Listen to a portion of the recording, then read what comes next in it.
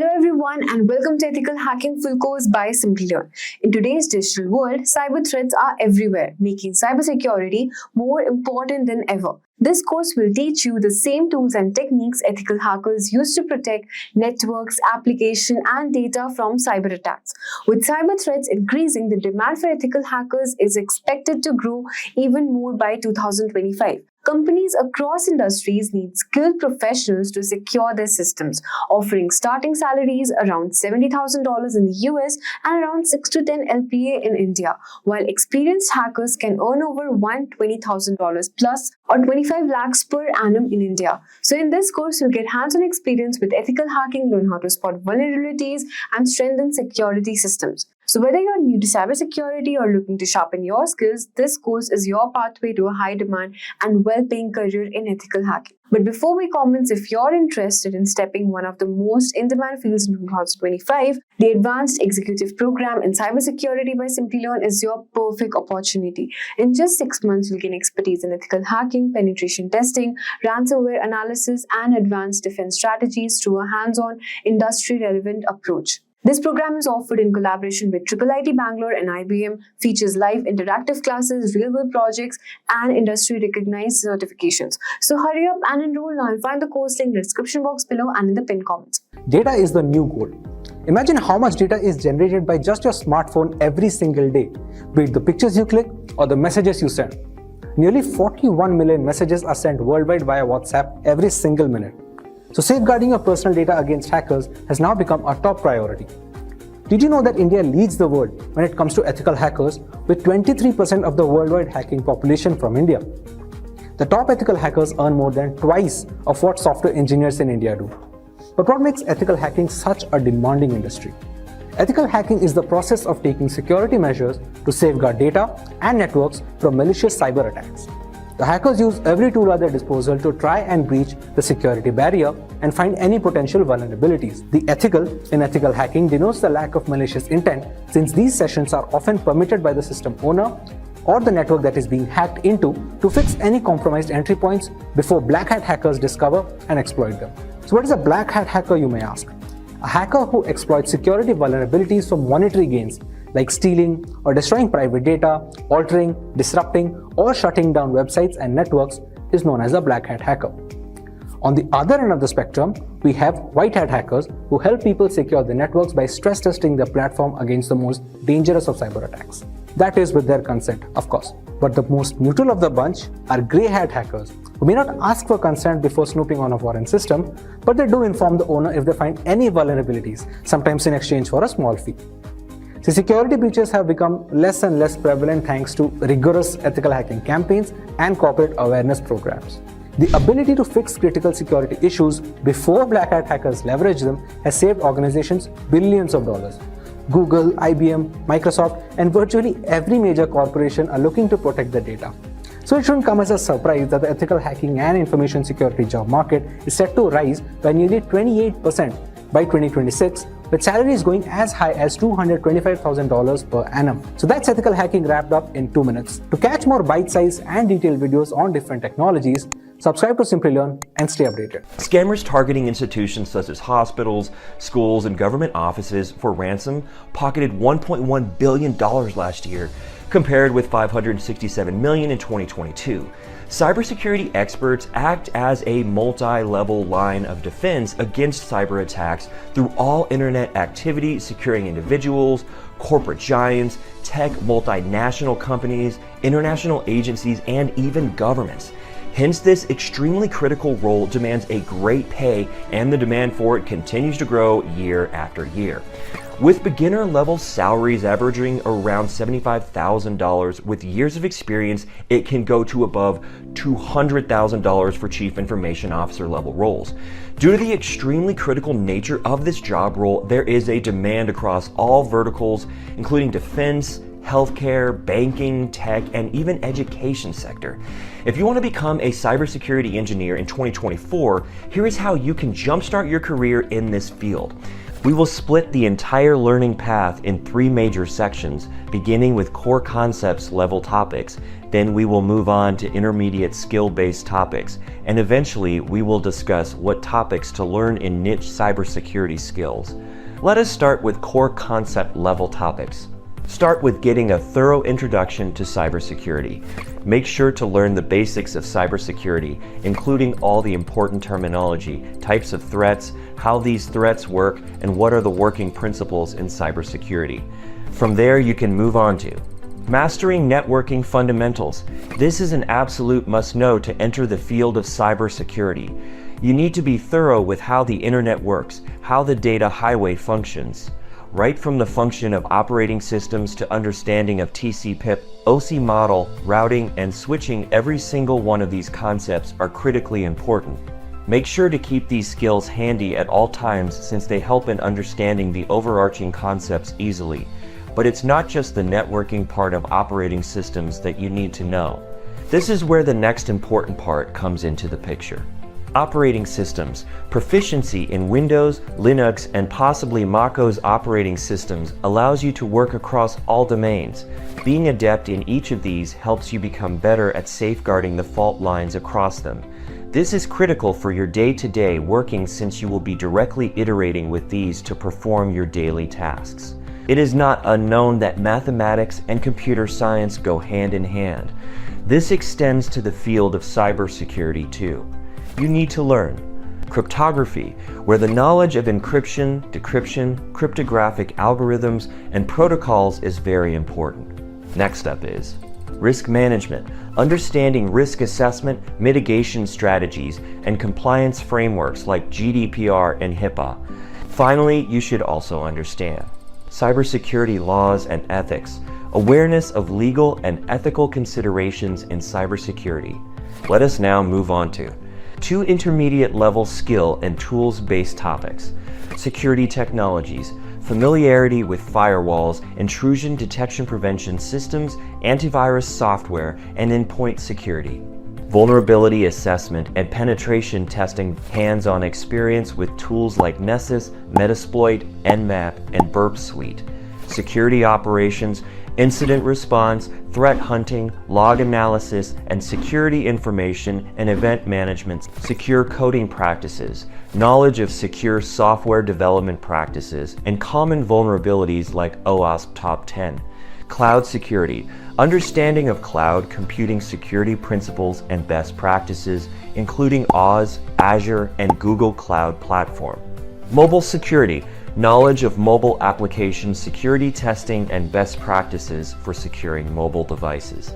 Now that you have mastered core concepts and intermediate skills and tools based on your interest, you can move on and choose one of the niche fields for learning. Niche cybersecurity skills. Industrial control systems security, understanding of SCADA systems, PLCS, and protocols like Modbus and DNP3.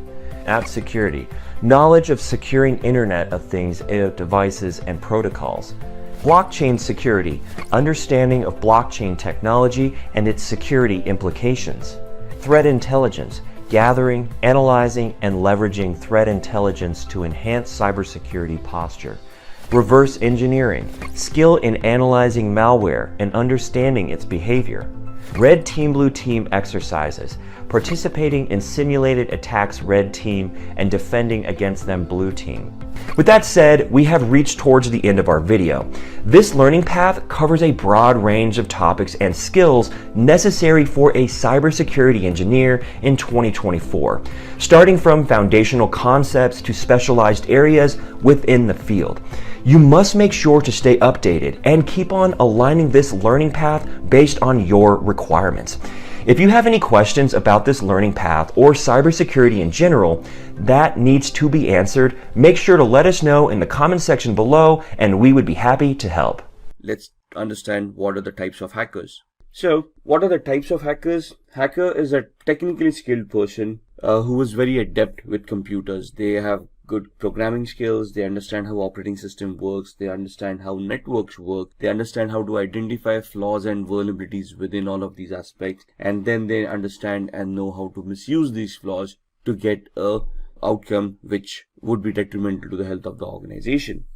So there's 6 types of hackers that have been identified: black hat hackers, white hat hackers, grey hat, script kiddies, nation-sponsored hackers, and hacktivists. So black hat hackers are basically the malicious hackers who have malicious intent and have criminalistic tendencies. They want to harm the organization by hacking into their infrastructure, by destroying their infrastructure, by destroying their data, so that they can gain from it from a monetary perspective.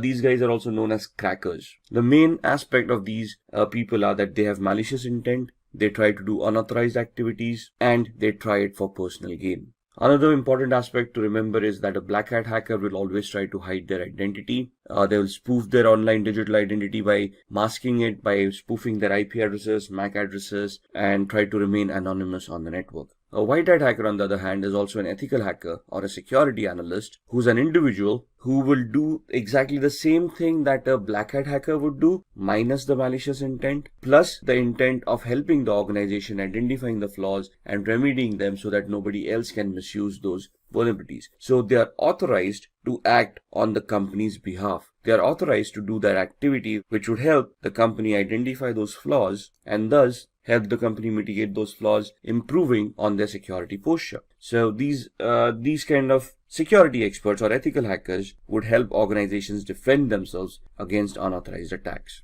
Grey hat hackers is a blend of both white hat and black hat hackers. So here they can work defensively and offensively both. They can accept contracts from organizations to increase their security posture. At the same time, they can also get themselves involved in malicious activities towards other organizations to personally gain or benefit from them by doing unauthorized activity. Script kiddies are people who are technically not much aware about what hacking is. They rely on existing tools that have been created by other hackers. They have no technical knowledge of what they're doing. It's just a hit or miss for them. So they just get their hands on a tool. They try to execute those tools. If the hack works, it works. Otherwise, it doesn't. So these people are basically who are noobs or newbies who are trying to learn hacking, or just people who with malicious intent who just want to have some fun or trying to impress people around. Then we have the nation or the state-sponsored hackers. As the name suggests, these hackers are sponsored by their government. Now, this may not be a legitimate job, but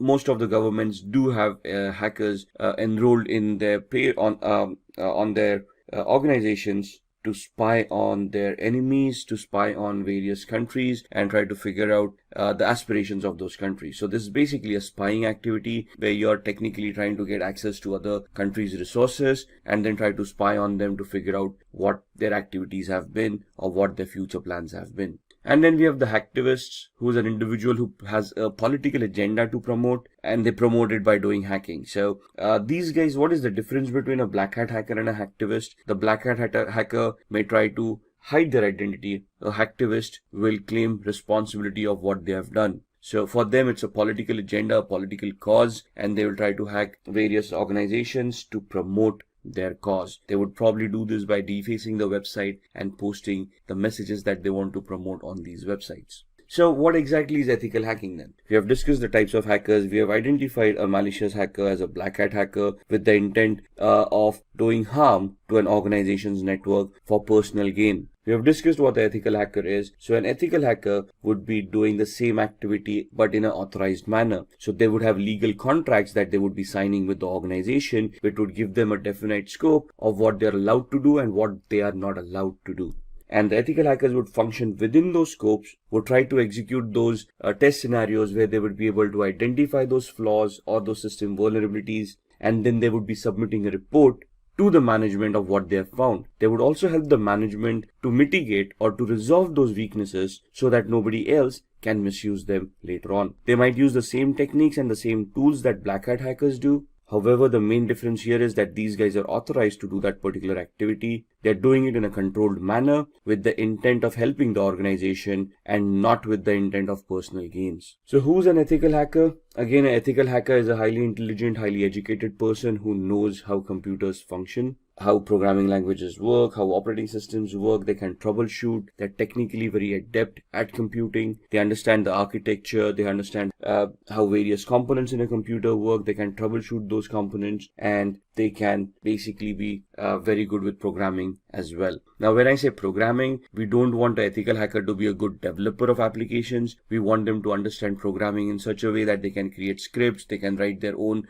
short programs like viruses, worms, trojans, or exploits which would help them achieve the objective that they have set out for. So here you can see the ethical hacker. They are individuals who perform a security assessment of their companies with the permission of concerned authorities. So what is a security assessment? A security assessment is finding out the exact security posture of the organization by identifying what security controls are in place, how they've been configured, and if there are any gaps in the configurations themselves. So an organization will hire an ethical hacker. They would give the ethical hacker the information about what information is, or what security controls, what firewalls, what IDSS, IPSS, intrusion detection or intrusion prevention systems, antiviruses are already in place, and then they will ask the ethical hacker to figure out a way to bypass these mechanisms and see if they can still hack the organization. What is the need of an ethical hacker? The need of an ethical hacker is proactive security. The ethical hacker would identify all the existing flaws in an organization and try to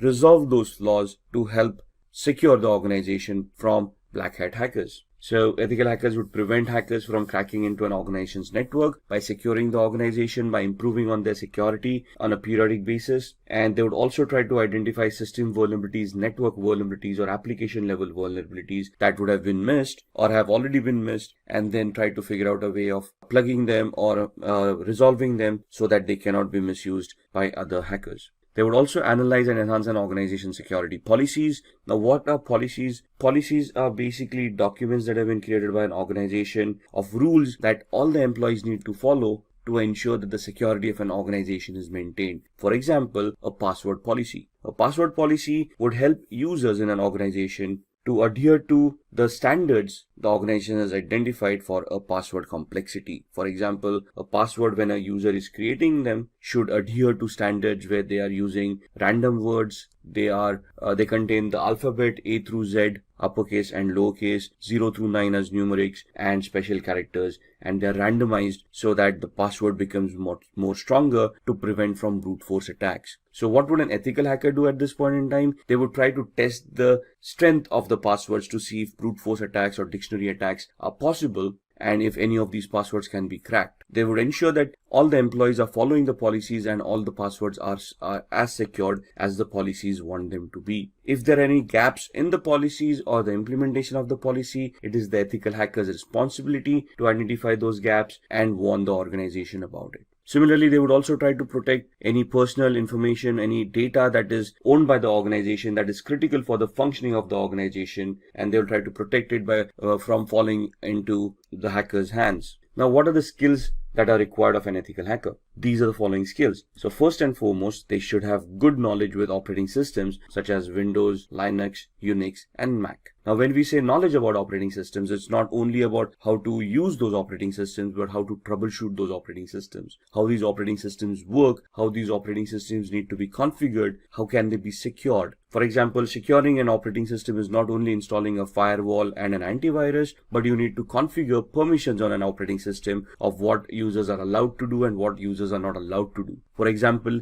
limiting the installation of applications. How are we going to do that? We need to go into the system center, the security center of Windows, and we need to configure security parameters over there of what are acceptable softwares and what are not. Same with Linux and Mac softwares, operating systems. So we need to know how we can secure these operating systems. Similarly, all of these would have desktop versions and server versions of operating systems. As an ethical hacker, we need to know the desktop and server versions both, how to configure them and how to provide services within the organization on these servers so that they can be consumed in a secure manner by all the employees. At the same time, they should also be knowledgeable of programming languages or scripting languages such as PHP, Python, Ruby, HTML for programming, if you will, because web servers come into the picture. So again, they should not be great developers where they can create huge applications, but they should be able to develop scripts, understand those scripts, analyze those scripts, and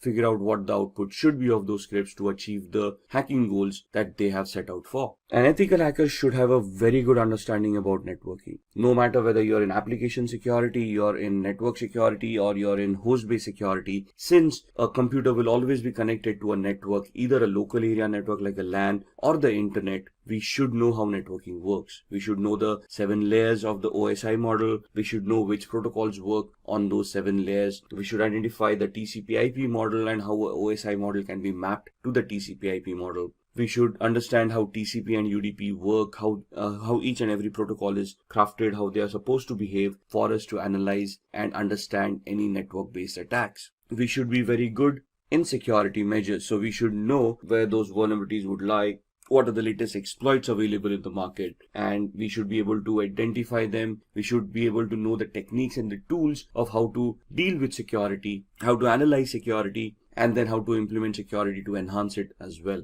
Along with that, it is important that a security analyst or ethical hacker is aware of the local security laws and standards. Why is that? Because an organization cannot do any illegal activity. Whatever responses that they have, whatever security mechanisms, whatever security controls they will implement, they need to be adhering to the local law of the land. They should be legal in nature and should not cause undue harm to any of the employees or any of the third-party clients that they are dealing with. So the ethical hackers should be aware of what security laws are before they implement security controls, or even before they start testing for security controls. And all of these should be backed up by having a global certification or a globally valid certification related to networking, related to security, ethical hacking, the law of the land, anything and everything. Maybe even programming. It's good to have a certification in PHP, Perl, Python, Ruby, and so on and so forth. Why? Because most of the organizations, when they hire ethical hackers, look out for these certifications, especially globally valid certifications, so that they can be sure, or they can be assured that the person that they are hiring has the required skill set. So let's talk about a few of the tools that an ethical hacker would utilize in their testing scenarios. To be honest, there are hundreds of tools out there. What you see on the screen are just a few examples of them. Nessus is a vulnerability scanner. What is a vulnerability scanner? It is an automated tool that is designed to identify vulnerabilities within hosts, within operating systems, within networks. So they come with their ready-made databases of all the vulnerabilities that have already been identified, and they scan the network against that database to find out any possible flaws or any possible vulnerabilities that currently exist on the host or the operating system or on the network. Similarly, there would be application scanners like Acunetics or Arachne that would help you scan applications and identify flaws within those applications as well. Now, all of these are automated tools. The essence of ethical hacker is when these tools churn out the reports, the ethical hacker can understand these reports, analyze them, identify the flaws, and then craft their own exploits or use existing exploits in a particular manner so that they can get access, or they can bypass the access or security controls mechanisms that are already in place. How can they do that? With the tool called Metasploit. You see that big M there on the right hand side? That M logo is for a tool called Metasploit, which is a penetration testing tool. What is a penetration testing tool? It is that tool that will allow an ethical hacker to craft their exploits or choose their exploits for the vulnerabilities that have been identified by Nessus. Since we are interacting with computers, we will always be interacting using tools, right? So the first tool, Nessus, identifies the flaws and the possible list of vulnerabilities. We do a penetration test using Metasploit to validate those flaws and to verify that those flaws actually exist, and try to figure out the complexity of those flaws. And that's where Metasploit helps us do that. Wireshark would be used in the background while you are doing both the activities using Nessus or Metasploit to keep a track of what packets are being sent and received on the network, which will help us analyze those packets. So whenever I run a Nessus scanner, I would run a Wireshark in the background. It will capture the data packets, and I can go through those data packets and analyze that data packets to identify what Nessus is actually trying to do. Similarly, when I try to attack a machine using exploit on Metasploit, I will keep on Wireshark running in the background to capture the data packets that have been sent and the responses that I've received from the victim, so that I can also go through those packets and analyze the responses and analyze the attack, whether it was successful, to what extent was it successful, and basically will also give me a validation, a proof of the activity that has happened. Nmap is another automated tool that allows me to scan for open ports and protocols. So why would I use Nmap? Because ports and protocols become an entry point for a hacker to gain access to devices. For example, when we connect to a web server, we connect through a web browser, but we automatically connect to port 80 using HTTP and port 443 is using HTTPS. So if I'm connecting to a web server using HTTPS, it is safe to assume that port 443 on the web server is open to accept those connections. Similarly, there would be other services that may be left open on the web server because nobody thought about configuring it, or they misconfigured the web server and they left unwanted services running. So Nmap will allow me to scan those ports and services and allow me to understand what services are being offered on that server, so then I can start analyzing that server, identify those flaws within those services, and then try to attack them. If the application that I'm analyzing is connected to a database and I want to do a SQL injection attack, or if Nessus tells me that there is a SQL injection attack that may be possible on that particular application, I can use an automated tool called SQL Map or SQL Map that would allow me to automatically craft all the queries that are required for a SQL injection attack and help me do that attack at the same time. So here I do not have to manually create my own queries. The SQL map tool would automatically create them for me. What I would do is I would use Nessus to identify that particular flaw. If Nessus reports that flaw, I would then go use the tool SQL map, configure it to attack that particular web server, and when I fire off the tool, it will then automatically start directing queries, SQL injection queries, to the database to see if those databases are vulnerable, and if yes, what data can be retrieved from those databases.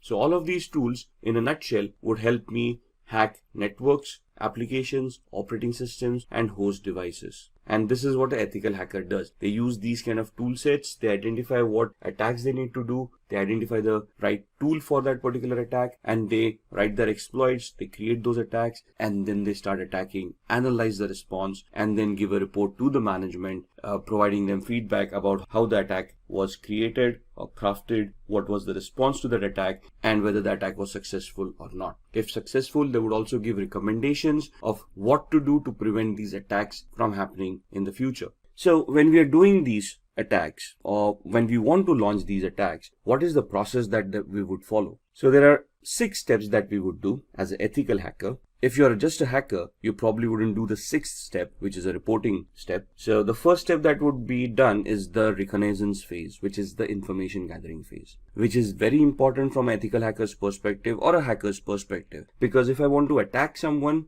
or something as a digital device, I need to know what I'm attacking. I need to know the IP address of the device, the MAC address of those devices. I need to know the operating system, the build or the version of that operating systems, applications on top, the versions of those applications, so I know what I'm attacking. For example, if I want to attack a server, I assume it's a Windows-based server and I use a particular tool to attack it, but it actually turns out to be a Linux-based server, my attacks are going to be unsuccessful. So I need to focus my attack based on what is there at the other end. So in my information gathering phase, I want to identify all of that information. Once I have that information done, I'm going to scan those servers using tools like Nmap that we just talked about, and we're going to try to see the open ports, open services, and protocols that are running on that server that can give me possible entry points within the network or within the device or within the operating system. At the same time, along with the scanning with Nmap, I would run a vulnerability scanner, the Nessus vulnerability scanner we talked about, or Akinetics for applications, and then I would try to identify vulnerabilities in those applications, operating systems, or networks. Once I have identified those vulnerabilities in the scanning phase, I would then move on to the gaining phase, where I would then craft my exploits or choose existing exploits and start attacking the victim.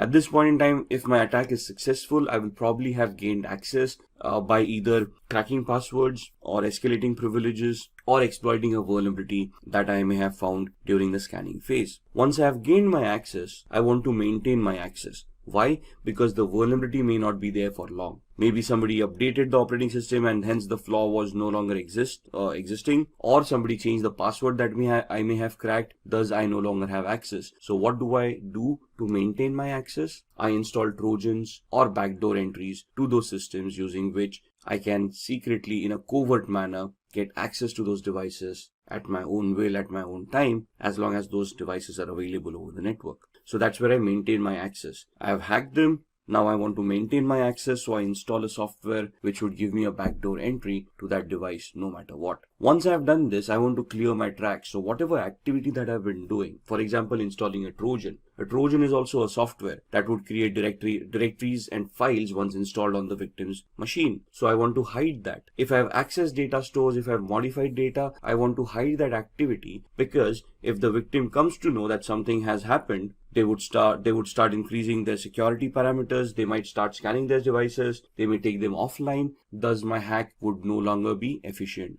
The reason I'm clearing my tracks is that the victim doesn't find out that they have been hacked or they have been compromised, or even if they do find out that they've been compromised, they cannot trace the compromise back to me. So I would be deleting references of any of the IP addresses or MAC addresses that I may have used to attack that particular device. And this is where I will be able to identify where those logs were created, where those traces are. Once I take off those traces, the victim would not be any wiser of whether they have been compromised or who compromised their system. And if I am successful at all of these stages, or to whatever extent the success that I've achieved in any of these stages, I would then create a report based on that, and I would report to the management about the activities that we have been able to do and whatever we have been able to achieve out of those activities. For example, we identified 10 different flaws. There were 20 different attacks that we wanted to do. What attack did we do? What was the outcome of that attack? What was the intended or the expected output of that attack? I'll create a report which would give a detailed analysis of all the steps that were taken, along with screenshots and evidences of what activity was conducted, what was the output, what was the expected output, and I would submit that report to the management, giving them an idea of what vulnerabilities and flaws exist in their environment or their devices that need to be mitigated so that the security can be enhanced. So these are the 6 steps that the ethical hacking process would take. Just going through this, the reconnaissance is where you're going to use hacking tools like Nmap, HPing to obtain information about targets. There are hundreds of tools out there depending on what information you want. Then in scanning, again, Nmap, Nexpose, these kind of tools to be utilized to identify open ports, protocols, and services. In gaining access, you're going to exploit a vulnerability by using the Metasploit tool that we talked about in the previous slides. In the maintaining access, you're going to install backdoors. You can use Metasploit at the same time. You can craft your own scripts to create a Trojan and install it on the victim's machine. Once you have achieved that, clearing tracks is where you're going to clear all evidences of your activity so that you do not get caught or the victim doesn't even realize that they have been hacked. And once you're done all of this, we are going to create reports that are going to be submitted to the management to help them understand the current security evaluation of their organization. So now let's see how we can hack using social engineering. Now, what is social engineering? Social engineering is the art of manipulating humans into revealing confidential information which they otherwise would not have revealed. So this is where your social skill and your people skills come into the picture. If you are able to communicate effectively to another person, they would probably give up more information that they intended to give out. Let's look at examples, right? If you see on the screen, phishing activity. What is phishing? We receive a lot of fake mails on a regular basis. We have always received those emails where we have won a lottery of a few $1 million, but we have never realized that we didn't purchase a lottery to win a lottery in the first place. We have always had those Nigerian frauds where a prince died in some South African country and you out of 7 billion people on the planet have been identified where they want to transfer a few $100 million through your account and they want to give you 50% of that money in return as thank you. So some very basic attacks where you go onto websites and there's a banner flashing at you saying congratulations, you're the 1 millionth visitor to this website, click here to claim your prize. All of these are social engineering attacks, phishing attacks, fake websites, fake communications being sent out to users to prey on their gullibility. Most of humans always have that dream of striking it rich, winning a huge lottery once and for all, and living their life lavishly ever after. But sadly, in the real world, that doesn't happen that often. And if you're receiving those mails, it is very important that you first research the validity of those communications before you even want to act upon them. So why are humans susceptible to social engineering? Because humans have emotion. Machines do not. Try pleading with a machine to give you access to an account that you have forgotten a password to. The machine wouldn't even know what you're doing. Try pleading with a human, sympathy or empathy, where you could try to create a social engineering attack where you can plead with them saying, if I do not get access to this account immediately, I might lose my job, and then that would put my family into problems. Somebody would feel empathy or sympathy towards you and help you reset that password and give you access to that account. It's how good the attack is and how convincing you are for the success of this attack to happen. So what is a familiarity exploit? Attackers interact with victims to gain information which will benefit the attackers to crack credentials. As passwords, if we want to reset our passwords, what do we have as a mechanism to resetting passwords? We have some security questions that we set up. Those questions are nothing but personal information that we would know, but through a social engineering attack, it would be easily be able to gather the information that you have set for your security questions. The security questions can be as simple as the first school that you attended. You probably have that listed on your LinkedIn profile, where a person can just go in there and see your academic qualifications and identify the school that you were in, right? Similarly, it might also be a question, what was your mother's maiden name? That's a very good attack, and that's if a person can interact with you, let's say they are trying to take a survey and they approach you for a feedback on a particular product that you have been utilizing, and they ask you these questions, you wouldn't think twice before giving those answers. As long as the request sounds legitimate to us, we are able to justify that request, we do answer those queries. So it's upon us to verify the authenticity of the request coming in before we answer it. Phishing, as discussed, would be fraudulent emails which appear to be coming from a trusted source. So email spoofing comes into mind, fake websites, and so on and so forth. Exploiting human curiosity. Curiosity killed the cat, right? So there's so many physical attacks where hackers just keep pen drives lying around in a parking lot. Now this is a generic attack. Whoever falls victim will fall victim. So if I just throw around a few USBs in the parking lot, obviously with Trojans implemented on them, some people who are curious or who are looking for a couple of freebies might take up those pen drives, plug them in their computers to see what data is on the pen drives. At the same time, once they plug in those pen drives on their computers, the virus or the Trojan would get infected and cause harm to their machine. Then exploiting human greed. We just talked about the Nigerian frauds and the lotteries, those kind of attacks, the fake money-making gimmicks. Now, basically, this is where you prey upon the person's greed kicking in, and they are clicking on those links in order to get that money that has been promised to them in that email. So one of the safest mechanisms to keep data private and to keep yourself secure is using encryption. Now, encryption can happen through cryptography. What is cryptography? Cryptography is the art of scrambling data using a particular algorithm so that the data becomes unreadable to the normal user. The only person with the key to unscramble that data would be able to unscramble it and make sense out of that data. So we're just making it unreadable or non-readable by using a particular key or a particular algorithm, and then we're going to send the key to the end user. The end user using this same key would then decrypt that data. If anybody compromises that data while it is being sent over the network, since it is encrypted, they would not be able to read it. So the encryption algorithm would be something like this. Now, if you see the computer word, once made into unreadable format, would look like EQORXVGT. For an end user, it wouldn't make any sense, but the person who has a key to unscramble that would be able to convert it back to computer and then understand the meaning of that word. So this is just a substitution cipher that is being shown on the screen. So what is the alphabet? The key is alphabet plus 3. So C plus 3 alphabets, that becomes E. O becomes Q. M becomes O. So the key that is utilized to scramble the data is the character that you are at. The third character from there would be the corresponding key. So the encrypted message is also known as a cipher. The decryption is just the other way around, where you know the key now and you can now figure out what that E corresponded to by going back 3 characters in the alphabet. Most of the times, a certified ethical hacker must decrypt a message without knowing the secret key. So let's say a ransomware has affected your organization or has affected a device, and you want to figure out or you want to decrypt that data. Now, as an ethical hacker, you wouldn't be for paying a ransom to the hacker, would you? So it is now your prerogative of how you're going to work around and how you're going to try to crack the encryption mechanism, how to crack the cipher to decrypt that message and see what's within it, right? Decryption without the use of a secret key, that is known as a cryptanalysis. Cryptanalysis is the reversing of an algorithm to figure out what the decryption was without using a key. So cryptanalysis can be done using various formats. The first one is a brute force attack, second is a dictionary attack, the third one is a rainbow table attack. A brute force attack is trying every combination, permutation and combination of the key to figure out what the key was.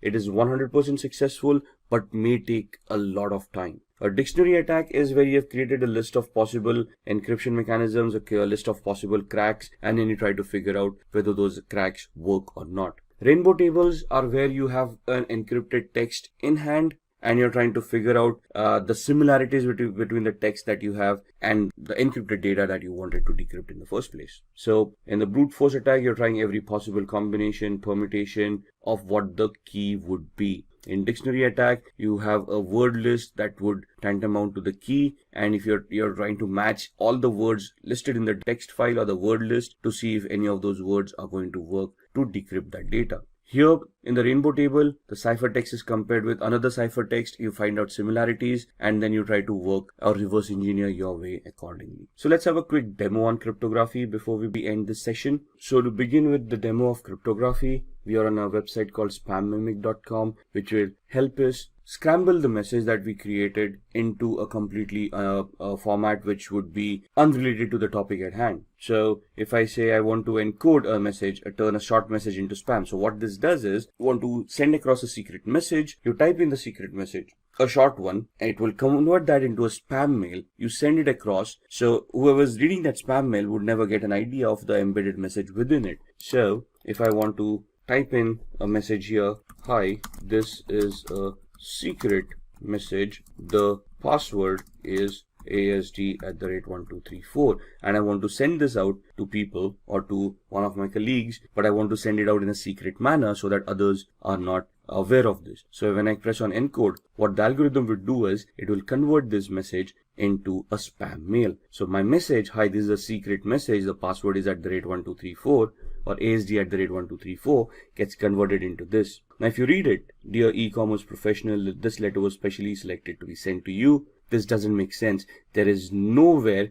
or no reference to the actual message that I've already said. So if I copy this entire message and I send it, let's say via email, to the recipient. Now the thing is that the recipient needs to know that I've encoded it using spam mimic. The algorithm needs to remain the same. So once they know that it is spam mimic, what they can do is, now in this instance what I'm going to do is I'm going to open up a new browser and I'm going to go to the same website. And at this point in time, I'm going to click on decode. When I click on decode, I'm going to paste the message that I've just copied. There we are. And this message is now being copied into a different browser. And if I decode this, you will see that it will convert it back to the original message that there was. So the key is there at spam mimic and it is embedded within the message. So whenever we paste the message in the decode factor, it knows what the key was and it can decrypt that message and give me the actual message that was embedded within it. There we are, the entire message. This is what we created in the Google Chrome browser, and in the Firefox browser we decoded. Similarly, if I want to protect these kind of messages, there is an aspenencrypt.com website where, let's say, we use text encryption and I want to encrypt the same message. This is a secret message, the password is ASD@1234, and then I give it a password to protect this message, let's say the word password, and I use the cipher to scramble this by using, let's say, AES, which is the strongest cipher right now, and I say encrypt. So this is what the encryption would look like, and basically if I don't have the password over here, if I decrypt it, you would see that the error has occurred. Now if I type in the password over here and then decrypt it, it will be able to convert that back into the unscrambled text and it will give me what the original message was. This is a secret message. The password is ASD@1234. So if I want to keep my data secure from hackers, I want to scramble it in such a way that they would not be able to crack it, or it would be very difficult for them to crack it. And this is one of the first mechanisms that would be recommended by any ethical hacker. And before we begin, if you are someone who is interested in building a career in cybersecurity, or to become an ethical hacker by graduating from the best universities, or a professional who elicits to switch career with cybersecurity or ethical hacker by learning from the experts, then try giving a shot to Simplilearn's postgraduate program in cybersecurity with modules from MIT Schwarzman College of Computing. The course link is mentioned in the description box below that will navigate you to the course page. where you can find a complete overview of the program being offered. Hello everyone and welcome to this video on the Hackers Roadmap at the Simplilearn YouTube channel. As vast as the field of cybersecurity is, there is often an overflow of information about it at the same time. For people who wish to know more about how to venture into the cybersecurity or ethical hacking space, it is very important for them to know what's the career progression, what are the skills needed, and how a person with no or bare minimum knowledge can take their first step in this amazing career. Well, this video is for all those individuals who wish to pursue a career in the field of cybersecurity and ethical hacking. Whether you are an entry-level professional, a college graduate, or an experienced professional looking to understand how a career in the field of cybersecurity progresses and what additional skills and responsibilities would you need as you grow in the field, then you are at the right place. So let's get started with our topic, the Hackers Roadmap. And before we begin, if you are someone who is interested in building a career in cybersecurity by graduating from the best universities, or a professional who elicits to switch careers with cybersecurity by learning from the experts, then try giving a shot to Simplilearn's postgraduate program in cybersecurity with modules from MIT Schwarzman College of Engineering. The course link is mentioned in the description box that will navigate you to the course page where you can find a complete overview of the program being offered. And if these are the types of videos you would like to watch, then hit the subscribe button, like, and press on the bell icon to never miss on further content. So stay tuned with us until the end of this video and don't forget to register your opinion in the comment section below. And now, we will start with what is ethical hacking and how is it different from hacking. So in the world of cybersecurity, hacking can be broadly categorized into two types, ethical hacking and unethical hacking. Ethical hacking involves using the same tools and techniques as malicious hackers to identify and fix security vulnerabilities before they can be exploited. And these experts, known as white hat hackers, work with a focus on security rather on theft. And on the other hand, we have unethical hacking that refers to unauthorized access to digital devices or networks with malicious intent performed by black hat hackers.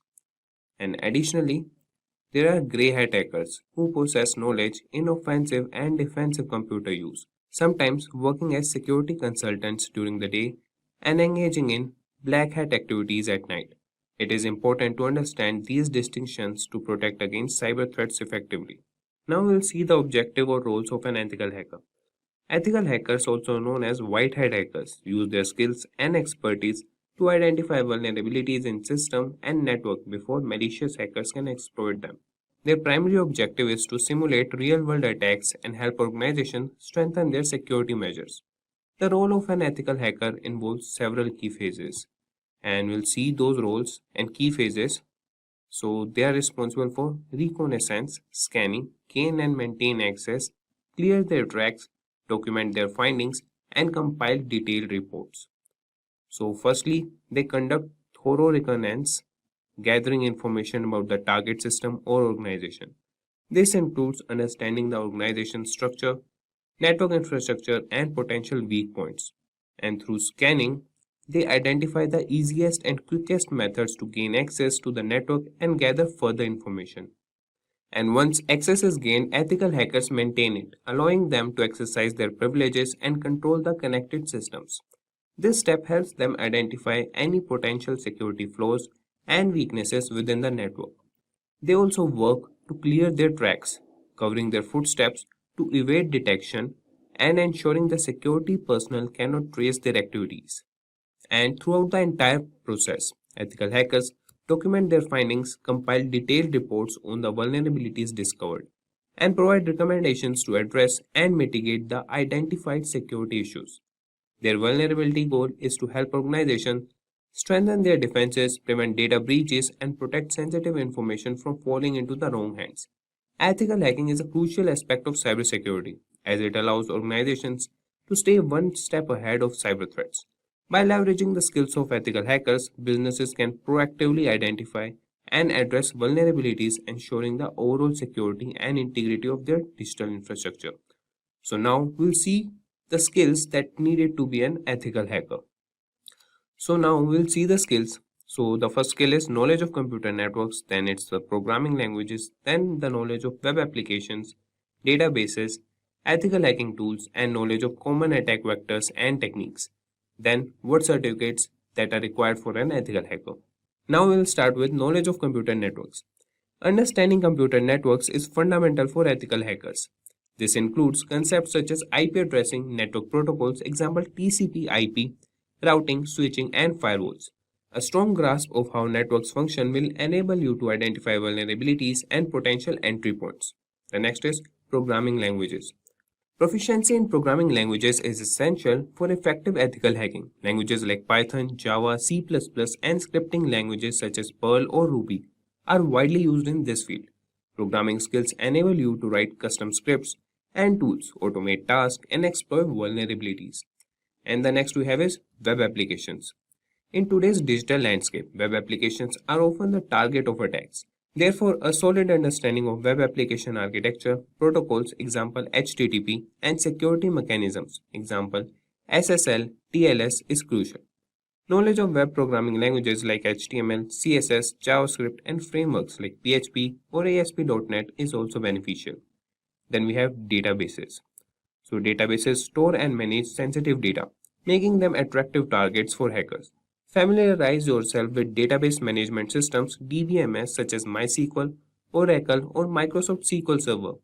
Learn about database security, including access control, encryption, and vulnerability assessment. Then we should focus on the skill to have a knowledge on ethical hacking tools. So to perform ethical hacking tasks efficiently, you should be familiar with various hacking tools. These include network scanners, example Nmap, vulnerability scanners, example Nessus, password crackers, John the Ripper, packet snipers, Wireshark, and exploitation frameworks, Metasploit. Mastering these tools will enhance your effectiveness as an ethical hacker. Then you should have knowledge of common attack vectors and techniques. That is, understanding common attack vectors and techniques is vital for an ethical hacker. This includes knowledge of different types of malware, social engineering, network attacks, that is, DDoS, and web application vulnerabilities. Example cross-site scripting. Staying up to date with the latest threats and attack methodologies is crucial for effective defense. The next is certificates. So obtaining relevant certifications demonstrates your expertise and commitment to the field. Certificates like Certified Ethical Hacker, CH, Offensive Security Certificate, Professional, OSCP, or CompTIA Security Plus are highly regarded within the industry. They validate your skills and can boost your credibility when seeking ethical hacking opportunities. The CEH certification is a multiple choice exam that evaluates your understanding of the penetration testing structure and the tools that are utilized inside it. It gives job seekers the information security field a head start by ensuring that the certificate holder understands the fundamentals such as information gathering, attacking computers or servers, wireless attacks, and social engineering. So the objective of CH is inform the public that credentialized individuals meet or exceed the minimum standards. Second, establish and govern minimum standards of credibility. Third, professional information security specialist in ethical hacking. So now we'll have an exam overview. So the exam name is EC Council Certified Ethical Hacker, and the exam duration is 240 minutes, and you will get questions, that is 125 questions you will get in the exam, and it is a multiple choice question exam, and the passing score you need is 70%. And to register for the exam you should go to Pearson VUE or ECC Exam Center, and eligibility criteria for CH is there are two ways to satisfy the eligibility criteria, that is attend official CH training, and this can be in any format, example instructor-led training, computer-based training, or live online training as long as the program is approved by EC Council, and attempt without official training. In order to be considered for the EC Council certification exam without attending official training, you must have 2 or more years of documented information security experience. Remit a non-refundable eligibility application fee of $100, submit completed CH exam eligibility form including verification from an employer. Upon approval, EC Council will email you a voucher number to register for the CH exam. So this was all about the CH exam, and now we'll move to the steps to become ethical hacker. So ethical hacking is an exciting and rapidly growing field that requires a combination of technical skills, knowledge, and a strong sense of ethics. By following these steps, you can begin your journey towards becoming an ethical hacker and contribute to enhancing cybersecurity. So step 1, that is knowledge of computer systems and networks. Step 2, you should have proficiency in programming languages. Step 3, networking and security concepts. You should have a knowledge of it. Third, knowledge of web application and database. Fifth, understanding of operating systems. Step 6, familiarity with ethical hacking tools. Step 7, problem solving and analytical thinking. Step 8, knowledge of common attack vectors and techniques. Step 9, certifications. So now we will elaborate all the steps one by one. So we'll start with knowledge of computer systems and networks. So to become an ethical hacker, it is crucial to have a deep understanding of computer systems and networks. This involves familiarizing yourself with the inner workings of computer system, network protocols, operating systems, and how different components interact within a network environment. By gaining this knowledge, you will be better equipped to identify vulnerabilities and assess potential security risks. And the next is proficiency in programming languages. So programming languages are an essential tool for ethical hackers.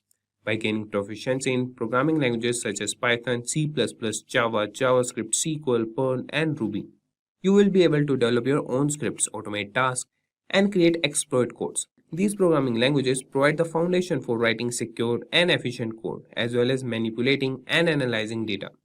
The next step is networking and security concepts. To effectively assess and secure networks, it is important to have a solid understanding of networking and security concept. This includes familiarizing yourself with topics such as network protocols, network security principles, encryption techniques, and firewall configurations. Understanding how data is transmitted, secured, and protected in a network environment will enable you to identify potential vulnerabilities and implement appropriate security measures. Step 4, knowledge of web application and database knowledge. So in today's interconnected world, web applications and databases are common targets for hackers. Therefore, it is crucial to develop a strong understanding of web application architectures, web protocols, and database systems. Pay special attention to common vulnerabilities specific to web applications such as SQL injection, cross-site scripting, XSS, and cross-site request forgery, CSRF. By gaining expertise in these areas, you will be able to effectively assess the security of web applications and databases and provide appropriate recommendations for securing them. And the next step is understanding of operating systems. So operating systems form the backbone of computer systems and are often targeted by hackers. It is important to gain a comprehensive understanding of different operating systems, such as Windows, Linux, or Mac OS. This includes understanding system configurations, file permissions, user management, and security mechanisms specific to each operating system. This knowledge will enable you to identify vulnerabilities, apply patches, and secure operating systems effectively. Step 6, familiarity with ethical hacking tools. Ethical hackers rely on a variety of tools to assess and secure systems and networks. Familiarize yourself with popular ethical hacking tools such as Matplotlib, Wireshark, Nmap, Burpsuit, Kali Linux, Canvas, SQL Ninja, and Wapiti. These tools provide functionalities for vulnerability scanning, network sniffing, exploit development, and penetration testing. Understanding how to use these tools effectively will enhance your capabilities as an ethical hacker. Now we'll see the step 7, that is problem solving and analytical thinking. So being an ethical hacker requires strong problem solving skills and the ability to think analytically. You will often encounter complex systems and face intricate security challenges. Developing your problem solving abilities and analytical thinking will help you approach these challenges systematically, identify vulnerabilities, and devise effective strategies to mitigate risk. It is essential to stay updated with the latest security trends and technologies to enhance your problem solving skills. And the step 8 is knowledge of common attack vectors and techniques. So to defend against potential threats, you must familiarize yourself with common hacking techniques and attack vectors used by malicious hackers. This includes social engineering, phishing attacks, password cracking, network-based attacks, and more. Understanding how these attacks work and the methodologies used will enable you to proactively identify and prevent potential security breaches. And now the step 9, that is certifications. While certifications are not mandatory to start a career in ethical hacking, they can provide a structured learning path and validate your skills and knowledge. Consider pursuing certifications such as Certified Ethical Hacker, CEH, Offensive Security Certified Professional, OSCP, Certified Information Systems Security Professional, CISSP, Certified Penetration Testing Engineer, CPTE, and Certified Security Analyst, ECSA. These certifications demonstrate your expertise and dedication to the field, enhancing your credibility as an ethical hacker. Now we'll see the job roles in ethical hacking field. So starting with, there are several job roles in ethical hacking, such as here's an elaboration on each job role in ethical hacking, and we'll see some of the major ethical hacker job roles. So starting with ethical hacker. So an ethical hacker is a skilled professional who legally attempts to penetrate computer systems and networks to identify vulnerabilities and weaknesses. They use their knowledge to strengthen the security infrastructure and protect against cyber threats. And the next is network security engineer. Network security engineers specialize in securing and maintaining computer networks within an organization. They implement and manage security measures such as firewalls, intrusion detection systems, and virtual private networks, that is VPNs, to protect sensitive data. Then we have cybersecurity analyst. So cybersecurity analysts monitor and analyze systems for potential security breaches or incidents. They investigate threats, develop security protocols, and implement measures to protect against attacks. The next is penetration tester. Penetration testers, also known as ethical hackers, simulate real-world attacks to identify vulnerabilities in computer systems, networks, and applications. They conduct thorough assessments and provide recommendations for improving security. The next is information security manager. Information security managers are responsible for overseeing an organization's overall security strategy and ensuring the protection of sensitive data. They develop and implement security policies, manage security teams, and handle incident response. And the next is cybersecurity engineer. So cybersecurity engineers design and implement security systems, including firewalls, encryption protocols, and intrusion detection systems. They also conduct risk assessments and perform security audits to maintain a security environment. And the next is security consultant. Security consultants provide expert advice and guidance on security strategies and solutions. They assess vulnerabilities, develop security plans, and assist organizations in improving their overall security posture. In the United States, these requirements are very high. And this was all for this tutorial. Did you know that in August this year, Google openly admitted that some of its Gmail accounts were hacked by an Iranian group?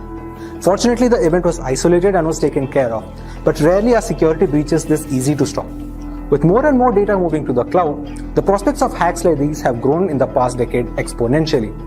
Consequently, organizations have now discovered the need to secure the digital infrastructure against various attack vectors, fueling the need for ethical hackers in the IT industry.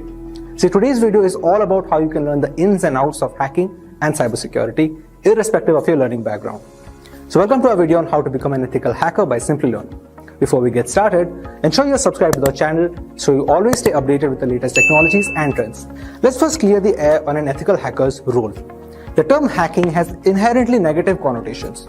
However, this will only be applicable until the duty of an ethical hacker is properly understood. Ethical hackers are the good people in the hacking field wearing the white hat. So what exactly is the responsibility of an ethical hacker? Instead of utilizing their extensive computer expertise for criminal purposes, ethical hackers find gaps in data and computer security for businesses and organizations worldwide to defend themselves against hackers with less than noble intentions.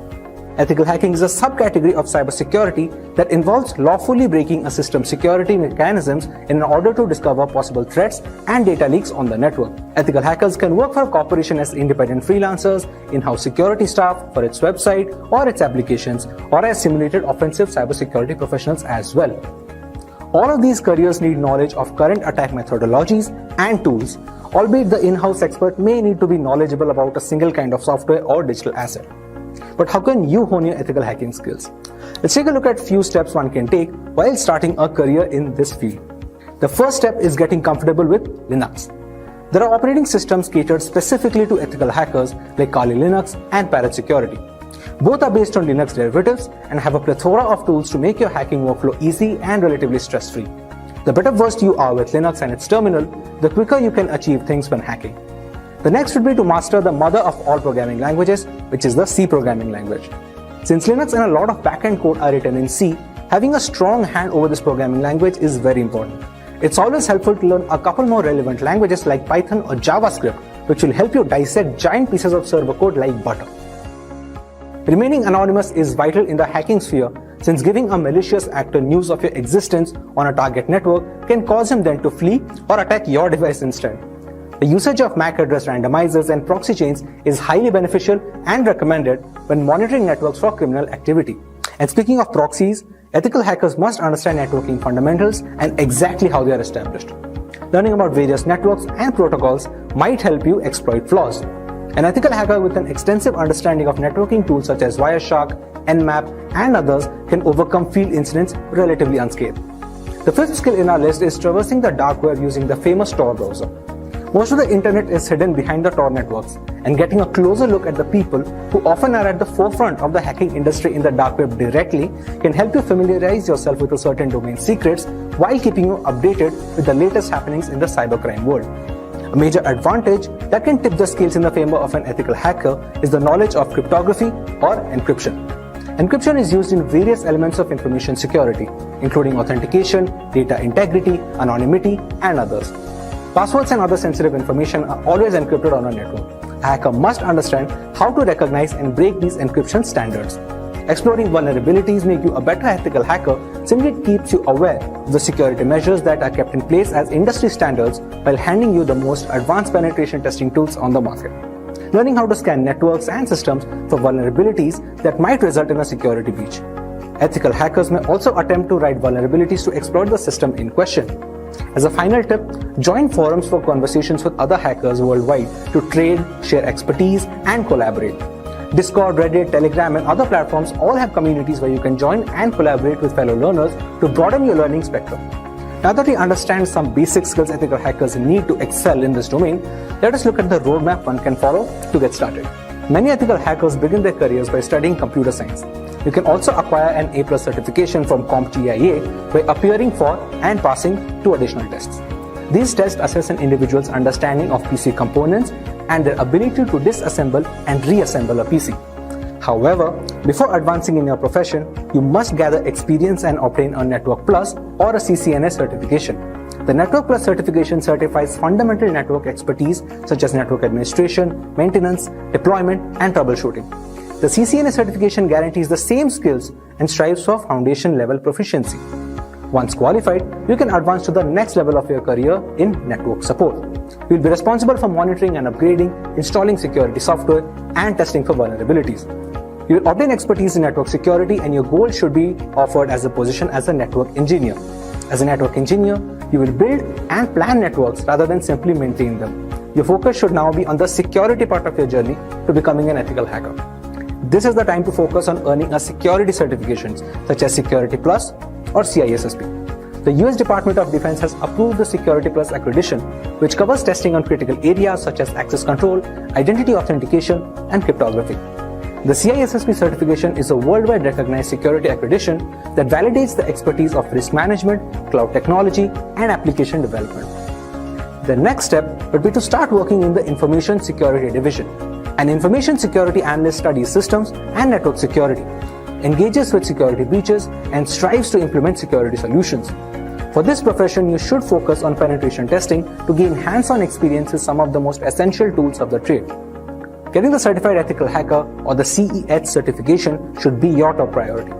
The training will teach you all you must understand to become a productive and ethical hacker. You will be engaged in a hands-on environment where you will be guided through breaking into a network and finding any security flaws. After obtaining this certification, you can begin marketing yourself as a professional ethical hacker. We have already covered some skills one needs to learn when starting their journey. However, an ethical hacker has certain roles and responsibilities that must be carried out meticulously. The first of which is threat modeling. Threat modeling is optimizing network security by identifying vulnerabilities and determining countermeasures for avoiding or reducing an attack's impact on the system. A threat is a real or projected negative incident jeopardizing the organization's assets.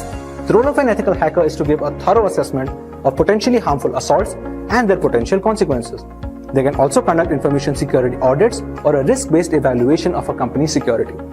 These regular exercises assess security's readiness, identify IT system weaknesses, and offer strategies for reducing future attack threats. They also assess how successfully security-related policies are implemented, resulting in a report that includes discovered flaws and appropriate solutions.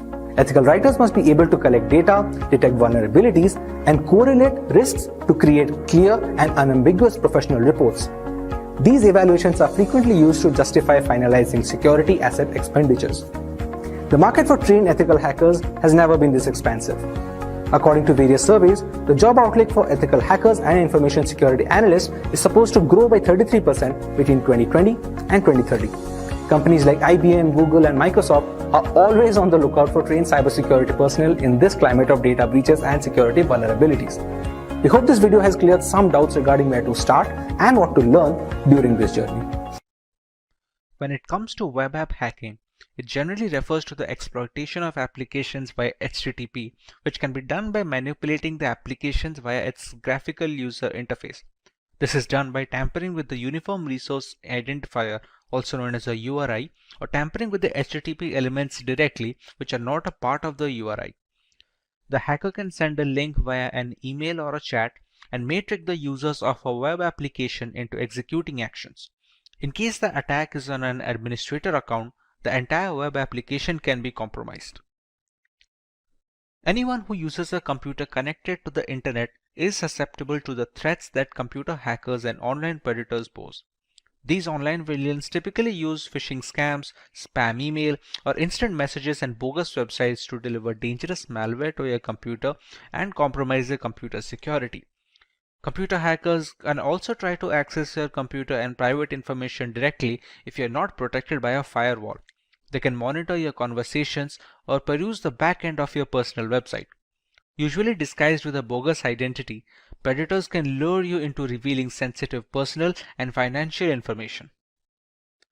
A web server, which can be referred to as the hardware, the computer, or the software which helps to deliver content that can be accessed through the internet. The primary function of a web server is to deliver these web pages on the request to clients using the Hypertext Transfer Protocol or HTTP. So hackers attack the web server to steal credential information, passwords, and business information by using different types of attacks like DDoS attacks, SYN flooding, ping flood, port scan, and social engineering attacks. In the area of web security, despite strong encryption on the browser server channel, web users still have no assurance about what happens at the other end. Although wireless networks offer great flexibility, they have their own security problems. A hacker can sniff the network packets without having to be in the same building where the network is located. As wireless networks communicate through radio waves, a hacker can easily sniff the network from a nearby location. Most attackers use network sniffing to find the SSID and hack a wireless network. An attacker can attack a network from a distance, and therefore it is sometimes difficult to collect evidence against the main hacker. Social engineering is the art of manipulating users of a computing system into revealing confidential information, which can be later used to gain unauthorized access to a computer system. The term can also include activities such as exploiting human kindness, greed, and curiosity to gain access to restricted access buildings or getting the users to installing backdoor software. Knowing the tricks used by hackers to trick users into releasing vital login information is fundamental in protecting computer systems. Coming to our main focus for today, let us have a look at the top 5 most essential ethical hacking tools to be used in 2021. At the top of the chain lies Nmap. Nmap, which stands for Network Mapper, is a free and open source utility for network discovery and security auditing. Many systems and network administrators also find it useful for tasks such as network inventory, managing service upgrade schedules, and monitoring host or service uptime. It is most beneficial in the early stages of ethical hacking, where a hacker must figure the possible entry point to a system before running the necessary exploits, thus allowing the hackers to leverage any insecure openings and thus breach the device. Nmap uses raw IP packets in novel ways to determine what hosts are available on the network, what service they are running, what operating systems are installed, what type of packet filters and firewalls are in use, and dozens other characteristics. It was designed to rapidly scan large networks, but works fine against single host as well. Since every application that connects to a network needs to do so via a port, the wrong port or a server configuration can open a can of worms which lead to a thorough breach of the system and ultimately a fully hacked device. Next on our list we have Metasploit. The Metasploit framework is a very powerful tool that can be used by cybercriminals as well as ethical hackers to probe systematic vulnerabilities on both networks and servers. Because it's an open source framework, it can be easily customized and used with most operating systems. With Metasploit, the ethical hacking team can use ready-made or custom code and introduce it into a network to probe for weak spots. As another flavor of threat hunting, once the flaws are identified and documented, the information can be used to address systemic weaknesses and prioritize solutions. Once a particular vulnerability is identified and the necessary exploit is fed into the system, there are a host of options for the hacker. Depending on the vulnerability, hackers can even run root commands from the terminal, allowing complete control over the activities of the compromised system as well as all the personal data stored on the device. A big advantage of Metasploit is the ability to run full-fledged scans on the target system, which gives a detailed picture of the security index of the system along with the necessary exploits that can be used to bypass the antivirus software. Having a single solution to gather almost all the necessary points of attack is very useful for ethical hackers and penetration testers, as denoted by its high rank in the list. Moving on, we have the Acunetics framework. Acunetics is an end-to-end web security scanner which offers a 360-degree view of an organization's security. It is an application security testing tool that helps the company address vulnerability across all their critical web assets. The need to be able to test applications in depth and further than traditional vulnerability management tools has created a market with several players in the application security space. Acunetics can detect over 7,000 vulnerabilities, including SQL injections, cross-site scripting, misconfigurations, weak passwords, exposed database, and other out-of-band vulnerabilities. It can scan all pages, web apps, and complex web applications running HTML5 and JavaScript as well. It also lets you scan complex multi-level forms and even password-protected areas of the site. Acunetics is a dynamic application security testing package, which has definite perks over status application security testing frameworks, which are also known as SAST scanners. SAST tools only work during development and only for specific languages and have a history of reporting a lot of false positives, whereas dynamic testing tools, also known as DAST, have the ability to streamline testing from development to deployment with minimal issues. Next on our list, we have AirGarden. This is a multi-use bash script used for Linux systems to hack and audit wireless networks like our everyday Wi-Fi router and its counterparts.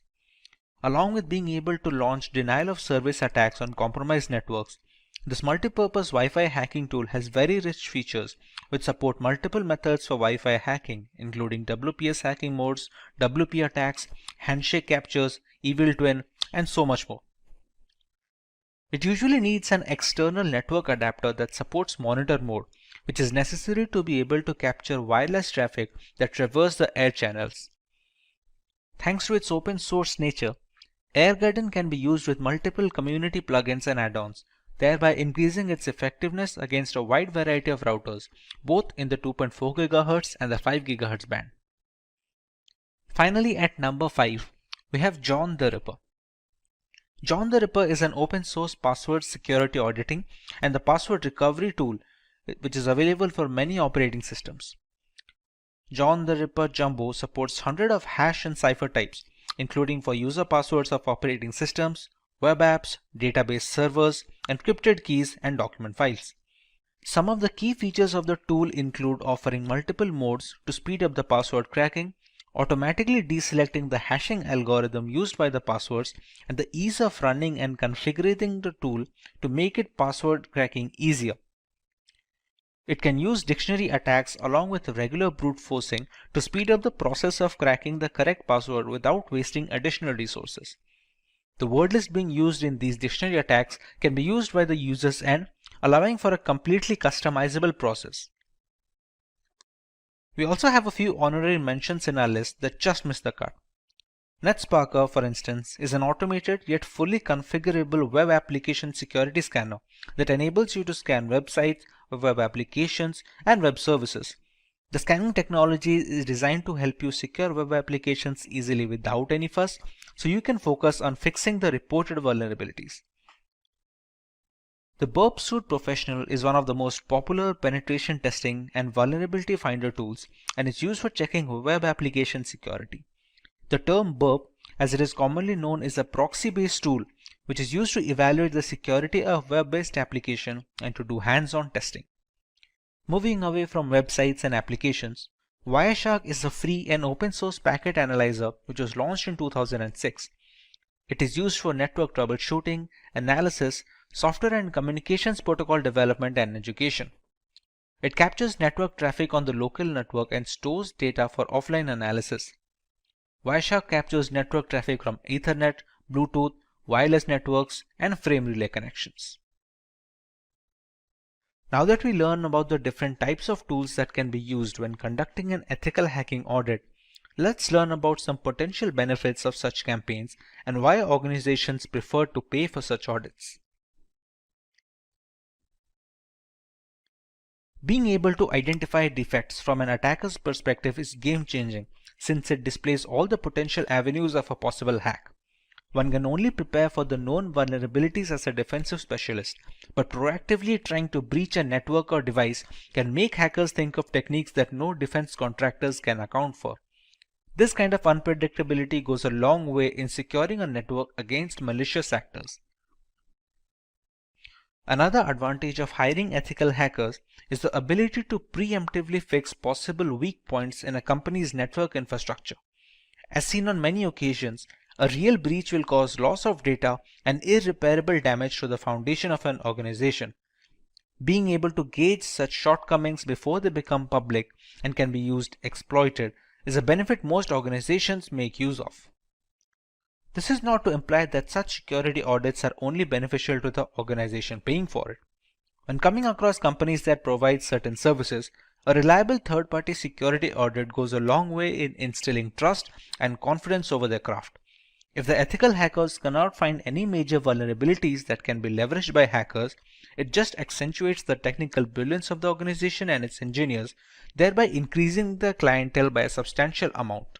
In this, we are going to discuss ethical hacking and penetration testing. So we are going to talk about the concepts about what constitutes an ethical hack and what is a penetration test. We are going to talk about the different types of penetration tests and how they can be done. We are going to talk about an operating system called Kali Linux, and we're going to talk about its usage and its importance in cybersecurity. We will also be discussing the different phases of penetration test and how people or hackers would utilize these phases to gain their objectives. We will also be discussing in what areas can we do a penetration test, how to do those penetration tests. We'll be discussing quite a few bit of penetration testing tools that are available in the Kali Linux space, and then we'll be looking at a couple of demos at the end of the session to understand how these tools in the operating system can be utilized for various hacks. So let's start with what is ethical hacking. Now, plainly defined, ethical hacking is locating weaknesses or vulnerabilities of computers and information systems using the intent and actions of a malicious hacker. The major difference is here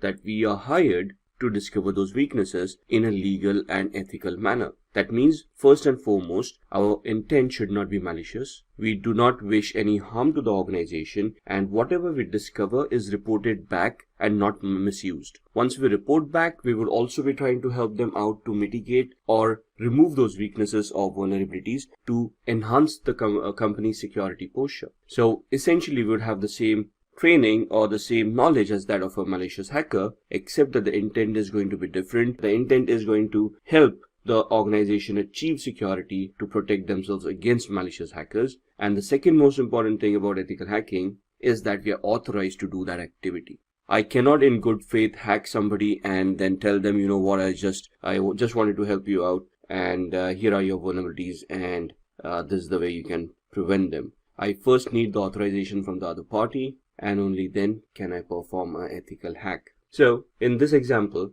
hacker attacks an individual with malicious intent and makes misuse of whatever information they have gotten. They steal the data, they maybe fry the operating system, hardware, destroy it, and thus they leave the victim without a device. With authorization, an ethical hacker can also attack the same individual minus the destruction, of course. And the intent is good, so they're willingly finding out the vulnerabilities and helping the victim plug them out so that they wouldn't be a victim of a malicious attack. Now here, the first thing is authorization from the victim, and the second thing is the good intent, where we do not misuse those vulnerabilities and we report them back to the victim or to the client and help them patch those vulnerabilities. That's the main difference between a white hat and a black hat. So security experts are normally termed as white hat hackers. Malicious hackers are termed as black hats. Now, the responsibilities of an ethical hacker are multifold. First and foremost, you have to create scripts, test for vulnerabilities. First, you have to identify those in the first place. So there's a vulnerability assessment, identifying those vulnerabilities, and then you're going to test them to see the validity and the complexity of those vulnerabilities. So one of your responsibilities would be to develop tools to increase security as well, or to configure security in such a way that it would be difficult to breach. Performing risk assessment. Now, what is a risk? Risk is a threat that is posed to an organization by a possibility of getting hacked. So let's say I, as an ethical hacker, run a vulnerability scanner on a particular client. I identify 10 different vulnerabilities. Within those 10 vulnerabilities, I do a risk assessment to identify which vulnerability is critical, would have the most impact on the client, and what would be the repercussions if those vulnerabilities actually get exploited. So I'm trying to find out in risk assessment that if the client gets hacked with the vulnerabilities identified, what is the loss they would be facing once they get hacked. And the loss could not only be loss of data, it could be financial losses, it could be loss of reputation, penalties they have to pay to the client for breaches, or penalties that they may have to pay the governments in case of breaches that happened that couldn't be controlled. Another responsibility of the ethical hacker is to set up policies in such a way that it becomes difficult for hackers to get access to devices or to protected data. And finally, train the staff for network security. So we've got a lot of employees in an organization. We need to train the staff of what is allowed and what is not allowed, how to keep themselves secure so that they don't get compromised, thus becoming a vulnerability themselves to the organization. The policies that we have talked about are administrative policies to govern the employees of the organization. For example, password policies. Most of the organizations will have a tough password policy where they say you have to create a password that meets a certain level of complexity before that can be accepted.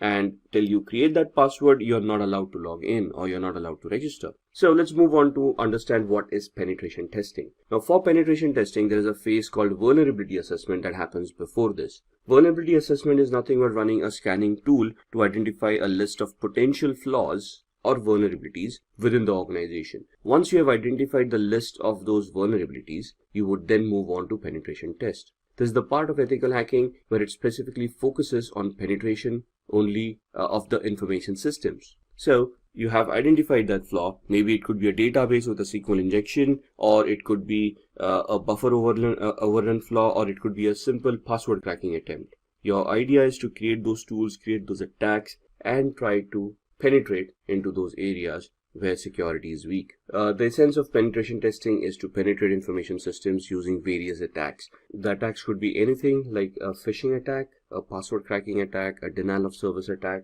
or any other vulnerabilities that you have identified during the vulnerability scan. So what is Kali Linux and why is it used? Kali Linux is an operating system often used by hackers and ethical hackers both because of the tool sets that the operating system contains. It is an operating system created by professionals with a lot of embedded tools. It is a Debian based operating system with advanced penetration testing and security auditing features. There are more than 600 plus odd tools on that operating system that can help you leverage any of the attacks, man-in-the-middle attacks, sniffing, password cracking. Any of these attacks would be possible with all the tools available. You just need to know how to utilize the operating system and its tools. Contains, like I said, hundreds of tools that are used for various information security tasks like computer forensics, reverse engineering, information finding, even getting access to different machines, and then creating viruses, worms, trojans, anything that you will. 600 plus tools in the Kali Linux operating system. There are periodic updates that are given out to the operating system as well. It is open source. That means it is free to utilize. You can even have the source code. You can modify it if you want to. There's customizations available for all the tools. You can download third-party tools and install them if you want. There's a wide support for wireless network cards. Multiple languages are being supported at the same time as well. And you can create a lot of attacking scripts, you can create attacking tools, and you can write your own exploits as well on Kali Linux. So this all in all helps you create a very robust system where you can create your own attacks and then launch them against unsuspecting victims. Now that is illegal. So as far as ethical hacking is concerned, once you have authorization, you're going to identify which tools to be utilized, you're going to get the appropriate permissions, and only then are you going to attempt those attacks. Let's talk about the phases of penetration testing. Now, there are 5 different phases. The first one is the reconnaissance phase, also known as the information gathering phase. This is the most important phase for any hacker.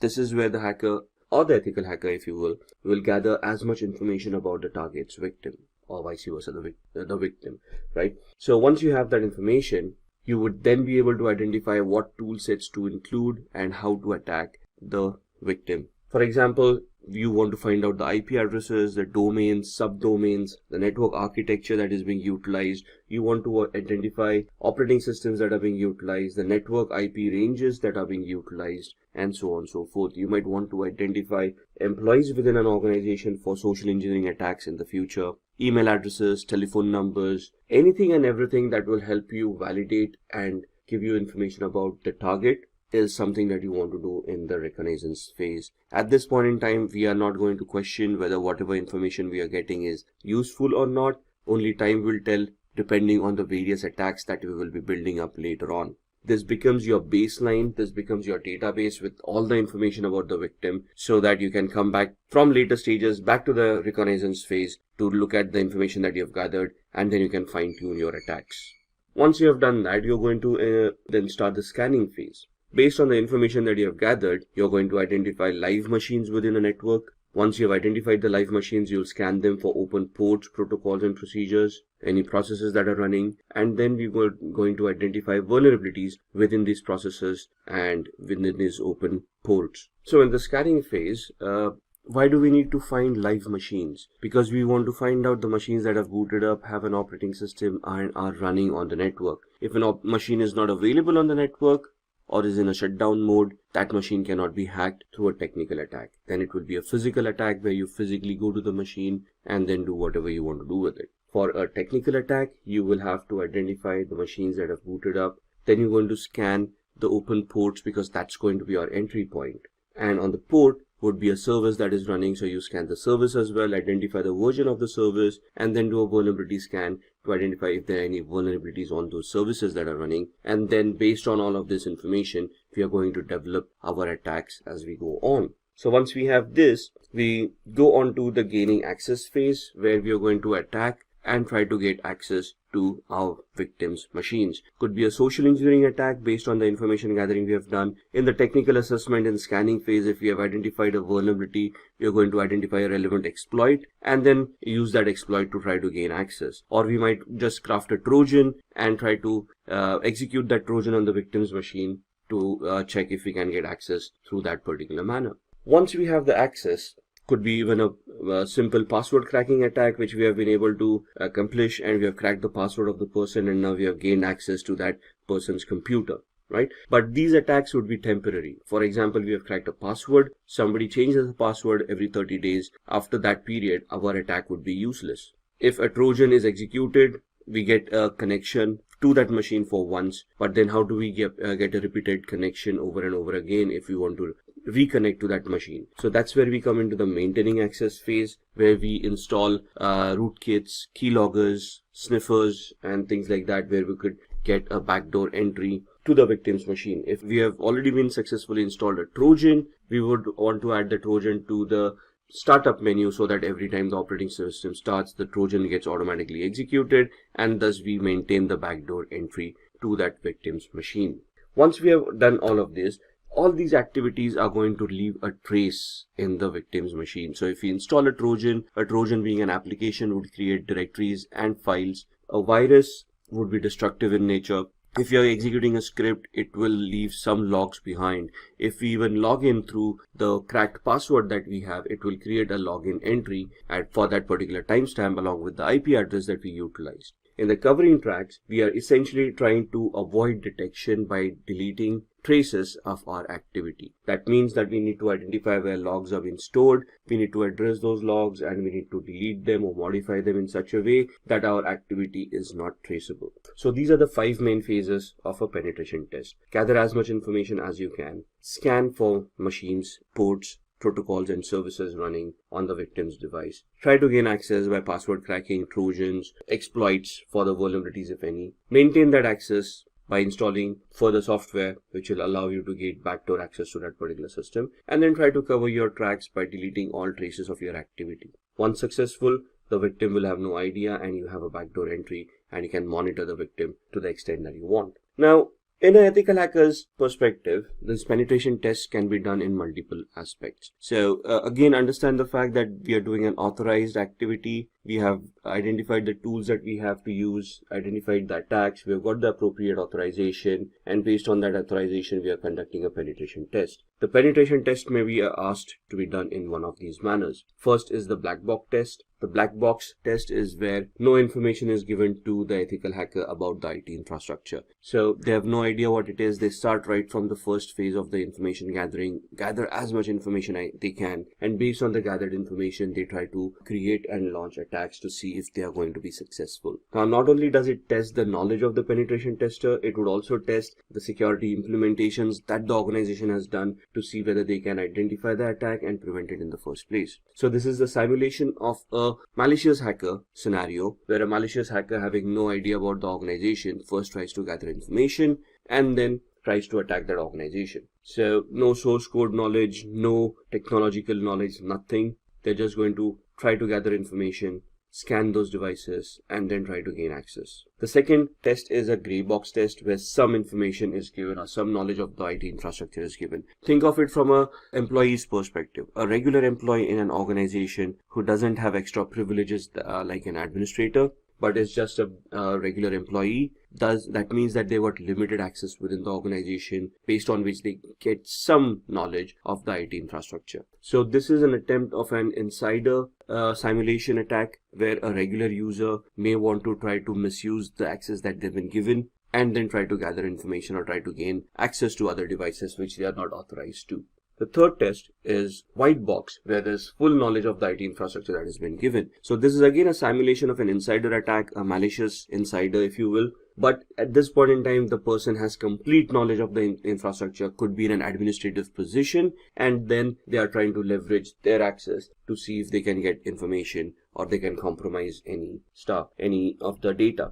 So the 3 attacks would be: the first one, black box, where we are simulating an external threat, a hacker sitting outside the organization trying to gain access. The gray box is an insider threat where there is a regular employee who is trying to get access to infrastructure that they are not authorized for. And then the third audit is a white box audit where there's an administrator who has all the leverage, all the access and the visibility within the infrastructure. And then they are trying to misuse their access to see what else they can get from whatever access has been authorized to them. Now let's look at the areas of penetration testing. Where all could we do a penetration test, thus compromising the security of the application or of the server or of the user? So first and foremost, network services. It finds vulnerabilities and weaknesses in the security of the network infrastructure. So for example, we have switches, routers, firewalls in a network. All of these are devices that need a configuration. If they have been not correctly configured or if they have not been correctly secured, they would leave some vulnerabilities behind. If we as ethical hackers are able to identify these flaws, these misconfigurations, these vulnerabilities, we could then try to exploit them and try to gain access to the network and devices within that network by getting access to the network in the first place. Then we have the web applications. Web applications are nothing but softwares that are developed over or deployed over a web server and are made available over the intranet or the internet. For example, websites that we visit or web applications like Facebook, if you will, right? So if these applications have vulnerabilities within them, we then try to attack the web-based applications and thus try to bypass authentication or get access to database or try to leak information through those applications. If not, then we try to attack the client side. Now, web application is at the server level and is hosted by the deployer. So that's at the server side. The client side is where we as users are using a computer with a browser and trying to interact with the web application. Now the browser and the operating system that we are utilizing would have its own vulnerabilities. Thus, identifying a client-side vulnerability and then exploiting it to either hack the client or then piggyback on the client's connection and try to get access to the server. So either you could attack the network, the web application, or the client side itself. Or you could attack wireless networks. This test would examine all the wireless devices which are used in a corporation. Most of the wireless would have laptops, smartphones, tablets, phablets, all of those connected to them. If you're able to access any of these devices through the wireless, it would help you gain access to other devices on the wireless as well. And then social engineering. So this is where you're trying to attack humans. You're tracking an employee of a corporation to reveal some confidential information, knowingly or unknowingly, by tricking them with fake mails or fake websites or malicious emails that you have sent to them, which they have failed to recognize as malicious, and they click on it, thus getting victimized. Social engineering attacks are always successful because of the gullibility of humans. Empathy, sympathy. Humans basically have emotions. Emotions can be toyed with and then taken advantage of if the person is not careful enough. For example, the most common social engineering attack that we see is the Nigerian fraud, where we receive an email that someone somewhere has died and has left a huge estate behind, a few $100 million, and we have been identified as the person through whom they want to transfer the money to a foreign land to save on taxes. What are the chances of that happening on a daily basis, right? How many princes are there? So that's something that we do not verify. It's just the greed, if you will, of striking it rich quickly that makes us believe these kind of emails. We have also received emails of lottery tickets that we have won over a period of time without even having bought a lottery ticket. So if you haven't bought one, what did you win? But we don't ask these questions. We just get excited about the amount of money that we have won, and then we try to bet on our luck and try to see if that email is going to fructify or is it just another scam. So social engineering attacks are dime a dozen these days, and we need to be very careful on what we trust on the internet. Let's look at the penetration testing tools. There are hundreds and thousands of tools out there. Most of these have been concised and collected together and hosted on an operating system known as Kali Linux that we have talked about earlier. Now, the predecessor to Kali Linux was Backtrack. Backtrack is no longer continued, it has been discontinued, and Kali Linux has taken the place of Backtrack, within which are all the tools that you see on your screen. Metasploit is one of the most favorite penetration testing tools of hackers and ethical hackers. There are a lot of inbuilt exploits over there, and we'll be doing a demo at the end of the session on this. Nmap is the information gathering tool which will scan for live devices, scan for open ports, protocols, and services. Beef would be an application testing tool that would help us find exploits within applications. Nessus Vulnerability Scanner is a network and a host-based scanner that would help you identify vulnerabilities within such hosts. Wireshark is a network sniffer which allows you to capture network packets and analyze them to see if there is any information worth capturing within those packets. SQL Map is a automated tool used for SQL injection attacks. So you don't even have to craft your queries for SQL injection. It will be done by the SQL Map tool. You just need to identify whatever is possible through the queries that this SQL is going to create, and then based on the activity that you've identified, you just need to redefine your search parameters to get access to the database. We'll be doing a demo on SQL Map or SQL Map as well. And then there is John the Ripper. John the Ripper is a tool that is used for password cracking. So dictionary attacks, brute force attacks are done using John the Ripper. What is a dictionary attack? A dictionary attack is an attack where we create a list of all probable passwords, store them in a TXT file, and run that list against the password tool to see if any of those passwords are going to match. A brute force attack is trying the same attack but with every permutation and combination of the alphabet that we have, and we are going to try to figure out if we are able to crack the password at all. So these are just some of the tools. For every tool there are another supporting 100 tools or more than that. Like for Nessus Vulnerability Scanner, you'll have Qualys Vulnerability Scanner, you have GFI LAN card, and there are lots of other softwares out there. But these are some of the most commonly utilized tools. Let's look at the Metasploit attack.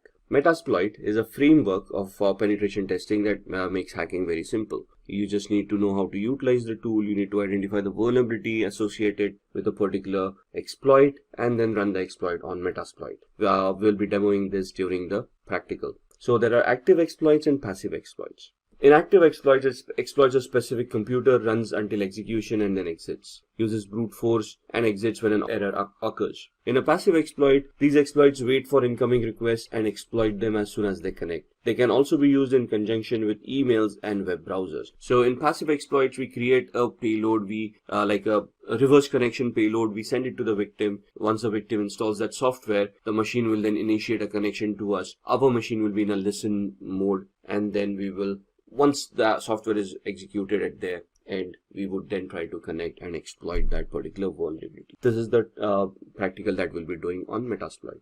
So let's move on with the demos, and then we'll see what we can discuss amongst them. Alright, let's have a look at some of the demos that we had talked about in the ethical hacking and penetration testing module. We are going to look at 3 different demos. The first one is going to be a SQL injection attack that we are going to perform on this tool that we have. The second one is a password cracking attack on Windows 7. And the third one is a MetaBreeder based or a Metasploit based shell shock attack on a Linux based web server. So let's get cracking.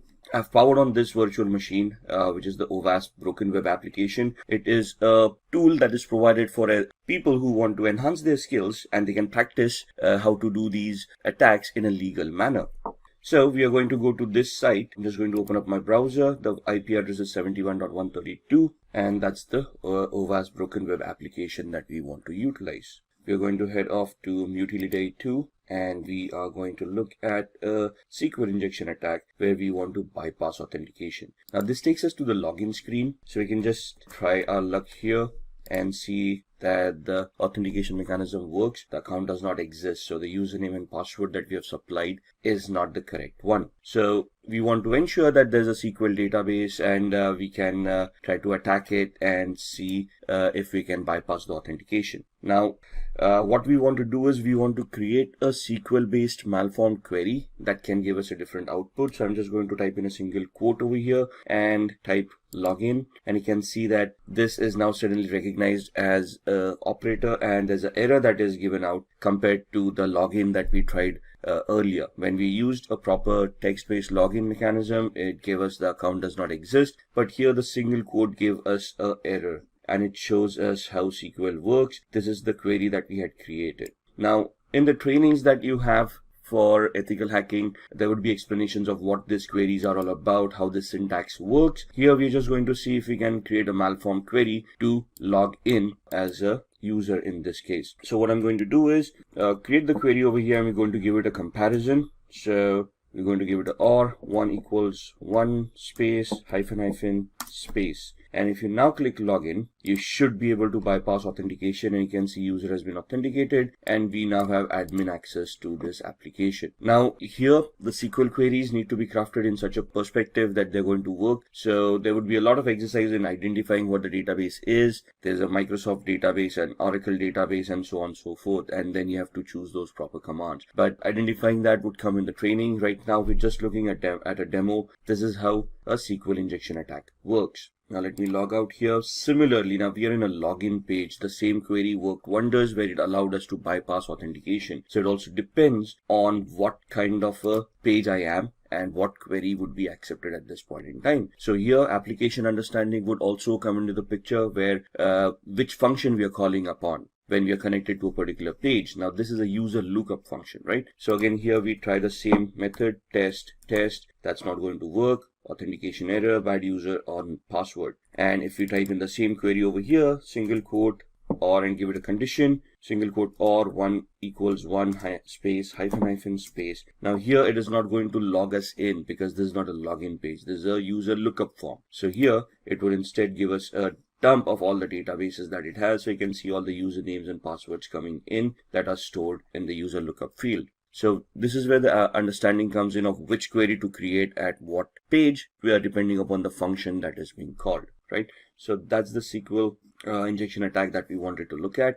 Let's move on to password cracking. Now this is a Windows 7 machine that we have. I'm just going to do a very basic password cracking example. We're just going to log in. Now here the assumption is that we are able to log in. We have access to a computer, and we want to check out other users who are using this computer and see if we can find out their passwords, so that we can log in as a different user, steal data if required, and we wouldn't be to blame if there are any logs that are created. So here we've got a tool called Kane Enable that is installed right here.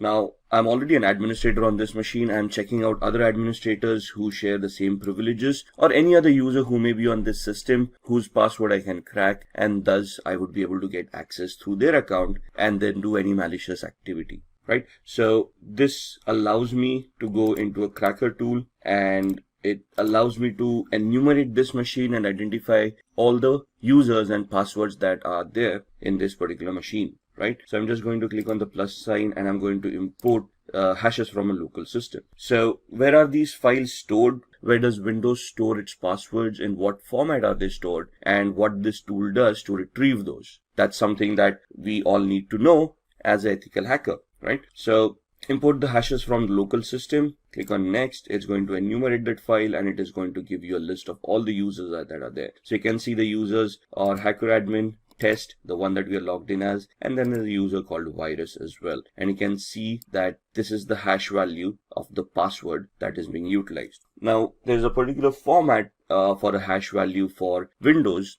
and how it stores. But once we have these hash values, let's say if I want to crack this password, there are various attacks that we can do. For example, a dictionary based attack or a brute force attack. Let's try a brute force attack, right? NTLM is the hashing mechanism that is used by Windows. So we are going to try to create an NTLM hash attack. And here we are going to use a predetermined rule set. For example, we are not sure what characters are being utilized over here. So we just create an attack like this using all characters and lowercase a through z, uppercase a through z, numeric 0 through 9, and all the special characters. Let's say the password is between 7 and 16 characters. And this is the character set that we want to try the brute force attack on. What is a brute force attack? It is an attack where the computer is going to try each and every permutation and combination out of this character set and try to figure out if the password is going to be correct. So if we click start, it's going to start with a particular characters, and then it is going to identify if that NTLM hash is going to work against this character.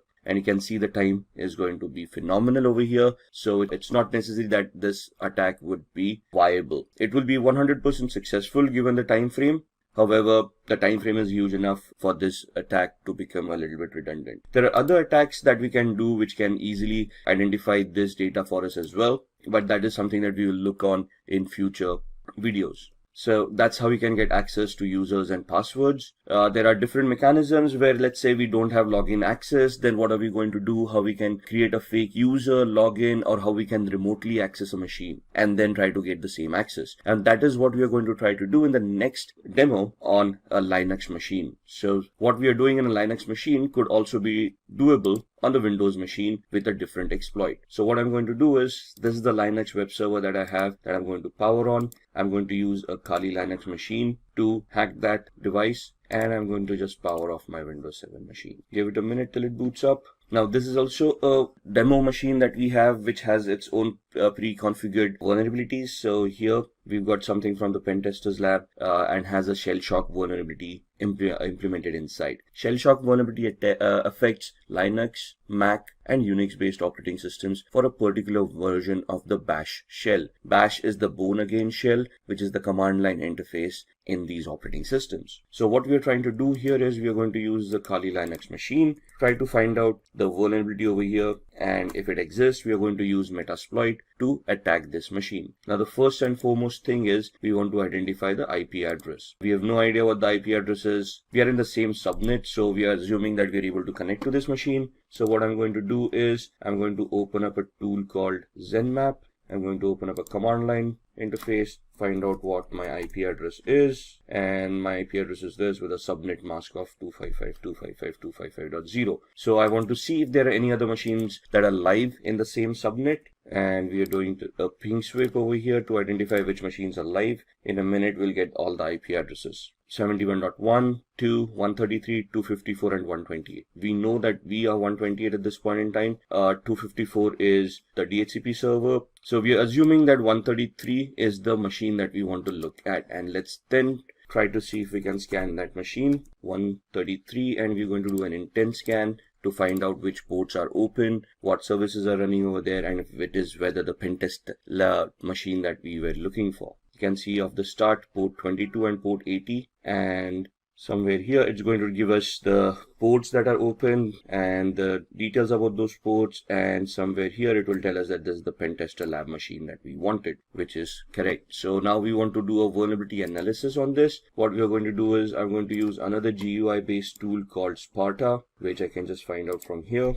Sparta uses two tools in the background, Nmap tool and a tool called Nikto. So we're just going to start scanning. 192.168.71.133 was the IP address. Add to scope, and over a period of time you can see all of these will start populating with information. There we are. That's the Nikto tool coming in, scanning on port 80, which means that it's a web server using HTTP. It tells us it's an Apache HTTPD 2.2.21 and gives us the 22 port number as well. If we head over to the tab of Nikto, or let's look at the screenshot first. This is what the website would be looking like, and Nikto gives us the options over here. It tells us that there is a vulnerability over here for shell shock, and this is the path where the vulnerability is going to exist. So what we are going to do, we go back to the command line, we open up a new one, minimize all these other windows, and we are going to open up Metasploit. Metasploit is a penetration testing tool that is used by most hackers and ethical hackers to test applications and test existing exploits and vulnerabilities. So just give it a minute till it starts. You can see there are already around 1700 exploits right here. We are going to see all those exploits with these commands. There we are, sorry for the typo.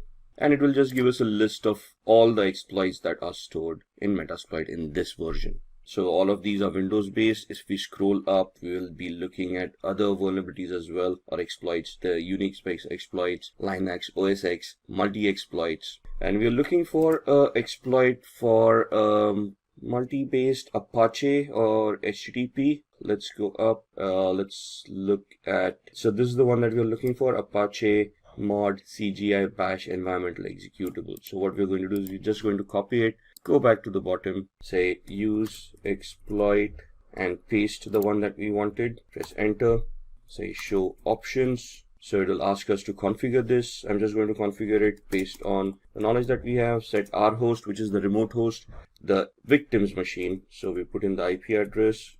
It asks us for the target URI. So that's the path that we saw. Set target URI to cgi-bin/status. Enter. Now with the exploit, we need to find a payload that is going to give us the output that we want. So we say show payloads, and it will give us a list of all the compatible payloads with this exploit. And we want to create a reverse TCP connection, which is this. So we know it's a Linux operating system. We want this payload to be set. So set payload. Press enter. That's the payload coming in. Show options. Now that we have set the payload, this is the options for the exploit, and now we want to set our options for the payloads as well. So we are creating a reverse TCP connection, which means we are remotely executing code at the victim side and making the victim connect back to our machine, which means we need to set up a listener. So I need to put my IP address over here, set localhost or lhost 192.168.71.128, which was our IP address. Show options again, just to ensure everything is fine, which looks like it is, and we then type in the word exploit so that it will start this attack. I can see that it has created a meterpreter session at the victim side, and it has opened up a session. So if I do a pwd, now pwd is a Linux command for present working directory, and it will show us that we'll connect it to var cgi-bin. Do an ls, it will list all the files. That's the status file over there. Do a cd /, it will take us to the root of this machine. And if you're someone who is interested in building a career in cybersecurity, that is by graduating from the best universities, or a professional who elicits to switch careers with cybersecurity by learning from the experts, then try giving a shot to Simplilearn's postgraduate program in cybersecurity with modules from the MIT Schwarzman College of Engineering. And the course link is mentioned in the description box that will navigate you to the course page where you can find a complete overview of the program being offered. Jude is waiting at the airport to hop on her flight back home when she realizes that she missed making an important bank payment. She connects her laptop to the public Wi-Fi at the airport and goes ahead to carry out the bank transaction. Everything goes well, and Jude completes her transaction. After a couple of days, she was wiped off her feet when she learned that her bank account was subjected to a cyber attack, and a hefty amount was wiped from her account. After getting in touch with the bank authority, she learned that her account was hacked at the airport. She then realized that the public Wi-Fi she used might have caused her this trouble.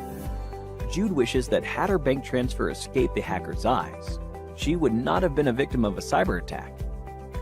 Bank officials advise her to use a VPN for future transactions, especially when connecting to an open or public network.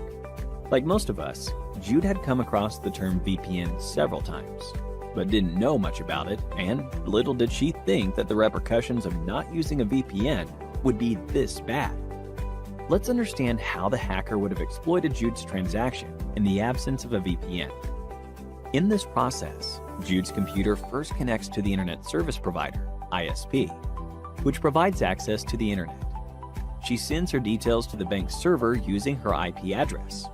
Internet Protocol Address, or IP address, is a unique address that recognizes a particular device, be it a laptop or a smartphone on the Internet. When these details pass through the public network, the hacker, who passively watches the network traffic, intercepts it. This is a passive cyber attack, where the hacker collects Jude's bank details without being detected. More often or not, in such an attack, payment information is likely to be stolen. The targeted data here are the victim's username, passwords, and other personal information.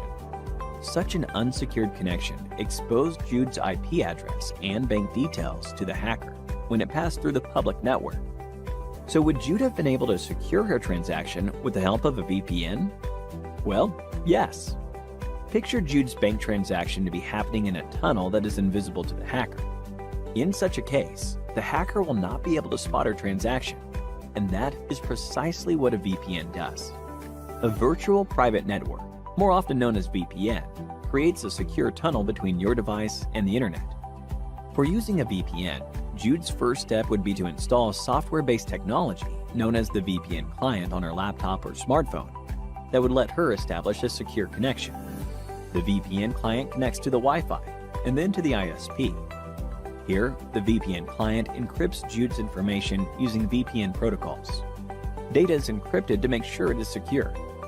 Next, the VPN client establishes a VPN tunnel within the public network that connects to the VPN server.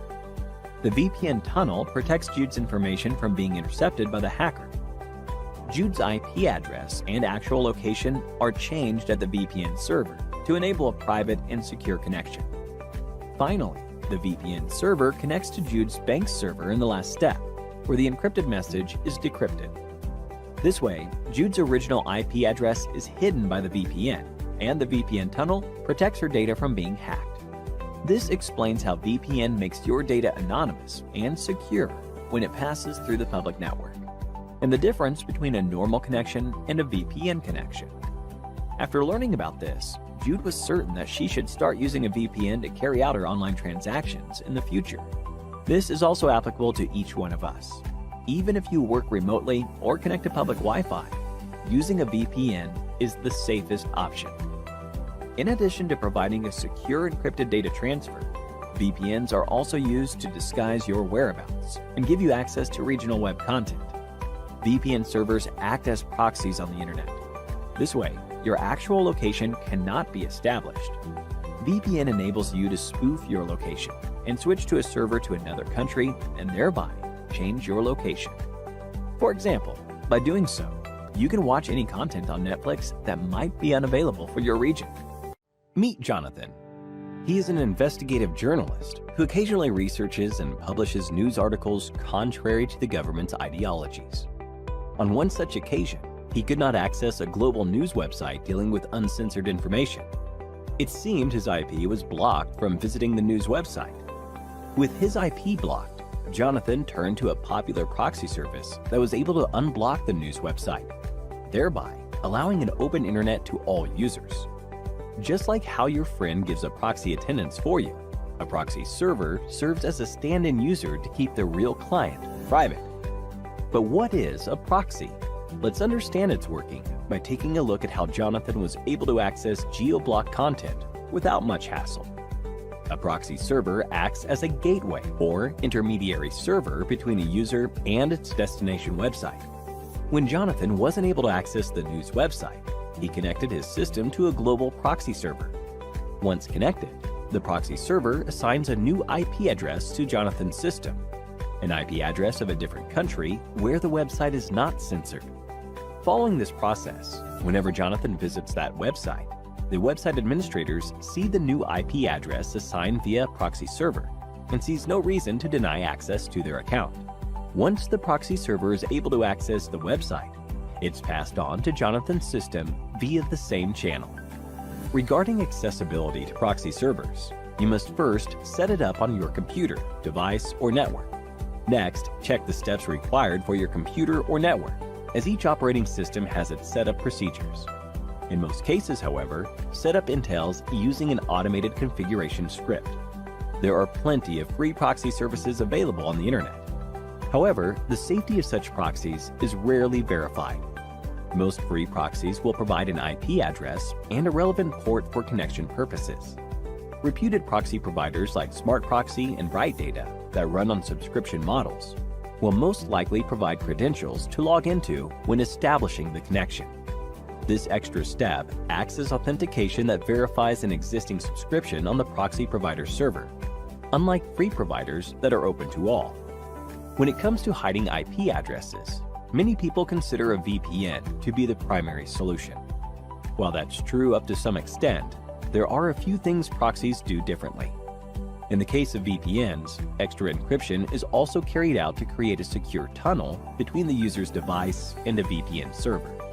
A VPN is usually much faster, more secure, thanks to multiple layers of encryption, and has little to no downtime. Proxies tend to be comparatively unsafe, with the service owners having the exact IP address of the end user and having no guarantees regarding downtimes and reliability. If you want to know more about how VPNs work, do watch how Jude could have protected her banking credentials using VPNs in our detailed video linked above. Now, let's take a small quiz to check how much we have learned. What can a VPN connection provide that a proxy service cannot? A. New IP address. B. Multiple layers of encryption. C. Access to geo-blocked content. D. Authentication credentials. Think about it and leave your answers below in the comments section, and 3 lucky winners will receive Amazon gift vouchers. What about the benefits of a proxy service though? Besides allowing access to blocked content, proxies can serve as an efficient firewall system. They can also filter content from third-party websites, allowing control over internet usage. In many cases, browsing speeds are stabilized compared to vanilla internet, thanks to proper optimization of the base proxy server. The element of privacy proxies provides is highly lucrative to people looking to hide their actual IP address from as many prying eyes as possible. One can easily argue the benefits of using VPNs over proxies for added security measures. However, a few basic tasks don't warrant maximum privacy for the user's side, as in other cases. For example, many consumers worldwide find proxy services more convenient, since all major operating systems starting from Windows to Android allow proxy configuration without the hassle of installing new applications, as is in the case of a VPN. In addition, there are services online that function as web proxies, allowing users to access blocked content without any setup from their end. They can enter the target URL, and the web proxy will route data from its physical server. This level of freedom is hard to come by in the case of VPNs, making proxies an ideal solution for casual browsing.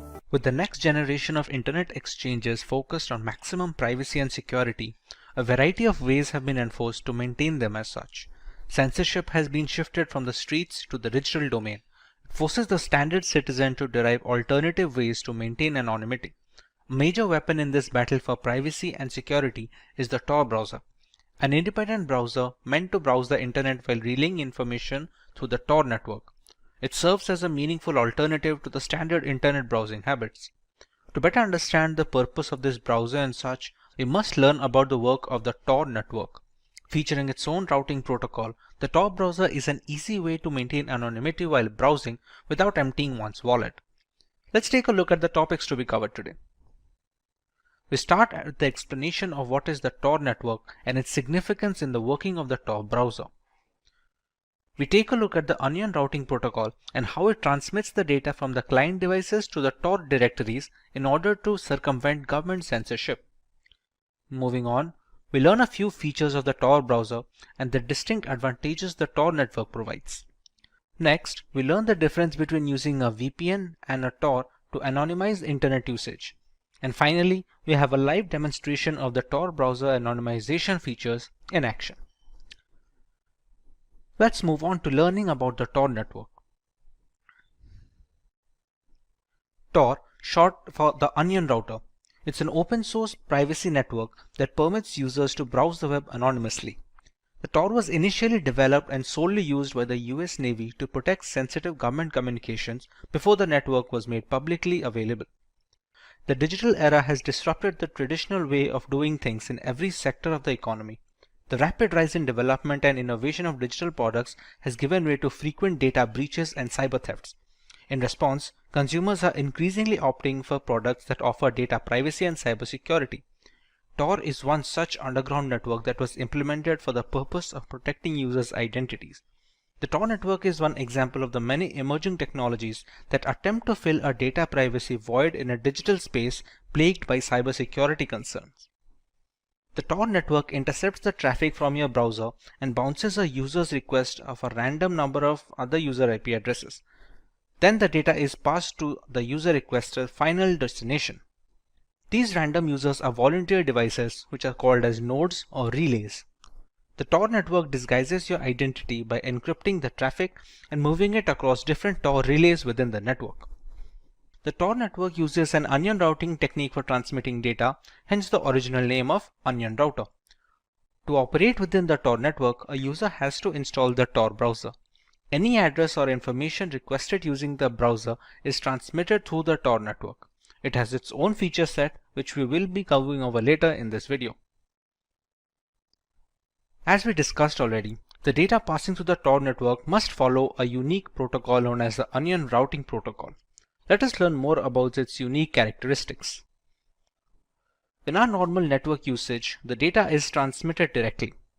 The sender has data packets to transmit, which is done directly over a line of communication with either a receiving party or a server of some kind. However, since the data can easily be captured while being transmitted, the security of this exchange is not very reliable.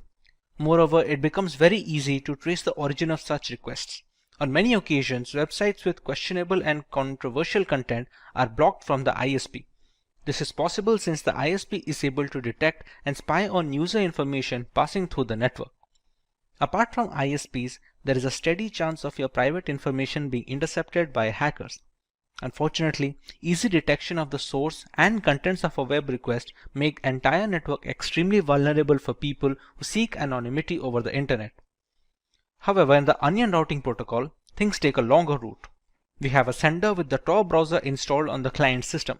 The network sends the information to node 1's IP address, which encrypts the information and passes it on to node 2's address, which performs another encryption and passes it on to node 3 address. This is the last address, which is also known as the exit node. This last node decrypts the encrypted data and finally relays the request to the final destination, which can be another device or a server end. This final address thinks the request came from the exit node and grants access to it. The encryption process across multiple computers repeats itself from the exit node to the original user. The Tor network obfuscates user IP addresses from unwanted surveillance by keeping the user's request untraceable. With multiple servers touching the data, it makes the tracking very difficult for both ISPs and malicious attackers. Now that we understand the way Tor works, let us learn more about the Tor browser. The Tor browser was developed by a non-profit organization as a part of the Tor project in 2008, and its first public release was announced. The Tor browser is a browser forked from the popular Firefox that anonymizes your web traffic using the Tor network. If you're investigating a competitor, researching an opposing litigant in a legal dispute, or just think it's creepy for your ISP or the government to know what websites you visit, the Tor browser might be the right solution. Before the Tor browser were developed, using that network to maintain anonymity was a huge task for everyday consumers. Starting from the setup to the usage, the entire process demanded a lot of knowledge and practice. The Tor browser managed to make it easy for users to traverse the relay servers in Tor and guarantee the privacy of the data exchange. A major feature of the Tor browser is the ability to delete all browser history, cookies, and tracking data the moment it is closed. Every new launch of the browser opens an empty slate, having your usage habits from being tracked and singled out. A major feature that is the highlight of the Tor network is the availability of onion links. Only a small portion of the World Wide Web is available to the general public. We have the deep web that contains links that are not allowed to be indexed by standard search engines like Google and Bing. The dark web is a further subset of the deep web which contains onion links. Tor browser gives you access to these .onion websites which are only available within the Tor network. Onion is a special use top-level domain which designates an anonymous onion service, which is also known as a hidden service. Similar to the links of the deep web, these onion links provide services like online shopping, cryptocurrency, and many other products not available in the consumer internet space. Often being considered as a haven for illegal activities and sales, onion links provide both information and assets in a private manner without the risk of spying by authorities. Browsing the web over Tor is slower than the ClearNet due to the multiple layers of encryption. Some web services also block Tor users.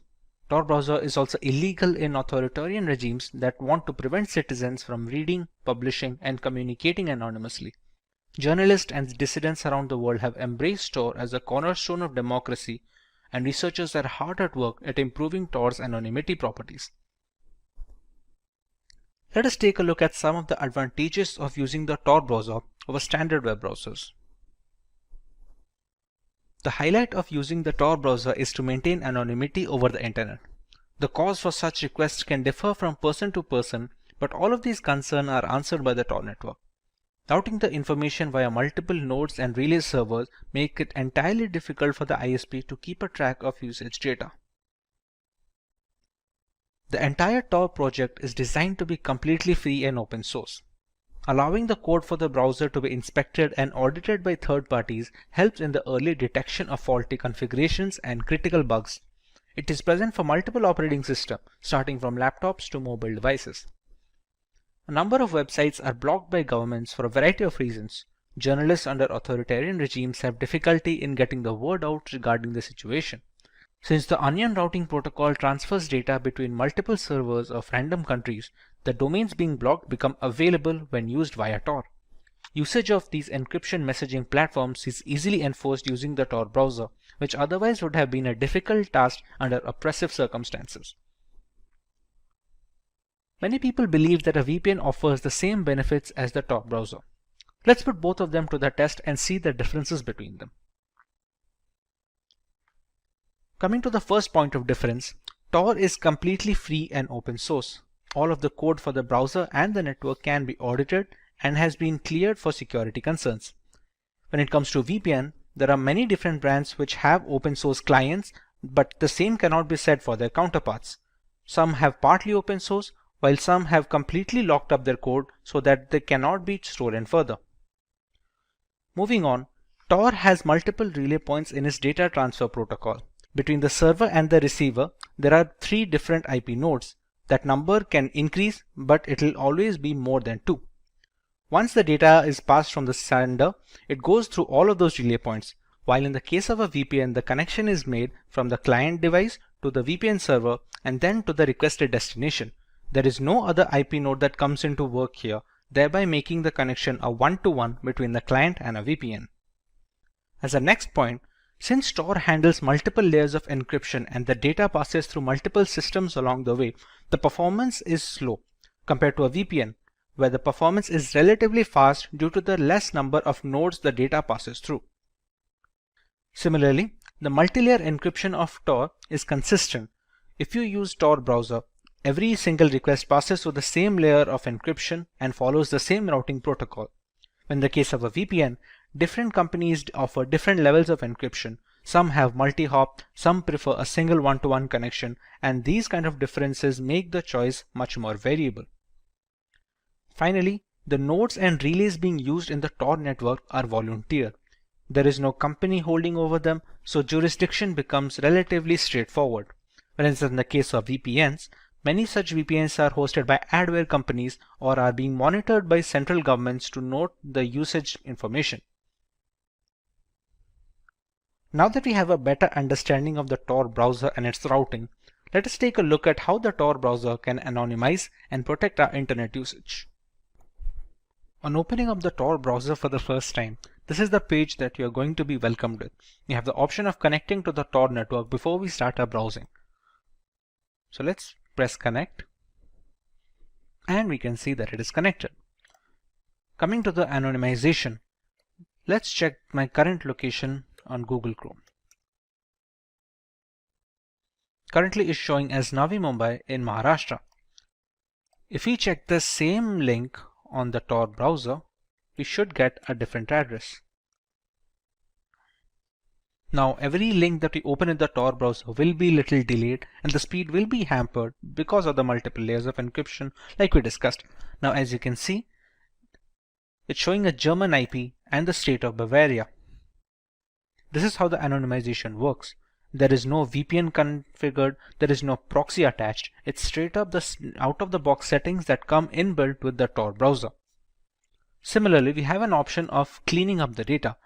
Let's say if you want to refresh your location and you want to use a different ID for the next browsing session. If you just restart it once, and we can have to check it again,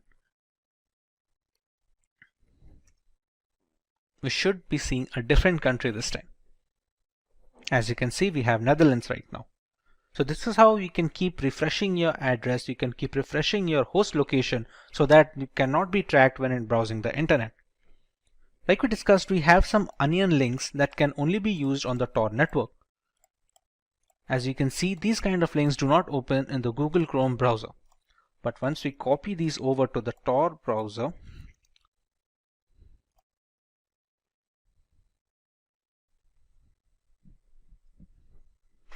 as you can see, we have opened the hidden wiki, which is available only on the Tor network. This is kind of an alternative Wikipedia website where we can find articles to read and more information to learn.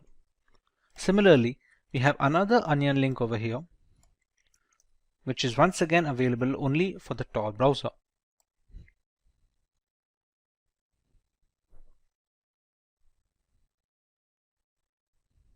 Now these kind of delays are expected, but they are a valid compromise because they maintain the anonymity that many people desire. Similarly, we have found a hidden wallet, which is a cryptocurrency wallet which is specifically for dark web members.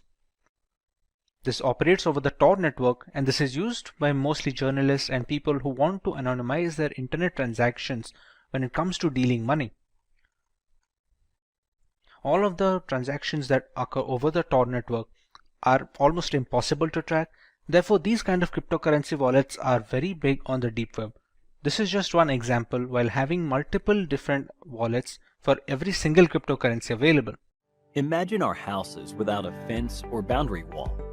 This would make our property easily accessible to trespassers and robbers, and place our homes at great risk, right?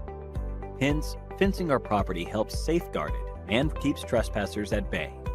Similarly, imagine our computers and networks without protection. This would increase the probability of hackers infiltrating our networks. To overcome this challenge, just like how boundary walls protect our houses, a virtual wall helps safeguard and secure our devices from intruders, and such a wall is known as a firewall. Firewalls are security devices that filter the incoming and outgoing traffic within a private network. For example, if you were to visit your friend who lives in a gated community, you would first take permission from the security guard. The security guard would check with your friend if you should be allowed entry or not. If all is well, your access is granted. On the other hand, the security guard would not grant permission to a trespasser looking to enter the same premises. Here, the entry access depends solely on your friend, the resident's discretion. The role of the security guard in this case is similar to that of a firewall. The firewall works like a gatekeeper at your computer's entry point, which only welcomes incoming traffic that it has been configured to accept. Firewalls filter the network traffic within your network and analyzes which traffic should be allowed or restricted based on a set of rules in order to spot and prevent cyber attacks. Your computer communicates with the internet in the form of network packets that hold details like the source address, destination address, and information. These network packets enter your computer through ports. A firewall works on a set of rules based on the details of these network packets, like their source address, a destination address, content, and port numbers. Only trusted traffic sources or IP addresses are allowed to enter your network. When you connect your computer to the internet, there is a high chance of hackers infiltrating your network. This is when a firewall comes to your rescue by acting as a barrier between your computer and the internet. The firewall rejects the malicious data packet and thus protects your network from hackers. On the other hand, traffic from trusted websites is allowed access to your network. This way, the firewall carries out quick assessments to detect malware and other suspicious activities, thereby protecting your network from being susceptible to a cyber attack. Firewalls can either be hardware or software. Software firewalls are programs installed on each computer. This is also called a host firewall. Meanwhile, hardware firewalls are equipments that are established between the gateway and your network. Linksys routers are a good example of a hardware firewall. Besides this, there are other types of firewalls designed based on their traffic filtering methods, structure, and functionality. The firewall that compares each outgoing and incoming network packet to a set of established rules, such as the allowed IP addresses, IP protocols, port number, and other aspects of the packet, is known as a packet filtering firewall. If the incoming network traffic is not per the predefined rules, that traffic is blocked. A variant of the packet filtering firewall is the stateful inspection firewall. These types of firewalls not only examine each network packet, but also checks whether or not that network packet is part of an established network connection. Such firewalls are also referred to as dynamic packet filtering firewalls. Our next type of firewall is called a proxy firewall. This draws close comparison to how you give proxy attendance for a friend. Like how you take the authority to represent your friend, the proxy firewall pretends to be you and interacts with the internet. They come between you and the internet, and thereby prevents direct connections. This protects your device's identity and keeps the network safe from potential attacks. Only if the incoming data packet contents are protected, the proxy firewall transfers it to you. They are also known as application-level gateway. The firewall can spot malicious actions and block your computer from receiving data packets from harmful sources. In addition to preventing cyber attacks, firewalls are also used in educational institutions and offices to restrict users' access to certain websites or applications. It is used to avoid access to unauthorized content. It's the year 2015, and Richard has just finished playing games on his computer. After a long gaming session, Richard tries to shut it down, but finds some random text file on the desktop that says, "Ransom Note." The text file mentioned how a hacking group had encrypted Richard's game files and private documents, and he had to pay a ransom of $500 worth of Bitcoin in a specified Bitcoin address. Richard quickly checked his files, only to see them being encrypted and unreadable. This is the story of how the Tesla Crypt ransomware spread in 2015, which affected thousands of gamers before releasing the master key used for encrypting the files. So, what is ransomware? For Richard to be targeted by such an attack, he must have installed applications from untrusted sources or clicked an unverified link. Both of them can function as gateways for a ransomware breach. Ransomware is a type of malware that encrypts personal information and documents while demanding a ransom amount to decrypt them. This ransom payment is mainly done using cryptocurrency to ensure anonymity, but can also employ other routes. Once the files are encrypted or locked behind a password, a text file is available to the victim, explaining how to make the ransom payment and unlock the files for it. Just like Richard found the ransom note text file on his desktop. Even after the money has been paid, there is no guarantee that the hackers will send the decryption key or unlock the files. But in certain sensitive situations, victims make the payment hoping for the best. Having never been introduced to ransomware attacks before, this gave Richard an opportunity to learn more about this, and he began his research on the topic. The spread of ransomware mostly starts with phishing attacks. To know more about phishing attacks, click the link in the button above. Users tend to click on unknown links received via emails and chat applications, promising rewards of some nature. Once clicked, a ransomware file is installed on the system that encrypts all the files or blocks access to computer functions. They can also be spread via malware, transmitted via untrusted application installation, or even a compromised wireless network. Another way to breach a system with ransomware is by using the Remote Desktop Protocol, or RDP access. A computer can be accessed remotely using this protocol, allowing a hacker to install malicious software on the system with the owner unaware of these developments. Coming to the different types of ransomware. First, we have Locker ransomware, which is a type of malware that blocks standard computer functions from being accessed until the payment to the hackers is complete. It shows a lock screen that doesn't allow the victim to use the computer for even basic purposes. Another type is crypto ransomware, which encrypts the local files and documents in the computers. Once the files are encrypted, finding the decryption key is impossible unless the ransomware variant is old and the keys are already available on the internet. Scareware is fake software that claims to have detected a virus or other issue on your computer and directs you to pay to resolve the problem. Some types of scareware lock the computer, while others simply flood the screen with pop-up alerts without actually damaging files. To prevent getting affected by ransomware, Richard could have followed a few steps to further enhance his security. One must always have backups of their data. Cloud storage for backup is easy, but a physical backup in a hard drive is always recommended. Keeping the system updated with the latest security patches is always a good idea. Apart from system updates, one must always have reputed antivirus software installed. Many antivirus software like Kaspersky and Bitdefender have anti-ransomware features that periodically check for encryption of private documents. When browsing the internet, a user must always check for the lock symbol on the address bar, which signifies the presence of HTTPS protocol for additional security. If a system is infected with ransomware already, there is a website, nomoreransom.org. It has a collection of decryption tools for most well-known ransomware packages. It can also help decrypt specific encrypted files if the list of anti-ransomware tools didn't help the victim.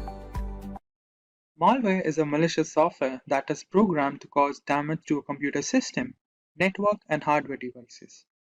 Many malicious programs like Trojan, viruses, worms, and bots which cause damage to the system are known as malware.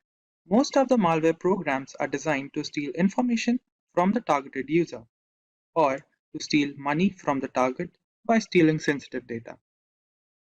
Let's take a look at the introduction for two different types of malware, virus and Trojan. Firstly, let's take a look what exactly is a virus program. A computer virus is a type of malicious program that on execution replicates itself. They get attached to different files and programs which are termed as host programs by inserting their code. If the attachment succeeds, the targeted program is termed as infected with a computer virus. Now let's take a look at the Trojan horse. Trojan horse program is a program that disguises itself as a legitimate program but harms the system on installation. They hide within the attachments and emails, then transfer from one system to another. They create backdoors into a system to allow the cybercriminal to steal our information. Let's take a look how they function after getting installed into our system. Firstly, we have virus programs. The computer virus must contain two parts to infect the system. First is the search routine, which locates new files and data that is to be infected by the virus program. And the second part is known as the copy routine, which is necessary for the program to copy itself into the targeted file, which is located by the search routine. Now let's take a look at the Trojan horse functioning. For Trojan horses, entryway into our system is through emails that may look legitimate but may have unknown attachments. And when such files are downloaded into the device, the Trojan program gets installed and infects the system. They also infect the system on the execution of infected application or the executable file and attacks the system. Now that we understand what virus and Trojans are, let's understand different types of virus and Trojans. Let's take a look at different types of viruses. The first one is known as the boot sector virus. This type of virus damages the booting section of the system by infecting the master baud record, which is also known as MBR. This damages the boot sector section by targeting the hard disk of the system. Then we have the macrovirus. Macrovirus is a type of virus that gets embedded into the document-related data and is executed when the file is opened. They also are designed to replicate themselves and infect the system on a larger scale. And lastly, we have the direct action virus. This type of virus gets attached to executable files, which on execution activates the virus program and infects the system. Once the infection of the file is completed, they exit the system, which is also the reason it is known as a non-resident virus. Let's take a look at different types of Trojans. The first type of Trojan is the backdoor Trojan. They are designed to create a backdoor in the system on execution of an infected program. They provide remote access of a system to the hacker. This way, the cybercriminal can steal our system data and may use it for illegal activities. Next, we have Crixos Trojan. They enter the system by clicking the random pop-ups which we come across on the internet. They tempt the user to give their personal details for different transactions or schemes, which may provide remote access of a system to the cybercriminal. And the last Trojan type is ransom Trojan. This type of Trojan program, after entering the system, blocks the user from accessing its own system and also affects the system functioning. The cybercriminal demands a ransom from the targeted user for the removal of the Trojan program from the device. Now that we understand some details regarding viruses and Trojan, let's solve a question. The question is, Jake was denied access to his system and he wasn't able to control the data and information in his system. Now, the actual question is, what could be the reason behind his system's problem? Option A, macrovirus. Option B, ransom Trojan. Option C, backdoor Trojan. Give your answers in the comment section. Now let's understand how to detect the activity of viruses and Trojan in our system. To detect virus or Trojan activity in our system, we can refer to the following points. For viruses, we have slowing down of the system and frequent application freeze shows that the infection of the virus is present in the system. Then we have the viruses can also steal sensitive data, including passwords, account details, which may lead to unexpected logout from the accounts or corruption of the sensitive data. And lastly, we have frequent system crashes due to virus infection, which damages the operating system.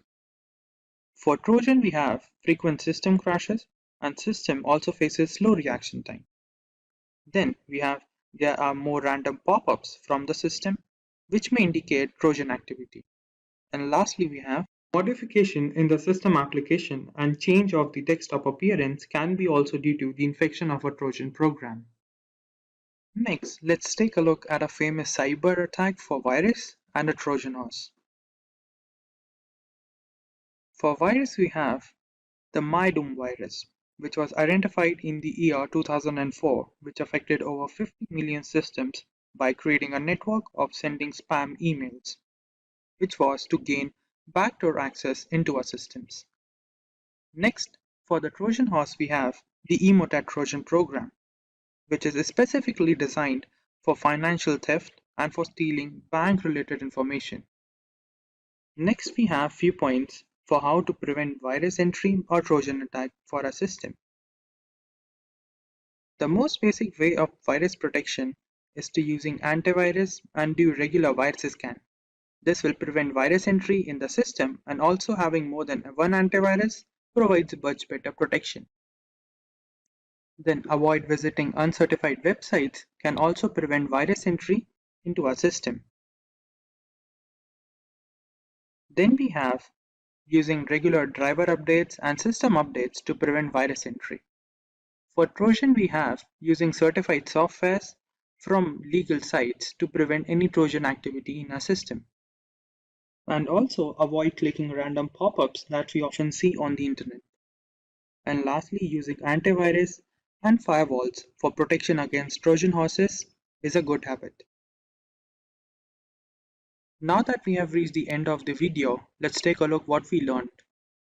For the first part, we saw the main objective of the virus is to harm the data and information in a system, whereas for the Trojan we have stealing of the data files and information. effect of viruses is more drastic in comparison to the Trojan horses. Then we have viruses which are non-remote programs, whereas Trojan horses are remote accessed. And lastly, viruses have the ability to replicate itself to harm multiple files, whereas Trojan does not have the replication ability. So let's begin with what is SQL injection. As the name suggests, SQL injection vulnerability allows an attacker to inject malicious input into a SQL statement. So SQL stands for Structured Query Language, which is a language used by an application to interact with a database. Now, normally this attack is targeted towards a database to extract the data that is stored within. However, the vulnerability does not lie in the database itself. The vulnerability will always lie in the application. It is the developer's prerogative of how to develop the application, how to configure it to prevent SQL injection queries from happening. A database is created to answer questions, and if a question is asked, it is supposed to answer it. Database needs to be configured for some amount of security, but the vulnerability, the flaw here for SQL injection will always lie in the application itself. It is how the application interacts with the database that needs to be modified, that needs to be maintained by the developer rather than just configuring the database itself. So the attacker at this point in time, when they send a query to the application, will form a malformed query by injecting a particular command or an operator that is recognized by the SQL language. And if that operator is passed through the application to the database, then the database basically gets cracked or does a data dump because of that unwanted character coming in. So this character needs to be filtered at the application level itself. Now let's look at a quick demo. So what we have done here is I have this virtual machine called OWASP Broken Web Applications Virtual Machine version 1.2. I'm going to power this on. Till this powers on, I'm going to show you where we can download this utility from. So you can just look for OWASP Broken Web Application Project download. You'll find it on sourceforge.net. Click on the link. You can download the Broken Web Application Project from here. This is a 1.9 GB download, and you can have a zip machine directly for VMware or Oracle VirtualBox. Now, this is an application that has been developed by OWASP, which stands for Open Web Application Security Project, which is a not-for-profit organization and periodically releases the most top 10 risks that an application will face for that particular year. So they have given a web application with inbuilt vulnerabilities for professionals like us to practice upon, to develop our skills upon, because doing this in the real world is illegal. I cannot go onto a website to demonstrate how a SQL injection attack works. Neither should you try your hands on it till you become very well rehearsed with it. So to upgrade your skills, to upskill yourself, please download this machine, host it in a VMware workstation or an Oracle VirtualBox, and you can then try your skills on it, right? So just going back to the browser here, if I open up a new tab, you'll see that this machine has booted up and has an IP address called 71.132.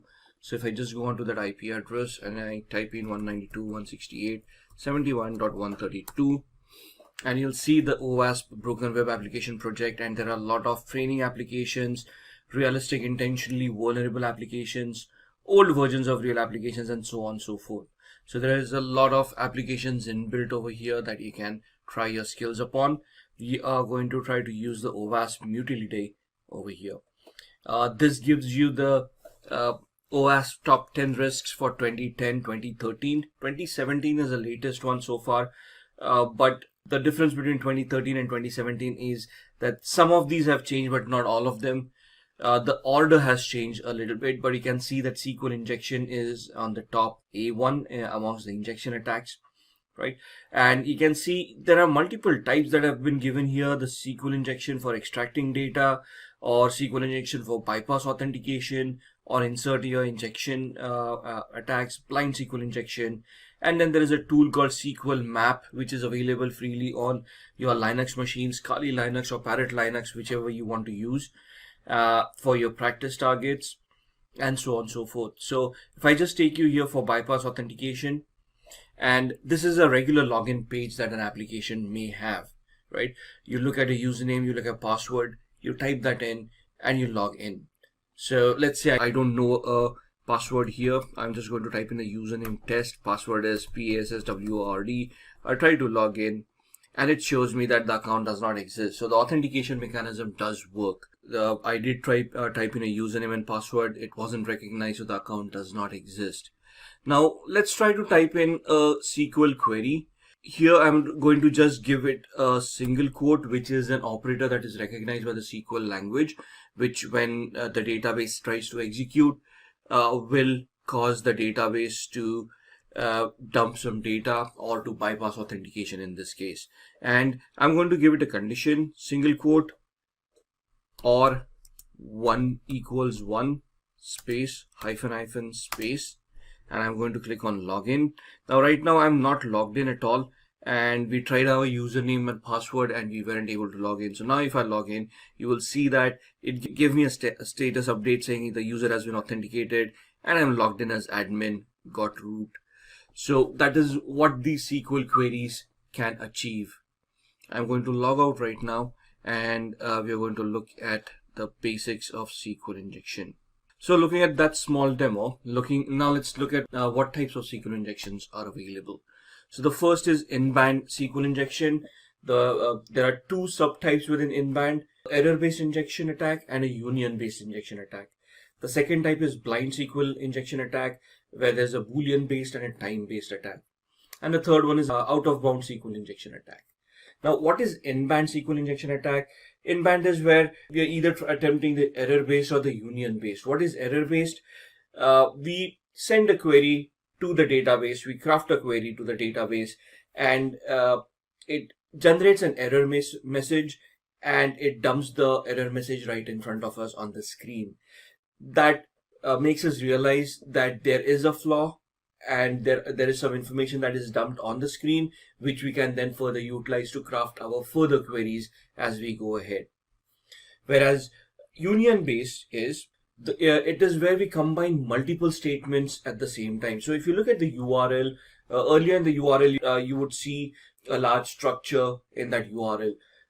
We can try to add two or more statements within the URL itself to combine them and then confuse the database into executing both the statements together and giving a data dump at the same time, right? So what would an error-based SQL injection look like? If I go back to the same database, which is here, right?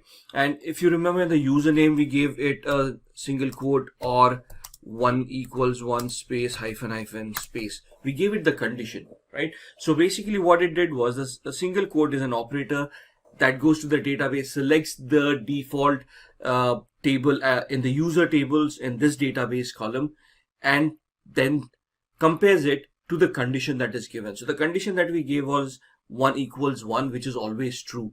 So what it did was it selected the default user table that was available in the database, and instead of comparing it to a password, it compared it to the condition. So if I give it 1 equals 2 where the condition is false, and if I log in, you will see that the account doesn't exist, comes back again because the condition was false, and instead of comparing the user account to the password, it basically compared the user account to the condition. So if I give it a single quote or 1 equals 1 hyphen space and log in, you can see that this is a correct condition, and thus we are able to log in. Now, before we even go to that extent, if I just forget the condition over here and I just give it a single quote, the operator, and I send this operator to the database and I click on login, you will see that it generates an error, which is right on top. And it tells us the line, the file where the error happened, and you can see it happened in the mysqlhandler.php file. right? And then it gives us the message, you have an error in your SQL syntax, check the manual that corresponds to your MySQL server version for the right syntax to use. Now, why would a hacker want to do this in the first place? Because there are different types of databases. So there is a MySQL, MS SQL or Microsoft SQL, Oracle SQL, IBM DB2. All of these are variations of the SQL database. They use the SQL language. However, every database has its own command, right? They have their own syntax. They have their own specific commands that are utilized for the database. So in this scenario, the hacker wants to identify what database is being currently utilized so they can craft those particular queries. So now with this injection, with just me sending the quote and the error getting generated, I now come to know that we are using a MySQL server and the version of that server is 5.1.73, and the rest of the information about where the handlers are located and so on and so forth. Right, this gives the information to the hacker of how they want to proceed next, what kind of queries they want to create, what kind of syntax they want to utilize. So error-based attack is where you generate these kind of errors and you get this information. The union-based is where you craft your queries within the URL. You can try to combine multiple statements within the input fields and try to generate a response from that. Then we come to Boolean-based SQL injection. Sends a SQL query to the database which forces the application to return a different result depending on whether the query returns a true or a false result. So basically, if the input is false, both the inputs are false, the output would be false. There's one input that is false, the other input that is true, input B, the output would be true, and so on and so forth. Right? So depending on the result from the inputs, the attacker will come to know which input is true. With this, he can then access the database of the website. So you're trying to figure out by sending out multiple inputs and then analyzing the output to see what exactly, which command exactly worked, what was the resultant output of that command. Thus, from this kind of an information, the hacker can infer their next step forward. Then you have time-based SQL injections. Now, there are times when a database administrator or an application administrator has done some security configuration and thus have disabled verbose error messages. Now, what is a verbose error message? The error message that we saw right here is a verbose error message. That means that the message gives out details. The message gives out details about what the database is, the version and whatnot. So if they have sanitized these errors, and you no longer can generate these errors and thus you cannot figure out what database is, then what do you do, right? For example, if I just take you to Simplilearn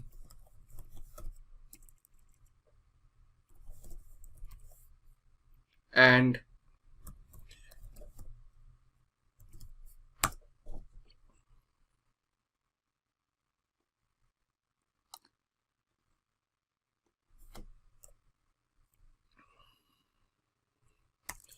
take you to a URL that is supposedly not accessible, you can see that it gives a generic error.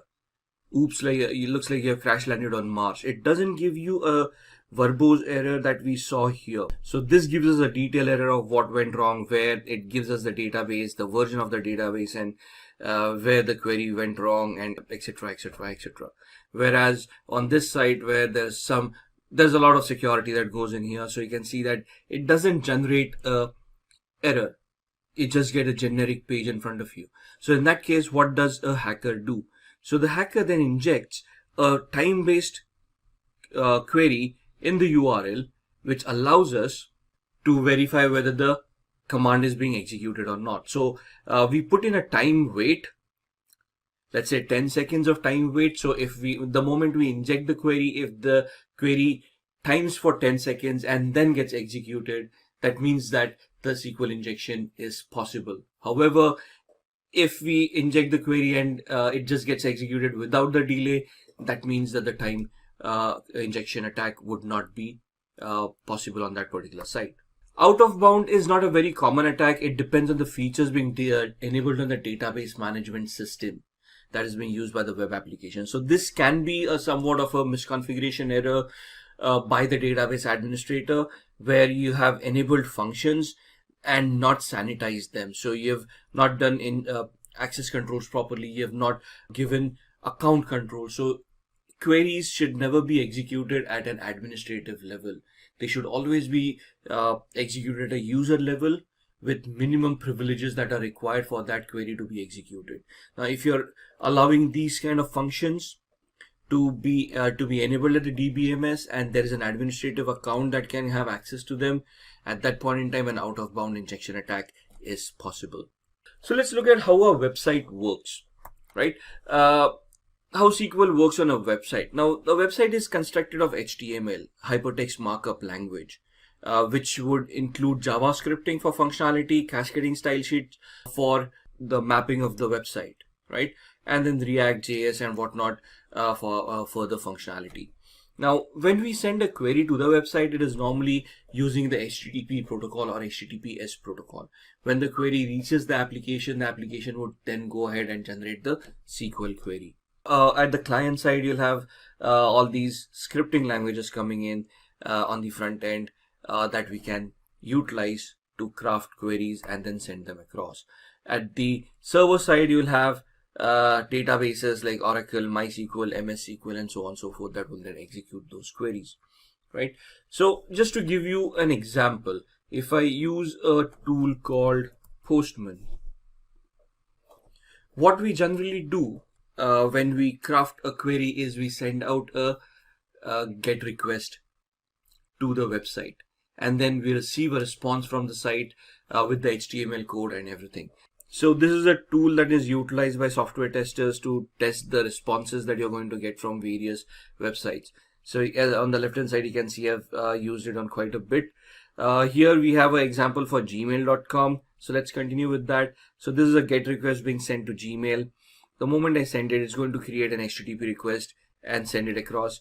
The response that I get is this. This is the HTML code for gmail.com, right? These are the cookies. These are the headers that include information. So you can see this is a text HTML. Character set utilized is UTF-8, and the configuration that has been done with the application, right? So this is where everything comes in. This is the cookie that has been sent with that particular request that I had sent out. Now, if you analyze this query, right? So when we went on to this application and I typed in that single quote and we generated this error, right? You can see that the application converted this into a SQL query. So the query was select username from accounts where the username in quotes, single quotes, and we use this quote, right? The single quote right there. So that's where we use that operator, and that's where the exception error occurred. So these are the kind of queries that are structured by the application and then taken on to the database for execution. When we type in, it is a HTTP GET request with the username and password within that query that is sent to the application. The application converts it into a SQL query, sends it to the database, and the database responds with the appropriate response. So how do we prevent SQL injection in the first place? Use prepared statements and parameterized queries. These statements make sure that the parameters passed into SQL statements are treated in a safe manner. So for example, we saw that the single quote was an operator. This shouldn't be allowed to be utilized in the first place, right? So here, what we are doing here is a secure way of running a SQL query in the JDBC using a parameterized statement. Define which user we want to find. So there's a string, the email comes in. Connection to the database. We are going to figure out how the connection is going to be passed, how it is going to be created. Construct the SQL statement we want to run specifying the parameter, right? So we define how is it going to be created, what is going to be created, what can be passed to the database and what should not be passed to the database. So that is one way of utilizing prepared statements and parameterized queries. Then we have object relational mapping. Most development teams prefer to use object relational mapping frameworks to make the translation of SQL results set into code objects more seamless. So this is an example of object relational mapping where we map certain objects and allow that to be executed. And then escaping inputs. It is a simple way to protect against most SQL injection attacks. Many languages have standard functions to achieve this, right? So you need to be very careful while using escape characters in your code base when a SQL statement is constructed. not all injection attacks rely on abuse of code characters. So you need to know what characters are being utilized in the configuration that you have created, in the structure that you have created, in the code that you have created. Which characters are being recognized as operators. You need to sanitize those operators, and you need to basically ensure that these operators cannot be accepted as user input. If they are, they're weeded out by the application and they never reach the database. Other methods of preventing SQL injection are password hashing, so that passwords cannot be bypassed, the passwords cannot be recovered, passwords cannot be cracked. Third-party authentication, you use OAuth or some other service for a single sign-on mechanism.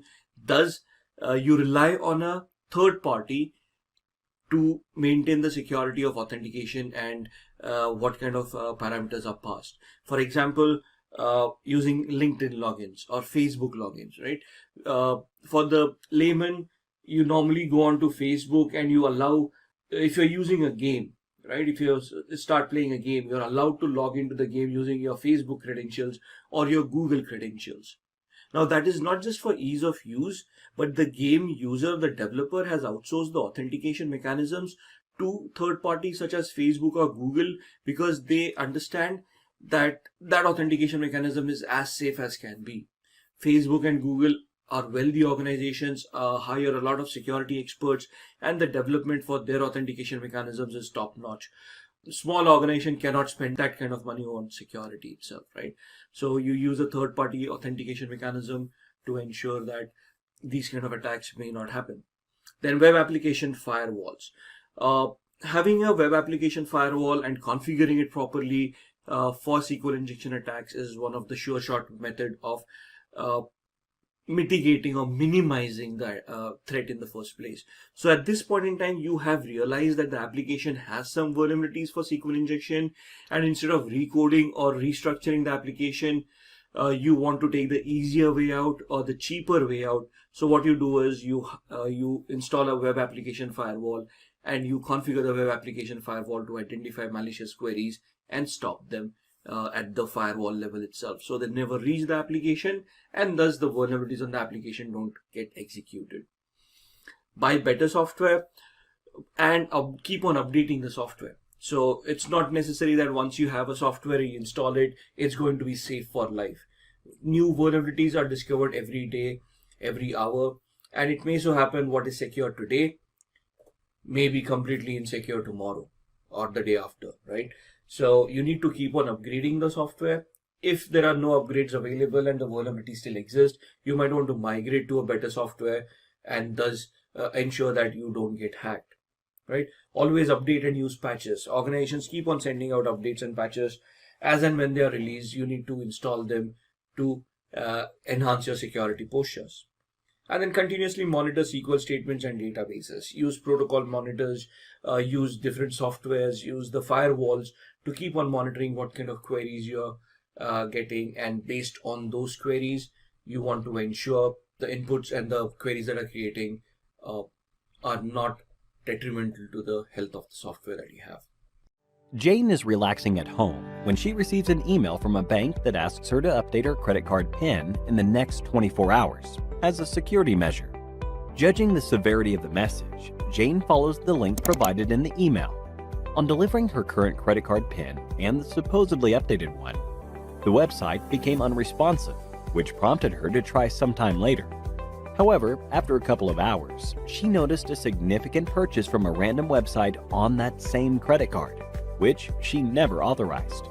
Frantically contacting the bank, Jane realized the original email was a counterfeit or a fake message with a malicious link that entailed credit card fraud. This is a classic example of a phishing attack. Phishing attacks are a type of social engineering where a fraudulent message is sent to a target on the premise of arriving from a trusted source. Its basic purpose is to trick the victim into revealing sensitive information like passwords and payment information. It's based on the word phishing, which works on the concept of baits. If a supposed victim catches the bait, the attack can go ahead, which in our case makes Jane the fish and the phishing emails the bait. If Jane never opened the malicious link or was cautious about the email authenticity, An attack of this nature would have been relatively ineffective. But how does the hacker gain access to these credentials? A phishing attack starts with a fraudulent message, which can be transmitted via email or chat applications. Even using SMS conversations to impersonate legitimate sources is known as smishing, which is a specific category of phishing attacks. Irrespective of the manner of transmission, the message targets the victim in a way that coaxes them to open a malicious link and provide critical information on the requisite website. More often than not, the websites are designed to look as authentic as possible. Once the victims submit information using the link, be it a password or credit card details, the data is sent to the hacker who designed the email and the fake website, giving him complete control over the account whose password was just provided. Often carried out in campaigns where an identical phishing mail is sent to thousands of users, the rate of success is relatively low, but never zero. Between 2013 and 2015, corporate giants like Facebook and Google were tricked off of $100 million due to an extensive phishing campaign, where a known common associate was impersonated by the hackers. Apart from credit access, some of these campaigns target the victim device and install malware when clicked on the malicious links, which can later function as a botnet or a target for ransomware attacks. There is no single formula, for there are multiple categories of phishing attacks. The issue with Jane, where the hacker stole her bank credentials, falls under the umbrella of deceptive phishing. A general email is sent out to thousands of users in this category, hoping some of them fall prey to this scam. Spear phishing, on the other hand, is a bit customized version. The targets are researched before being sent an email. For example, if you never had a Netflix subscription, sending you an email that seems like the Netflix team sends it becomes pointless. This is a potential drawback of deceptive phishing techniques. On the other hand, a simple screenshot of a Spotify playlist being shared on social media indicates a probable point of entry. The hacker can send counterfeit messages to the target user while implying the source of such messages being Spotify, tricking them into sharing private information. Since the hacker already knows the target uses Spotify, the chances of victims taking the bait increase substantially. For more important targets like CEOs and people with a fortune on their back, the research done is tenfold, which can be called a case of whaling. The hackers prepare and wait for the right moment to launch their phishing attack, often to steal industry secrets for rival companies or sell them off at a higher price. Apart from just emails, farming focuses on fake websites that resemble their original counterparts as much as possible. A prevalent method is to use domain names like Facebook with a single O or YouTube with no E. These are mistakes that people make when typing the full URL in the browser, leading them straight to a counterfeit web page, which can fool them into submitting private data. A few more complex methods exist to drive people onto fake websites, like ARP spoofing and DNS cache poisoning, but they are rarely carried out due to time and resource constraints. Now that we know how phishing attacks work, let's look at ways to prevent ourselves from becoming victims. While the implications of a phishing attack can be extreme, protecting yourself against these is relatively straightforward. Jane could have saved herself from credit card fraud had she checked the link in the email for authenticity, and that it redirected to a secure website that runs on the HTTPS protocol. Even suspicious messages shouldn't be entertained. One must also refrain from entering private information on random websites or pop-up windows, irrespective of how legitimate they seem. It is also recommended to use secure anti-phishing browser extensions like Cloudfish to sniff out malicious emails from legitimate ones. The best way to prevent phishing is browsing the internet with care and being on alert for malicious attempts at all times. Start by learning about cross-site scripting from a layman's perspective. Cross-site scripting, also known as XSS, is a type of code injection attack that occurs on the client side. The attacker intends to run harmful scripts in the victim's web browser by embedding malicious code in a genuine web page or online application. The real attack takes place when the victim hits the malicious code-infected web page or online application. The web page or application serves as a vehicle for the malicious script to be sent to the user's browser. Forums, message boards, and online pages that enable comments are vulnerable vehicles that are frequently utilized for cross-scripting assaults. A web page or web application is vulnerable to XSS if the output it creates contains unsanitized user input. The victim's browser must then parse this user input. In VBScript, ActiveX, Flash, and even CSS, cross-site scripting attacks are conceivable. They are nevertheless most ubiquitous in JavaScript, owing to the fact that JavaScript is most important to most browser experiences nowadays. The main purpose of this attack is to steal the other user's identity, be it via cookies, session tokens, and other information. In most of the cases, this attack is being used to steal the other person's cookies. As we know, cookies help us to log in automatically. Therefore, with the stolen cookies, we can log in with other identities. And this is one of the reasons why this attack is considered as one of the riskiest attacks. It can be performed with different client-side programming languages as well. Cross-site scripting is often compared with similar client-side attacks, as client-side languages are mostly being used during this. However, an XSS attack is considered riskier because of its ability to damage even less vulnerable technologies. Most often, this attack is performed with JavaScript and HTML. JavaScript is a programming language that runs on web pages inside your browser. The client-side code adds functionality and interactivity to the web page and is used extensively on all major applications and CMS platforms. Unlike server-side languages such as PHP, JavaScript code runs inside your browser and cannot impact the website for other visitors. It is sandboxed to your own navigator and can only perform actions within your own browser window. While JavaScript is client-side and does not run on the server, it can be used to interact with the server by performing background requests. Attackers can then use these background requests to add unwanted spam content to a web page without refreshing it. They can then gather analytics about the client's browser or perform actions asynchronously. The manner of attack can range in a variety of ways. It can be a single link which the user must click on to initiate a JavaScript piece of code. It can be used to show any piece of images that can be later used as a front-end for malicious code being installed as malware. With the majority of internet users unaware of how metadata works or the ways in which web requests are called, the chances of victims clicking on a redirecting links is far too high. Cross-site scripting can occur on the malicious script executed at the client side using a fake page or even a form that is displayed to the user. On websites with displayed advertisements, malicious emails can also be sent to the victim. These attacks occur when the malicious user finds the vulnerable parts of the website and sends it as appropriate malicious input. Now that we understand the basics of cross-site scripting, let us learn more about how this kind of attack works. In the first place, we have the website or the web browser, which is used to show content to the victim, or which is the user in our case. Whenever the user wants to grab some content from the website asks the data from the server. The server provides this information to the website and the web browser, which ultimately reaches the victim. How the hacker comes into play here: it passes on certain arguments to the web browser, which can be then forwarded back to the server or to the user at hand. The entire cross-site scripting attack vector means sending and injecting malicious code or script. This attack can be performed in different ways.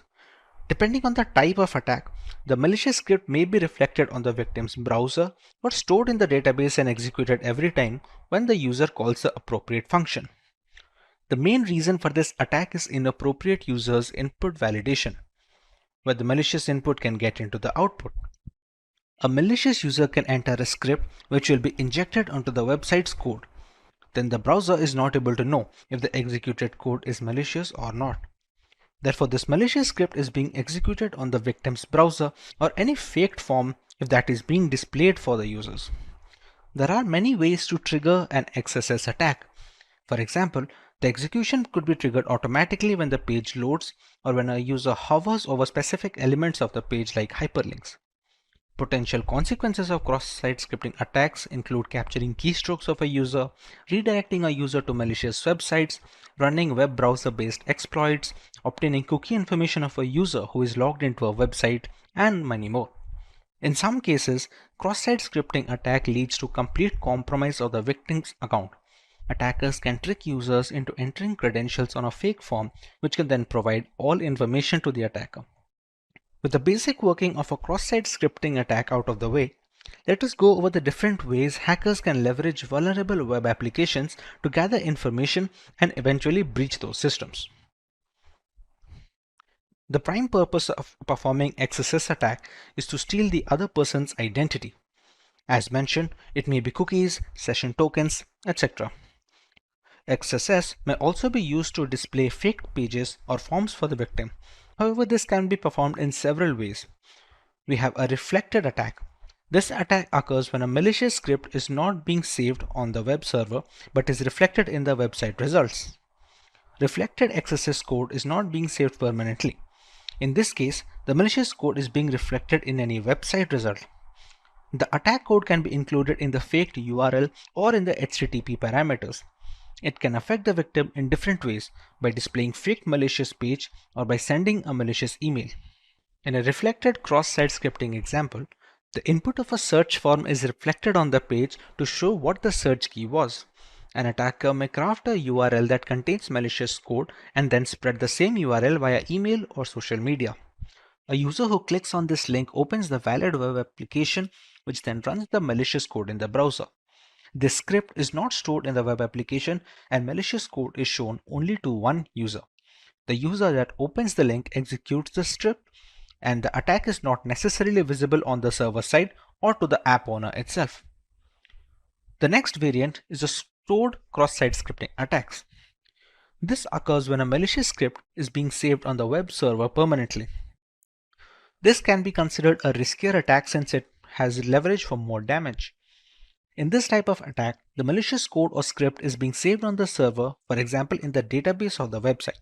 It is executed every time the users call the appropriate functionality.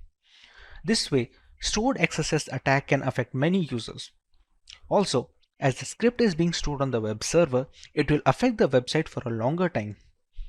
In order to perform stored XSS attack, the malicious scripts should be sent through the vulnerable input form. For example, can be a comment field or a review field. This way, the appropriate script will be saved in the database and evaluated on the page load or appropriate function calling. In a stored XSS example, the script might have been submitted via an input field to the web server, which did not perform a sufficient validation and stores the script permanently in the database. The consequence of this might be that this script is now being delivered to all users visiting the web application and, for example, able to gain access to the user session cookies. In this attack, the script is permanently stored in the web app. The users visiting the app after the information retrieve the script. The malicious code then exploits the flaws in the web application, and the script and the attack is visible on the server side or to the app owner as well. The third variant is DOM-based cross-site scripting attacks. This type of attack occurs when the DOM environment is being changed, but the client-side code does not change. When the DOM environment is being modified in the victim's browser, the client-side code executes differently. In order to get a better understanding of how XSS DOM attack is being performed, let us analyze the following example. If there is a website called texting.com, we know default is a parameter. Therefore, in order to perform XSS DOM attack, we should send a script as parameters. A DOM-based XSS attack may be successfully executed even when the server does not embed any malicious code into the web page by using a flaw in the JavaScript executed in the browser. For example, if the client-side JavaScript modifies the DOM tree of the web page, it can be based on an input field or the get parameter without validating the input. This allows the malicious code to be executed. The malicious code that exploits flaws in the browser on the user side, and the script and the attack is not necessarily visible on the server side or to the app owner. By now, it is clear that cross-site scripting attacks are difficult to detect and even tougher to fight against. There are, however, plenty of ways one can safeguard against such attacks. Let's go through some of these preventive measures.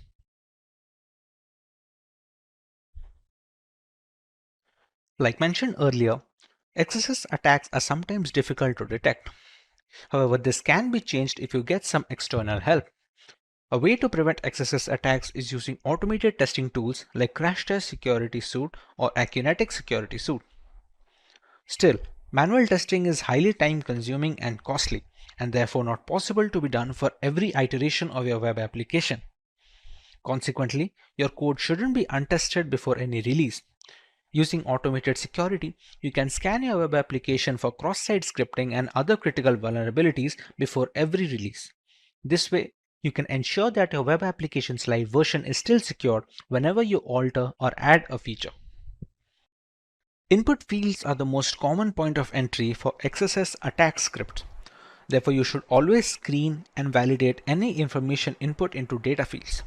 This is particularly important if the data will be included as HTML output. This can be used to protect against reflected XSS attacks. Validation should occur on both the client side and server side as an added precaution. This helps validating the data before it's being sent to the servers and can also protect against persistent XSS scripts. This can be accomplished using JavaScript. XSS attacks only appear if any user input is being displayed on the web page. Therefore, try to avoid displaying any untrusted user input if possible. If you need to display user data, restrict the places where the user input might appear. Any input displayed inside a JavaScript tag or a URL shown on the site is much more likely to be exploited than the input that appears inside a division or a span element inside the HTML body. Protecting against XSS vulnerabilities typically requires properly escaping user-provided data that is placed on the page. Rather than trying to determine if the data is user-provided and could be compromised, we should always play it safe and escape data whether it is user-provided or not. Unfortunately, because there are many different rules for escaping, you still must choose the proper type of escaping before settling on a final code. Encoding should be applied directly before user-controllable data is written to a page because the context you're writing into determines what kind of encoding you need to use. For example, values inside a JavaScript string require a different type of escaping to those in an HTML context. Sometimes you'll need to apply multiple layers of encoding in the correct order. For example, to safely embed user input inside an event handler, you need to deal with both JavaScript context and the HTML context. So you need to first Unicode escape the input and then HTML encode it. Content Security Policy, or CSP, is a computer security standard introduced to prevent cross-site scripting, clickjacking, and other code injection attacks resulting from the execution of malicious content in the trusted web page context. It is a candidate recommendations of the W3C working group on web application security. It's widely supported by modern web browsers and provides a standard method for website owners to declare approved origins of content that browsers should be allowed to load on their website. HTTP only is an additional flag included in a set cookie HTTP response header. Using the HTTP only flag when generating a cookie helps mitigate the risk of client-side script accessing the protected cookie, that is if the browser supports it. If the HTTP only flag is included in the HTTP response header, the cookie cannot be accessed through a client-side script. Again, this is if the browser supports this flag. As a result, even if a cross-site scripting flaw exists and a user accidentally accesses a link that exploits this flaw, the browser will not reveal the cookie to a third party. If a browser does not support HTTP only and a website attempts to set an HTTP only cookie, the HTTP only flag will be ignored by the browser, thus creating a traditional script accessible cookie. As a result, the cookie becomes vulnerable to theft of modification by any malicious script. Next on our docket is a live demonstration where we solve a set of cross-site scripting problems starting from the basic level to the topmost level 6. We're going to start at level 1. In this web application, it demonstrates the common cause of cross-site scripting where user input is directly included in the page without proper escaping. If we interact with a vulnerable application window here and find a way to make it execute JavaScript of our choosing, we can take actions inside the vulnerable window or directly edit its URL bar. This task needs only basic knowledge. Let's see why the most primitive injections work here right away. Let's do a simple query and inspect the resulting HTML page. I'm going to use this phrase with a single quote as a special character. We can now inspect the HTML page.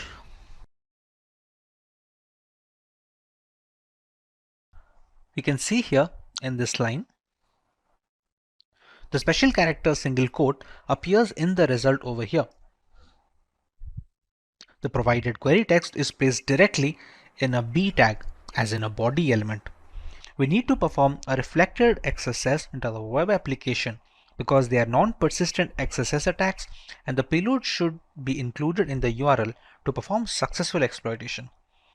We can use any payload, but we're going to use the simple one to perform an alert in this web application. It's simple and can be shown easily. We're just going to write the script over here.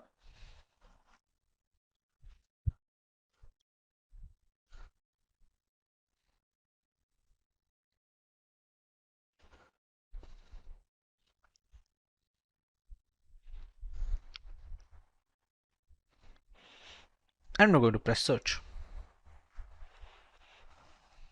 As you can see, we have successfully launched our first cross-site scripting attack. We can see an alert box pop up with the necessary message, and a similar process can be used to steal browser cookies and passwords, albeit with different commands. Now we have the option to move to level 2. In this web application, it shows that how easily XSS bugs can be introduced in complex chat applications. Chat app conversations are stored in a database and retrieved when a user wants to see the conversation.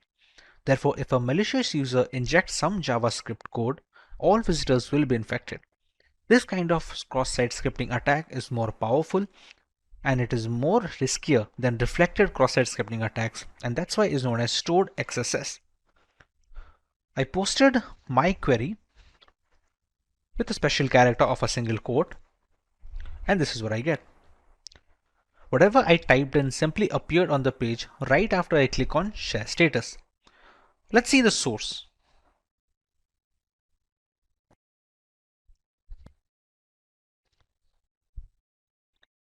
You can see here, the text I posted seems directly put inside a block code tag. So even a simple script tag we used in level 1 should work here, but it will not. Let us examine the code to understand why. We're going to toggle the code over here and check the index.html file.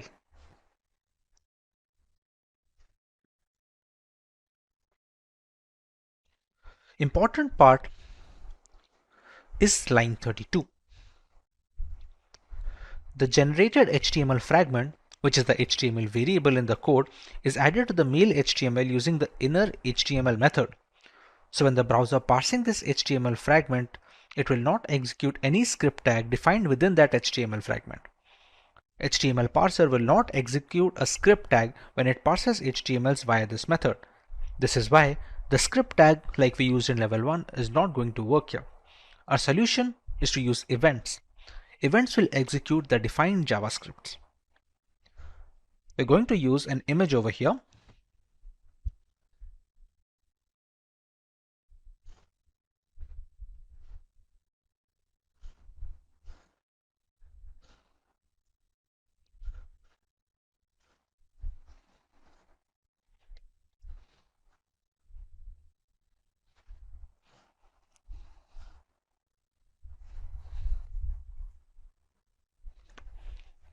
And when we press on Share Status, in the above injection, we are loading an image that doesn't exist, which causes to trigger an onError event. In onError event, it will execute our alert method. With that, we are able to beat level 2, and we can now move up to the next level in our challenge.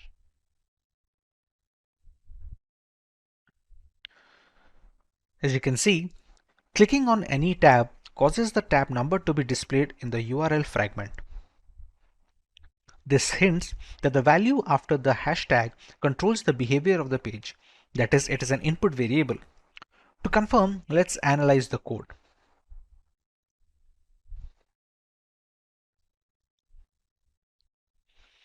As you can see in line 43, inside the event handling, the value provided after the hash in the URL is directly passed onto the choTab method.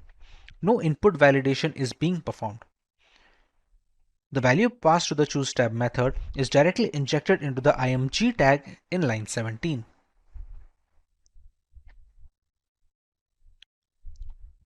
This is an unsafe assignment and it is the vulnerable part of the code.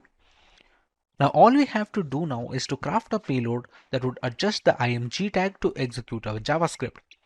Remember, the script tag from level 1 would not work here since the variable HTML is used to add the DOM dynamically. Hence the events are aces here once again.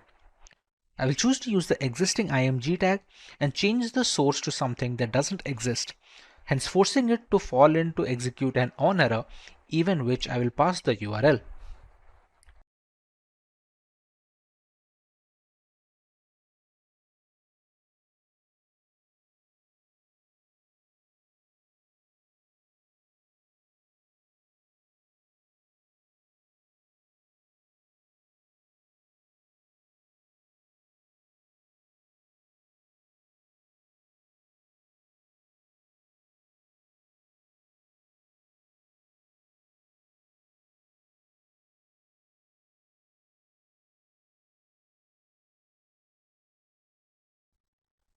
Once we visit that URL, we can see that our Java pop-up has opened up here with the same message of XSS level 3 has been completed.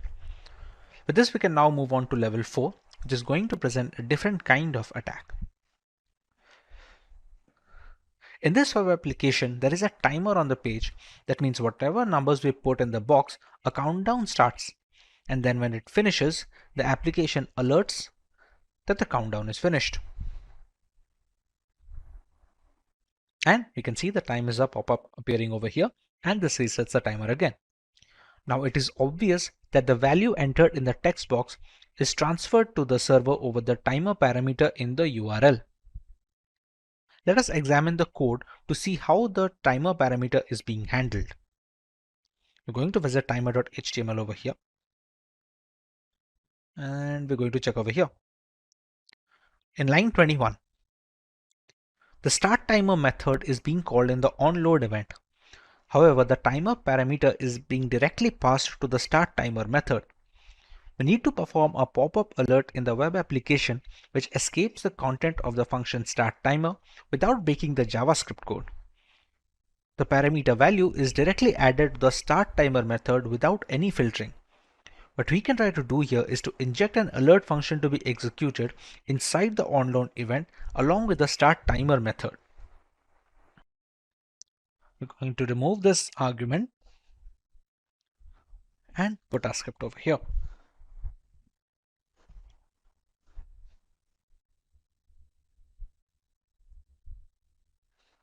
Now when we press on create timer, and we have a pop-up with the XSS level 4 completed.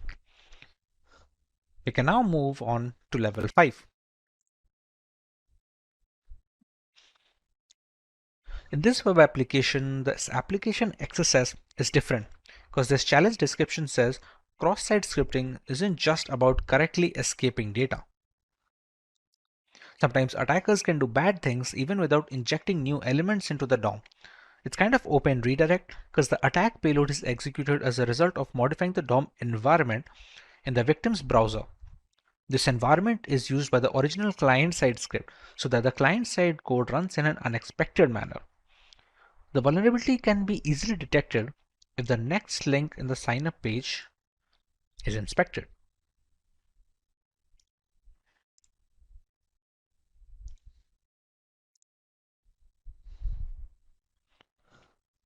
The href attribute value of next link is confirmed, which is exactly the value of the next URL query parameter, as you can see over here.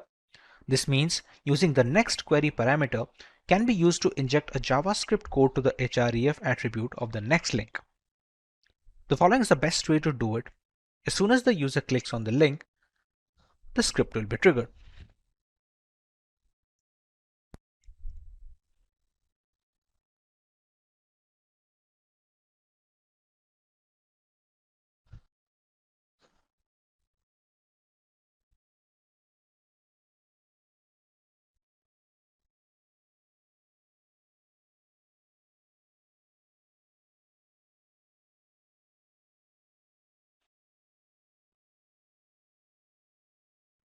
We're going to press anything random. And now that we click next, we can see the XSS level 5 that we had provided in the URL as a parameter to the next variable. Since the value of next provided appears on a pop-up, we can consider the attack a success and move on to the final level 6. In this web application, it shows some of the external JavaScript is retrieved. If you analyze the URL, you can see that the script is loaded already. The vulnerability lies within how the code handles the value after the hashtag. If you check on line 45, the value right after the hashtag is taken as the gadget name, and then in line 48, the value is directly passed on to the include gadget method. And in the include gadget method that we can see over here, you can see in line 18, a script tag is created and the URL gadget name parameter value is directly used as the source attribute of the script tag in line 28.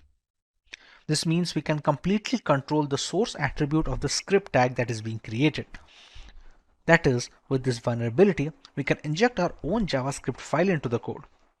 We can inject a URL of our own hosted JavaScript into the web application's URL after the hashtag, and the URL should not be using HTTPS but anything like that to bypass the regular expression for security checking. We're going to remove the pre-stored URL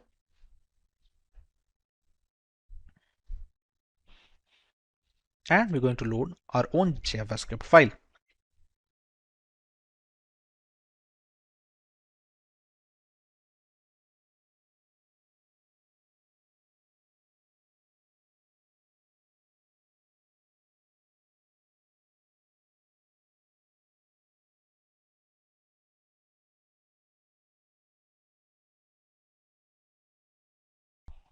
Finally, we have reached the end of our challenge.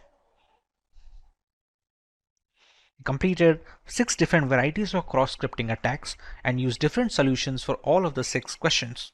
With work from home being the norm in today's era, people spend considerable amount of time on the internet, often without specific measures to ensure a secure session.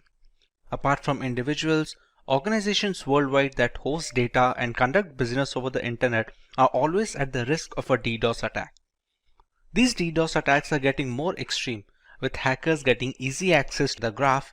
3 of the 6 strongest DDoS attacks were launched in 2021, with the most extreme attack occurring just last year in 2020. Lately, cybercriminals have been actively seeking out new services and protocols for amplifying these DDoS attacks.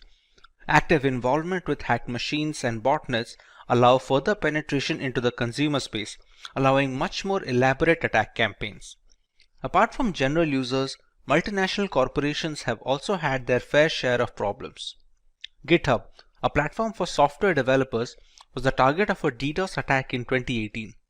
Widely suspected to be conducted by Chinese authorities, this attack went on for about 20 minutes, after which the systems were brought into a stable condition. It was the strongest DDoS attack to date at the time and made a lot of companies reconsider their security practices to combat such attacks. Even after years of experimentation, DDoS attacks are still at large and can affect anyone in the consumer and corporate space. Hey everyone, this is Vaibhav from Simplilearn and welcome to this video on what is a DDoS attack. Let's learn more about what is a DDoS attack.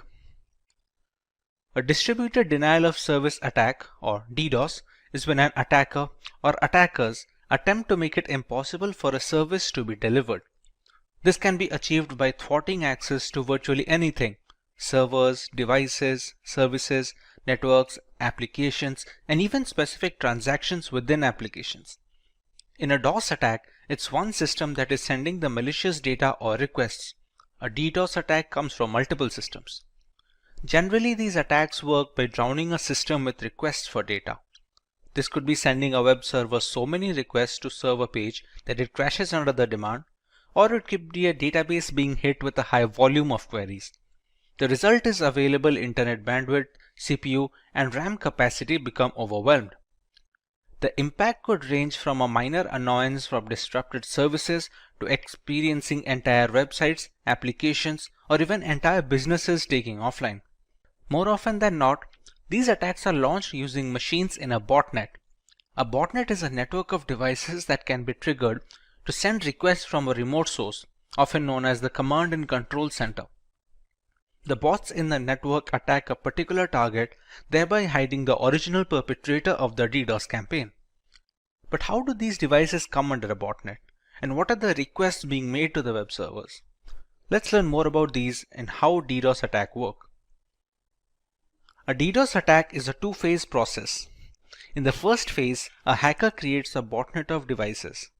Simply put, a vast network of computers are hacked via malware, ransomware, or just simple social engineering. These devices become a part of the botnet, which can be triggered anytime to start bombarding a system or a server on the instruction of the hacker that created the botnet. The devices in these networks are called bots or zombies. In the second phase, a particular target is selected for the attack. When the hacker finds the right time to attack, all the zombies in the botnet network send these requests to the target, thereby taking up all the server's available bandwidth. These can be simple ping requests or complex attacks like SYN flooding and UDP flooding. The aim is to overwhelm them with more traffic than the server or the network can accommodate. The goal is to render the website or service inoperable. There is a lot of wiggle room when it comes to the type of DDoS attack a hacker can go with. Depending on the target's vulnerability, we can choose one of the three broad categories of DDoS attacks. Volume-based attacks use massive amounts of bogus traffic to overwhelm a resource. It can be a website or a server. They include ICMP, UDP, and spoofed packet flood attacks. The size of volume-based attack is measured in bits per second. These attacks focus on clogging all the available bandwidth for the server, thereby cutting the supply short. Several requests are sent to the server, all of which warrant a reply, thereby not allowing the target to cater to the general legitimate users. Next, we have the protocol level attacks. These attacks are meant to consume essential resources of the target server. They exhaust the load balancers and firewalls, which are meant to protect the system against the DDoS attacks. These protocol attacks include SYN floods and Smurf DDoS, among others, and the size is measured in packets per second. For example, in an SSL handshake, server replies to the hello message sent by the hacker, which will be the client in this case, but since the IP is spoofed and leads nowhere, the server gets stuck in an endless loop of sending the acknowledgement without any end in sight. Finally, we have the application level attacks. Application layer attacks are conducted by flooding applications with maliciously crafted requests. The size of application layer attacks is measured in requests per second. These are relatively sophisticated attacks that target the application and operating system level vulnerabilities. They prevent the specific applications from delivering necessary information to users and hog the network bandwidth up to the point of a system crash. Examples of such an attack are HTTP flooding and BGP hijacking. A single device can request data from a server using HTTP post or GET without any issues. However, when the requisite botnet is instructed to bombard the server with thousands of requests, the database bandwidth gets jammed and it eventually becomes unresponsive and unusable. But what about the reasons for such an attack? There are multiple lines of thought as to why a hacker decides to launch a DDoS attack on unsuspecting targets. Let's take a look at a few of them. The first option is to gain a competitive advantage. Many DDoS attacks are conducted by hacking communities against rival groups. Some organizations hire such communities to stagger their rivals' resources at a network level to gain an advantage in the playing field. Since being a victim of a DDoS attack indicates a lack of security, the reputation of such a company takes a significant hit, allowing the rivals to cover up some ground. Secondly, some hackers launch these DDoS attacks to hold multinational corporations at ransom. The resources are jammed, and the only way to clear the way is if the target company agrees to pay a designated amount of money to the hackers. Even a few minutes of inactivity is detrimental to a company's reputation in the global market, and it can cause a spiral effect, both in terms of market value and product security index. Most of the time, a compromise is reached and the resources are freed after a while. DDoS attacks have also found use in the political segment. Certain activists tend to use DDoS attacks to voice their opinion. Spreading the word online is much faster than any local rally or forum. Primarily political, these attacks also focus on online communities, ethical dilemmas, or even protests against corporations. Let's take a look at a few ways that companies and individuals can protect themselves against DDoS attacks. The company can employ load balancers and firewalls to help protect the data from such attacks.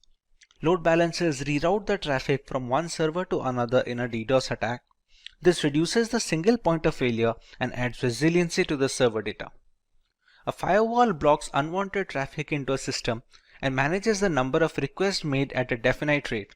It checks for multiple attacks from a single IP and occasional slowdowns to detect a DDoS attack in action. Early detection of a DDoS attack goes a long way in recovering the data lost in such an event. Once you've detected the attack, you will have to find a way to respond. For example, you will have to work on dropping the malicious DDoS traffic before it reaches your server so that it doesn't throttle and exhaust your bandwidth. Here's where you will filter the traffic so that only legitimate traffic reaches the server. By intelligent routing, you can break the remaining traffic into manageable chunks that can be handled by your cluster resources.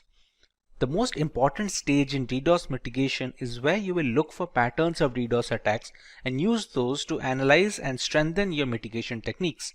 For example, blocking an IP that's repeatedly found to be offending is a first step. Cloud providers like Amazon Web Services and Microsoft Azure, who offer high levels of cybersecurity, including firewalls and threat monitoring software, can help protect your assets and network from DDoS criminals.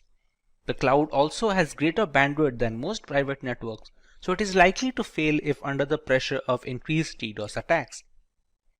Additionally, reputable cloud providers offer network redundancy, duplicating copies of your data, systems, and equipment, so that if your service becomes corrupted or unavailable due to a DDoS attack, you can switch to a secure access on backed up versions without missing a beat. One can also increase the amount of bandwidth available to a host server being targeted. Since DDoS attacks fundamentally operate on the principle of overwhelming systems with heavy traffic, simply provisioning extra bandwidth to handle unexpected traffic spikes can provide a measure of protection. This solution can prove expensive as a lot of that bandwidth is going to go unused most of the time. A content delivery network, or a CDN, distributes your content and boosts performance by minimizing the distance between your resources and end users. It stores the cached version of your content in multiple locations, and this eventually mitigates DDoS attacks by avoiding a single point of failure when the attacker is trying to focus on a single target. Popular CDNs include Akamai CDN, Cloudflare, AWS CloudFront, etc. Let's start with our demo regarding the effects of DDoS attacks on a system. For our demo, we have a single device that will attack a target, making it a DOS attack of sorts. Once a botnet is ready, multiple devices can do the same and eventually emulate a DDoS attack.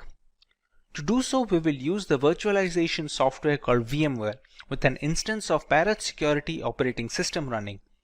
For a target machine, we will be running another VMware instance of a standard Linux distribution known as Linux Lite. In a target device, we can use Wireshark to determine when the attack begins and see the effects of the attack accordingly. This is Linux Lite, which is our target machine, and this is Parrot Security, which is used by the hacker when trying to launch a DDoS attack. This is just one of the distros that can be used.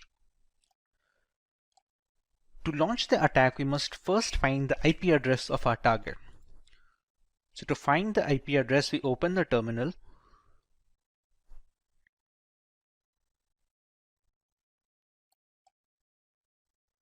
We use the command ifconfig. And here we can find the IP address. Now remember, we're launching this attack in VMware. Now both the instances of Parrot Security and Linux Lite are being run on my local network. So the address that you can see here is 192.168.72.129, which is a private address. This IP cannot be accessed from outside the network, basically anyone who is not connected to my Wi-Fi. When launching attacks with public servers or public addresses, it will have a public IP address that does not belong to the 192.168 subnet. Once we have the IP address, we can use a tool called hping3. hping3 is an open source packet generator and analyzer for the TCP/IP protocol. To check what are the effects of an attack, we will be using Wireshark. Wireshark is a network traffic analyzer. We can see whatever traffic that is passing through the Linux Lite distro is being displayed over here with the IP address, the source IP and the destination IP as to where the request is being transferred to. Once we have the DOS attack launched, you can see the results coming over here from the source IP, which will be Parrot Security. Now, to launch the hping3 command, we need to give sudo access to the console, which is the root access.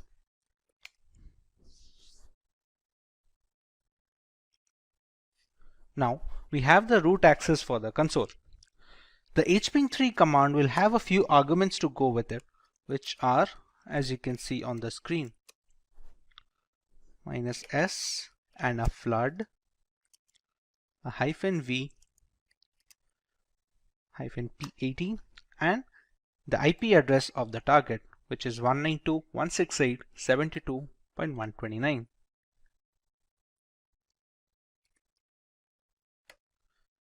In this command, we have a few arguments such as the -s, which specifies SYN packets. Like in an SSL handshake, we have the SYN request that the client sends to the server to initiate a connection.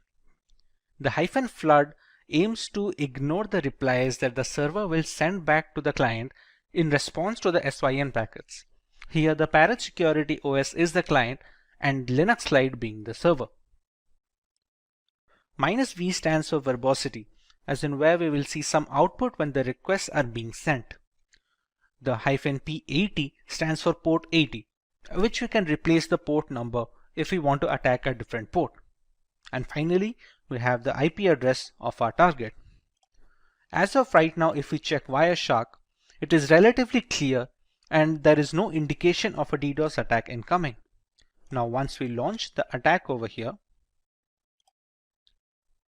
we can see the requests coming in from this IP, which is 192.168.72.128.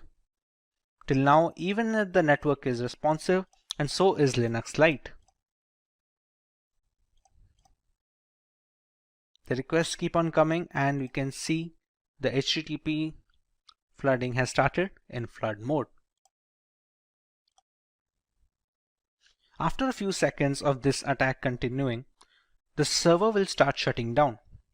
Now remember, Linux Lite is a distro that can focus on that serves as a backend. Now remember, Linux Lite is a distro, and such Linux distros are served as backend to many servers across the world. For example, a few seconds have passed from the attack. Now the system has become completely irresponsive. This has happened due to the huge number of requests that came from Parrot Security. You can see whatever I press, nothing is responded. Even the Wireshark has stopped capturing new requests because the CPU usage right now is completely 100%, and at this point of time, anyone who is trying to request some information from this Linux distro, or where this Linux distro is being used as a backend for a server or a database, cannot access anything else. The system has completely stopped responding, and any request, any legitimate request from legitimate users will be dropped. Once we stop the attack over here, it takes a bit of time to settle down. Now remember, it's still out of control, but eventually the traffic dies down and the system regains its strength.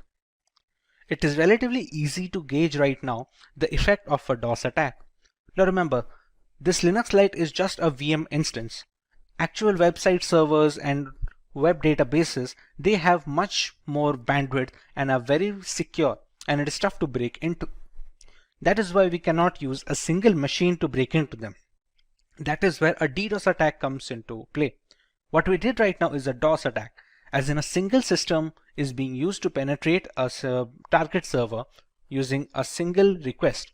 Now, in a DDoS attack, multiple systems such as multiple pirate security instances or multiple zombies or bots in a botnet network can attack a target server to completely shut down the machine and drop any legitimate request, thereby rendering the service and the target completely unusable and inoperable.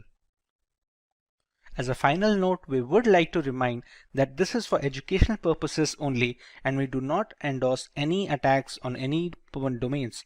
Only test this on servers and networks that you have permission to test on. Cybersecurity has become one of the most rigid industries in the last decade, while simultaneously being the most challenged. With every aspect of corporate culture going online and embracing cloud computing, there is a plethora of critical data circulating through the internet, all worth billions of dollars to the right person.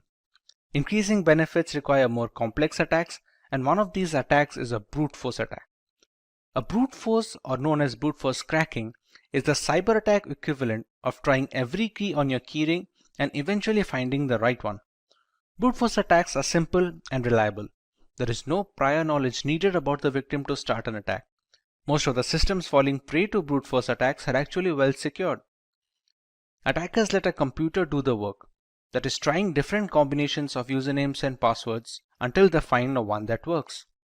Due to this repeated trial and error format, the strength of password matters a great deal. Although with enough time and resources, brute force will break a system since they run multiple combinations until they find the right passcode. Hey everyone, this is Vaibhav from Simplilearn, and welcome to this video on what is a brute force attack. Let's begin with learning about brute force attacks in detail. A brute force attack, also known as an exhaustive search, is a cryptographic hack that relies on guessing possible combinations of targeted password until the current password is discovered. It can be used to break into online accounts, encrypted documents, or even network peripheral devices. The longer the password, the more combinations that will need to be tested. A brute force attack can be time-consuming and difficult to perform if methods such as data obfuscation are used, and at times downright impossible. However, if the password is weak, it could merely take seconds with hardly any effort. Dictionary attacks are an alternative to brute force attacks, where the attacker already has a list of usernames and passwords that need to be tested against the target. It doesn't need to create any other combinations on its own. Dictionary attacks are much more reliable than brute force in a real-world context, but the usefulness depends entirely on the strength of passwords being used by the general population. There is a three-step process when it comes to brute forcing a system. Let's learn about each of them in detail. In step 1, we have to settle on a tool that we are going to use for brute forcing. There are some popular names on the market like Hashcat, Hydra, and John the Ripper. While each of them has its own strengths and weaknesses, each of them perform well with the right configuration. All of these tools come pre-installed with certain Linux distributions that cater to penetration testers and cybersecurity analysts like Kali Linux and Parrot Security. After deciding what tool to use, we can start generating combinations of alphanumeric variables whose only limitation is the number of characters.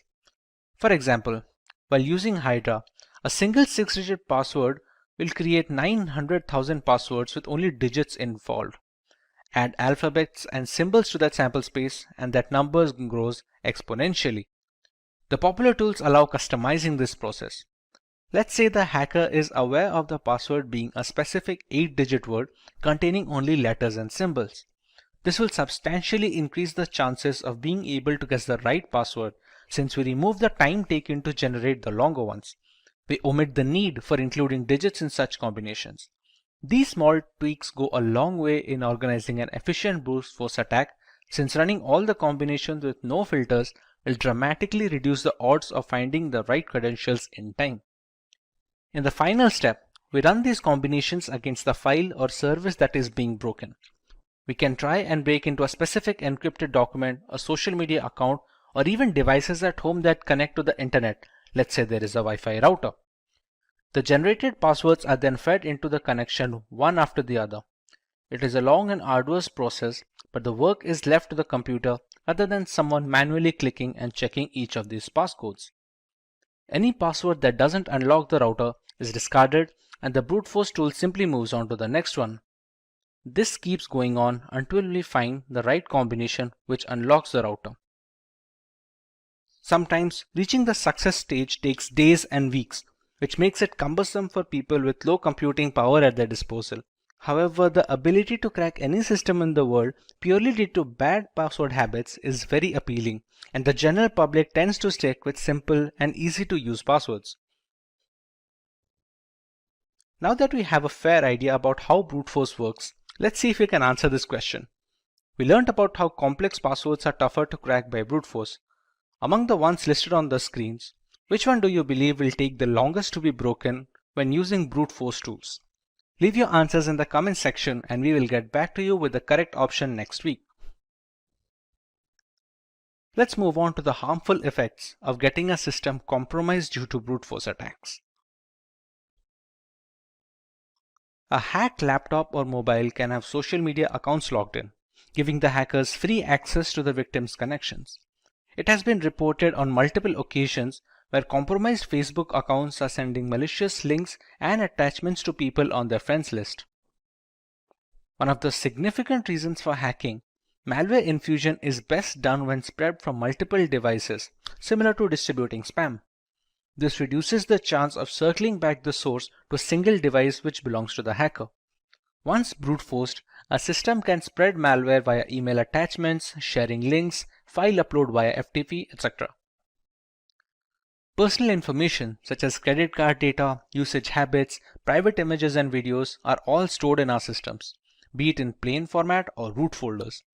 A compromised laptop means easy access to these information that can be further used to impersonate the victim regarding bank verification, among other things. Once a system is hacked, it can also be used as a mail server that distributes spam across lists of victims. Since the hacked machines all have different IP addresses and MAC addresses, it becomes challenging to trace the spam back to the original hacker. With so many harmful implications arising from a brute force attack, it's imperative that the general public must be protected against such. Let's learn about some of the ways we can prevent ourselves from becoming a victim of brute force attacks. Using passwords consisting of alphabets, letters, and numbers have a much higher chance of withstanding brute force attacks thanks to the sheer number of combinations they can produce. The longer the password, the less likely it is that a hacker will devote the time and resources to brute force them. Having alphanumeric passwords also allows the user to keep different passwords for different websites. This is to ensure that if a single account or a password is compromised due to a breach or a hack, the rest of the accounts are isolated from the incident. Two-factor authentication involves receiving a one-time password on a trusted device before a new login is allowed. This OTP can be obtained either via email, SMS, or specific 2FA applications like Authy and Aegis. Email and SMS-based OTPs are considered relatively less secure nowadays due to the ease with which SIM cards can be duplicated and mailboxes can be hacked. Applications that are specifically made for 2FA cores are much more reliable and secure. CAPTCHAs are used to stop bots from running through web pages precisely to prevent brute forcing through their website. Since brute force tools are automated, forcing the hacker to solve CAPTCHA for every iteration of a password manually is very challenging.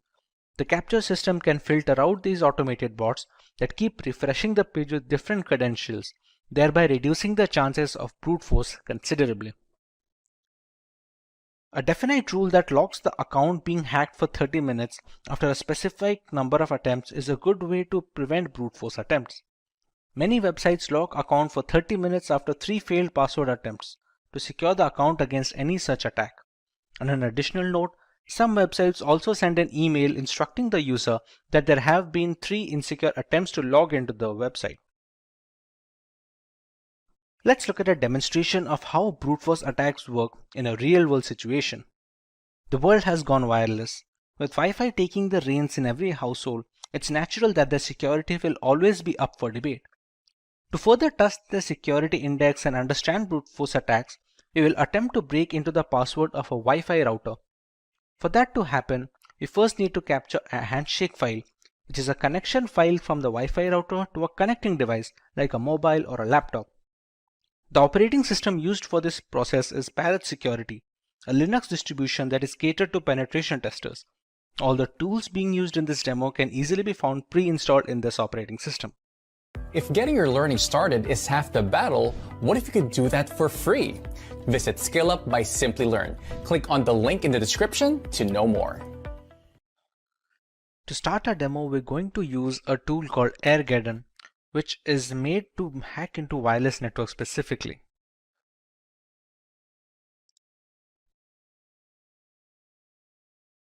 At this point, it's going to check for all the necessary scripts that are installed in the system.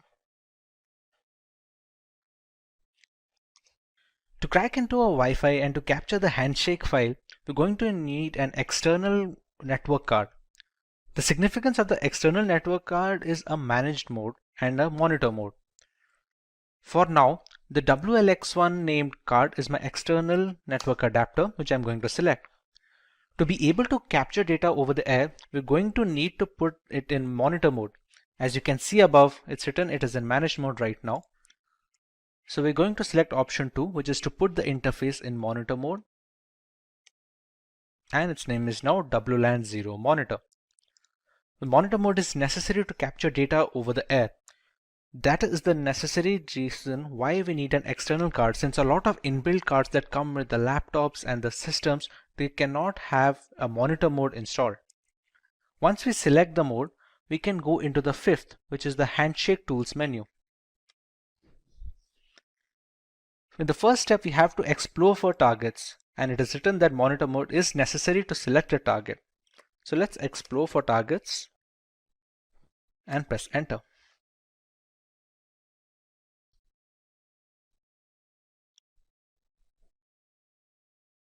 We have to let this run for about 60 seconds to get a fair idea about the networks that are currently working in this locality. For example, this ESS ID is supposed to be the Wi-Fi name that we see when connecting to a network. Geo24, Recover Me, these are all the names that we see on our mobile when trying to search for the Wi-Fis. This BSS ID is supposed to be an identifier, somewhat like a MAC address that identifies this network from other devices. The channels features on 1 or 2, there are many channels that the networks can focus on. This here is supposed to be a client that is connected to one such network. For example, the station that you can see, 5626, this is supposed to be the MAC address of the device that is connected to a router.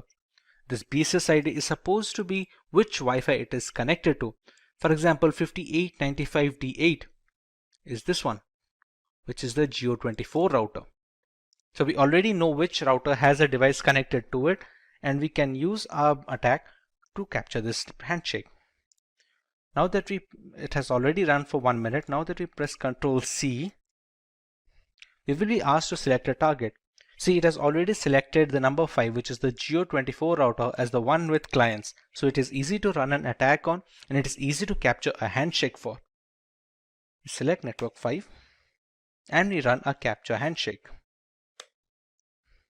It says we have a valid WPA2 network target selected and that the script can continue. Now, to capture the handshake, we have a couple of attacks, a deauth or a deauth air replay attack. What this attack does is kick the clients out of the network. In return, when they try to reconnect to the Wi-Fi, as they are configured that way, that when a client is disconnected, it tries to reconnect it immediately, it tries to capture a handshake file, which in turn contains the security key, which is necessary to initiate the handshake. For our demo, let's go with the second option, that is the deauth air replay attack. Select a timeout value, let's say we give it 60 seconds, and we start the script. We can see it capturing data from the Geo24 network, and here we go. We have the WPA handshake file.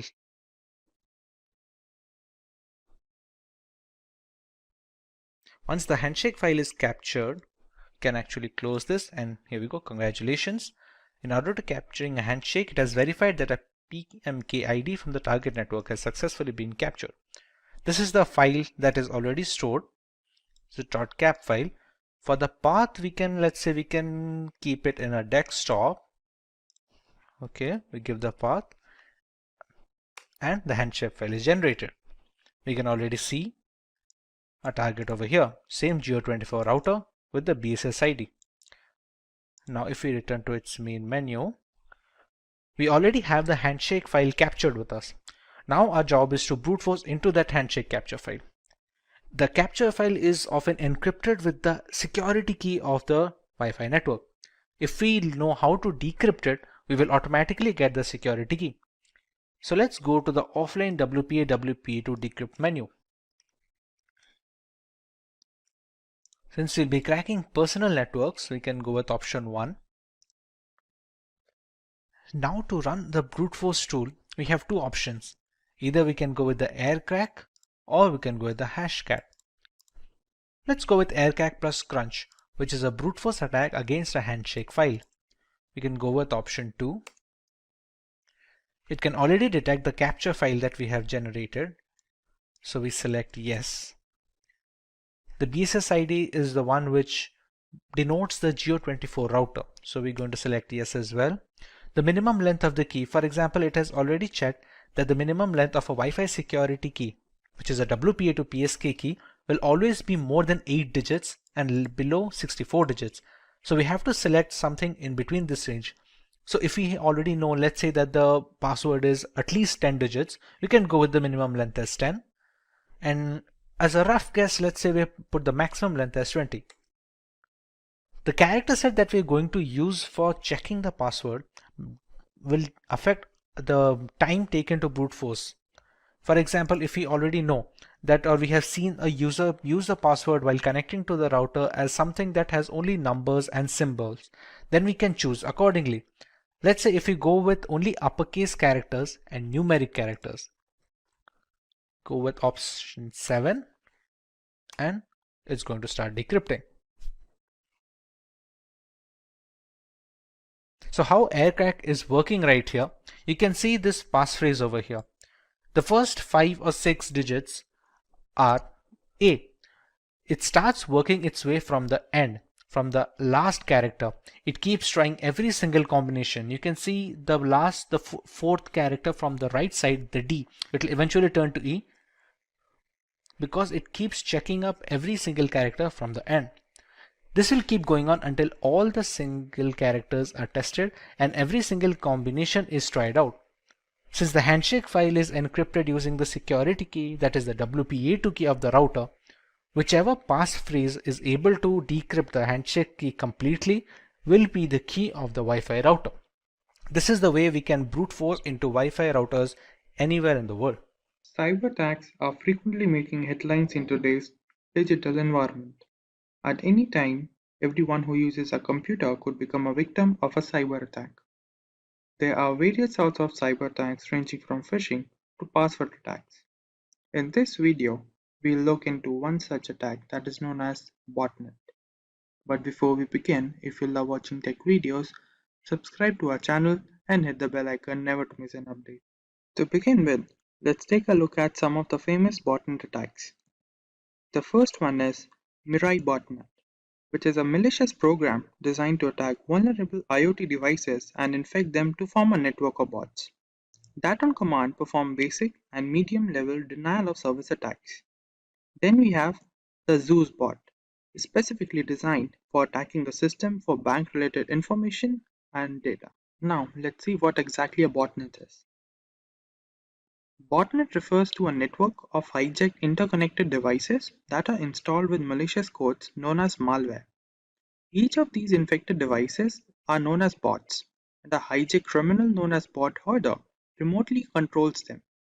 The bots are used to automate large-scale attacks, including data theft, server failure, malware propagation, and denial of service attacks.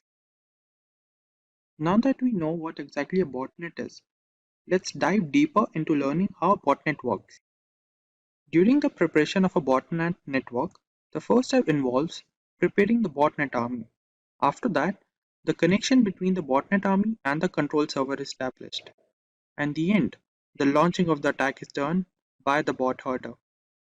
Let's understand through an illustration. Firstly, we have a bot hoarder that initiates the attack. According to the control server commands, the devices that are infected with the malware programs and begins to attack the infected system. Let's see some details regarding the preparation of the botnet army. The first step is known as the prepping the botnet army. The first step is creating a botnet is to infect as many as connected devices as possible. This ensures that there are enough bots to carry out the attack. This way, it creates bots either by exploiting the security gaps in the software or websites or using phishing attacks. They are often deployed through Trojan horses. For the next step we have establishing the connection. Once it hacks the device, as per previous step, it infects it with a specific malware that connects the device back to the control bot server. A bot herder uses command programming to drive the bot's actions. And the last step is known as launching the attack. Once infected, a bot allows access to admin level operation like gathering and stealing of data, reading and rewriting the system data, monitoring user activities, performing denial of service attacks, including other cybercrimes. Now let's take a look at the botnet architecture. The first type is known as client-server model. The client-server model is a traditional model that operates with the help of a command and control center server and communication protocols like IRC. When the bot herder issues a command to the server, it is then relayed to the client to perform malicious actions. Then we have peer-to-peer model. Here controlling the infected bots involves a peer-to-peer network that relies on a decentralized approach. That is, the bots are topological interconnected and acts as both C and C servers, that is, the server and the client. Today hackers adopt this approach to avoid detection and single point failure. In the end, we will see some points on some countermeasure against botnet attacks. The first step is to have updated drivers and system updates. After that, we should avoid clicking random pop-ups or links that we often see on the internet.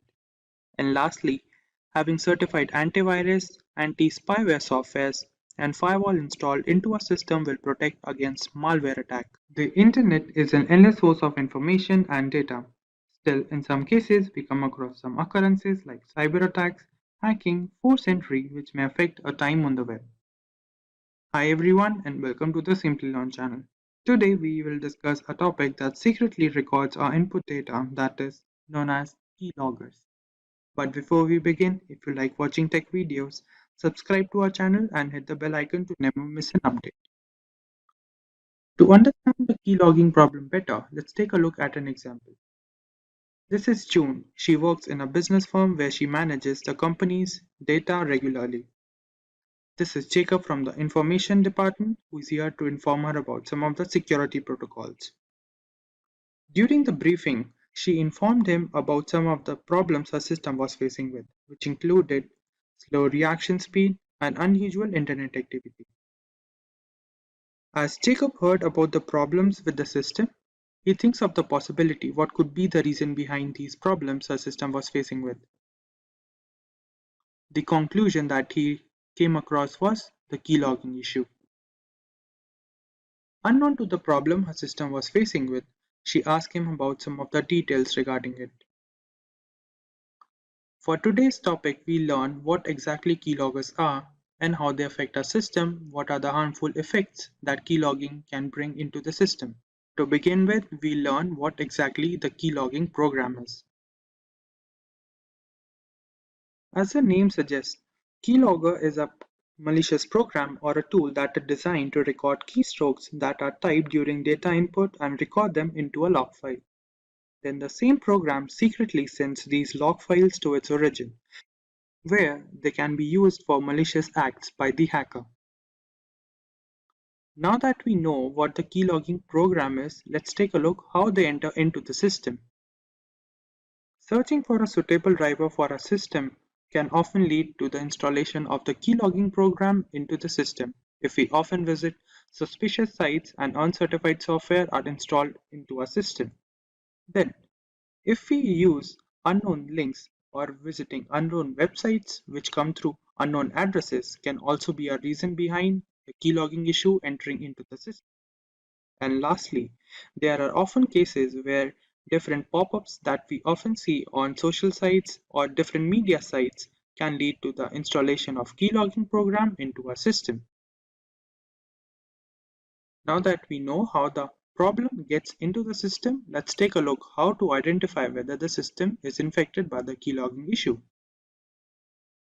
The keylogging issue can be identified if there are often cases when a keyboard lags behind the system. The data that we enter sometimes is stuck in between when we type through the input. Then, there are cases when the system freeze occurs unknowingly to what exactly could be the reason behind them. And also there are delayed reaction time for different applications that run on the system. And lastly, there are different cases when we often see suspicious internet activity on the system that we don't know about. This could lead to the identification of a problem into the system. Now, we'll take a look at different types of keyloggers that are present on the net which can harm our system differently. The first problem that keyloggers arouse is API based. The most common keylogging case, which uses APIs to keep a log of the type data and share it to its origin for malicious purposes. Each time we press a key, the keylogger intercepts the signal and logs it. Then we have form grabbing based keyloggers. As the name suggests, they are based keyloggers that store the form data. That is, if we often use web forms or different kinds of forms to enter different data, they can be recorded into the system by the program and sent it to its origin. Then we have kernel-based keyloggers.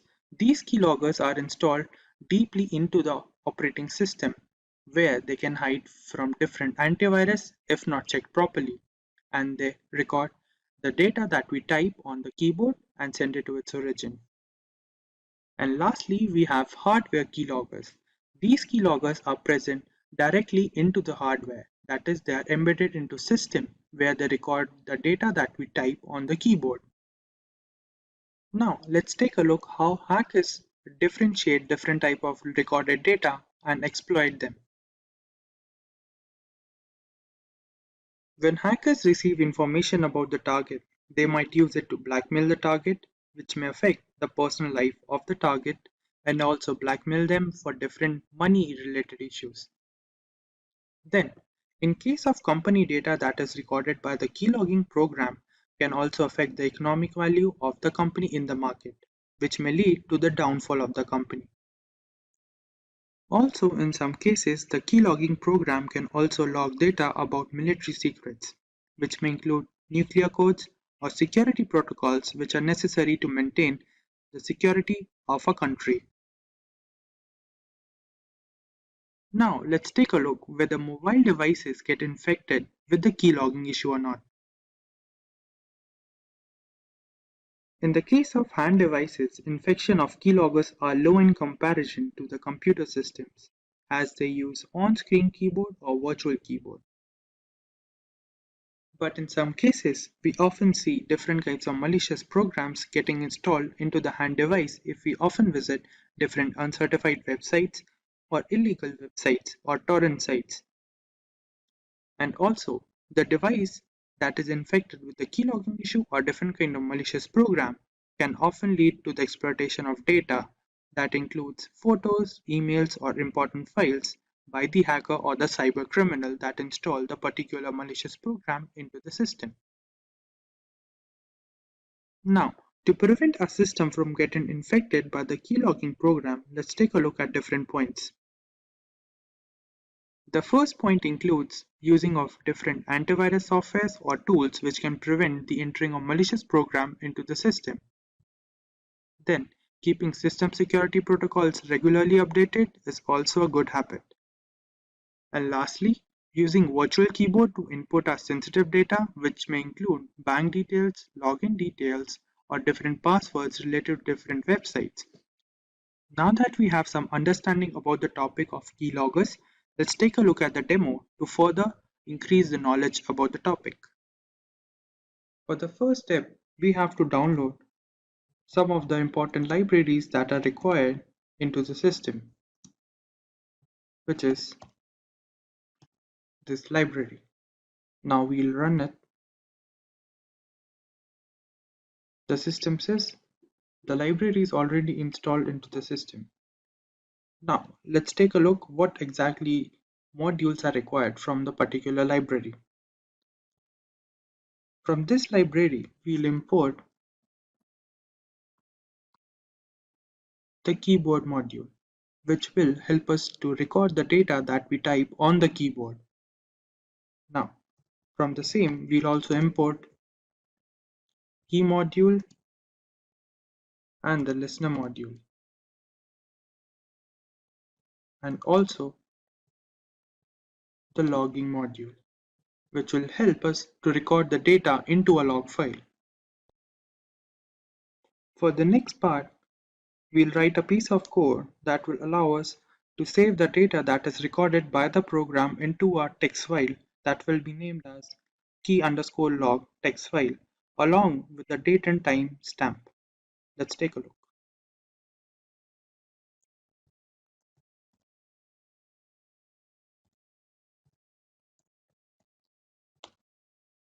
Now, we'll provide it with the file name that will be given as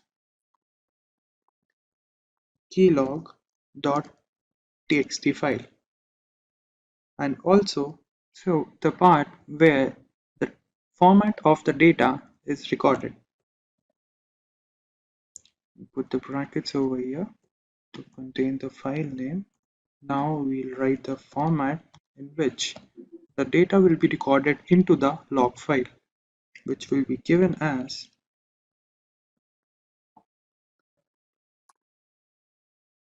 the format would be the message and the timestamp, which would be given as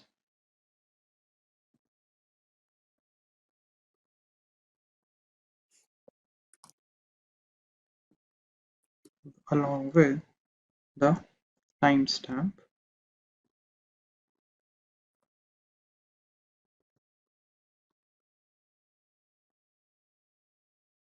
given as percentage and ending it with the bracket. Now, for the next step, we'll design two of the functions that will be used into the program that will be termed as while press function and while release function. Let's take a look. While press function would be a function that will come into play when the keyboard key has been pressed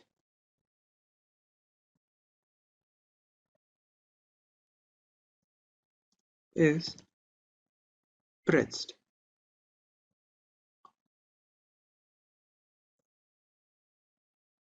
And this would go for the format that we designed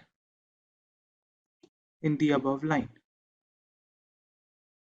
And logging the pressed key info,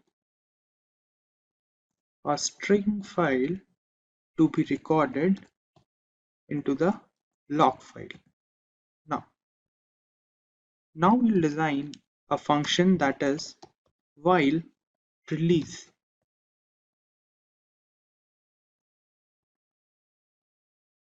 That will come into play when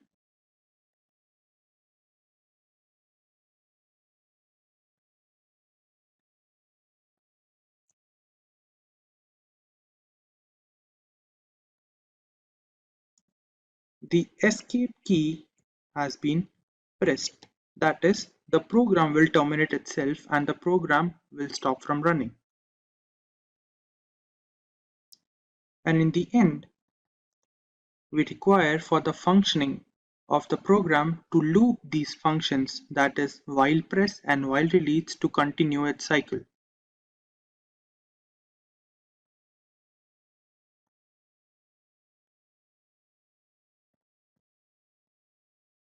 That will be going for while press and on release will contain while release function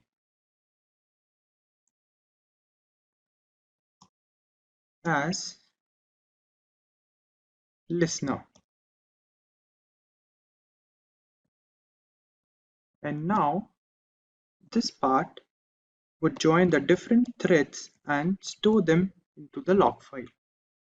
Now that we have completed the code for the program, let's run it.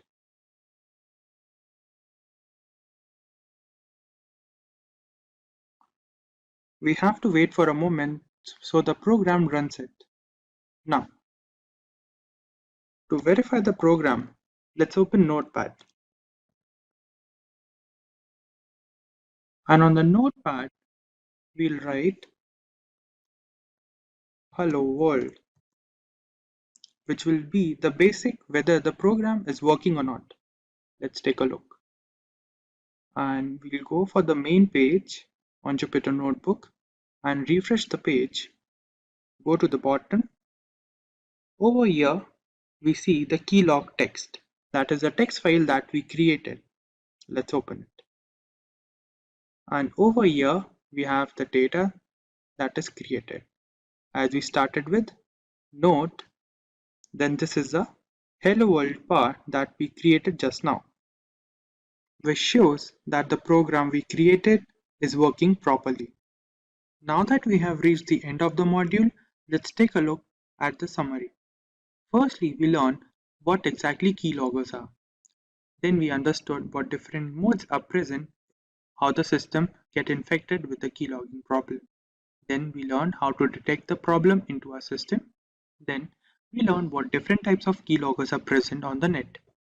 We also understood how hackers use the recorded data from the program. And we also learned whether mobile devices get infected with the keylogging problem or not. And lastly, we understood what different points can be taken to prevent the entering of the keylogging problem into the system.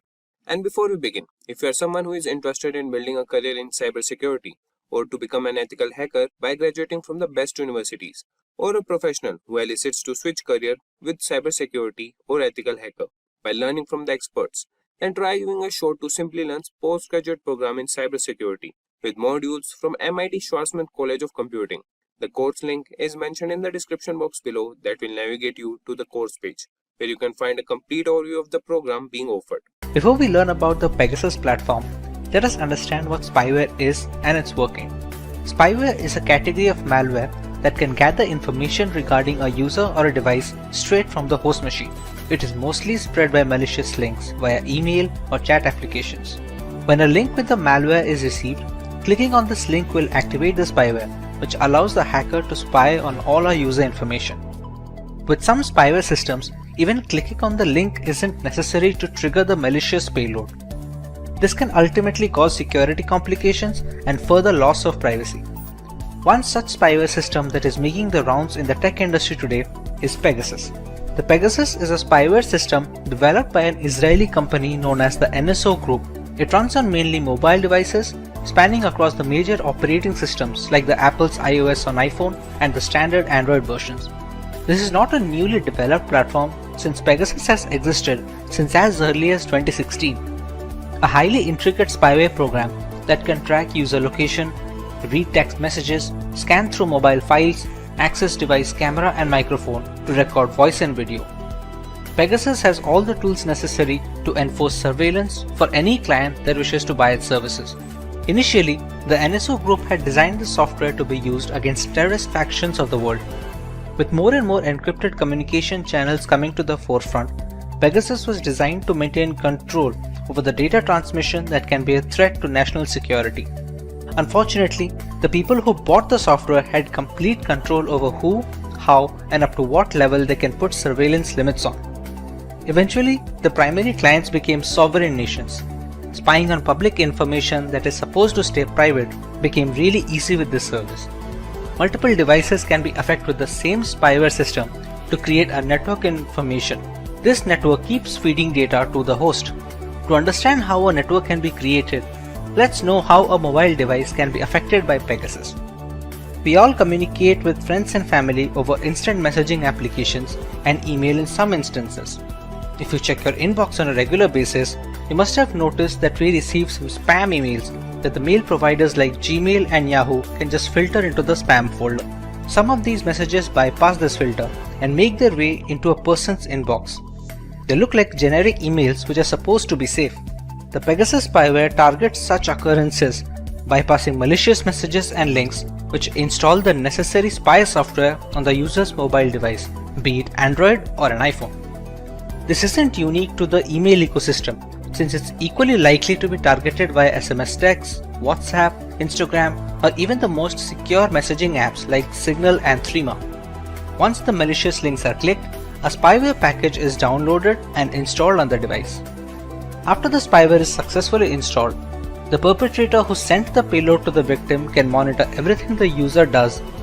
Pegasus can collect private emails, passwords, images, videos, and every other piece of information that passes through the device network. All this data is transmitted back to the central server, where the primary spying organization can monitor the activities at a granular level. This is not even surface level, since complex spyware software like Pegasus can access the root files on our mobiles. These root files hold information that is crucial to the working of the Android and iOS operating systems. Leaking such private information is a massive blow to the security and the privacy of an individual. The information that may seem trivial, like the name of your Wi-Fi connection or the last time you ordered an item from Amazon, are indeed all valuable information. This exploitation is primarily possible due to the zero-day vulnerabilities known as bugs in the software development process. The zero-day bugs are the ones that have just been discovered by some independent security company or a researcher. Once they are found, reporting these vulnerabilities to the developer of the platform, which would be either Google for Android or Apple for iOS, is the right thing to do. However, many such critical bugs make their way onto the dark web, where hackers can use them to create exploits.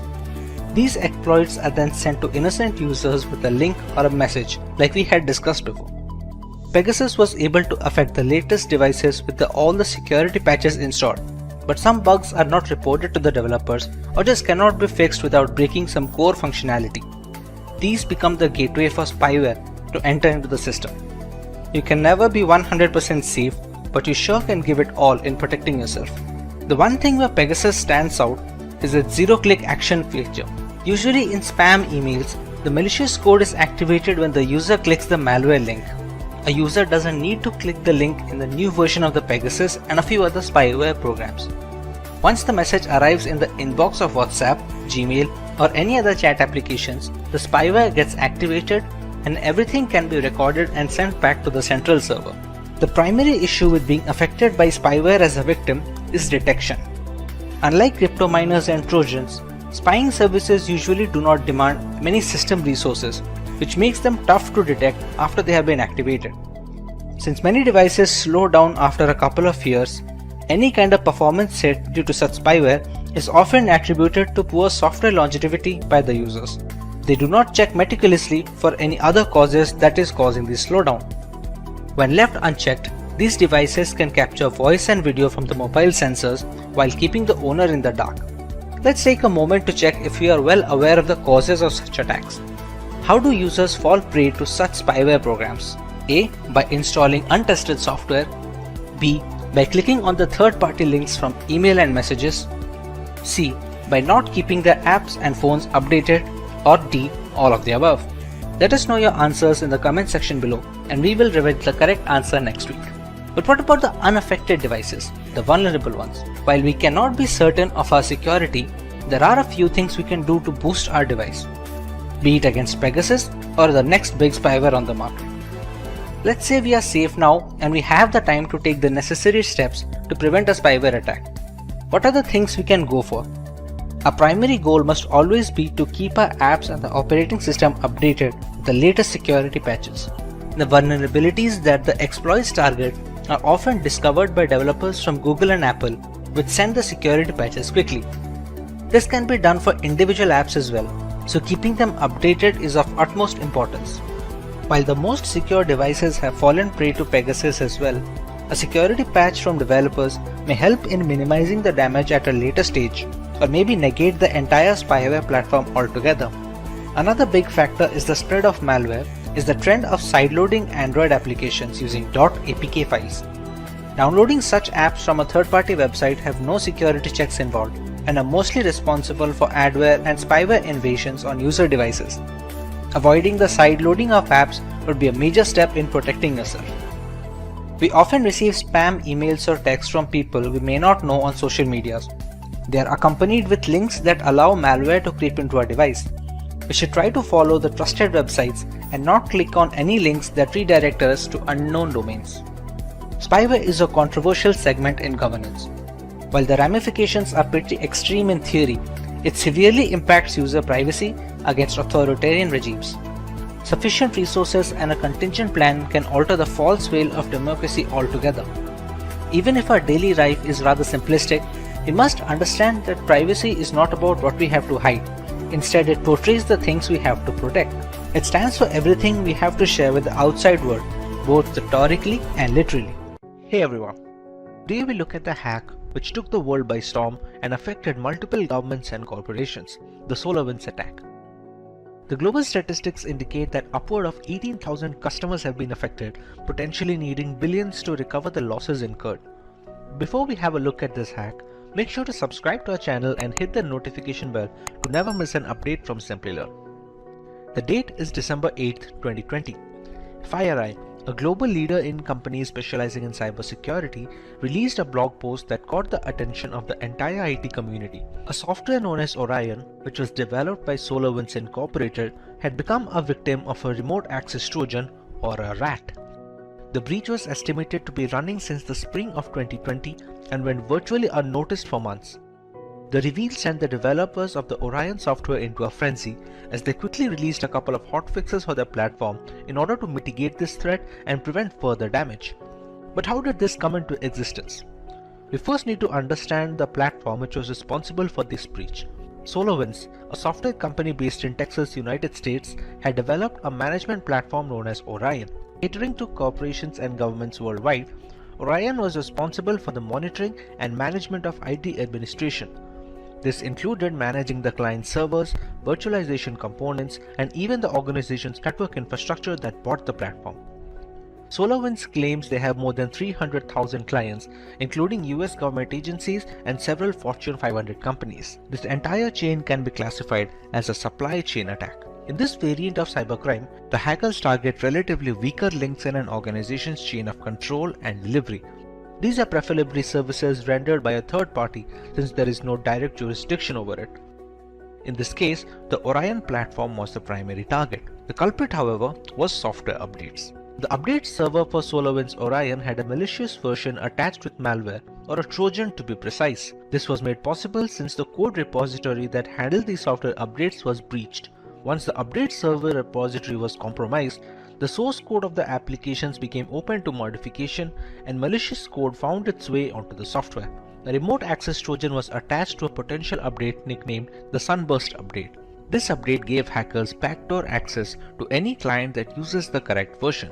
On its release, many clients believed the update to be legitimate since it came from the right source and they had no reason to believe otherwise.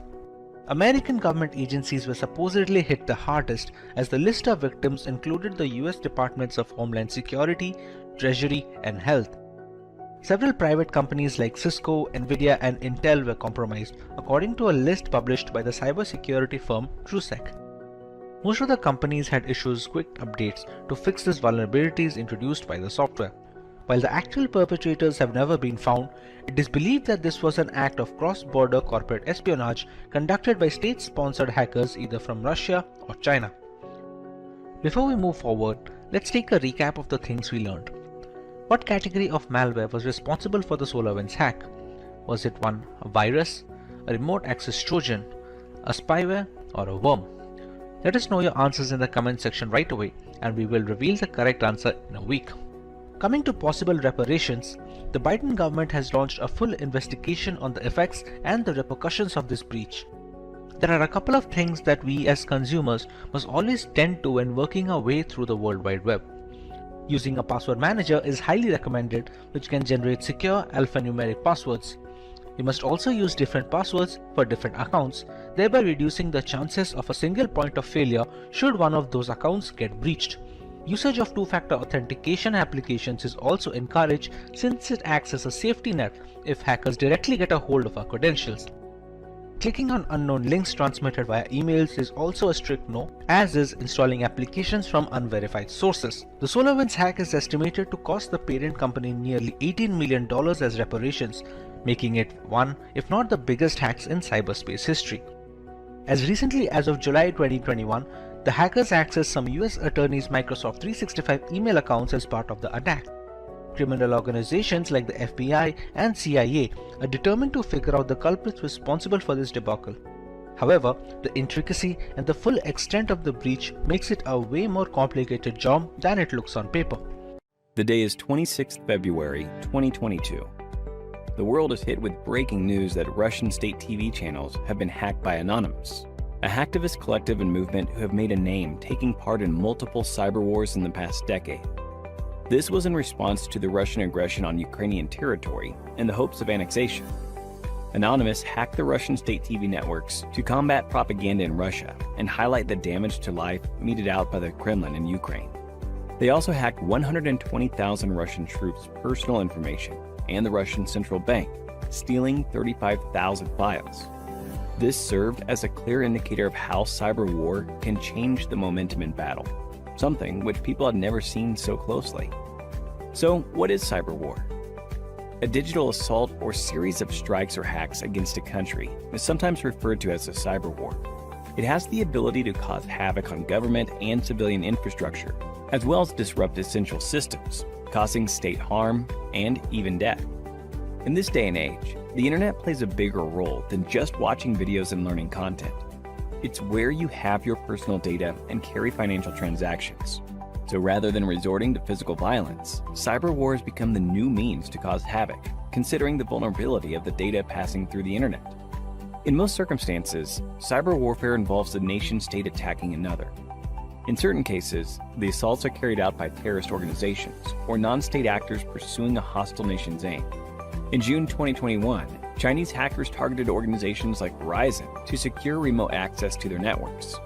Stuxnet was a computer worm designed to attack Iran's nuclear facilities, but evolved and expanded to many other industrial and energy-producing sites in 2010. Since the definition of cyber war is so vague, applying rules and sanctions based on digital assault is even tougher, making the field of cyber warfare a lawless land, not bound by any rules or policies. There are multiple ways in which these attacks can be carried out. A major category of cyber attack is espionage. Espionage entails monitoring other countries to steal critical secrets. This might include compromising vulnerable computer systems with botnets or spear phishing attempts before extracting sensitive data in cyber warfare. The next weapon in cyber war is sabotage. Government agencies must identify sensitive data and its dangers if it is exploited.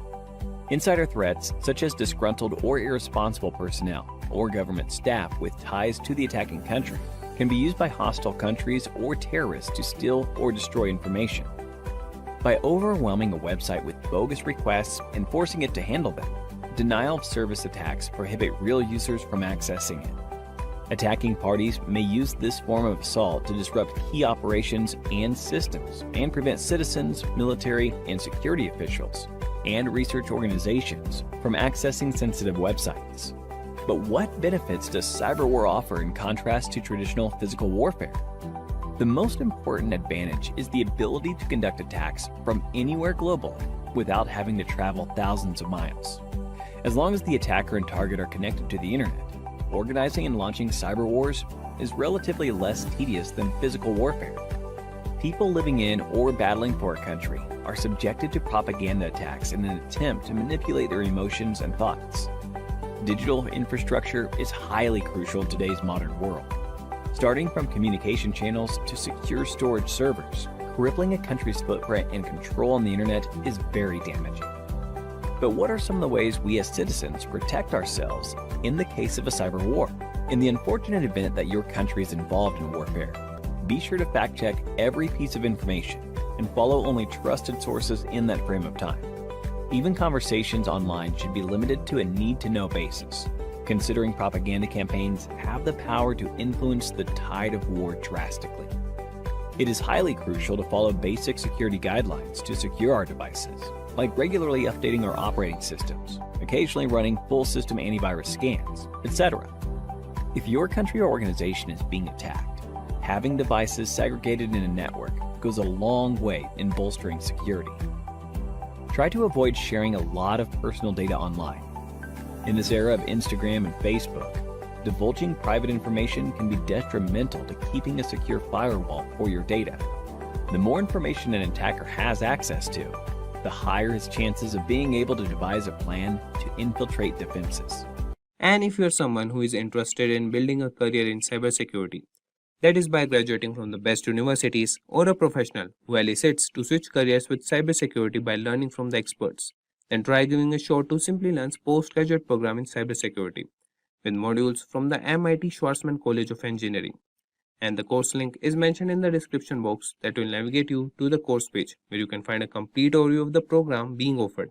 During data transmission, there are various external factors which can affect the transmission of data over a network channel. To prevent such cases from happening, we use Internet Protocol Security, which we will be discussing in the session on IPsec Explained. Hi guys, and welcome to yet another interesting video by Simplilearn.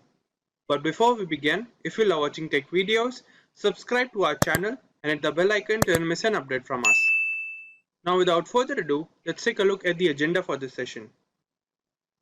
To begin with, we will look into what is IPsec. Continuing with why do we use IPsec in a network, followed by components of IPsec, modes of IP security. As for the last topic, we will look into working steps involved in IP security. Let's begin with the first heading, that is, what is IPsec? IPsec, Internet Protocol Security, is defined as a set of framework and protocol to ensure data transmission over a network channel. This protocol was initially defined of two main protocols for data security over a network channel, which were authentication header, which is responsible for data integrity and anti-replay services. And the second protocol is encapsulating security payload, in short ESP, which includes data encryption and data authentication. Now let's move on to the next heading, that is, why do we use IPsec in a network? IPsec is used to secure sensitive data and information, such as company data, clinical data, bank data, and various sensitive information regarding an institution, which are used during data transmission over a network channel. The use of VPNs, that are virtual private networks, and apply IPsec protocols to encrypt the data for end-to-end transmission.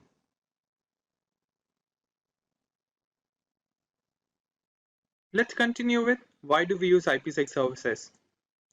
IPsec is also used to encrypt data for application layer in the OSI model and provide security for sharing data over network routers and data authentication. Let's take a look at the working of IPsec services. To begin with, we have two different systems, System 1 and System 2, which will establish a network channel, and then the encryption of data will take place when one host will share the data to the second host. During this, IPsec services will secure the data that is to be transferred over the network channel by applying router encryption and authentication. Now let's move on to the next topic, that is components of IPsec. The IPsec services comprises of multiple protocols that ensure the data transmission over the network channel. The first one is encapsulating security payload protocol, in short ESP. This protocol of IP security provides data encryption and authentication services, and it also authenticates and encrypts the data packet in the transmission channel. Moving on, we have authentication header, in short AH. Similar to ESP, the authentication header also provides all the security services, but it does not encrypt the data. It also protects the IP packet and adds additional headers to the packet header. The modified IP datagram looks this way, where the IP components are included at the second position, the 7th position, and the 6th position. along with the authentication of data services over the network channel. Moving on, we have Internet Key Exchange, IKE. This protocol provides protection for content data and also changes the attribute of the original data to be shared by implementing SHA and MD5 algorithms. They also check the message for authentication and then only is forwarded to the receiver side. For example, this is the original data packet we are used to with IP header path, TCP UDP and data. Whereas this is the modified IPsec data packet where a TSP header is added between IP header and the TCP protocol. Now let's move on to the next heading, that is modes of IPsec. There are basically two types of IPsec modes available for data transmission over the network channel, where the first one is tunnel mode. This mode of transmission is used to secure gateway-to-gateway data. It is applied when the final destination of the data is to be connected to a sender side through a connection gateway over the internet. For example, we have two hosts, host A and host B. Through the host A, we are sending a message to host B, which will pass through a gateway at host A point, and it passes through a gateway to host B then.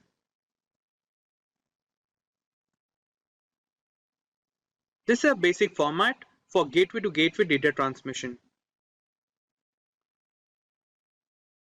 And the given IP datagram format is used for tunnel mode. Now let's move on to the second mode of IPsec, that is transport mode. This mode of IPsec is used to protect protocols like TCP or UDP and is used to ensure end-to-end communication unlike tunnel mode.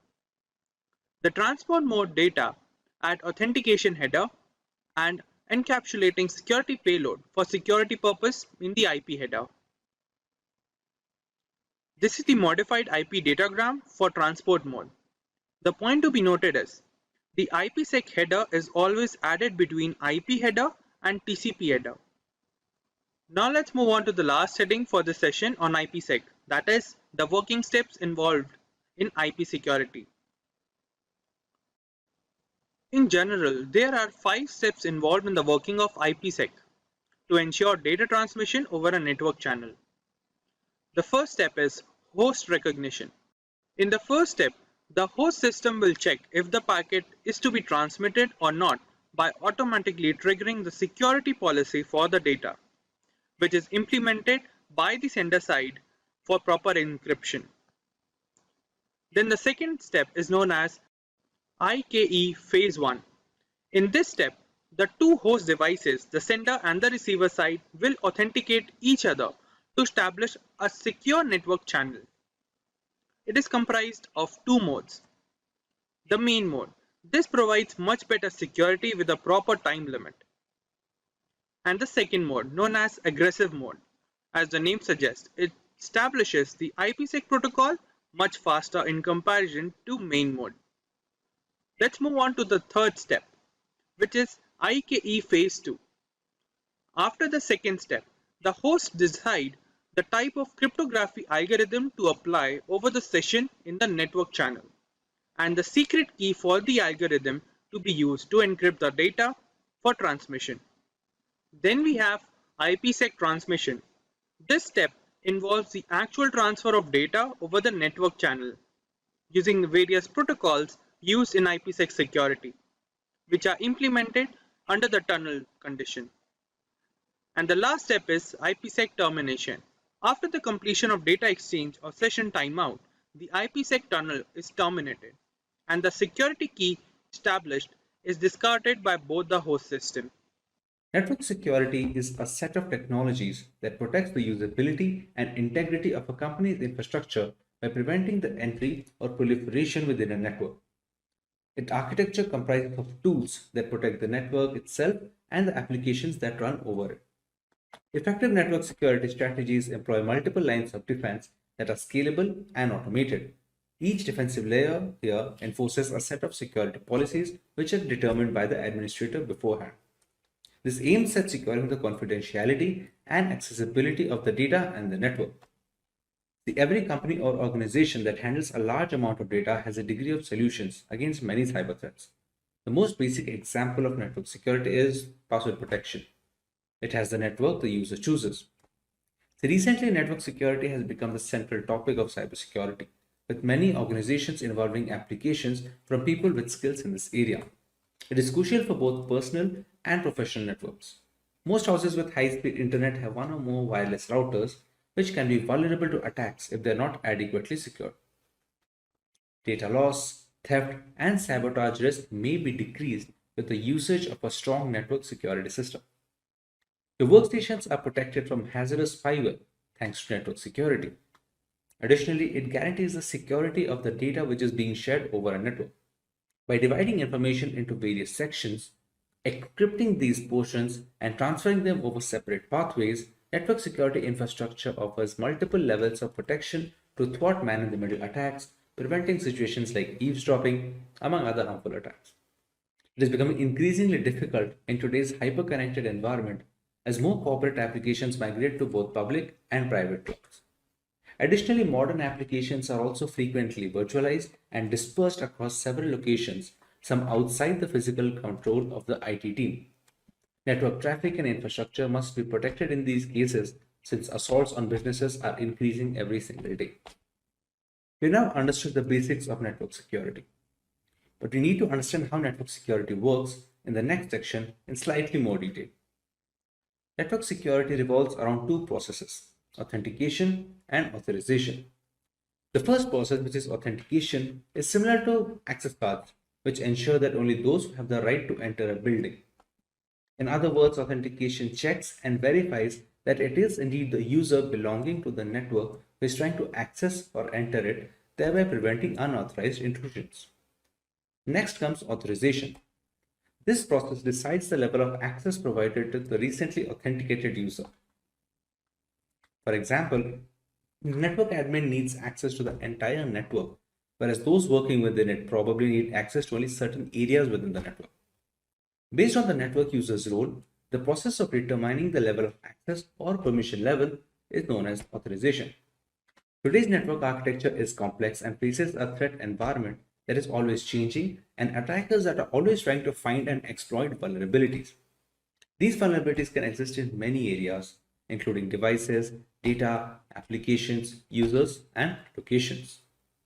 For this reason, many network security management tools and applications are in use today that address individual threats. When just a few minutes of downtime can cause widespread disruption and massive damage to an organization's bottom line and reputation, it is essential that these protection measures are in place beforehand. Now that we know a little about network security and its working, let's cover the different types of network security.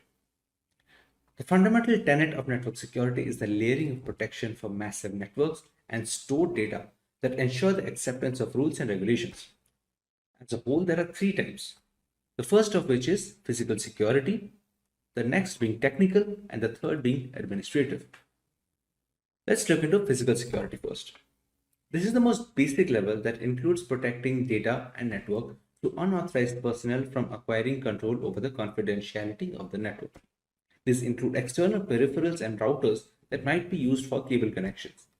The same can be achieved by using devices like biometric systems. Physical security is critical, especially for small businesses that do not have many resources to devote to security personnel and the tools as opposed to large firms. When it comes to technical network security, it focuses mostly on safeguarding data either kept in the network or engaged in network transitions. This kind fulfills two functions. One is defense against unauthorized users, the other is a defense against malevolent actions. The last category is administrative. This level of network security protects user behavior, like how the permission has been granted and how the authorization process takes place. This also ensures the level of sophistication the network might need to protect it through all the attacks. This level also suggests necessary amendments that have to be done to the infrastructure. I think that's all the basics that we need to cover on network security, in which our next topic we're going to go through two mediums of network security, which are the transport layer and the application layer. The transport layer is a way to secure information as it is carried over the internet. with users browsing websites, emails, instant messaging, etc. TLS aims to provide a private and secure connection between a web browser and a website server. It does this with a cryptographic handshake between two systems using public key cryptography. The two parties to the connection exchange a secret token, and once each machine validates this token, it is used for all communications. The connection employs lighter symmetric cryptography to save bandwidth and processing power. Since the application layer is the closest layer to the end user, it provides hackers with the largest threat surface. Poor app layer security can lead to performance and stability issues, data theft, and in some cases, the network being taken down. Examples of application layer attacks include distributed denial of service attacks or DDoS attacks, HTTP floods, SQL injections, cross-site scripting, etc. Most organizations have an arsenal of application layer security protections to combat these and more, such as web application firewalls, secure web gateway services, etc. Now that we have the theory behind network security has been covered in detail, let us go through some of the tools that can be used to enforce these network security policies. The first tool to be covered in this section is a firewall. A firewall is a type of network security device that keeps track of incoming and outgoing network traffic, and it decides which traffic to allow or deny in accordance to a set of security rules. For more than 25 years, firewalls have served as network security's first line of defense. They provide a barrier between trustworthy internal protected and regulated networks from shady external networks like the internet at some point. The next tool which can be used to bolster network security is a virtual private network, or VPN for short. It's an encrypted connection between a device and a network via the internet. The encrypted connection aids the secure transmission of sensitive data. It makes it impossible for unauthorized parties to eavesdrop on the traffic and enables remote work for the user. The usage of VPN technology is common in both corporate and personal networks. Next, we cover the importance of intrusion prevention systems in network security, or IPS frameworks. An intrusion prevention system is a network security tool that continually scans the network for harmful activity and responds to it when it does occur by reporting, blocking, or discarding it. It can be either hardware or software. It's more sophisticated than an intrusion detection system or an IDS framework, which can just warn an administrator and merely identify harmful activities, while in the case of an IPS, it actually takes against that activity. The next tool in this section and the final one are going to be behavioral analytics. Behavioral analytics focus more on the statistics that are being carried over and stored through months and years of usage. Once some kind of similar pattern is noted, where the IT administrator can detect some kind of attack, the similar attacks can be stopped and the security can be further enhanced. Now that we have covered all that we need to know about network security, the necessary tools, its different types, etc., let's go to the benefits of network security as a whole. The first, which is protection against external threats. The objective for cyber assaults can be as varied as the offenders themselves. Although they're typically initiated for financial gain, whether they are industrial spies, hacktivists, or cyber criminals, these bad actors all have one thing in common, which is how quick, clever, and covert the attacks are getting. A strong cybersecurity posture that considers routine software updates may assist firms in identifying and responding to the abuse techniques, tools, and the common entry points. The next benefit is protection against internal threats. The human aspect continues to be the cybersecurity system's weakest link. Insider risk can originate from current or former workers, third-party vendors, or even trusted partners, and they can be unintentional, careless, or downright evil. Aside from that, the rapid expansion of remote work and the personal devices used for business purposes, while even IoT devices in remote locations, can make it easier for these kind of threats to go undetected until it's too late. However, by proactively monitoring networks and managing access, these dangers may be identified and dealt with before they become expensive disasters. The third benefit is increased productivity. It is nearly impossible for employees to function when networks and personal devices are slowed to a crawl by viruses and other cyber attacks during the operation of website and for the company to run. You may significantly minimize violations and the amount of downtime required to fix the breach by implementing various cybersecurity measures such as enhanced firewalls, virus scanning, and automatic backups. Employee identification of possible email phishing schemes, suspicious links, and other malicious criminal activities can also be aided by education and training. Another benefit is brand trust and reputation. Customer retention is one of the most crucial elements in business development. Customers today place a premium on maintaining brand loyalty through a strong cybersecurity stance, since this is the fastest way to get other businesses back, get referrals, and sell more tickets overall. Additionally, it helps manufacturers get on the vendor list with bigger companies as a part of the supply chain, which is only as strong as its weakest link. This opens possibilities for potential future endeavors and development. With the rise in censorship and general fear over privacy laws, consumer security is at an all-time high risk. Technology has made our lives so much easier while putting up a decent target on our personal information.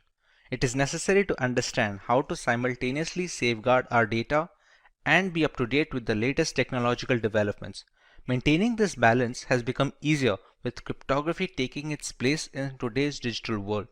So hey everyone, this is Bev from Simplilearn, and welcome to this video on cryptography. But before we begin, if you love watching tech videos, subscribe to our channel and hit the bell icon to never miss an update from Simplilearn. So here's a story to help you understand cryptography. Meet Anne. Anne wanted to look for a decent discount on the latest iPhone. She started searching on the internet and found a rather shady website that offered a 50% discount on the first purchase. Once Anne submitted her payment details, a huge chunk of money was withdrawn from her bank account just moments after. Devastated, Anne quickly realized she had failed to notice that the website was a HTTP web page instead of an HTTPS one. The payment information submitted was not encrypted and it was visible to anyone keeping an eye, including the website owner and hackers. Had she used a reputed website which has encrypted transactions and employs cryptography, our iPhone enthusiast could have avoided this particular incident. This is why it's never recommended to visit unknown websites or share any personal information on them. Now that we understand why cryptography is so important, let's take a look at the topics to be covered today. We take a look into what cryptography is and how it works. We learn where cryptography is being used in our daily lives and how we are benefiting from it. Then we will understand the different types of cryptography and their respective uses. Moving on, we will look at the usage of cryptography in ancient history and a live demonstration of cryptography and encryption in action. Let's now understand what cryptography is. Cryptography is the science of encrypting or decrypting information to prevent unauthorized access. We transform our data and personal information so that only the correct recipient can understand the message. As an essential aspect of modern data security, using cryptography allows the secure storage and transmission of data between willing parties. Encryption is the primary route for employing cryptography by adding certain algorithms to jumble up the data. Decryption is the process of reversing the work done by encrypting information so that the data becomes readable again. Both of these methods form the basis of cryptography. For example, when Simplilearn is jumbled up or changed in any format, not many people can guess the original word by looking at the encrypted text. The only ones who can are the people who know how to decrypt the coded word, thereby reversing the process of encryption. Any data pre-encryption is called plain text or clear text. To encrypt the message, we use certain algorithms that serve a single purpose of scrambling the data to make them unreadable without the necessary tools. These algorithms are called ciphers. They are a set of detailed steps to be carried out one after the other to make sure the data becomes as unreadable as possible until it reaches the receiver. We take the plain text, pass it to the cipher algorithm, and get the encrypted data. This encrypted text is called the ciphertext, and this is the message that is transferred between the two parties. The key that is being used to scramble the data is known as the encryption key. These steps, that is the cipher and the encryption key, are made known to the receiver, who can then reverse the encryption on receiving the message. Unless any third party manages to find out both the algorithm and the secret key that is being used, they cannot decrypt the messages, since both of them are necessary to unlock the hidden content. Wonder what else we would lose if not for cryptography? Any website where you have an account can read your passwords. Important emails can be intercepted and their contents can be read without encryption during their transit. More than 65 billion messages are sent on WhatsApp every day, all of which are secured thanks to end-to-end encryption. There is a huge market opening up for cryptocurrency, which is possible due to blockchain technology that uses encryption algorithms and hashing functions to ensure that the data is secure. If this is of particular interest to you, you can watch our video on blockchain, the link of which will be in the description. Of course, there is no single solution to a problem as diverse as explained. There are three variants of how cryptography works and is in practice.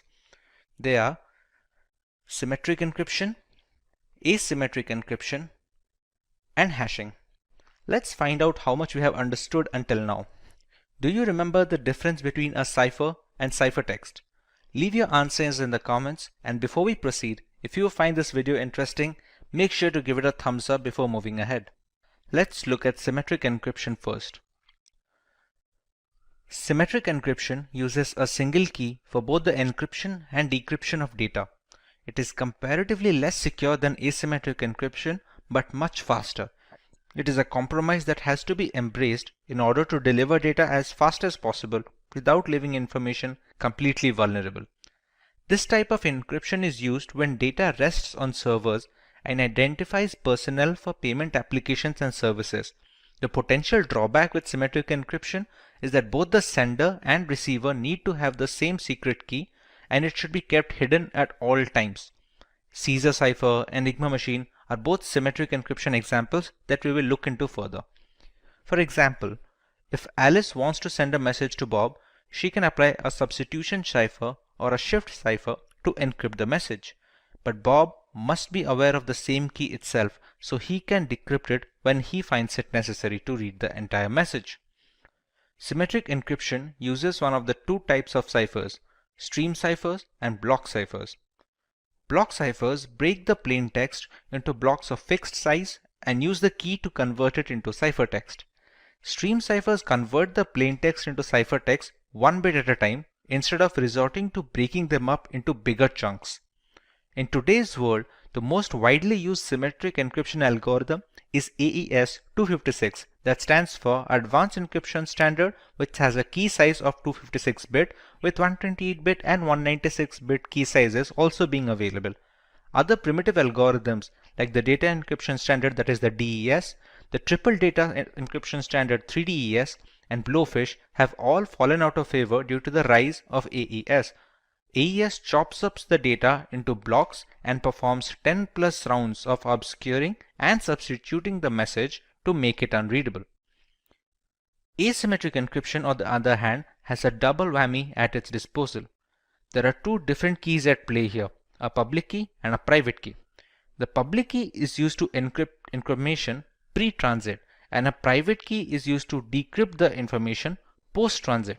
If Alice wants to communicate with Bob using asymmetric encryption, she encrypts the message using Bob's public key. After receiving the message, Bob uses his own private key to decrypt the data.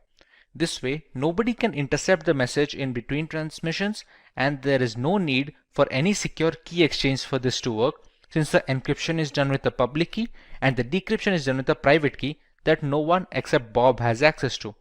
Both the keys are necessary to read the full message. There is also a reverse scenario where we can use the private key for encryption and the public key for decryption. A server can sign non-confidential information using its private key, and anyone who has its public key can decrypt the message. This mechanism also proves that the sender is authenticated and there is no problem with the origin of the information. RSA encryption is the most widely used asymmetric encryption standard. It is named after its founders Rivest, Shamir, and Edelman, and it uses block ciphers that separate the data into blocks and obscure the information. Widely considered the most secure form of encryption, albeit relatively slower than AES, it is widely used in web browsing, secure identification, VPNs, emails, and chat applications. With so much hanging on the key's secrecy, there must be a way to transmit the keys without others reading our private data. Many systems use a combination of symmetric encryption and asymmetric encryption to bolster security and match speed at the same time. Since asymmetric encryption takes longer to decrypt large amounts of data, the full information is encrypted using a single key, that is, symmetric encryption. That single key is then transmitted to the receiver using asymmetric encryption, so you don't have to compromise either way. Another route is using the Diffie-Hellman key exchange, which relies on a one-way function and is much tougher to break into. The third variant of cryptography is termed as hashing. Hashing is the process of scrambling a piece of data beyond recognition. It gives an output of fixed size, which is known as the hash value of the original data, or just hash in general. The calculations that do the job of messing up the data collection form the hash function. They are generally not reversible without resilient brute force mechanisms and are very helpful when storing data on website servers that need not be stored in plain text. For example, many websites store your account passwords in a hashed format so that not even the administrator can read your credentials. When a user tries to log in, they can compare the entered password's hash value with the hash value that is already stored on the servers for authentication, since the function will always return the same value for the same input. Cryptography has been in practice for centuries. Julius Caesar used a substitution shift to move alphabets a certain number of spaces beyond their place in the alphabet table. A spy can't decipher the original message at first glance.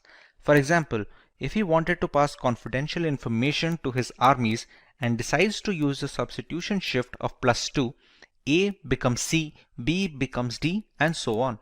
The word attack, when passed through a substitution shift of +3, becomes DWWDEFN. This cipher has been appropriately named the Caesar cipher, which is one of the most widely used algorithms. The Enigma is probably the most famous cryptographic cipher device used in ancient history. It was used by the Nazi German armies in the World Wars. They were used to protect confidential political, military, and administrative information, and it consisted of 3 or more rotors that scrambled the original message depending on the machine's state at that time. The decryption is similar, but it needs both machines to stay in the same state before passing the ciphertext so that we receive the same plain text message. Let's take a look at how our data is protected while we browse the internet thanks to cryptography. Here we have a web-based tool that will help us understand the process of RSA encryption. We see the entire workflow from selecting the key size to be used until the decryption of the ciphertext in order to get the plain text back. As we already know, RSA encryption algorithm falls under the umbrella of asymmetric key cryptography. That basically implies that we have two keys at play here, a public key and a private key. Typically, the public key is used by the sender to encrypt the message, and the private key is used by the receiver to decrypt the message. There are some occasions when this allocation is reversed, and we will have a look at them as well. In RSA, we have the choice of key size. We can select any key from a 512-bit to 1024-bit all the way up to a 4096-bit key. The longer the key length, the more complex the encryption process becomes, and thereby strengthening the ciphertext. Although with added security, more complex functions take longer to perform the same operations on similar size of data. We have to keep a balance between both speed and strength, because the strongest encryption algorithms are of no use if they cannot be practically deployed on systems around the world. Let's take a 1024-bit key over here. Now we need to generate the keys. This generation is done by functions that operate on passphrases. The tool we are using right now generates these pseudo-random keys to be used in this explanation. Once we generate the keys, you can see the public key is rather smaller than the private key, which is almost always the case. These two keys are mathematically linked with each other. They cannot be substituted with any other key, and in order to encrypt the original message or decrypt the ciphertext, this pair must be kept together. The public key is then sent to the sender, and the receiver keeps the private key with himself. In this scenario, let's try and encrypt the word Simplilearn. We have to select if the key being used for encryption is either private or public, since that affects the process of scrambling the information. Since we are using the public key over here, let's select the same and copy it and paste over here. The cipher we are using right now is plain RSA. There are some modified ciphers with their own pros and cons that can also be used, provided we use it on a regular basis and depending on the use case as well. Once we click on encrypt, we can see the ciphertext being generated over here. The pseudorandom generating functions are created in such a way that a single character change in the plaintext will trigger a completely different ciphertext. This is a security feature to strengthen the process from brute force methods. Now that we are done with the encryption process, let's take a look at the decryption part.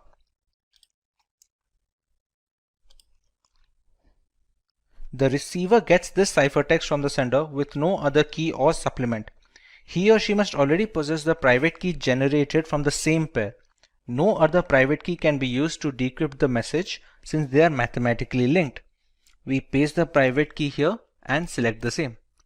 The cipher must also be the same used during the encryption process. Once we click decrypt, you can see the original plain text we had decided to encrypt. This sums up the entire process of RSA encryption and decryption. Now some people use it the other way around. We also have the option of using the private key to encrypt information and the public key to decrypt it. This is done mostly to validate the origin of the message. Since the keys only work in pairs, if a different private key is used to encrypt the message, the public key cannot decrypt it. Conversely, if the public key is able to decrypt the message, it must have been encrypted with the right private key and hence the rightful owner. Here we just have to take the private key and use that to encrypt the plain text and select the same in this checkbox as well. You can see we have generated a completely new ciphertext. This ciphertext will be sent to the receiver, and this time we will use the public key for decryption. Let's select the correct checkbox and decrypt, and we still get the same output. Now let's take a look at practical example of encryption in the real world. We all use the internet on a daily basis, and many are aware of the implications of using unsafe websites. Let's take a look at Wikipedia here. Pretty standard HTTPS website where the H stands for secured. Let's take a look at how it secures the data. Wireshark is the world's foremost and most widely used network protocol analyzer. It lets you see what's happening on your network at a microscopic level, and we are going to use this software to see the traffic that is leaving our machine and to understand how vulnerable it is. Since there are many applications running in this machine, let's apply a filter that will only show us the results related to Wikipedia.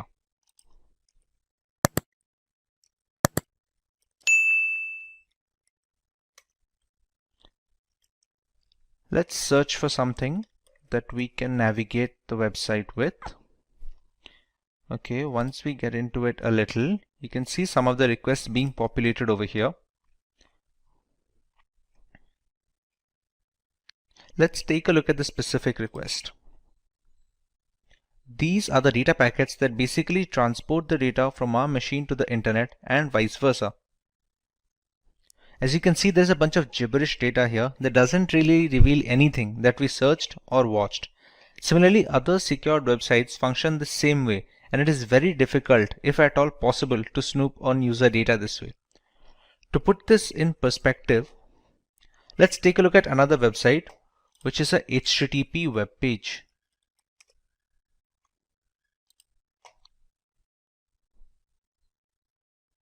This has no encryption enabled from the server end, which makes it vulnerable to attacks. There is a login form here, which needs legitimate user credentials in order to grant access. Let's enter a random pair of credentials.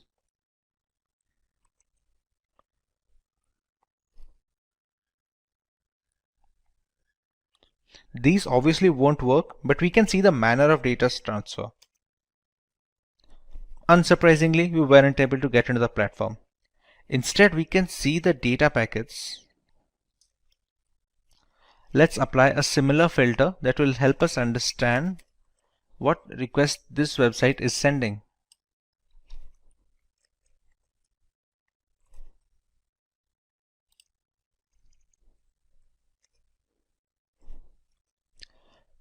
These are the requests being sent by the HTTP login form to the internet.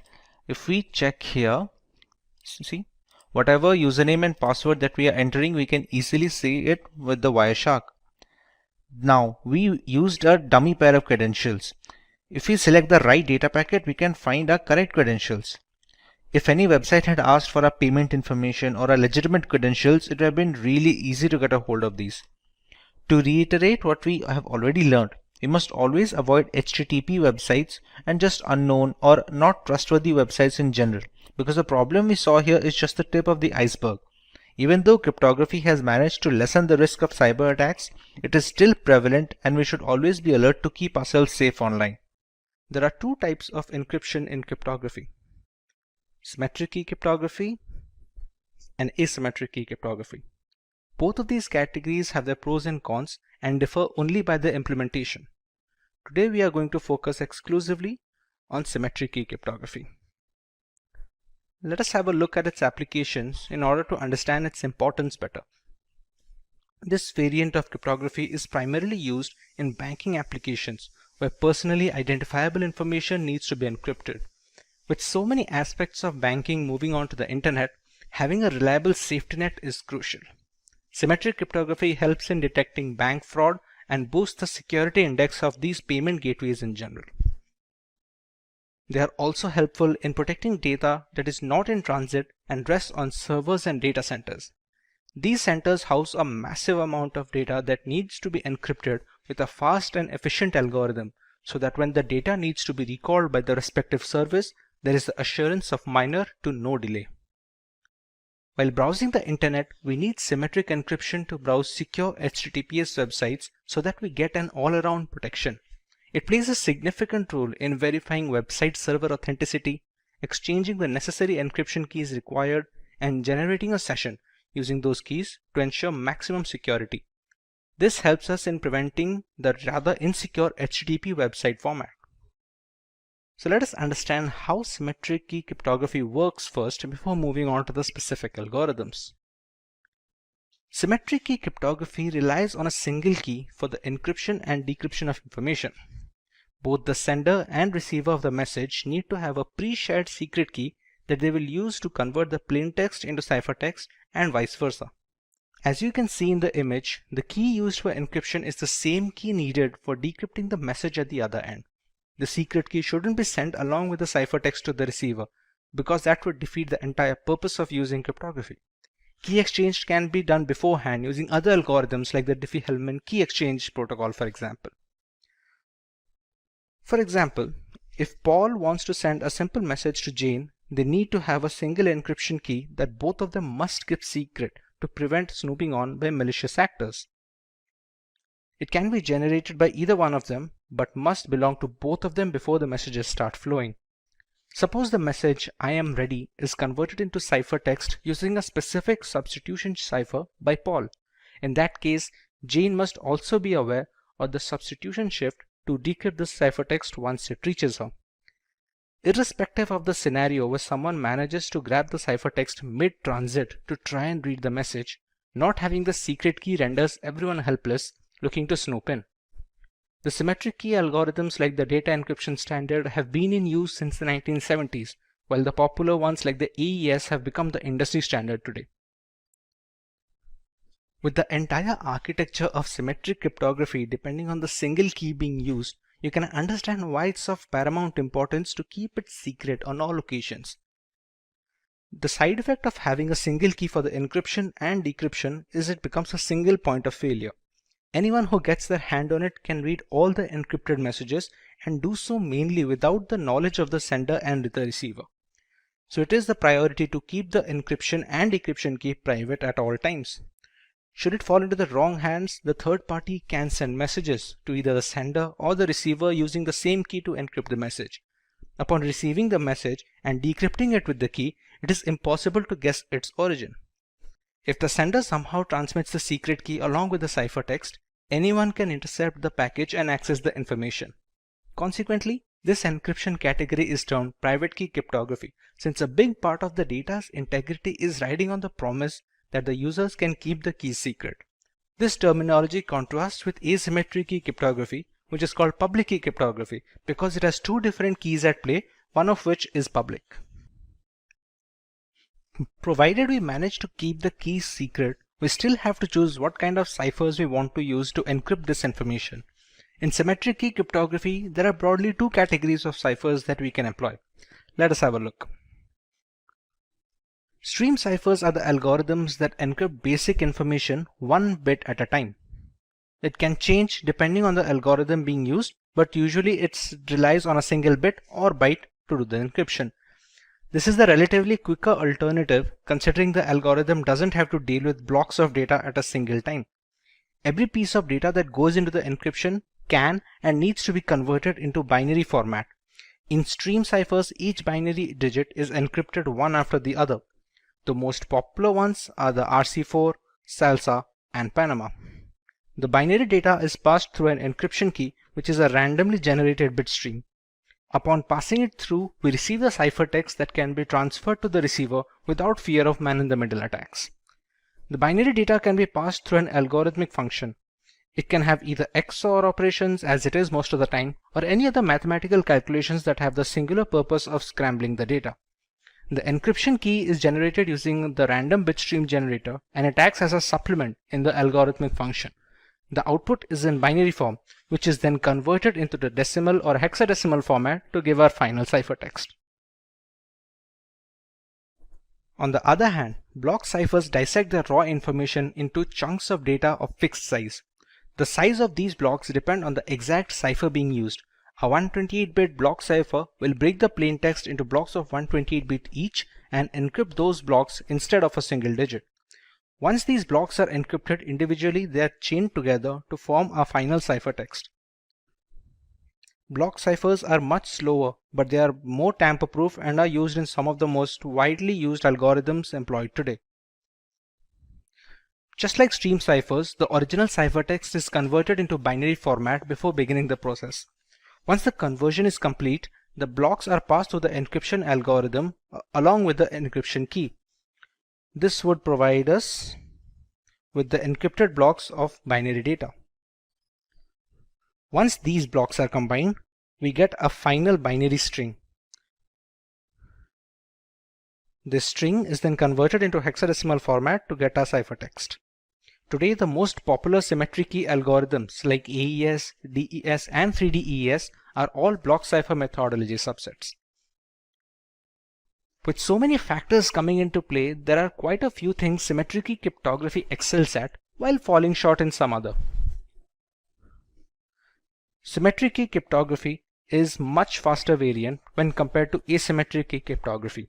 There is only one key in play, unlike asymmetric encryption, and this drastically improves calculation speed in the encryption and decryption.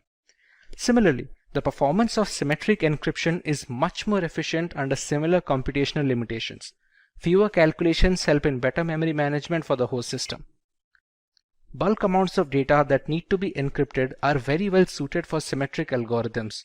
Since they are much quicker, handling large amounts of data is simple and easy to use in servers and data farms. This helps in better latency during data recall and fewer mixed packets. Thanks to its simple single key structure, symmetric key cryptography algorithms are much easier to set up a communication channel with and offer a much more straightforward maintenance duties. Once the secret key is transmitted to both the sender and receiver without any prior mishandling, the rest of the system aligns easily and everyday communications becomes easy and secure.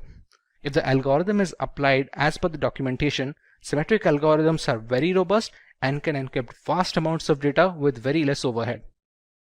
DES algorithm stands for Data Encryption Standard. It is a symmetric key cipher that is used to encrypt and decrypt information in a block-by-block manner. Each block is encrypted individually, and they are later chained together to form our final ciphertext, which is then sent to a receiver. DES takes the original unaltered piece of data called the plain text in a 64-bit block, and it is converted into an encrypted text that is called the ciphertext. It uses 48-bit keys during the encryption process and follows a specific structure called the Fistel cipher structure during the entire process. It is a symmetric key algorithm, which means DES can reuse the keys used in the encryption format to decrypt the ciphertext back to the original plain text. Once the 64-bit blocks are encrypted, they can be combined together before being transmitted. Let's take a look at the origin and the reason DES was founded.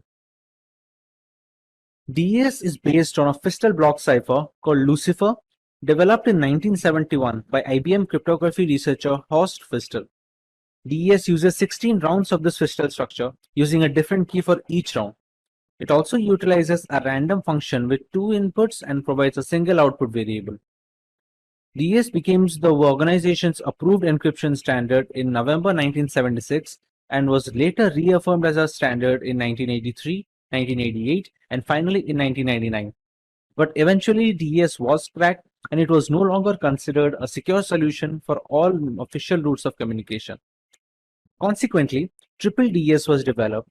Triple DES is a symmetric key block cipher that uses a double DES cipher. Encrypt with the first key, delete encryption with the second key, and encrypt again with the third key. There is also a variation of the two keys where the first and second key are duplicate of each other. But Triple DES was ultimately deemed too slow for the growing need for fast communication channels, and people eventually fell back to using DES for encrypting messages.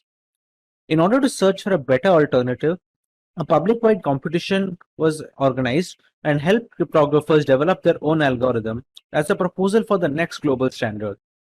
This is where the Ringdial algorithm came into play and was later credited to be the next advanced encryption standard. For a long time, DES was the standard for data encryption for data security.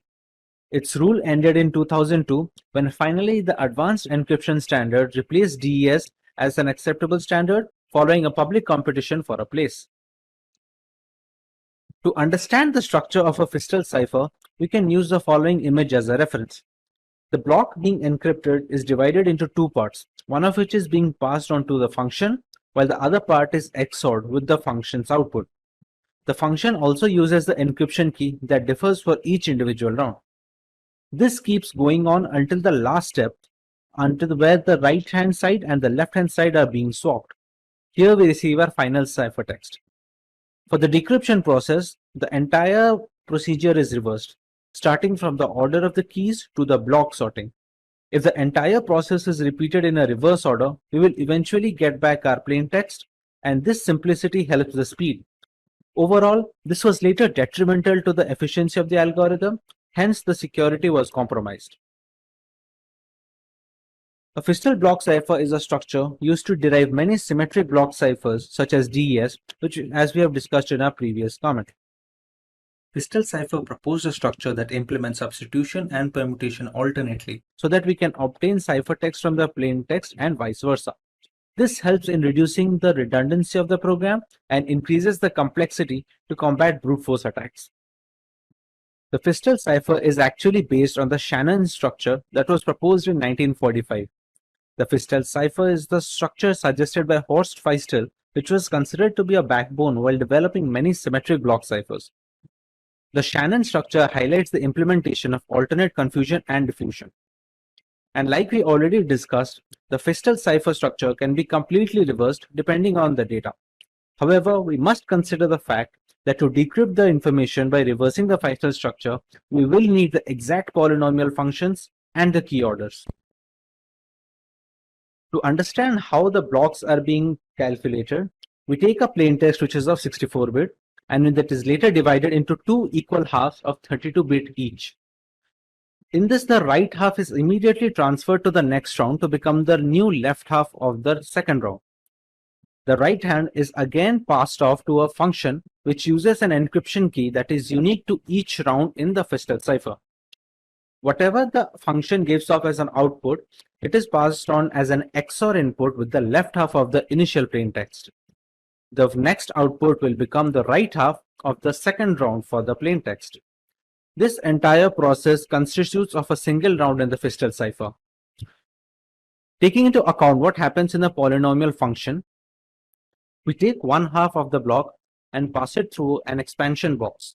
The work of the expansion box is to increase the size of the half from 32-bit to 48-bit text. This is done to make the text compatible to a 48-bit keys we have generated beforehand.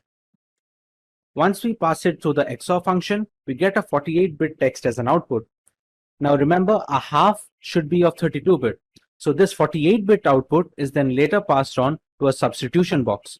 This substitution box reduces its size from 48-bit to 32-bit output, which is then later XORed with the first half of the plain text. A block cipher is considered the safest if the size of the block is large, but large block sizes can also slow down encryption speed and the decryption speed. Generally, the size is 64-bit. Sometimes modern block ciphers like AES have a 128-bit block size as well. The security of the block cipher increases with increasing key size, but larger key sizes may also reduce the speeds of the process. Earlier, 64-bit keys were considered sufficient. Modern ciphers need to use 128-bit keys due to the increasing complexity of today's computational standards. The increasing number of rounds also increase the security of the block cipher. Similarly, they are inversely proportional to the speed of encryption. A highly complex round function enhances the security of the block cipher, albeit we must maintain a balance between the speed and security. The symmetric block cipher is implemented in a software application to achieve better execution speed. There is no use of an algorithm if it cannot be implemented in a real-life framework that can help organizations to encrypt or decrypt the data in a timely manner. Now that we understand the basics of Fistel ciphers, we can take a look at how DES manages to run through 16 rounds of this structure and provide the ciphertext at the end.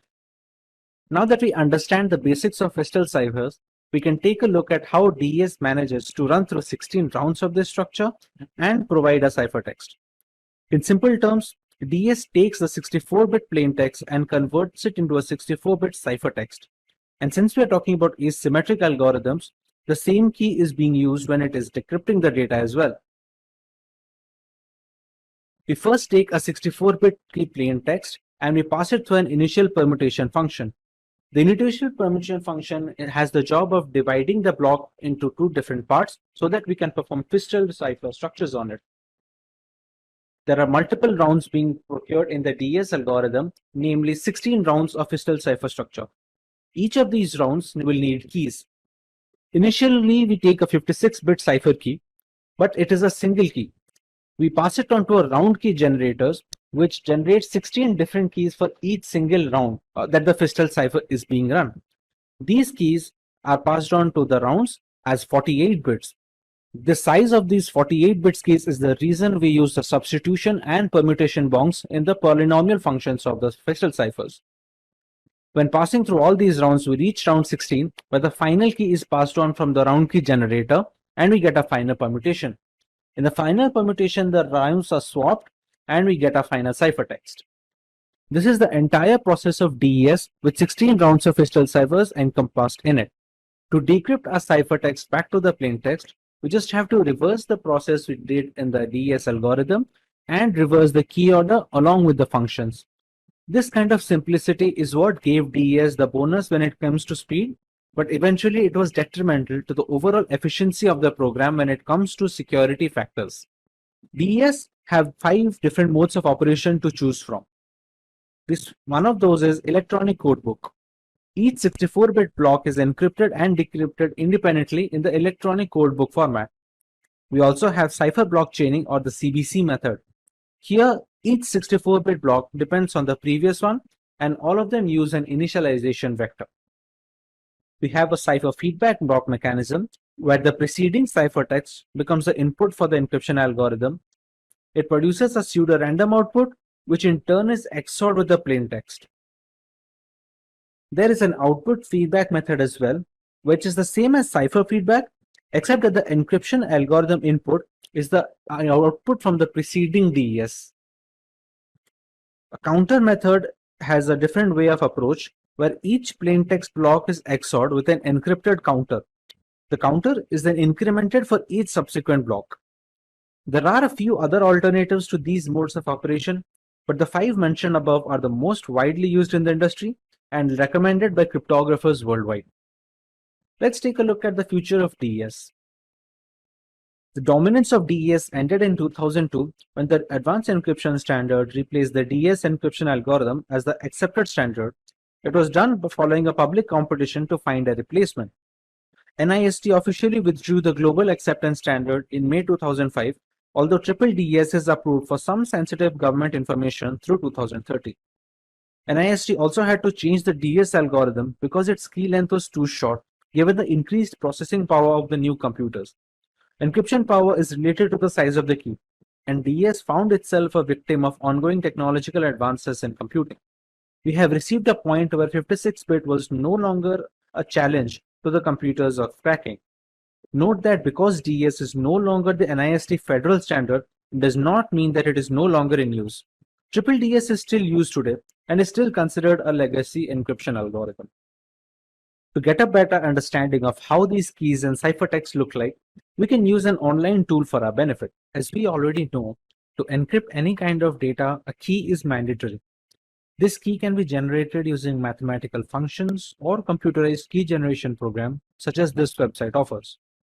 It can be based on any piece of text. Let's say the word is Simplilearn in our example. Once the key is settled, we provide the plain text or the clear text that needs to be encrypted using the aforementioned key. Suppose our sentence for this example is "This is my first message."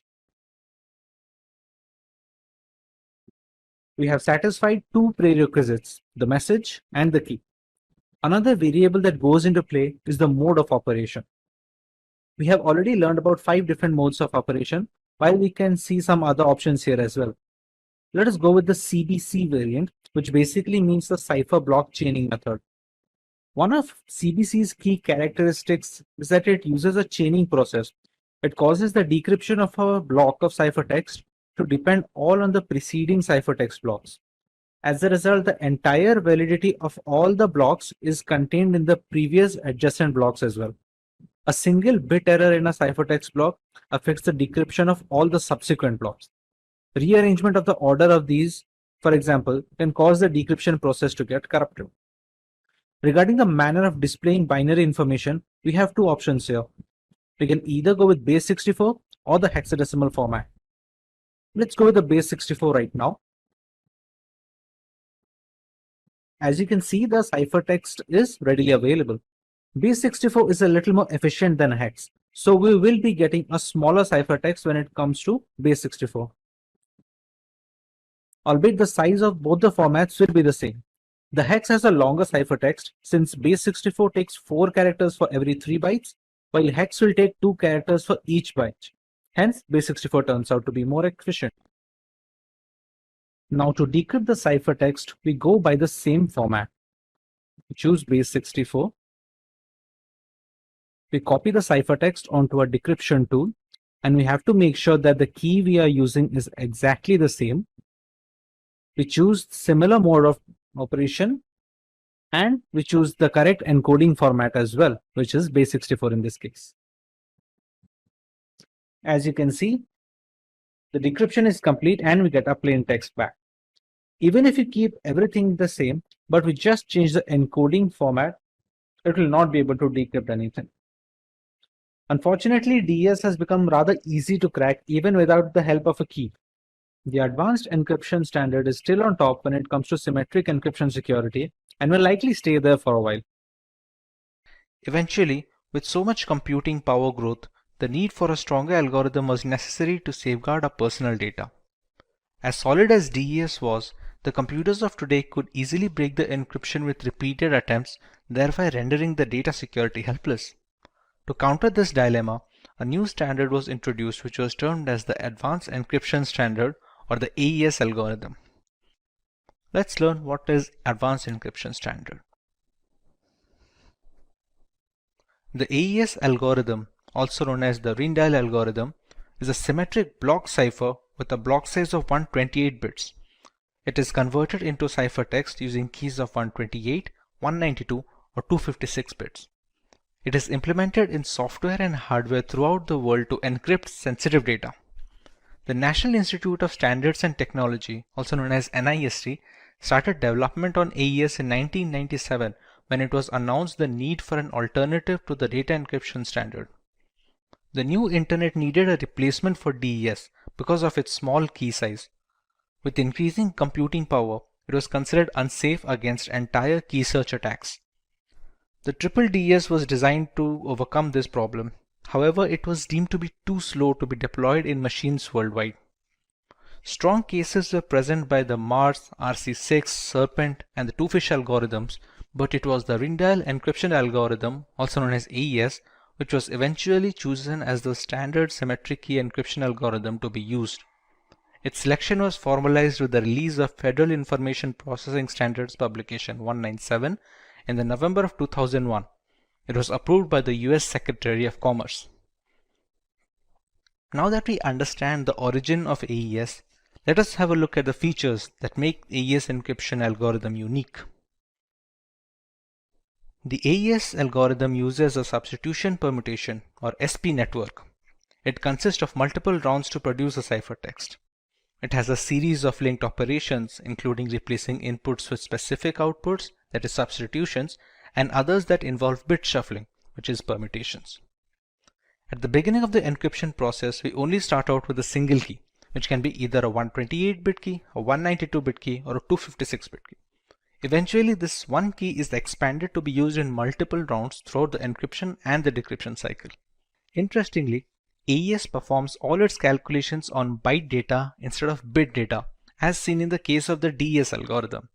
Therefore, AES treats 128 bits of a clear text block as 16 bytes. The number of rounds during the encryption process depends on the key size that is being used. The 128-bit key size fixes 10 rounds, the 192-bit key size fixes 12 rounds, and the 256-bit key holds 14 rounds. A round key is required for each of these rounds, but since only one key is input into the algorithm, the single key needs to be expanded to get the key for each round, including the round 0. With so many mathematical calculations going on in the background, there are bound to be a lot of steps throughout the procedure. Let's have a look at the steps followed in AES. Before we move ahead, we need to understand how data is being stored during the process of AES encryption. Everything in the process is stored in a 4x4 matrix format. This matrix is also known as a state array, and we'll be using these state arrays to transmit data from one step to another and from one round to the next round. Each round takes state array as input and gives a state array as output to be transferred into the next round. It is a 16-byte matrix with each cell representing 1 byte, with each 4 bytes representing a word. So every state array will have a total of 4 words representing it. As we previously discussed, we take a single key and expand it to the number of rounds that we need the key to be used in. Let's say the number of rounds are n, then the key has to be expanded to be used with n plus 1 rounds, because the first round is the key 0 round. Let's say n is the number of rounds. The key is expanded to n plus 1 rounds. It is also a state array having 4 words in its vicinity. Every key is used for a single round, and the first key is used as a round key before any round begins. In the very beginning, the plaintext is captured and passed through an XOR function with the round key as a supplement. This key can be considered the first key from the n plus 1 expanded set. Moving on, the state array resulting from the above step is passed on to a byte substitution process. Beyond that, there is a provision to shift rows in the state arrays. Later on, the state array is mixed with a constant matrix to shuffle its column in the mixed column segment, after which we add the round key for that particular round.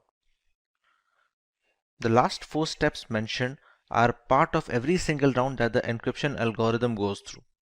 The state arrays are then passed from one round to the next as an input. In the last round, however, we skip the mixed columns portion, with the rest of the process remaining unchanged.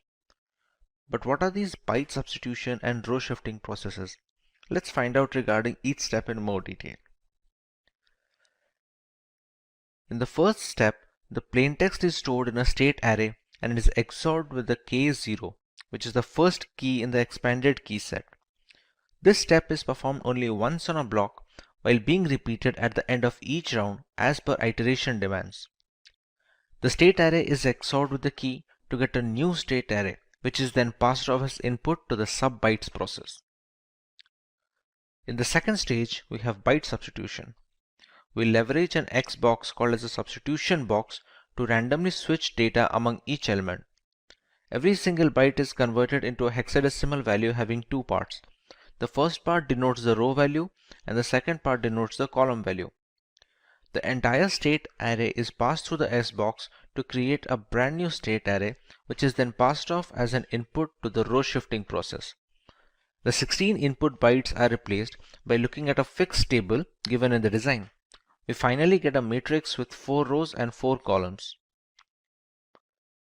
When it comes to row shifting, each bit in the 4 rows of the matrix is shifted to the left. An entry that is a fall off is reinserted to the right of the line. The change is done as follows. The first line is not moved in any way. The second line is shifted to a single position to the left. The third line is shifted 2 positions to the left, and the fourth line is shifted 3 positions to the left. The result is a new matrix that contains the same 16 bytes but has been moved in relation to each other to boost the complexity of the program. In mixed columns, each column of 4 bytes is now replaced using a special mathematical function. The function takes 4 bytes of a column as input and outputs 4 completely new bytes. We will get a new matrix with the same size of 16 bytes, and it should be noted that this phase has not been done in the last round of the iteration. When it comes to adding a round key, the 16 bytes of the matrix are treated as 128 bits and the 128 bits of the round key are XORed. If it is the last round, the output is the ciphertext. If we still have a few rounds remaining, the resulting 128 bits are interpreted as 16 bytes and we start another similar round. Let's take an example to understand how all these processes work. If our plaintext is the string 2192, we first convert it into a hexadecimal format as follows. We use an encryption key which is "that's my kung fu" and it is converted into a hexadecimal format as well. As per the guidelines, we use a single key which is then later expanded into n+1 number of keys, in which case it's supposed to be 11 keys for 10 different rounds. In round 0, we add the round key. The plaintext is XORed with the case 0 and we get a state array that is passed off as an input to the substitution bytes process. When it comes to the substitution bytes process, we leverage an S box to substitute the elements of each byte with a completely new byte. This way the state array that we receive is passed off as an input to the row shifting process of the next step. When it comes to row shifting, each element is shifted a few places to the left, with the first row being shifted by 0 places, second row by 1 place, third row by 2 places, and the last by 3. The state array that we received from the row shifting is passed off as an input to mixed columns. In mixed columns, we multiply the state array with a constant matrix, after which I receive a new state array to be passed on to the next step. We add the new state array as an XOR with the round key of the particular iteration. Whatever state array we receive here, it becomes an output for this particular round. Now, since this is the first round of the entire encryption process, the state array that we receive is passed off as an input to the new round. We repeat this process for 10 more rounds and we finally receive a ciphertext. Once the final state array can be denoted in the hexadecimal format, this becomes our final ciphertext that we can use for transferring information from the sender and receiver. Let's take a look at the applications of AES in this world.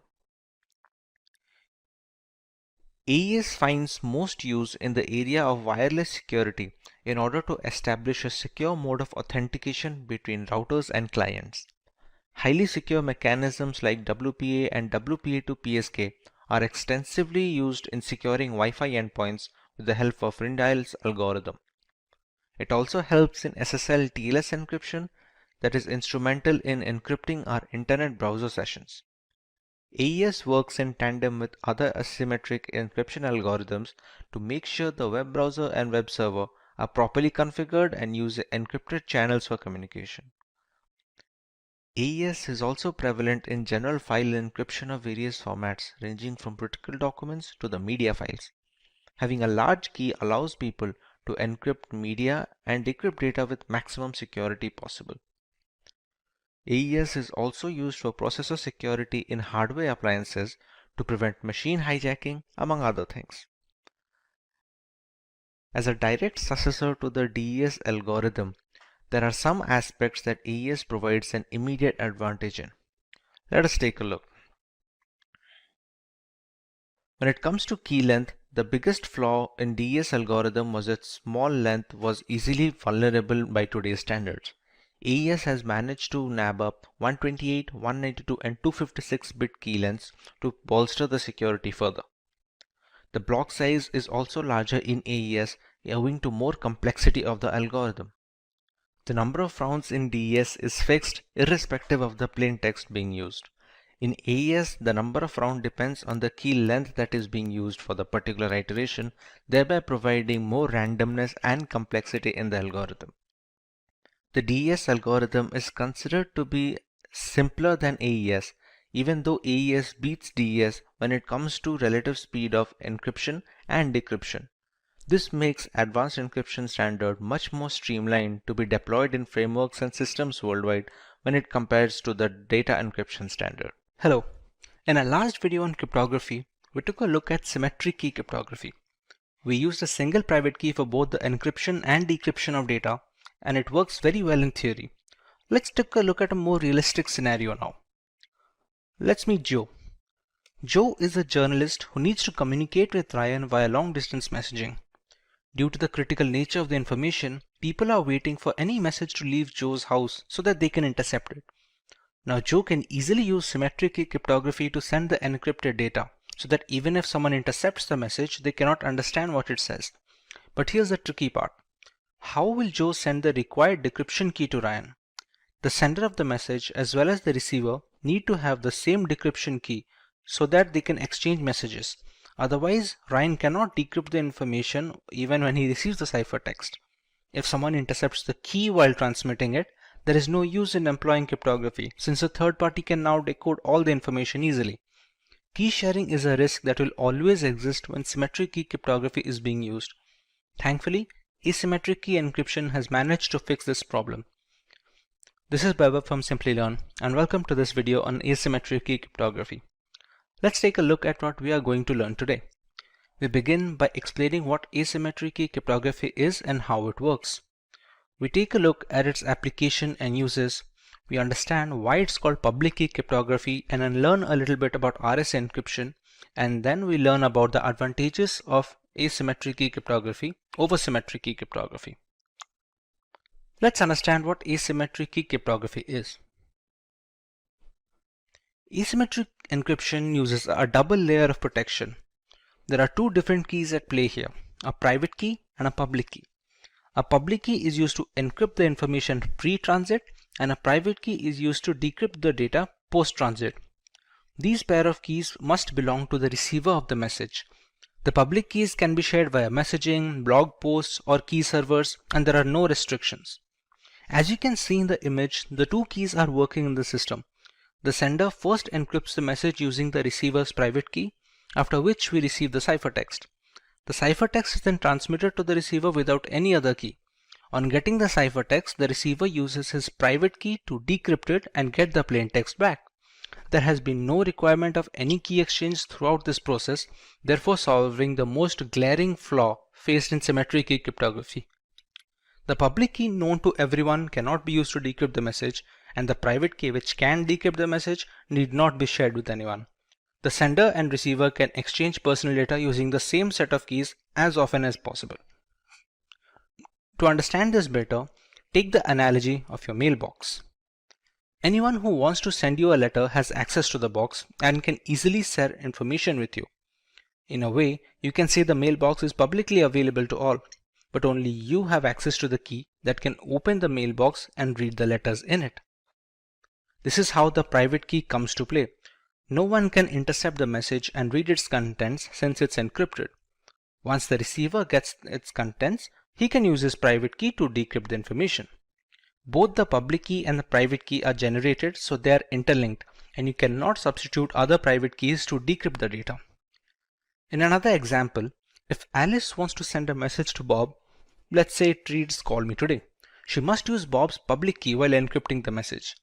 Upon receiving the cipher message, Bob can proceed to use his private key in order to decrypt the message, and hence complete security is attained during transmission without any need for sharing the key. Since this type of encryption is highly secure, it has many uses in areas that require high confidentiality. It is used to manage digital signatures, so there is valid proof of a document's authenticity. With so many aspects of business transitioning to the digital sphere, critical documents need to be verified before being considered authentic and acted upon. Thanks to asymmetric key cryptography, senders can now sign documents with their private keys. Anyone who needs to verify the authenticity of such signatures can use the sender's public key to decrypt the signature. Since the public and the private keys are linked to each other mathematically, it's impossible to repeat this verification with duplicate keys. Document encryption has been made very simple by today's standards, but the background implementation follows a similar approach. In blockchain architecture, asymmetric key cryptography is used to authorize transactions and maintain the system. Thanks to its two key structures, changes are reflected across the blockchain's peer-to-peer network only if it is approved from both ends. Along with asymmetric key cryptography's tamper-proof architecture, its non-repudiation characteristic also helps in keeping the network stable. We can also use asymmetric key cryptography combined with symmetric key cryptography to monitor SSL or TLS encrypted browsing sessions to make sure nobody can steal our personal information when accessing banking websites or the internet in general. It plays a significant role in verifying website server authenticity, exchanging the necessary encryption keys required, and generating a session using those keys to ensure maximum security instead of the rather insecure HTTP website format. Security parameters differ on a session-by-session basis, so the verification process is consistent and utterly essential to modern data security. Another great use of the asymmetric key cryptography structure is transmitting keys for symmetric key cryptography. With the most significant difficulty in symmetric encryption being key exchange, asymmetric keys can help clear this shortcoming. The original message is first encrypted using a symmetric key. The key used for encrypting the data is then converted into the ciphertext using the receiver's public key. Now we have two ciphertexts to transmit to the receiver. On receiving both of them, the receiver uses his private key to decrypt the symmetric key. He can then use it to decrypt the original information on getting the key used to encrypt the data. While this may seem more complicated than just asymmetric key cryptography alone, symmetric encryption algorithms are much more optimized for vast amounts of data on some occasions. Encrypting the key using asymmetric algorithms will definitely be more memory efficient and secure. You might remember us discussing why symmetric encryption was called private key cryptography. Let us understand why asymmetric falls under the public key cryptography. We have two keys at our disposal. The encryption key is available to everyone. The decryption key is supposed to be private. Unlike symmetric key cryptography, there is no need to share anything privately to have an encrypted messaging system. To put that into perspective, we share our email address with anyone looking to communicate with us. It is supposed to be public by design so that our email login credentials are private and they help in preventing any data mishandling. Since there is nothing hidden from the world, if they want to send us any encrypted information, this category is called the public key cryptography. There are quite a few algorithms being used today that follow the architecture of asymmetric cryptography, none more famous than the RSA encryption. RSA encryption is the most widely used encryption or public key encryption standard using asymmetric key approach. Named after its founders, Rivest, Shamir, and Edelman, it uses block ciphers to obscure the information. If you are unfamiliar with how block ciphers work, they are encryption algorithms that divide the original data into blocks of equal size. The block size depends on the exact cipher being used. Once they are broken down, these blocks are encrypted individually and later chained together to form the final ciphertext. Widely considered to be the most secure form of encryption, albeit relatively slower than symmetric encryption algorithms, it is widely used in web browsing, secure identification, VPNs, emails, and other chat applications. With so many variables in play, there must be some advantages that give asymmetric key cryptography an edge over the traditional symmetric encryption methodologies. Let's go through some of them. There is no need for any reliable key sharing channel in asymmetric encryption. It was an added risk in private key cryptography that has been completely eliminated in public key architecture. The key which is made public cannot decrypt any confidential information, and the only key that can decrypt doesn't need to be shared publicly under any circumstance. We have much more extensive key lengths in RSA encryption and other asymmetric algorithms like 2048-bit key and 4096-bit keys. Larger keys are much harder to break into via brute force and are much more secure. Asymmetric key cryptography can use as a proof of authenticity, since only the rightful owner of the keys can generate the messages to be decrypted by the private key. This situation can also be reversed. Encryption is done using a private key and decryption is done by the public key, which would not function if the correct private key is not used to generate the message, hence proving the authenticity of the owner. It also has a tamper protection feature, where the message cannot be intercepted and changed without invalidating the private key used to encrypt the data. Consequently, the public key cannot decrypt the message, and it is easy to realize the information is not 100% legitimate when and where the case requires. Now that we have a proper revision, let's understand what digital signatures are before moving on to the algorithm. The objective of digital signatures is to authenticate and verify documents and data. This is necessary to avoid tampering and digital modification or forgery of any kind during the transmission of official documents. They work on the public key cryptography architecture with one exception. Typically, an asymmetric key system encrypts using a public key and decrypts with a private key. For digital signatures, however, the reverse is true. The signature is encrypted using a private key and is decrypted with the public key. Because the keys are inked together, decoding it with the public key verifies that the proper private key was used to sign the document, thereby verifying the signature's provenance. Let's go through each step to understand the procedure thoroughly. In step 1, we have M, which is the original plaintext message, and it is passed on to a hash function denoted by h hash to create a digest. Next, it bundles the message together with the hash digest and encrypts it using the sender's private key. It sends the encrypted bundle to the receiver, who can decrypt it using the sender's public key. Once the message is decrypted, it is passed through the same hash function hhash to generate a similar digest. It compares the newly generated hash with the bundled hash value received along with the message. If they match, it verifies data integrity. In many instances, they provide a layer of validation and security to messages through a non-secure channel. Properly implemented, a digital signature gives the receiver reason to believe that the message was sent by the claimed sender. Digital signatures are equivalent to traditional handwritten signatures in many respects, but properly implemented digital signatures are more difficult to forge than the handwritten type.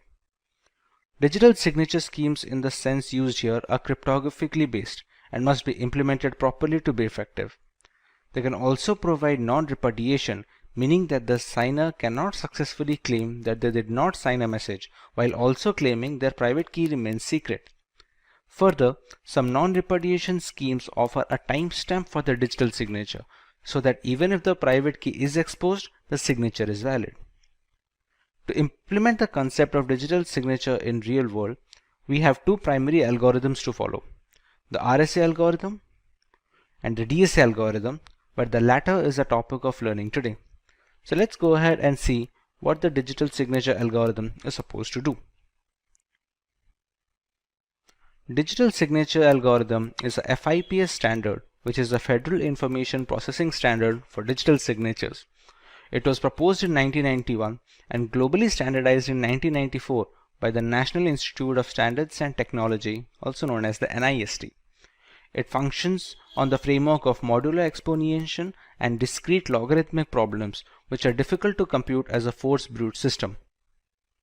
Unlike DSA, most signature types are generated by signing message digest with the private key of the originator. This creates a digital thumbprint of the data. Since just the message digest is signed, the signature is generally much smaller compared to the data that was signed. As a result, digital signatures impose less load on processors at the time of signing execution, and they use small volumes of bandwidth. DSA, on the other hand, does not encrypt message digest using private key or decrypt message digest using public key. Instead, it uses mathematical functions to create a digital signature consisting of two 160-bit numbers, which are originated from the message digests and the private key. DSAs make use of the public key for authenticating the signature, but the authorization process is much more complicated when compared with RSA. DSA also provides three benefits, which is the message authentication, integrity verification, and non-repudiation. In the image, we can see the entire process of DSA validation. A plain text message is passed on to a hash function where the digest is generated, which is passed on to a signing function. Signing function also has other parameters like a global variable G, a random variable K, and the private key of the sender.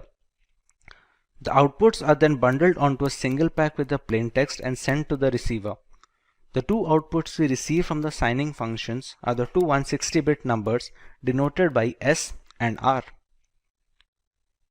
On the receiver end, we pass the plain text through the same hash function to regenerate the message digest.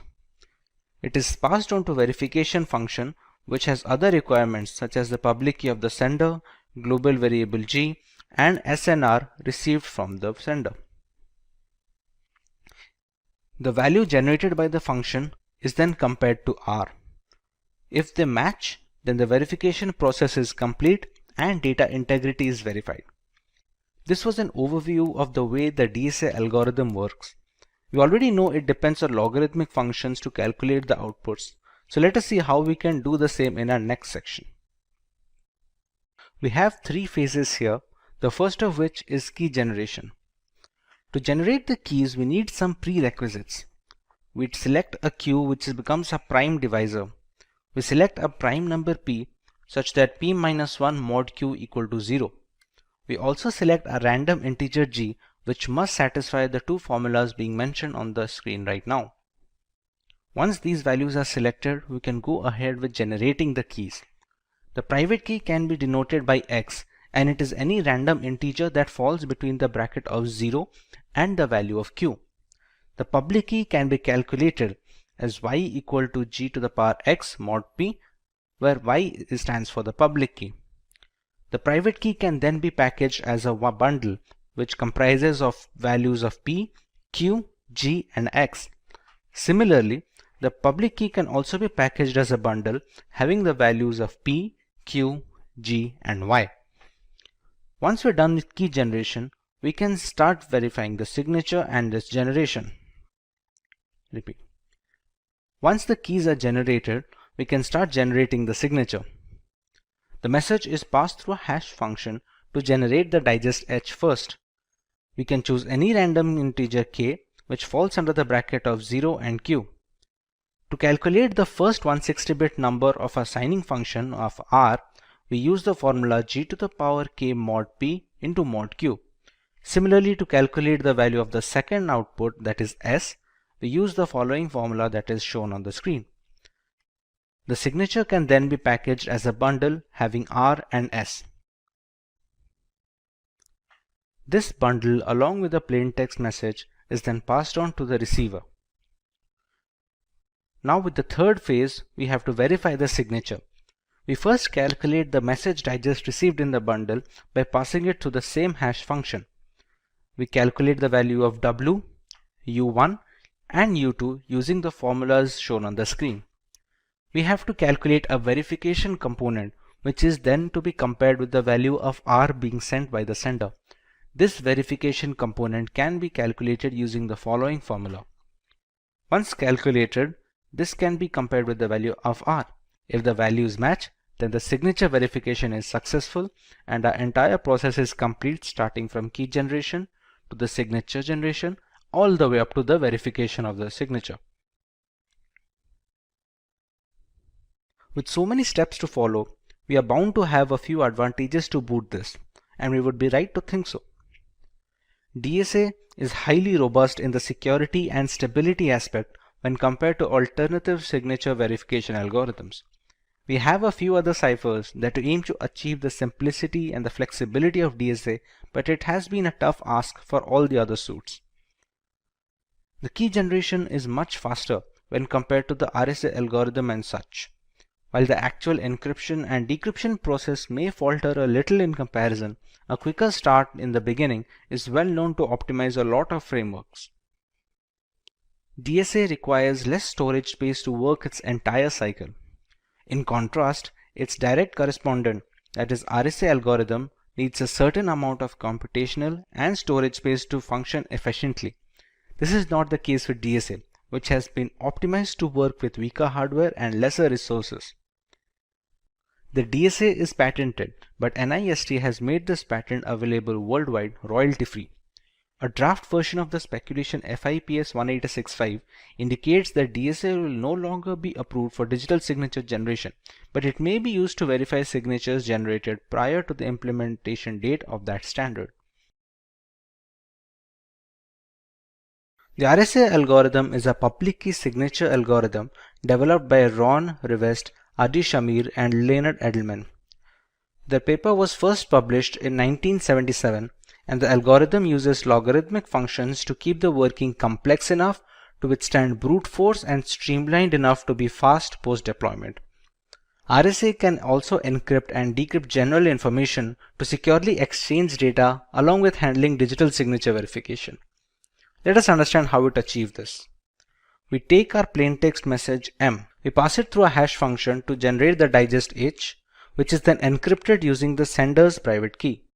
This is appended to the original plaintext message and sent over to the receiver. Once the receiver receives the bundle, we can pass the plaintext message to the same hash function to generate a digest, and the ciphertext can be decrypted using the public key of the sender. The remaining hashes are compared. If the values match, then the data integrity is verified and the sender is authenticated. Apart from digital signatures, the main case of RSA is encryption and decryption of private information before being transmitted across communication channel. This is where the data encryption comes into play. When using RSA for encryption and decryption of general data, it reverses the key set usage. Unlike signature verification, it receives the receiver's public key to encrypt the data and uses the receiver's private key in decrypting the data. Thus, there is no need to exchange any keys in this scenario. There are two broad components when it comes to RSA cryptography. One of them is key generation. Key generation employs a step of generating the private and the public keys that are going to be used for encrypting and decrypting the data. The second part is the encryption and decryption functions. These are the ciphers and steps that need to be run when scrambling the data or recovering the data from the ciphertext. You will now understand each of these steps in our next subtopic. Keeping the previous two concepts in mind, let us go ahead and see how the entire process works, starting from creating the key pair to encrypting and decrypting the information. You need to generate the public and private keys before running the functions to generate ciphertext and plaintext. They use certain variables and parameters, all of which are explained. We first use two large prime numbers which can be denoted by P and Q. We can compute the value of n as n equal to P into Q and compute the value of Z as P minus 1 into Q minus 1. A number E is chosen at random satisfying the following conditions, and a number D is also selected at random following the formula ED mod Z equal to 1, and it can be calculated with the formula given below. The public key is then packaged as a bundle with N and E, and the private key is packaged as a bundle using N and D. This sums up the key generation process. For the encryption and decryption function, we use the formula C and M. The ciphertext can be calculated as C equal to M to the power E mod N, and the plaintext can be calculated from the ciphertext as C power D mod N. When it comes to a data encryption example, Let's take P and Q as 7 and 13. The value of N can be calculated as 91. If we select the value of E to be 5, it satisfies all the criteria that we need it to. The value of D can be calculated using the following function, which gives it as 29. The public key can then be packaged as 91,5 and the private key can then be packaged as 91,29. The plaintext, if it is 10, which is denoted by M. Ciphertext can be calculated to the formula C equal to M to the power E mod N, which gives us 82. If somebody receives this ciphertext, they can calculate the plaintext using the formula C to the power D mod N, which gives us the value of 10 as selected as our plaintext. We can now look at the factors that make the RSA algorithm stand out versus its competitors in the advantageous topics of this lesson. RSA encryption depends on using the receiver's public key so that you don't have to share any secret key to receive the messages from others. This was the most glaring flaw faced by symmetric algorithms, which were eventually fixed by asymmetric cryptography structure.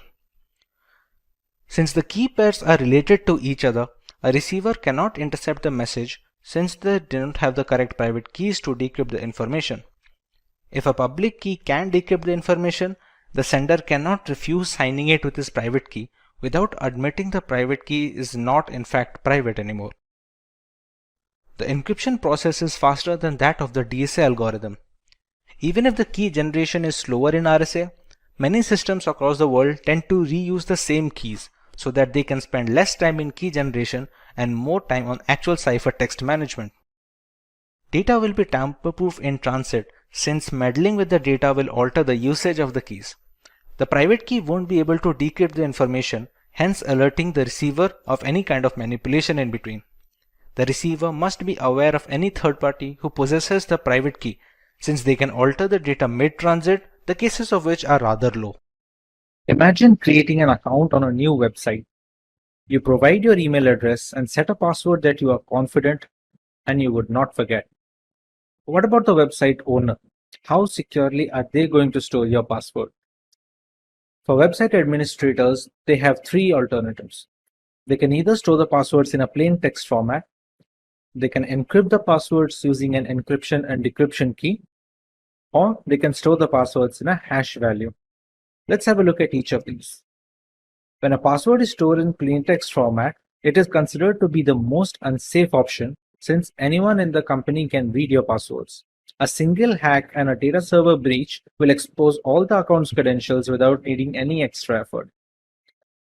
To counter this, owners can encrypt the passwords and keep them in the servers as a second alternative. But that would mean they also have to store the decryption key somewhere on their servers. In the event of a data breach or the server hack, both the decryption key and encrypted passwords will be leaked, thus making it a single point of failure. What if there was an option to store the passwords after scrambling them completely, but with no way to decrypt them? This is where hashing comes to play. Since only the hashed values are stored in the server, no encryption is needed. With no plain text passwords to protect, your credentials are safe from the website administrators. Considering all the pros, hashed passwords are the industry standard when it comes to storing credentials nowadays. Before getting too deep into the topic, let's get a brief overview of how hashing works. Hashing is the process of scrambling a piece of information or data beyond recognition. We can achieve this by using hash functions, which are essentially algorithms that perform mathematical operations on the main plaintext. The value generated after passing the plaintext information through the hash function is called the hash value, digest, or in general, just the hash of the original data. While this may sound similar to encryption, the major difference is hashes are meant to be irreversible. No decryption key can convert a digest back to its original value. However, a few hashing algorithms have been broken due to the increase in computational complexity of today's new generation computers and processors. There are new algorithms that stand the test of time and are still in use among multiple areas for password storage, identity verification, etc. Like we discussed earlier, websites use hashing to store the user's passwords. So how do they make use of these hash passwords? When a user signs up to create a new account, the password is then run through the hash function and the resulting hash value is stored on the servers. So the next time a user comes to log into the account, the password he enters is passed to the same hash function and compared to the hash stored on the main server. If the newly calculated hash is the same as the one stored on the website server, the password must have been correct, because according to hash function's terminology, same inputs will always provide the same outputs. If the hashes do not match, then the password entered during login is not the same as the password entered during the sign-up. Hence, the login will be denied. This way, no plain text passwords get stored, preventing both the owner from snooping on user data and protecting users' privacy in the unfortunate event of a data breach or a hack. Apart from password storage, hashing can also be used to perform integrity checks. When a file is uploaded on the internet, the file's hash value is generated and it is uploaded along with the original information. When a new user downloads the file, he can calculate the digest of the downloaded file using the same hash function. When the hash values are compared, if they match, then file integrity has been maintained and there has been no data corruption. Since so much important information is being passed onto the hash function, we need to understand how they work. A hash function is a set of mathematical calculations operated on two blocks of data. The main input is broken down into two blocks of similar size. The block size is dependent on the algorithm that is being used. Hash functions are designed to be one-way. They shouldn't be reversible, at least by design. Some algorithms like the previously mentioned MD5 have been compromised, but more secure algorithms are being used today, like the SHA family of algorithms. The digest size is also dependent on the respective algorithm being used.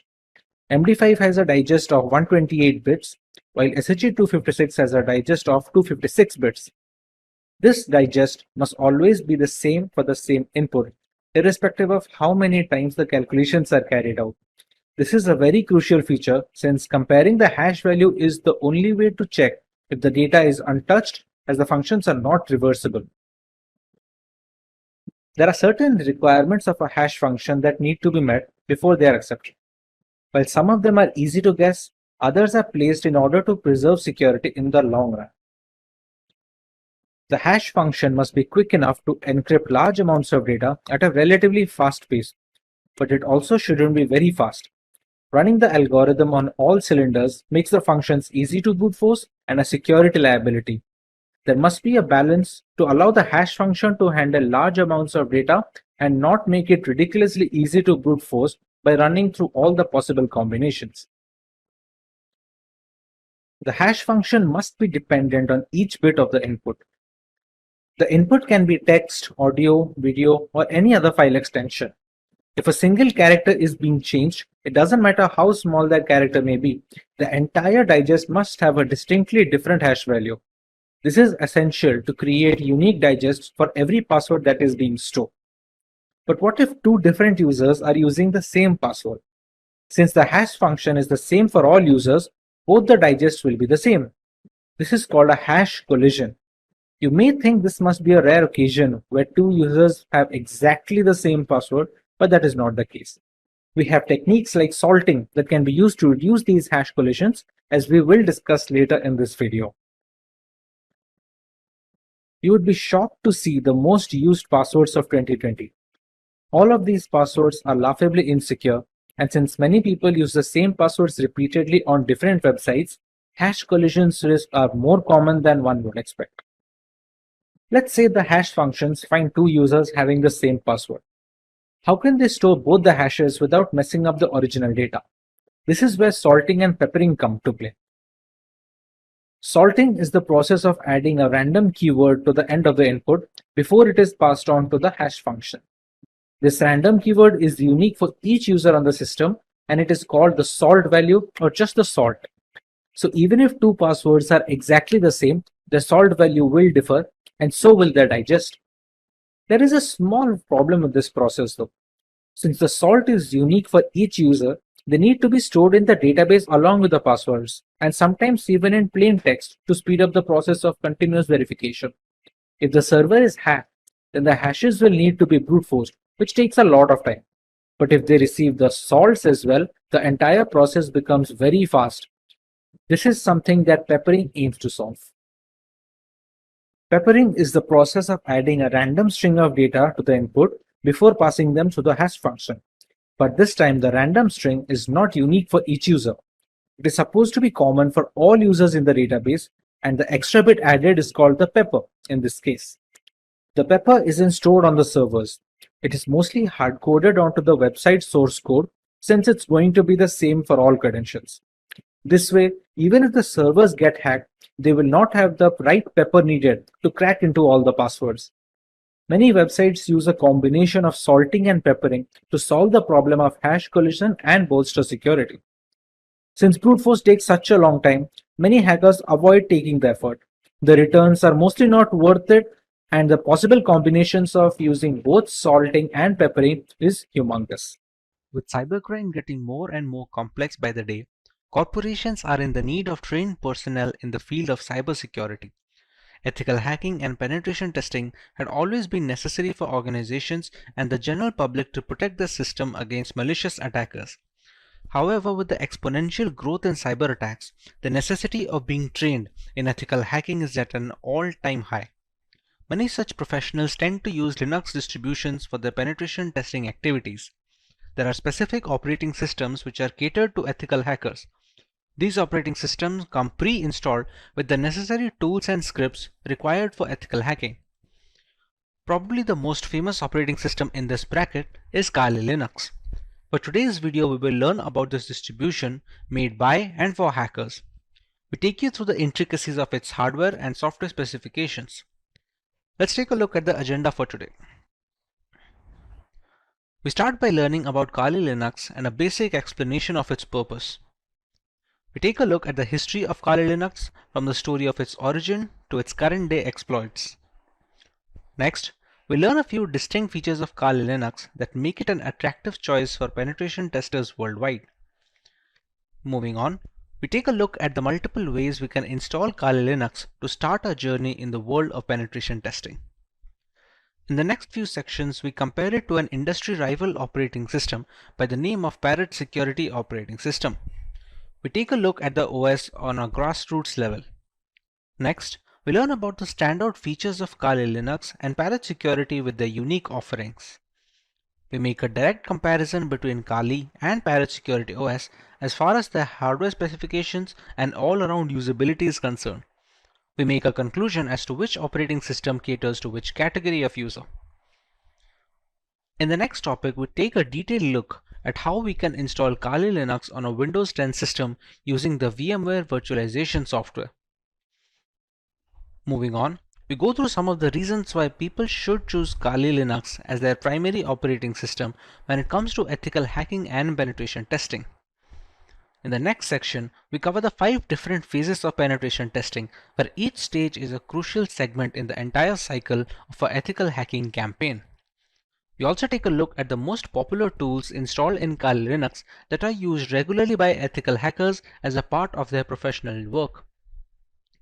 Coming to a few live demonstrations, we start by learning some Linux terminal basic commands, set up proxy chains to maintain our privacy on the internet, run a few Nmap scans to find information about our victims, use Wireshark to detect insecure browser traffic traveling through HTTP web pages, learn about Metasploit and its components, and finally use Metasploit to hack into a Windows 10 machine and grant ourselves root access or the admin access, which basically gives us the key to the entire machine. It's no secret that the majority of our internet usage is at the risk of being hacked, be it via unsafe messaging applications or misconfigured operating systems. To counteract this void of digital security, penetration testing has become the norm when it comes to vulnerability assessment. Kali Linux is an operating system that has become a well-known weapon in this fight against hackers. A Linux distribution that is made specifically for penetration testers, Kali Linux has layers of features that we will be covering in today's lesson. Let's take a look at the topics to be covered in this video. We start by learning about Kali Linux and a basic explanation of its purpose. We take a look at the history of Kali Linux from the story of its origin to its current day exploits. Next, we learn a few distinct features of Kali that make it an attractive choice for penetration testers worldwide. Finally, we take a look at the multiple ways we can install Kali Linux to start our journey in the world of penetration testing. Let's start by learning about Kali Linux in general. Kali Linux, which is formerly known as Backtrack Linux, is an open source Linux distribution aimed at advanced penetration testing and security auditing.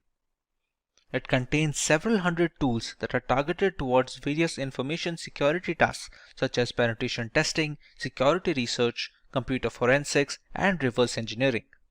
Kali Linux is a multiple platform solution, accessible and freely available to information security professionals and hobbyists. Among all the Linux distributions, Kali Linux takes its roots from the Debian operating system. Debian has been a highly dependable and stable distribution for many years, providing a similarly strong foundation to the Kali desktop. While the operating system is capable of practically modifying every single part of our installation, the networking components of Kali become disabled by default. This is done to prevent any external factors from affecting the installation procedure, which may pose a risk in critical environments. Apart from boosting security, it allows a deeper element of control to the most enthusiastic of users. We did not get Kali Linux since the first day. How did it come into existence? Let's take a look at some of its history. Kali Linux is based on years of knowledge and experience in building penetration testing and operating systems. During all these project lifelines, there have been only a few different developers, as the team has always been small. The first project was called WOPEX, which stands for White Hat Knopex. As can be inferred from the name, it was based on the Knopex operating system as its underlying OS. WOPEX had releases ranging from version 2.0 to 2.7. This made way for the next project, which was known as WAX, or the longhand being White Hat Slacks. The name change was because the base OS was changed from Knopex to Slacks. WAX started at version 3 as a nod, it carrying on from WOPEX. There was a similar OS being produced at the same time, Auditor Security Collection, often being shortened to just Auditor, which was once again using Knopex. Its efforts were combined with WAX to produce Backtrack. Backtrack was based on Slackware from version 1 to version 3, but switched to Ubuntu later on with version 4 to version 5. Using the experience gained from all of this, Kali Linux came after Backtrack in 2013. Kali started off using Debian stable as the engine under the hood before moving to Debian testing when Kali Linux became a rolling operating system. Now that we understand the history and the purpose of Kali Linux, let us learn a little more about its distinct features. The latest version of Kali comes with more than 600 penetration tools pre-installed. After reviewing every tool that was included in Backtrack, developers have eliminated a great number of tools that either simply did not work or which duplicated other tools that provided the same or similar functionality. The Kali Linux team is made up of a small group of individuals who are the only ones trusted to commit packages and interact with the repositories, all of which is done using multiple secure protocols.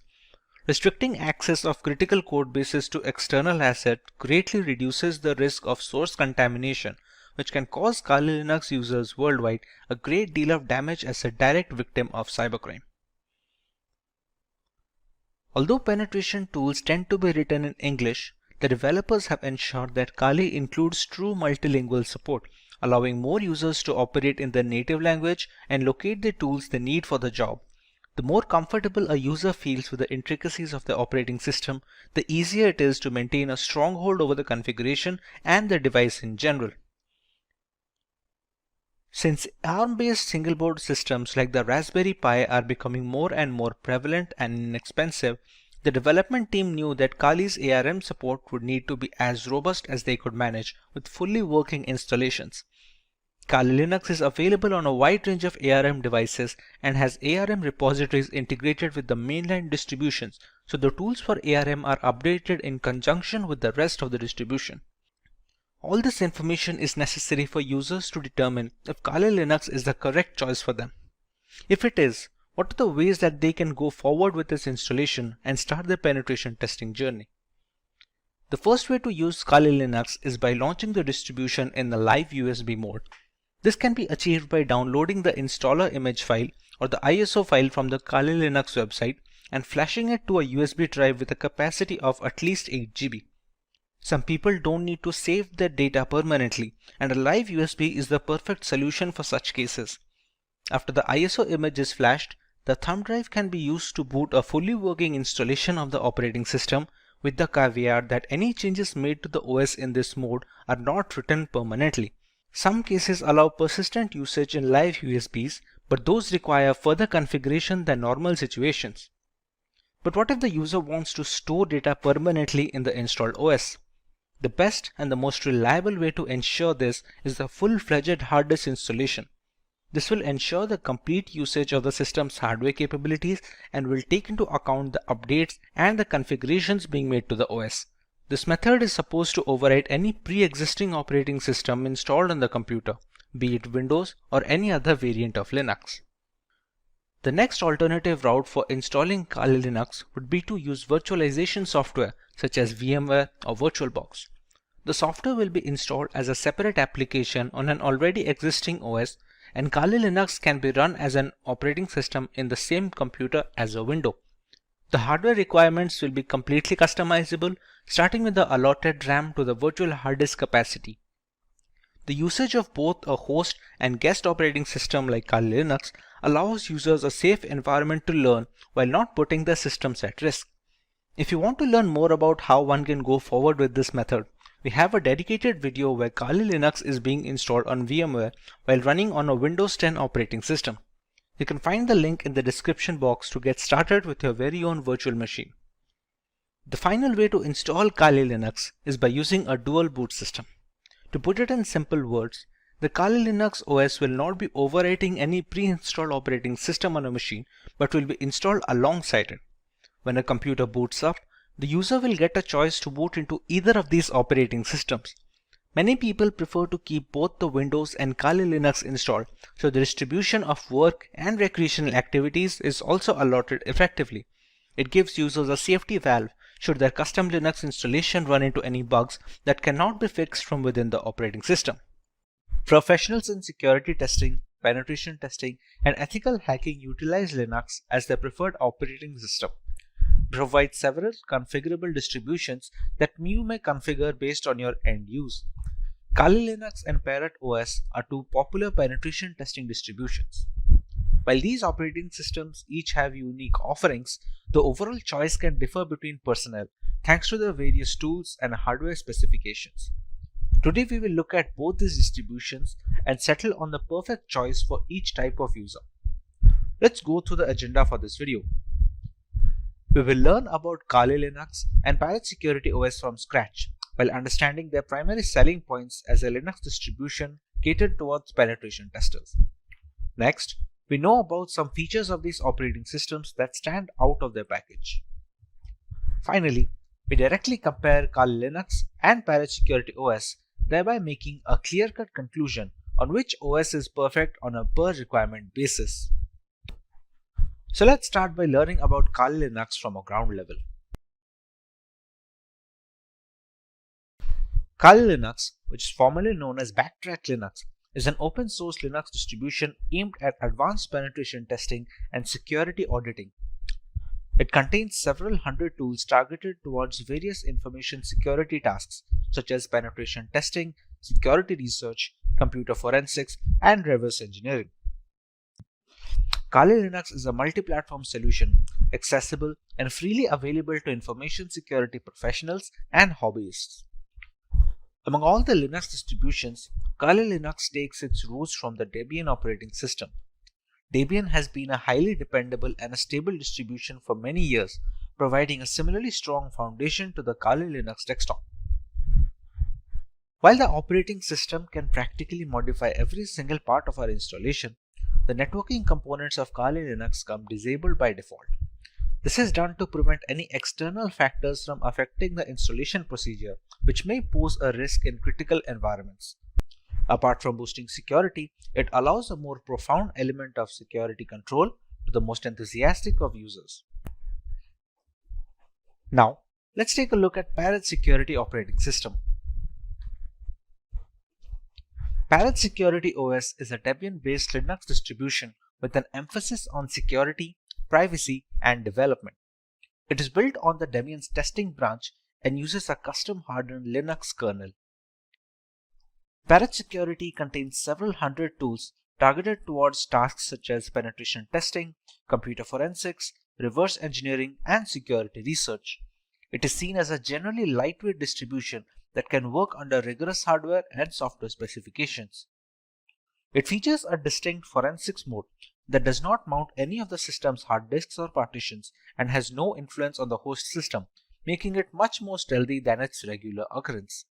This mode is used on the host system to execute forensic procedures. A rolling release is a paradigm in which software upgrades are rolled out constantly rather than in batches of versions in software development. This ensures that the software is constantly up to date. A rolling release distribution such as Parrot Security OS follows the same concept. It provides the most recent Linux kernel and software versions as soon as they become available. With a basic introduction to the operating systems out of the way, let us take a look at the unique features of both Kali Linux and Parrot Security OS.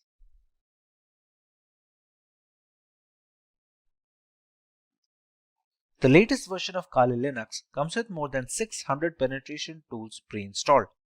After reviewing every tool included in Backtrack, developers have eliminated a significant number of tools that either simply did not work or duplicated other tools that provided the same and similar functionality.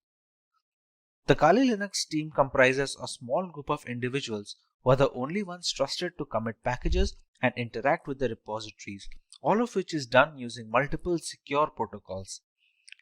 Restricting access of critical code bases to external assets dramatically reduces the risk of source contamination, which can cause Kali Linux users worldwide a great deal of damage as a direct victim of cybercrime.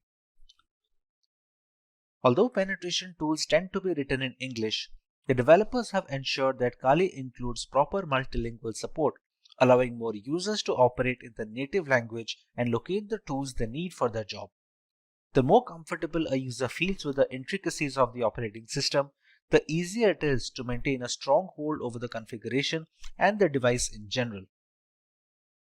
Since ARM-based single-board systems like the Raspberry Pi are becoming more prevalent and inexpensive, the development team knew that Kali's ARM support would need to be as robust as they could manage with fully working installations.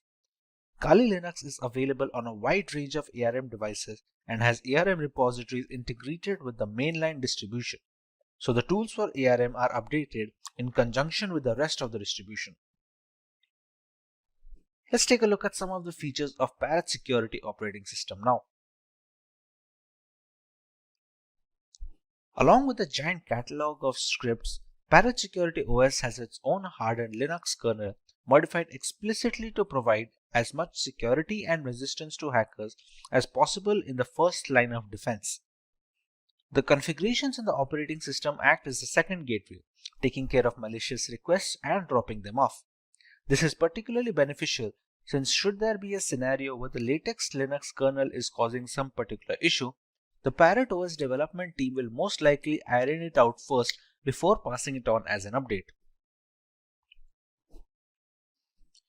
If the custom hardened kernel wasn't reason enough, Parrot Security developers managed to install more hacking tools and scripts to ensure a smooth transition for the Kali Linux users. All the tools you find in Kali are present in Parrot OS and a few extra ones for good measure.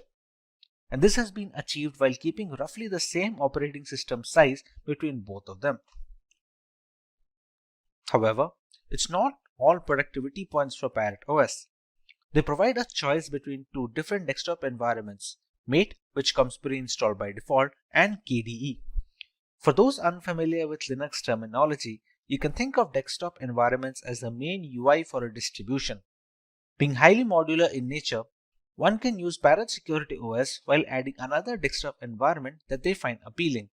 While Kali Linux has only a single option, Parrot Security has provided two optimized builds with Mate Desktop and KDE Desktop. One of the primary advantages of Parrot OS over Kali Linux is that it's relatively lightweight. This implies that it takes significantly less disk space and computing power to function correctly, with as little as 320 MB of RAM required. In reality, Parrot OS is designed to operate successfully off a USB stick, but Kali Linux does not work well from a USB drive and is generally installed in a virtual machine. Parrot OS is more of a niche distribution if you're searching for something lighter than Kali Linux. Features are great, but what about performance? Real-world metrics. Let us compare both these operating systems directly with respect to their hardware specifications and usability. In the end, we can decide on what distribution is fit for each type of user.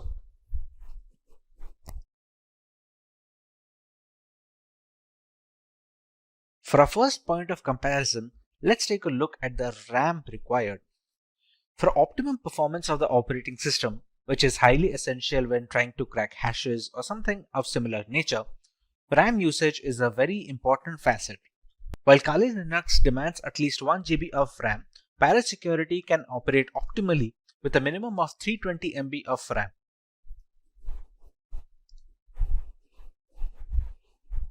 For correctly displaying graphical elements, Kali Linux requires GPU-based acceleration, while this is not the case with Parrot Security OS, which doesn't require any graphical acceleration needed from the user side.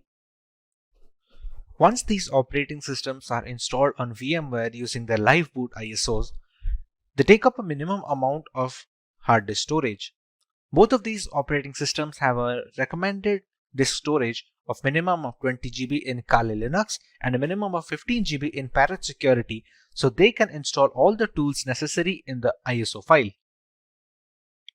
When it comes to the category and the selection of tools, Kali Linux has always been the first in securing every single tool available for hackers in the penetration testing industry. Parrot Security, on the other hand, has managed to take it up a notch. While specializing in wireless pen testing, Parrot Security makes it a point that all the tools that Kali Linux provides has been included in the ISO, while simultaneously adding some extra tools that many users will have to install from third-party sources in Kali Linux. Being a decade-old penetration testing distribution, Kali Linux has formed up a very big community with strong support signature. Parrot Security, on the other hand, is still growing, and it is garnering much more interest among veteran penetration testers and ethical hackers. A primary drawback of Kali Linux is the extensive hardware requirement. To perform optimally, it requires higher memory than Parrot Security. It also needs graphical acceleration while demanding more virtual hard disk storage. Parrot Security, on the other hand, was initially designed to run off a USB drive directly, thereby requiring very minimal requirements from a hardware perspective, like just 320 MB of RAM and no graphical acceleration needed. This means Parrot Security is much more feasible for people who are not able to devote massive resources to either their virtual machine or on their laptop hard disk directly. With the comparison done between both of these operating systems, let's take a look at the type of users both of these are catered to. One can go with Kali Linux if they want the extensive community support offered by its users, if they want to go with a trusted development team that have been working on this distribution since many years, if they have a powerful system which can run Kali Linux optimally without having to bottleneck performance, and if they are comfortable with a semi-professional environment which may or may not be very useful for new beginners. One can decide to go with Parrot Security if they want to go with a very lightweight and lean distribution that can run pretty much on all systems. It also has a lot of tools pre-installed, and some of them are not even present on Kali Linux. It is much more suitable for underpowered rigs where users do not have a lot of hardware resources to provide to the operating system, and thereby it is much more feasible for people with underpowered laptops or no graphical acceleration.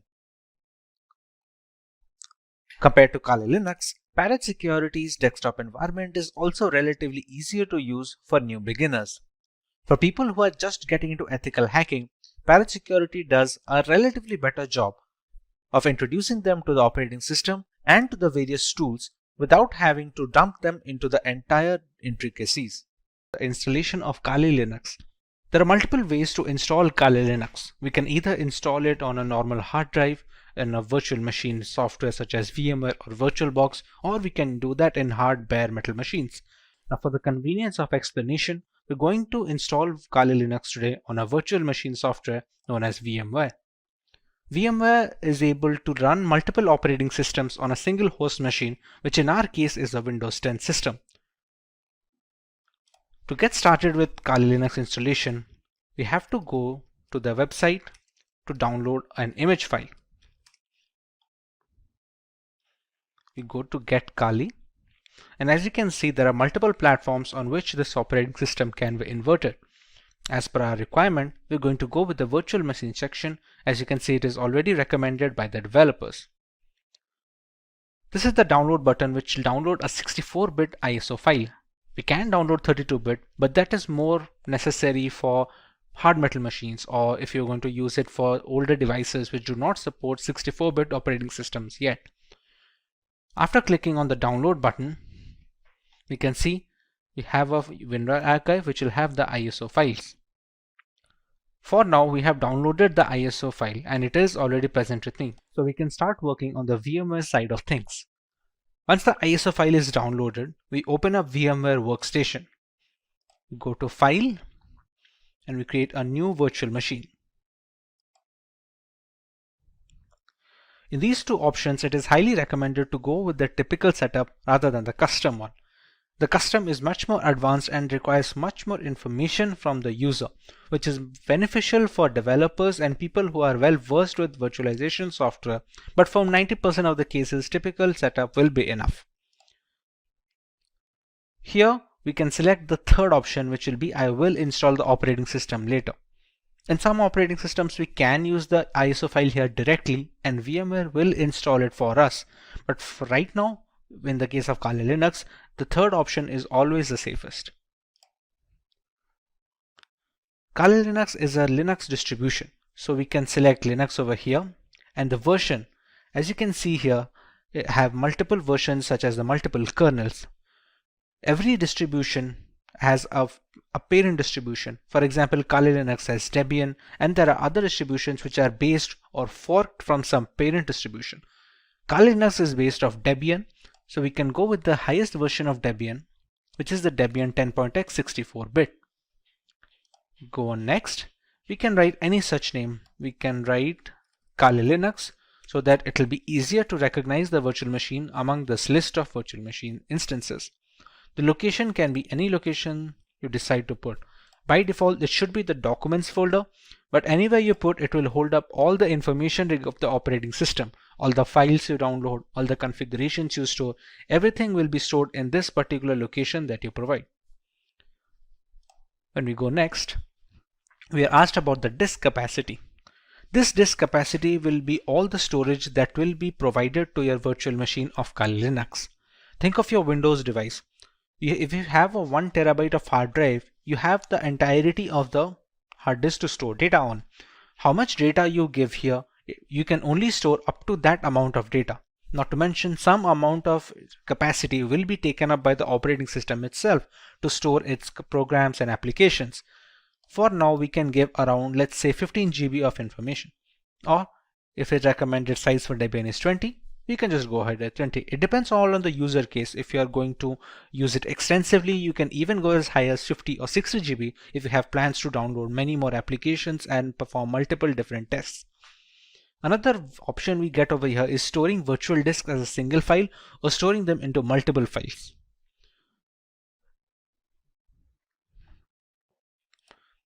As we already know, this virtual machine runs entirely on VMware. Sometimes when transferring these virtual machine instances, let's say from a personal computer to a work computer, we're going to need to copy up the entire folder that we had mentioned before over here. Instead, all virtual machines have a portability feature. Now this portability feature is possible for all scenarios, except it is much easier if they split the virtual disk into multiple files. Now even if this makes porting virtual machines easier from either system to system or software to software, let's say if you want to switch from VMware to VirtualBox or vice versa, the performance takes a small hit It's not huge, but it's recommended to go with storing the virtual disk as a single file if you have no purposes of ever moving the virtual machine. Even if you do, it's not a complete stop that it cannot be ported. It's just easier when using multiple files. But in order to get the best performance out of the virtual machine, we can store it as a single file over here. This is a summary of all the changes that we made and all the configurations that have been settled until now. Now at this point of time, we have not provided the .iso file yet, which is the installation file for the Kali Linux that we downloaded from this website. As of right now, we have only configured the settings of the virtual machine. So we can press on Finish. And we have Kali Linux in the list. Now, to make the changes further, we press on Edit Virtual Machine Settings. The memory is supposed to give the RAM of the virtual machine.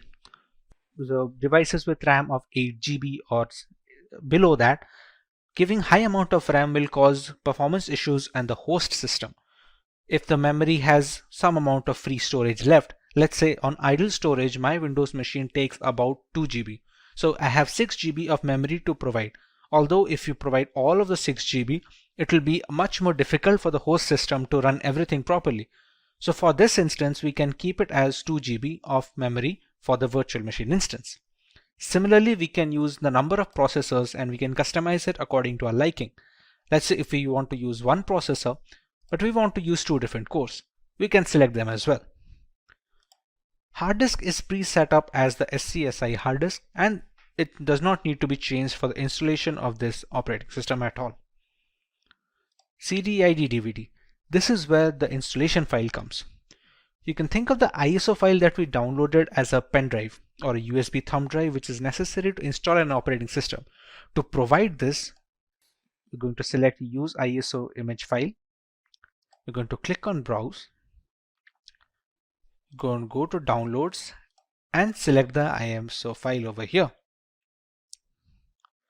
Select Open, and we can see it is already loaded up. Next, in the network adapter, it is recommended to use NAT. This helps the virtual machine to draw the internet from the host machine settings. If your host machine is connected to the internet, then the virtual machine is connected as well. There are some other options such as host only or custom segments or LAN segments, but those are not necessary for installation. Rest of them are pretty standard, which do not need any extra configuration and can be left as it is. Press OK, and now we can power on this virtual machine.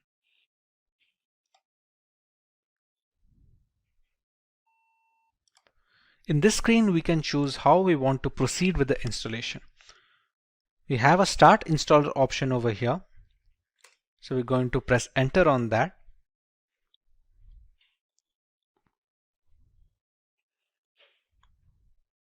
We're going to wait for the things to load from the ISO file. The first step in the installation is choosing the language of the operating system. For this, we can go with English as standard. This is a location. This will be used for setting up the time and some of the internal settings which depend entirely on the location of the user. So for this, we're going to go with India. Configuring the keyboard, it's always recommended to go with the American English first. Many people make a mistake of going with the Indian keyboard if it is possible, and it provides a lot of issues later on. So it's always preferred to go with the American English, and if later we see some necessity of another keyboard dialect that is required, we can install it later. But for now, we should always stick with American English as a basic. At this point, it's going to load the installation components from the .iso file. It is a big file of 3.6 GB, so it has a lot of components that need to be put into the virtual machine, which can also be used to detect hardware.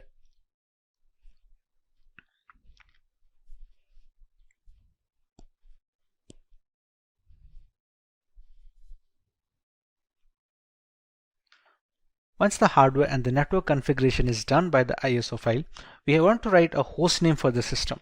This host name can be anything which is used to recognize this device on a local network or a LAN cable. Let's say if we use the name Kali.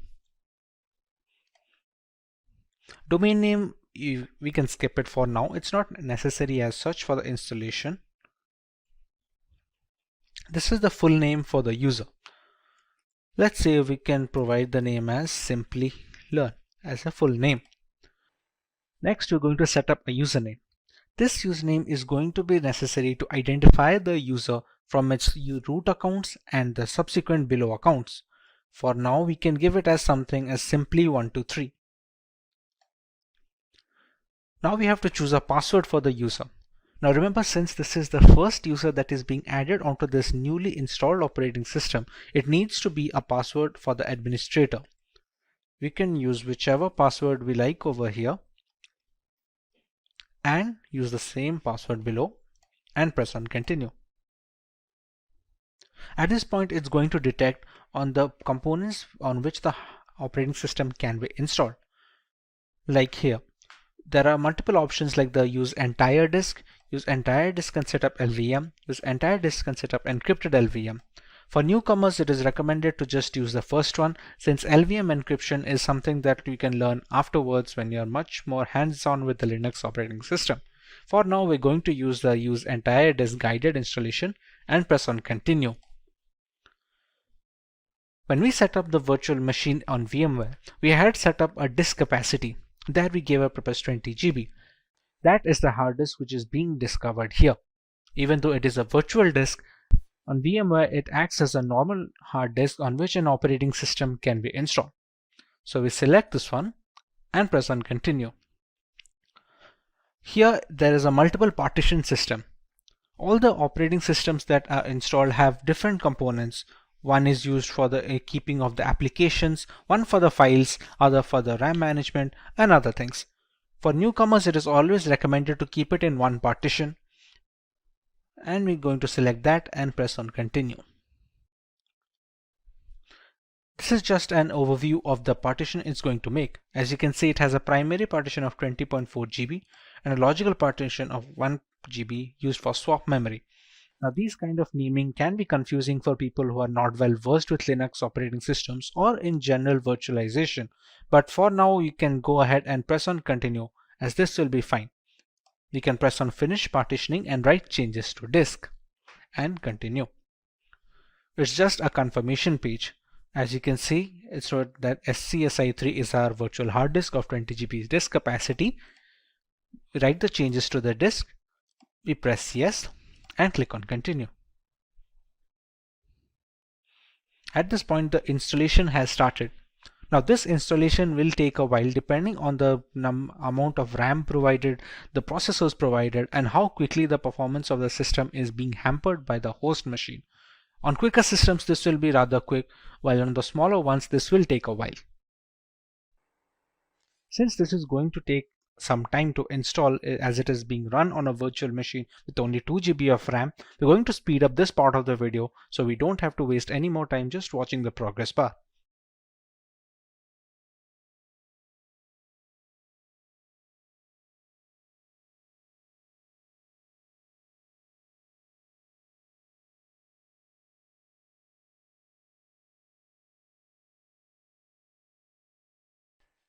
Now that our core installation is completed, it's asking us to configure a package manager. The work of a package manager on Linux operating systems is similar to the Google Play Store on Android mobile devices and on the App Store for the Apple devices. It's an interface to install external applications which are not installed by default. Let's say for Google Chrome or any other browser which can be used to browse the internet. At this point of time, it's asked us to select a network mirror. We're going to select as yes and move forward with this. Next, it's going to ask us for an HTTP proxy, which we can leave it as blank and press it as continue forward. At this point of time, it's looking for updates to the Kali Linux installation. This will fetch the new builds from the Kali server, so the installation is always updated to the latest version. Now that the package manager is configured, we have the grub bootloader. The grub is used for selecting the operating system while booting up.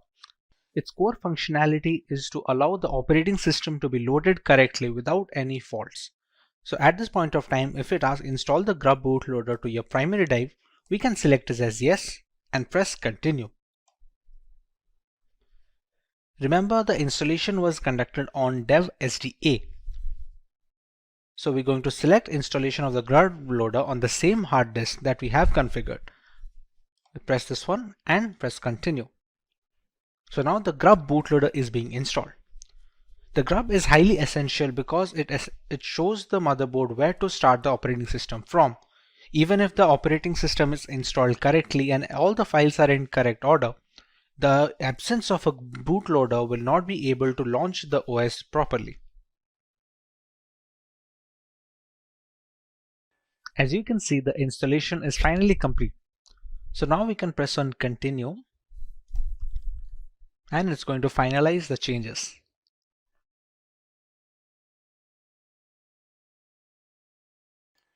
Now you can see Kali Linux being booted up straight away. It doesn't check for the ISO file anymore since the operating system is now installed onto the virtual hard disk storage that we had configured before.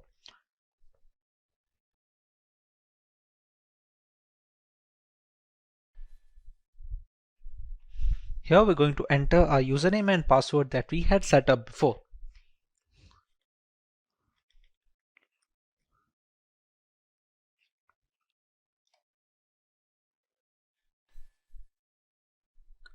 And we have the Kali Linux system booted up.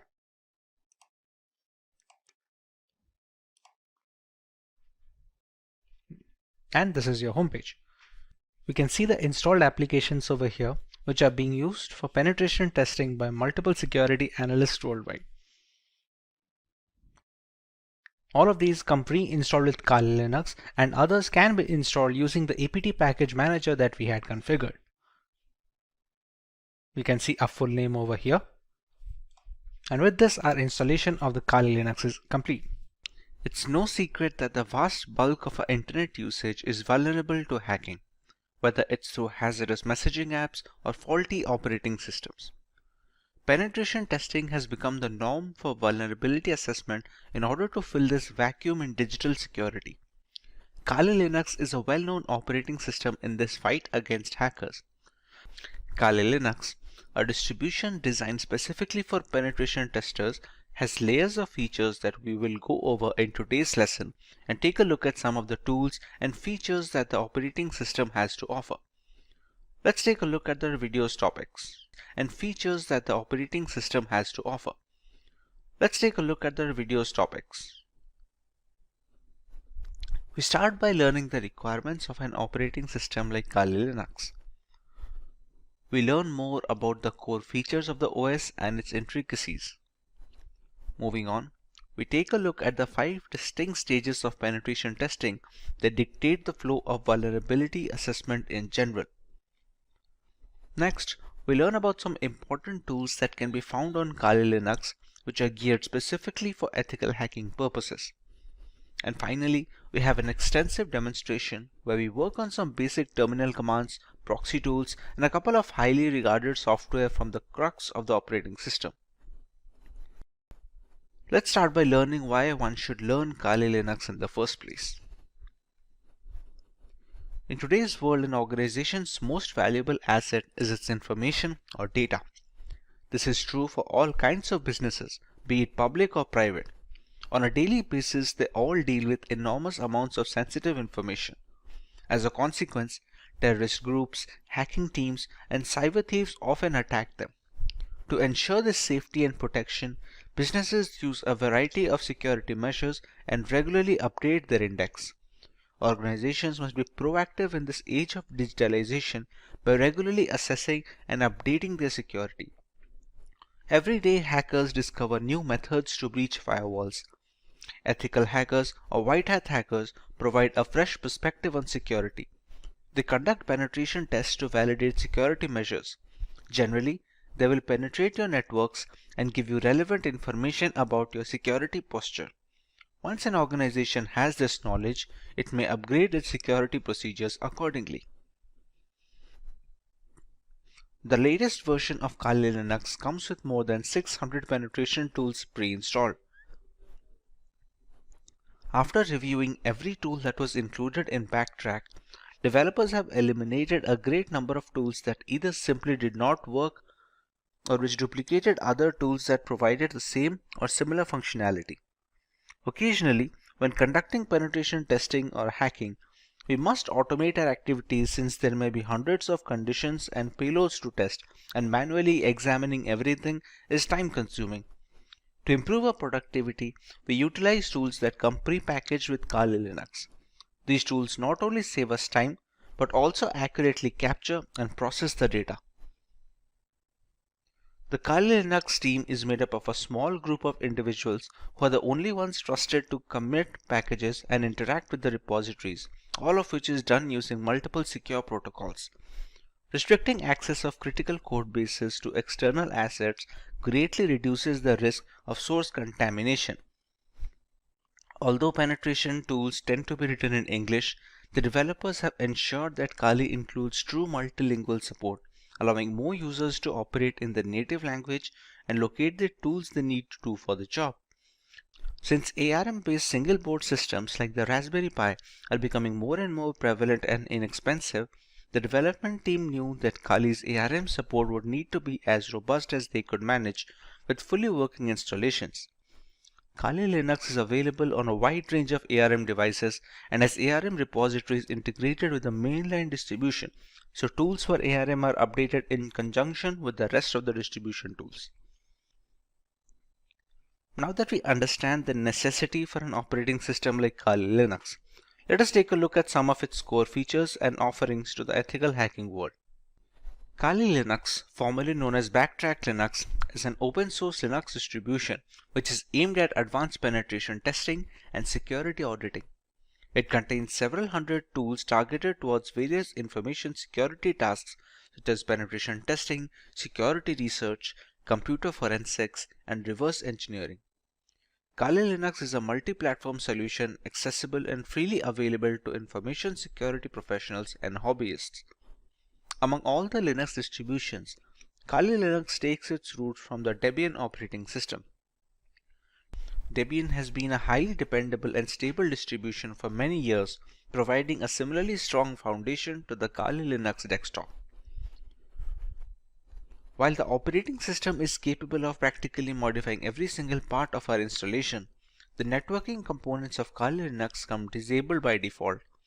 This is done to prevent any external factors from affecting the installation procedure, which may pose a risk in critical environments. Apart from boosting security, it allows a deeper element of security and control to the most enthusiastic of users.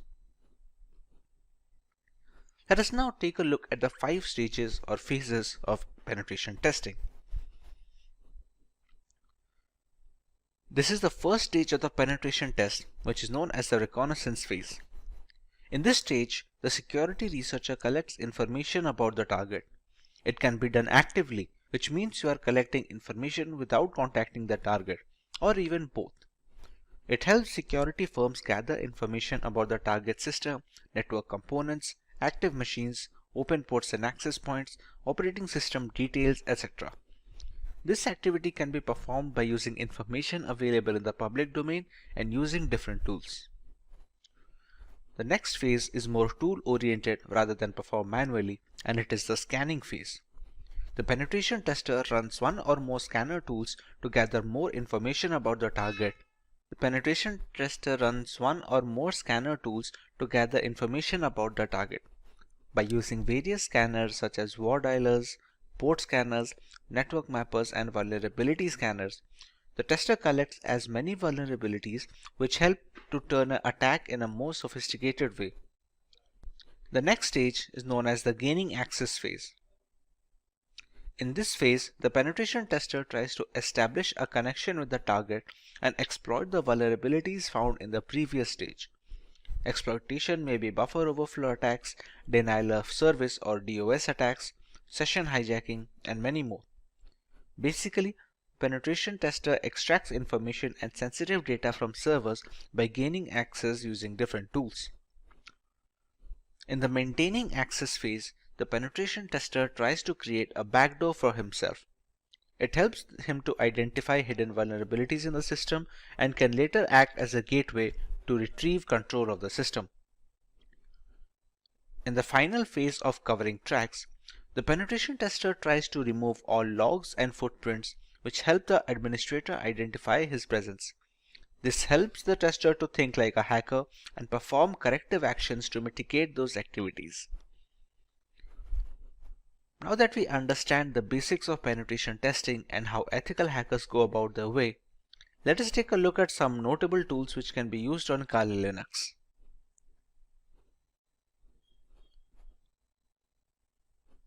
At the top of the chain lies Nmap. Nmap is a free and open source utility port scanner which can be used for network discovery and security auditing. Many systems and network administrators also find it useful for tasks such as network inventory, managing service upgrade schedules, and monitoring host or service uptime. It is most beneficial in the early stages of ethical hacking, where a hacker must figure the possible entry point to a system before running the necessary exploits, thus allowing the hacker to leverage any insecure openings and breach the device. It's a part of the scanning phase of the penetration testing. Nmap uses raw IP packets in novel ways to determine what hosts are available on the network, what services these hosts are offering, what operating systems they are running and their versions, what type of packet filters and firewalls are in use, and dozens of other characteristics. It was designed to rapidly scan large networks but works fine against single hosts as well. Since every application that connects to a network needs to do so via a port, the wrong port or server configuration can open a can of worms which lead to a thorough breach of the system and ultimately a fully hacked device. Next on the list we have Metasploit. The Metasploit framework is a very powerful tool that can be used by cybercriminals as well as ethical hackers to probe systemic vulnerabilities on networks and servers. As a part of the third stage of penetration testing, it's an open source framework which can be easily customized and used with most operating systems. With Metasploit, the ethical hacking team can use a ready-made or custom code and introduce it into a network to probe for weak spots. As another flavor of threat hunting, once these flaws are identified and documented, the information can be used to address systemic weaknesses and prioritize solutions. Once a particular vulnerability is identified and the exploit is fed into the system, there are a host of options for the hacker. Depending on the vulnerability, hackers can even run root commands from the terminal, allowing complete control over the activities of the compromised system as well as all personal data stored on the device. A big advantage of Metasploit is the ability to run full-fledged scans on a target system, thereby giving a detailed picture of the security index of said system.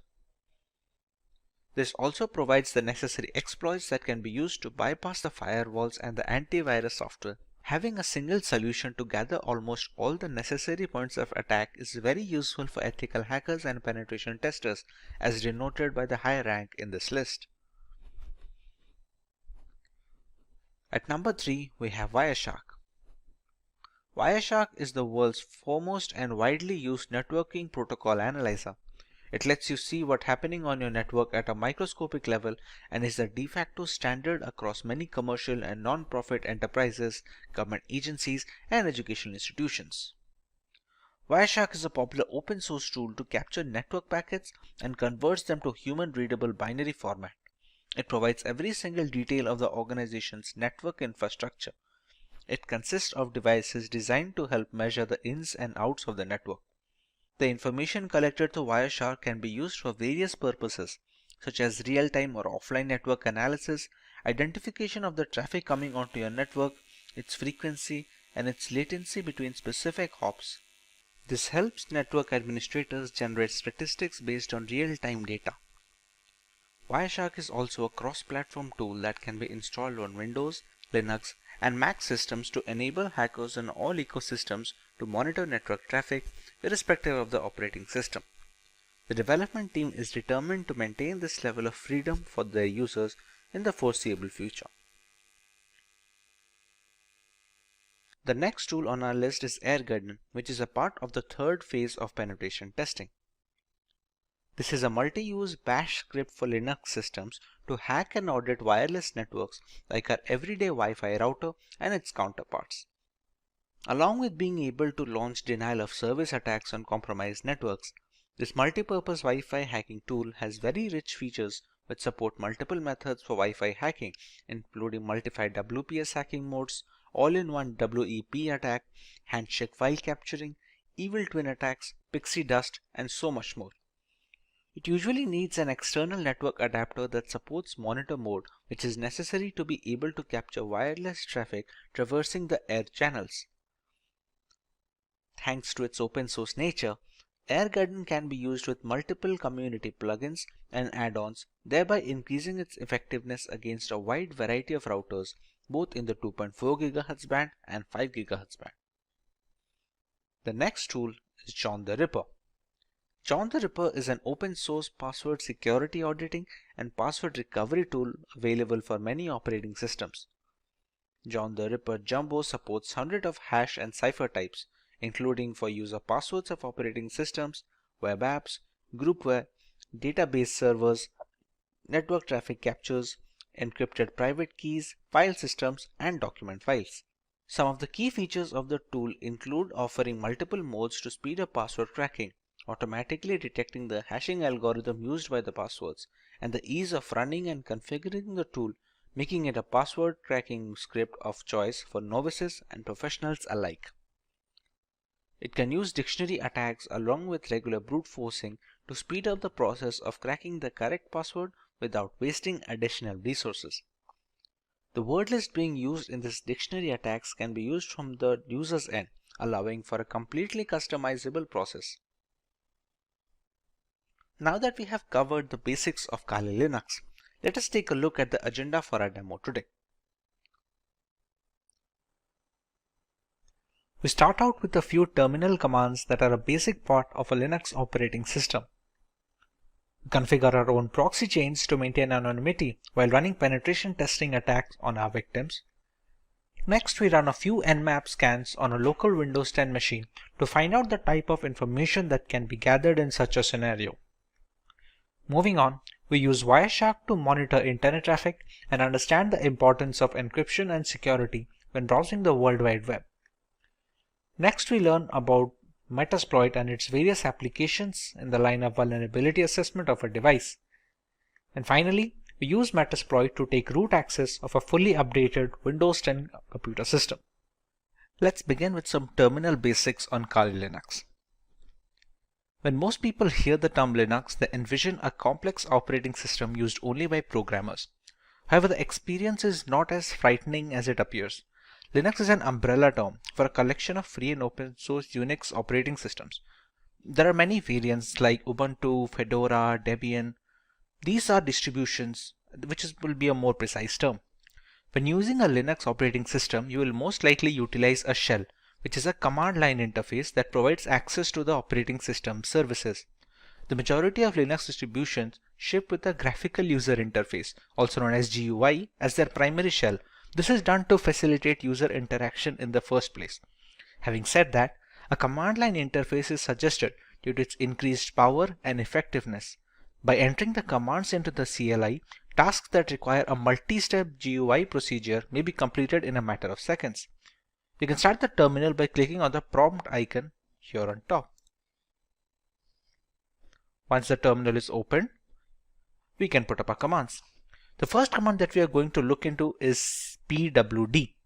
pwd stands for present working directory. As of right now, what you are seeing is the terminal window by default. If I write pwd and press enter, this shows the directory in which the terminal is being run on. As of right now, it's in the nf folder of my desktop, which is specifically this folder. If I open up this folder, you can see it is currently empty, as in it has no contents. If I use another command known as mkdir, which is supposed to stand for make directory, and I write nf2, shortage for new folder 2. If I open up the nf, you can see the new folder is created. This is how the pwd command works. Another important command to change directories, it's called the cd command. Let's say right now if I am in NF, I want to create a new file in NF2 folder or something else in the NF2 folder. I have to shift to CD NF2. Now if I write pwd, it will show the present working directory of home, Simplilearn, desktop, NF, and inside that I am in NF2 right now. It is done to navigate through the Linux files and directories. It requires either the full path or just the name of the directory. If we have to move a completely different folder on a completely different file, then we can use the entire path like this. For now, cd works. Another few commands is we can write cd ... and it will come back one folder. Now the pwd will be just NF and not NF2. Let's say we are in this folder and we want to go a different file. Let's say if we just go for cd home Simplilearn. That's it. Right now, these are the folders in our current present working directory. We have the desktop, the documents, downloads, etc. From here, we can again go to the desktop using the same cd command, cross-check the changing of directories, and check the files again. And yes, there we go, NF. How do we know this? What are the commands that are used to show the files and folders? That folder is known as the ls command. ls can be used to view the contents of a directory. By default, this command will display the contents of your current working directory. If we add some other parameters, we can find the contents of other directories as well. There are some hidden files as well in Linux which cannot be showed just with ls. For example, if we just go to cd etc, which is a configuration folder for Linux. If we write ls now, these are the files that can be seen. If we want to see the hidden files, we'll have to add one more parameter here like ls -a, and as you can see, the number of files have increased this time around. There are other things as well that we can see with Linux. ls -al will show the hidden files along with some of the parameters and some of the permissions that has been provided for each file. As you can see, many of these files have root access. Some of them can write, some of them can read.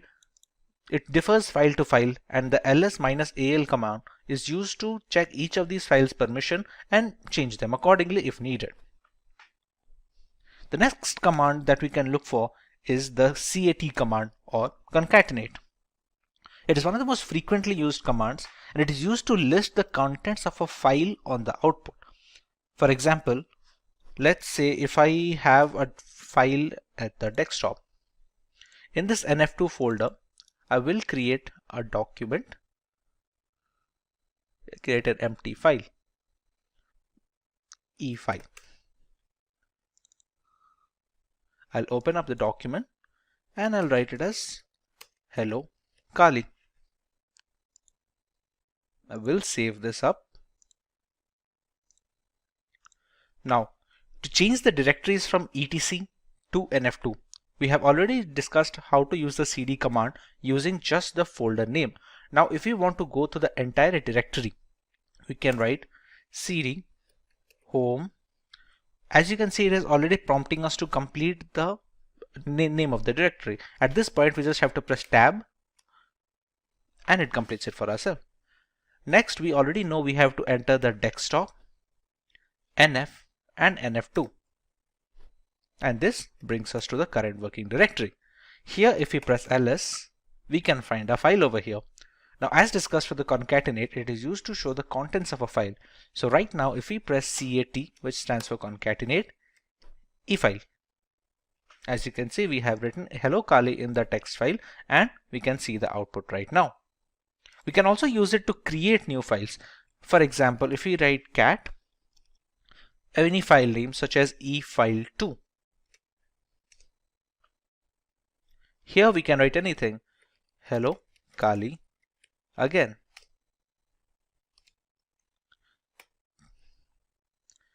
Once we press Ctrl C here, we can check e-file2 and we have hello Kali again printed over here.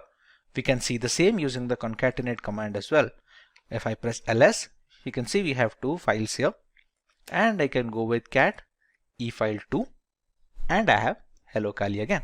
This is how the concatenate command works. Apart from this, it can be used to copy. There is a different command like called cp, which is used to copy the files from one place to another. Mind you, this is not moving, this is only going to copy the command. For example, currently our pwd, which is the present working directory, is in the nf2 folder, as you can see over here. Let's copy the efile2 to the nf folder. We can write cp efile2 and give the path of the nf folder, which will be home, Simplilearn, desktop, and nf.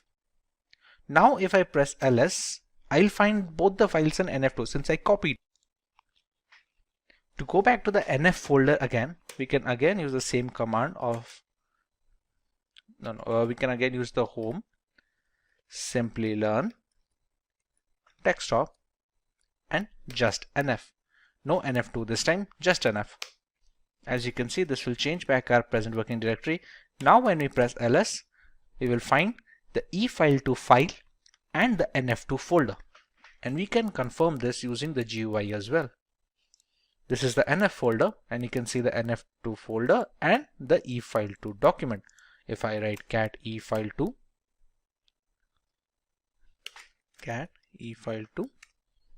we can see the contents of the file.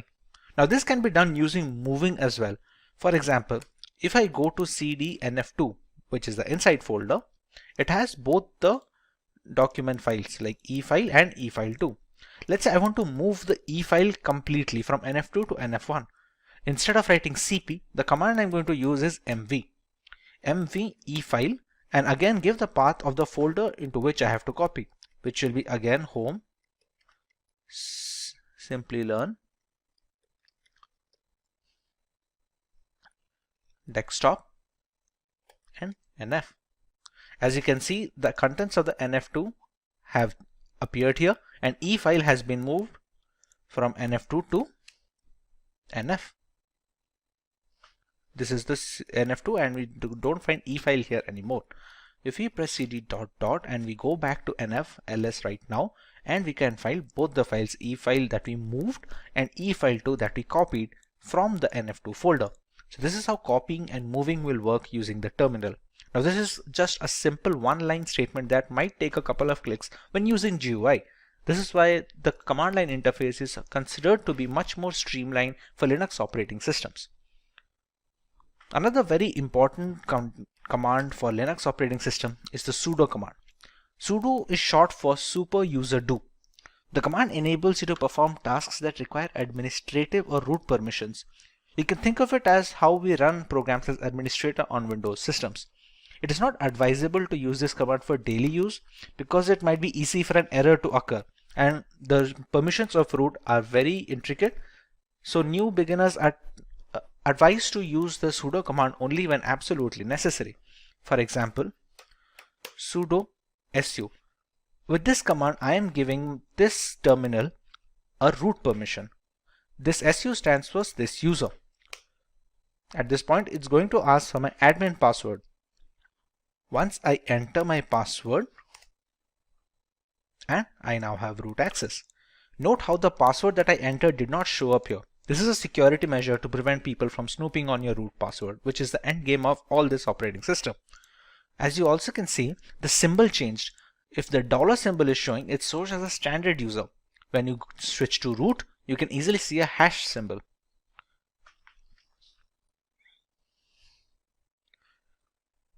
This opens up a separate shell inside this terminal command. For example, we can exit out of the root user to the standard user using the command exit. And once again, we have the dollar sign and the root has vanished over here. There are some commands that will only work with administrative access. For example, when updating the Kali Linux system, we have to use apt update. As you can see, it says problem unlinking the file because permission denied. Now let's try this using sudo apt update. As you can see, it is updating the package repositories which work as the software installed on the system. This can be done using either writing the sudo command every time we want to perform a root access, or we can just write sudo su once and write apt update alone. The fetching is complete over here.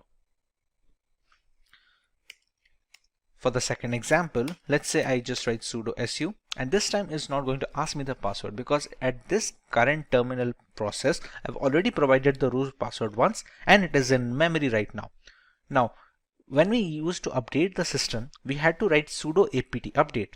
That was because we were running it as a standard user. Now we are running it as a root user. So all we have to write is apt update and it's going to continue its work. There you go. Another command that can be useful is the ping command. It's pretty self-explanatory. It's going to be checking the internet connectivity. You can be used to check internet connectivity, or you can see if there is a local server on your system which needs to be pinged, then you can check that. For example, if we have to write ping, and we can use either IP address or domain. Let's say if we want to check that if we can access google.com using this Kali Linux installation or not, we can write ping google.com. And you can see it shows the bytes being sent and received and how much time it took to take up the request. This can be done for local systems as well. For example, this installation of Kali Linux is being run on a virtual machine. Once this machine is running, I still have my host machine running over here, the IP address of which is 192.168.129.179. If I try to ping this from here,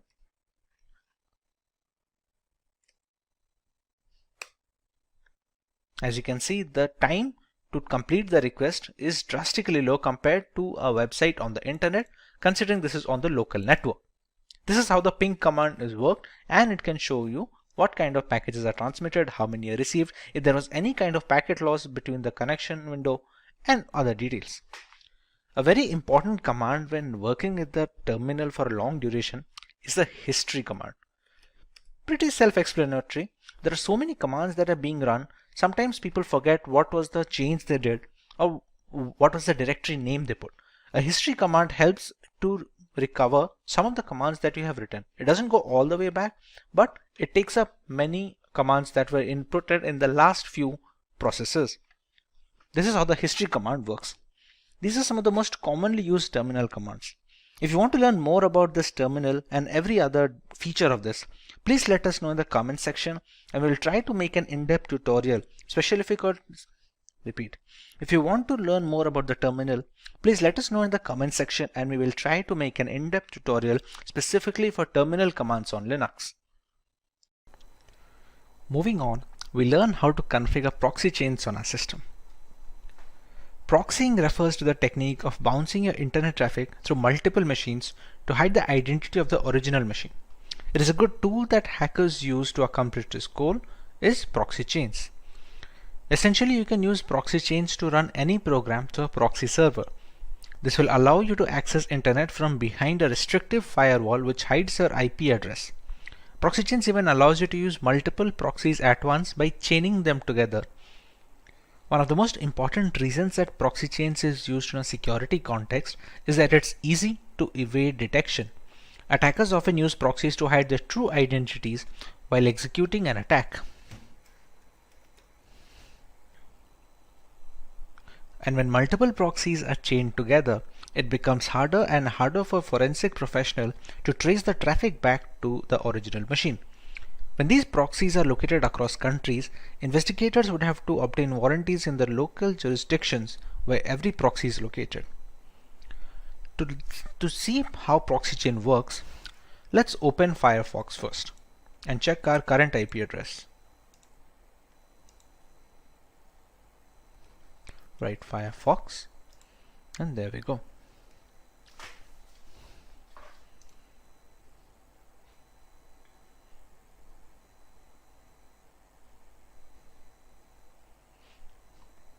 As we can see, Firefox is now open. Let's check our current IP address right now. If we go to an address called myip.com,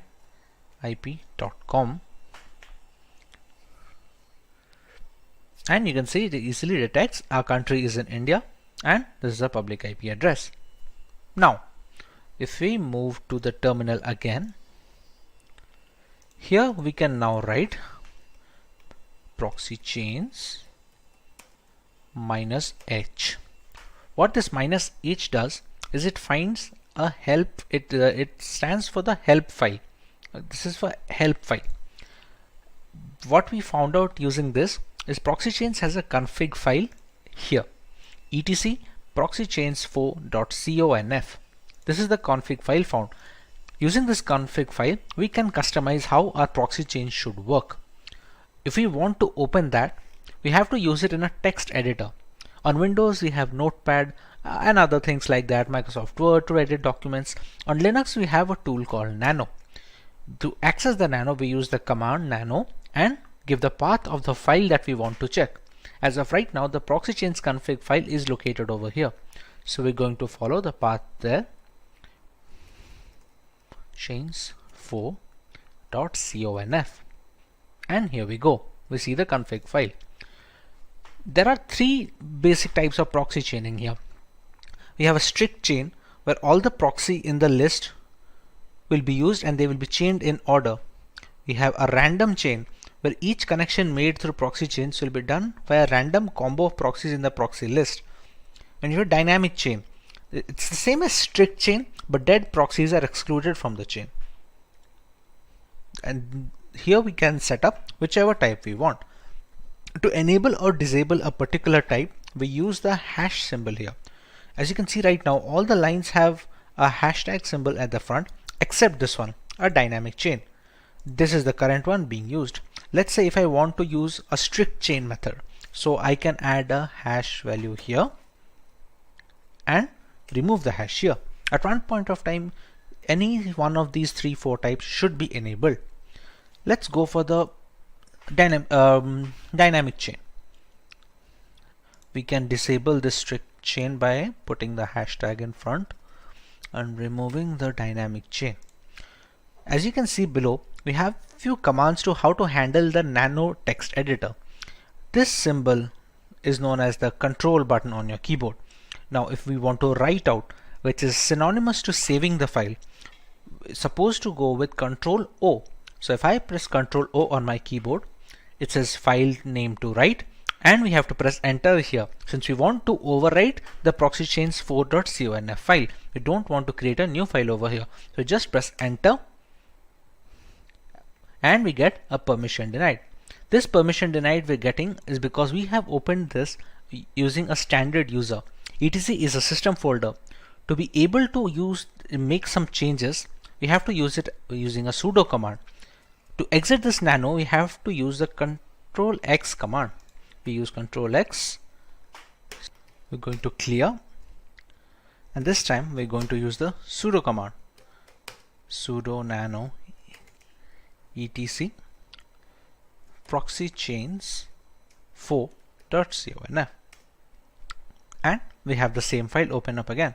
Now this time if we want to make a change, let's say we're going to add a strict chain instead of a dynamic chain, we remove the hashtag from strict. We're going to use Control O for the save file option. We're going to press enter and it says wrote 160 lines. Again, if we want to reverse this change, we put the hashtag over here, enable dynamic chain, we press Control O, press enter, and it says wrote 160 lines. Now we can exit straight away using the Control X format. Right now we have not provided any file or a proxy chain. We can have proxy IP addresses from the internet, but we have to make sure that they are safe and they don't snoop on our data. When there is no proxy chains being provided personally, it's going to use the Tor network, but for that we have to start Tor. Tor is a service in Linux. To know more about this Tor, we can write sudo systemctl, which is used to know the status of services on the Linux operating system, and status of Tor. Systemctl, sorry, instead of stl, it should be systemctl status Tor. As you can see, it is a Tor service, anonymizing overlay network for TCP connections, and it's currently inactive. Now to start this up, we have to write sudo systemctl start Tor. If we repeat the same sudo systemctl status star, as you can see, it's active now. You can see the green logo over here. Okay. To integrate the Firefox and the browser, we can use the proxy chains command directly over here. We can write proxy chains. We can use Firefox to launch our web browser, and let's say if we want to visit google.com. We press enter and the Firefox window is launched, and it should open up google.com next. And there we go. If we go to myip.com once again, as you can see, we have a different IP address and the country is unknown as well. So this is how we can use proxy chains to anonymize internet usage when using Kali Linux. Next on our agenda is the ability to scan networks using Nmap. At its core, Nmap is a network scanning tool that uses IP packets to identify all the devices connected to a network. You can learn more about Nmap using their help file. As you can see, these are some of the parameters that can be used when scanning ports of a system. You can see the version and the URL of the service over here. The primary uses of Nmap can be broken into 3 core processes. First, the program gives you detailed information on every IP active on your network, and then each IP can then be scanned. Secondly, it can also be used to providing a lot of live hosts and open ports, as well as identifying the OS of every connected device. Thirdly, Nmap has also become a valuable tool for users looking to protect personal and business websites. Using Nmap to scan your own web server, particularly if you're hosting your website from home, is essentially simulating the process that a hacker would use to attack your site. Attacking your own site in this way is a powerful way of identifying security vulnerabilities. As we already discussed, the host Windows 10 machine on the system has an IP address of 192.168.29.179. If you want to test the OS scan of the system, we're going to first get the root permission over here. We use the sudo command, and now we are a root user. We're going to launch the command nmap -o, which is supposed to be an OS detection scan. The IP address we can use of the host system 192.168.29.179. In a legitimate penetration testing scenario, we can use the IP address of the vulnerable device over here. We are going to let it scan for a while, and it's going to give us some guesses on what can the OS be.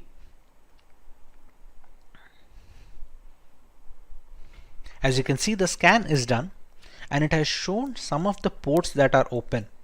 You can see the MSRPC port open, the HTTPS 443 port open, which is used to connect to the internet, and it has some aggressive OS guesses as well. For example, it thinks there's a 94% chance that it's going to be a Microsoft Windows XP Service Pack 3. That's partly because a lot of the Windows XP update packages are still prevalent on Windows. Now that the OS detection is confirmed, there are multiple more details that we can gather from Nmap. Let's go with the nmap -a command, which is supposed to capture as much data as possible. There is also a speed setting. You can call it a speed setting or a control setting of the -t. -t ranges from T0 to T1 to T2 all the way up to T5. This basically determines how aggressively the victim is being scanned. If you scan slowly, it will take more time to provide the results, but it will also give a less chance for the intrusion detection system on the vulnerable machine firewall to detect that someone is trying to penetrate the network. For now, if we want to go with somewhat of a high speed, we can go with the T4 and provide the same IP address of the local machine I am trying to attack. It's going to take a little bit of time since it's trying to capture a lot of information.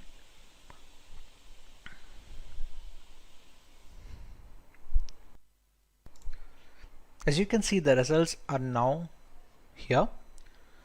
It launched a scan and took a few top ports that are most likely vulnerable from a Windows XP perspective, and it showed a few ports over here. It has not shown 991 filtered ports, which could not be attacked anyway since they were closed for outside access.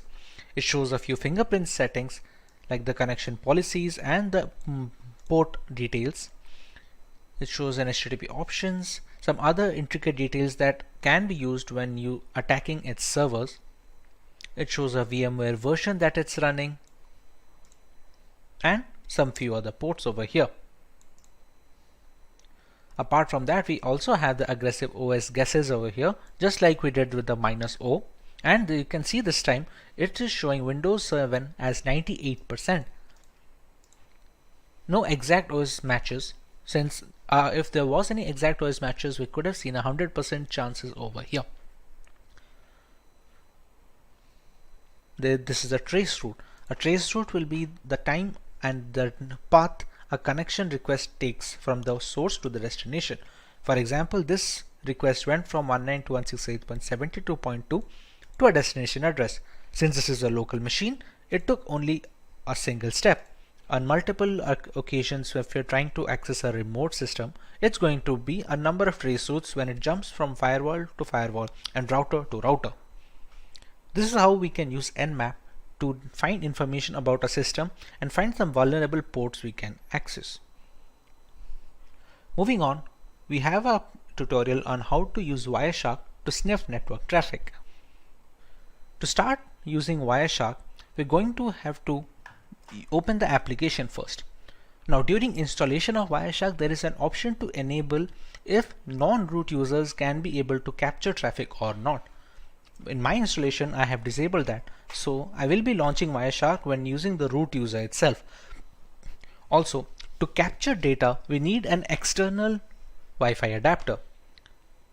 You can see it over here in the VM tab, removable devices, RE-Link 802.1 and WLAN. This is an external Wi-Fi adapter which is inserted into my USB system.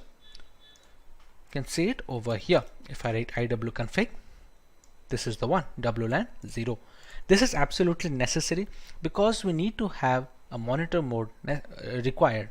We won't need it for sniffing data on Wireshark right now, but it's going to be necessary later on in this tutorial as well, as we will see. For now, we can just start up Wireshark by writing its name on the command line, and it should start the program. Here we go. Here it's going to check which of the adapters we want to use. For example, right now the ETH0, which is supposed to stand for Ethernet 0 port, you can see data is being transmitted up and down. We're going to select ETH0.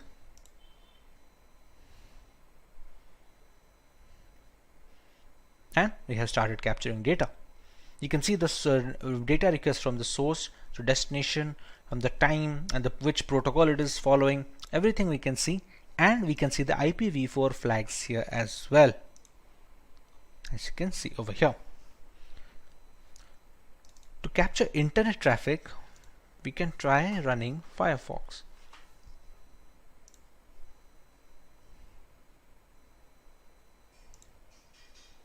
If we just write wikipedia.com,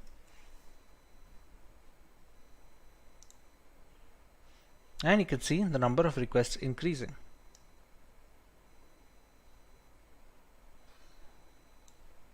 Okay, this is spelling mistake. Wikipedia. Here you can see the application data of all these requests going up, and they're connected to a destination server of 102.166.224. Now, even if we check the transmission control protocol flags over here and so many more things, we cannot find anything beneficial. As you can see, the information over here is gibberish, which is supposed to be, since it's supposed to be encrypted. Now, this is possible due to this being an HTTPS website. Hence, you can see the lock symbol over here, and connection is supposed to be secure. Now, what about HTTP ports? We have seen many people recommend to not visit HTTP ports. Repeat. We have seen many people recommend to not visit HTTP websites, and even if we have to visit, to not provide any critical information. For example, let's go to a random HTTP page over here. As you can see, this is saying connection is not secure, and this is an HTTP page and not HTTPS. Now let's check for some of the information that is passing through this. This is a login form. Let's say I have a legitimate account over here. If I write my account name, and my password is supposed to be password 1234. I press login, and the password does not match because I do not have an account over here. But let's say I did and I was logged in as expected. We can go to Wireshark. We can use filters over here. Now all the requests that I am sending, it's a TCP request. So I can write a filter containing TCP contains whatever string if it is being passed. Let's say for the end username I write my account name. So I can just write my account name over here and press enter to find a request over here. Now as you can see, there are many flags over here. If we go to the HTML form URL encoded and open up some of its flags, as you can see, I can see my account name and Simplilearn password over here. This is the same details that I input on the website. Let's say I did have a legitimate account on this website. I would have logged in with no problems, but anyone who would be using Wireshark to sniff on the data can easily get my credentials from here. This is why it's recommended to not provide any information on HTTP pages. The security is not up to the mark, and always look for the lock symbol when visiting any website or making any internet transactions or providing any information. This is how we can use Wireshark to detect transmission and sniff packet data that is being transferred to the network adapter. Next, we have to learn about what is Metasploit. The Metasploit project is a computer security project that provides information about security vulnerabilities and aids in penetration testing and IDS development. We can open up the terminal here. We're going to allow root access, and to open up Metasploit, the keyword is MSF console. It's going to take a little bit of time to start it up. Now the Metasploit console has been loaded. From here, we can decide what type of attack we want to launch and what kind of exploits we can launch against vulnerable targets. For example, like we had already discussed, I'm running this virtual machine on a Windows 10 host machine. So if I open the command prompt from my Windows 10 over here, if I need to check the IP address once, I go with ipconfig. Here you can see the IP address of this local machine. Moving on, if we have to attack that machine, let's say we want to see what kind of exploits are going to work over there. Now we already know that Windows has some common vulnerabilities. One of those vulnerabilities is the HTA server vulnerability. HTA is supposed to be a HTML application, but when passed the right payload, it can be used to open a backdoor into a system. To start off with the Metasploit and accessing such applications, we're going to use the command use exploit, and the name of the reverse HTA server is this: Windows MISC for miscellaneous HTA server. As you can see, it already found this one. Alright, now there are some options that we need to set for this exploit to go through. For example, you can see some of the options over here. There is the payload. The payload is supposed to be the malicious file that we are going to send on the HTML application, which allows us to give the backdoor. For example, right now the payload, which is the malicious file, is a Windows Meterpreter reverse TCP. Completely understandable. Now let's set the L host. L host and R host and SRV host should be the one where we are going to launch the attack from. For example, if we launched another tab of this console and we just press ifconfig, the IP address is 192.168.72.130. So we're going to set the L host as 192.168.72.130, and we're going to do the same thing with SRV host.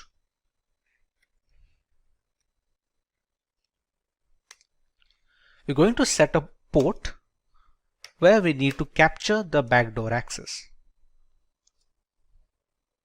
Next, the payload has already been set. This payload will launch a backdoor and give us meterpreter access to the system. Meterpreter can be considered as an upgrade of a normal command prompt shell. We will look into it once we get the access in the first place. Now that we have set the commands, we can press on exploit and press enter. Now, you can see we have a URL over here. We're going to copy this URL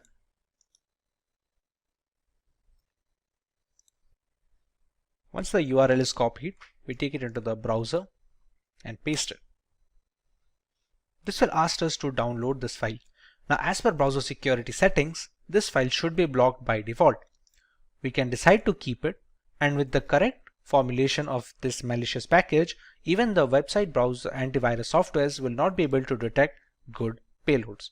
We're going to save this file and we're going to open it. Publisher could not be verified. If we press run and we go back to our meterpreter access over here, you can see it has already captured a URL of an HTTP server and it is writing delivering payload. Just have to wait for a few seconds till the payload is delivered. It has sent this much amount of data. Meterpreter session 1 is opened and we should get the access soon. There we go. Now, to understand where is the session set, we can write sessions -i. As you can see, it has a meterpreter over here. We're going to write sessions -i. The session ID is 1, so we're going to write 1. And we have the meterpreter access. Now, to get a fair idea of the system, we're going to write sysinfo, and it's going to the computer name, the OS, architecture, all these things. We can write the help command to see what are the things that we can get out of the system. We can take screenshots, we can control the webcam and start a video chat. We can take a lot of things over here. There are other commands as well where we can change the file directory, like the cat command, cd command. There are so many things that work in the normal CMD which we can run on the meterpreter as well. Now, if we want to access this command prompt of the system directly, we can go with this. We have to write shell, and there we go. We are in the downloads folder right now. To see if this is the same computer or not, we're going to write ipconfig. As you can see, it is our victim machine with 192.168.29.171. We can just press exit and we're back with the meterpreter access. This is how we can use meterpreter and metasploit to gain access to a Windows 10 machine. Next, let's take a look at how we can get root access from a Windows 10 system. We just learned how we can get a meterpreter access from a system. We can background this meterpreter session by writing background and pressing enter. We can still see the sessions -i. It's still present over here. Now, these kind of access are not administrative access. These are the kind of backdoors that can be created for standard users. But to get a complete access of a system, including the program files, the Windows documents, we need to have root access or administrative access. To do that, we're going to use another exploit.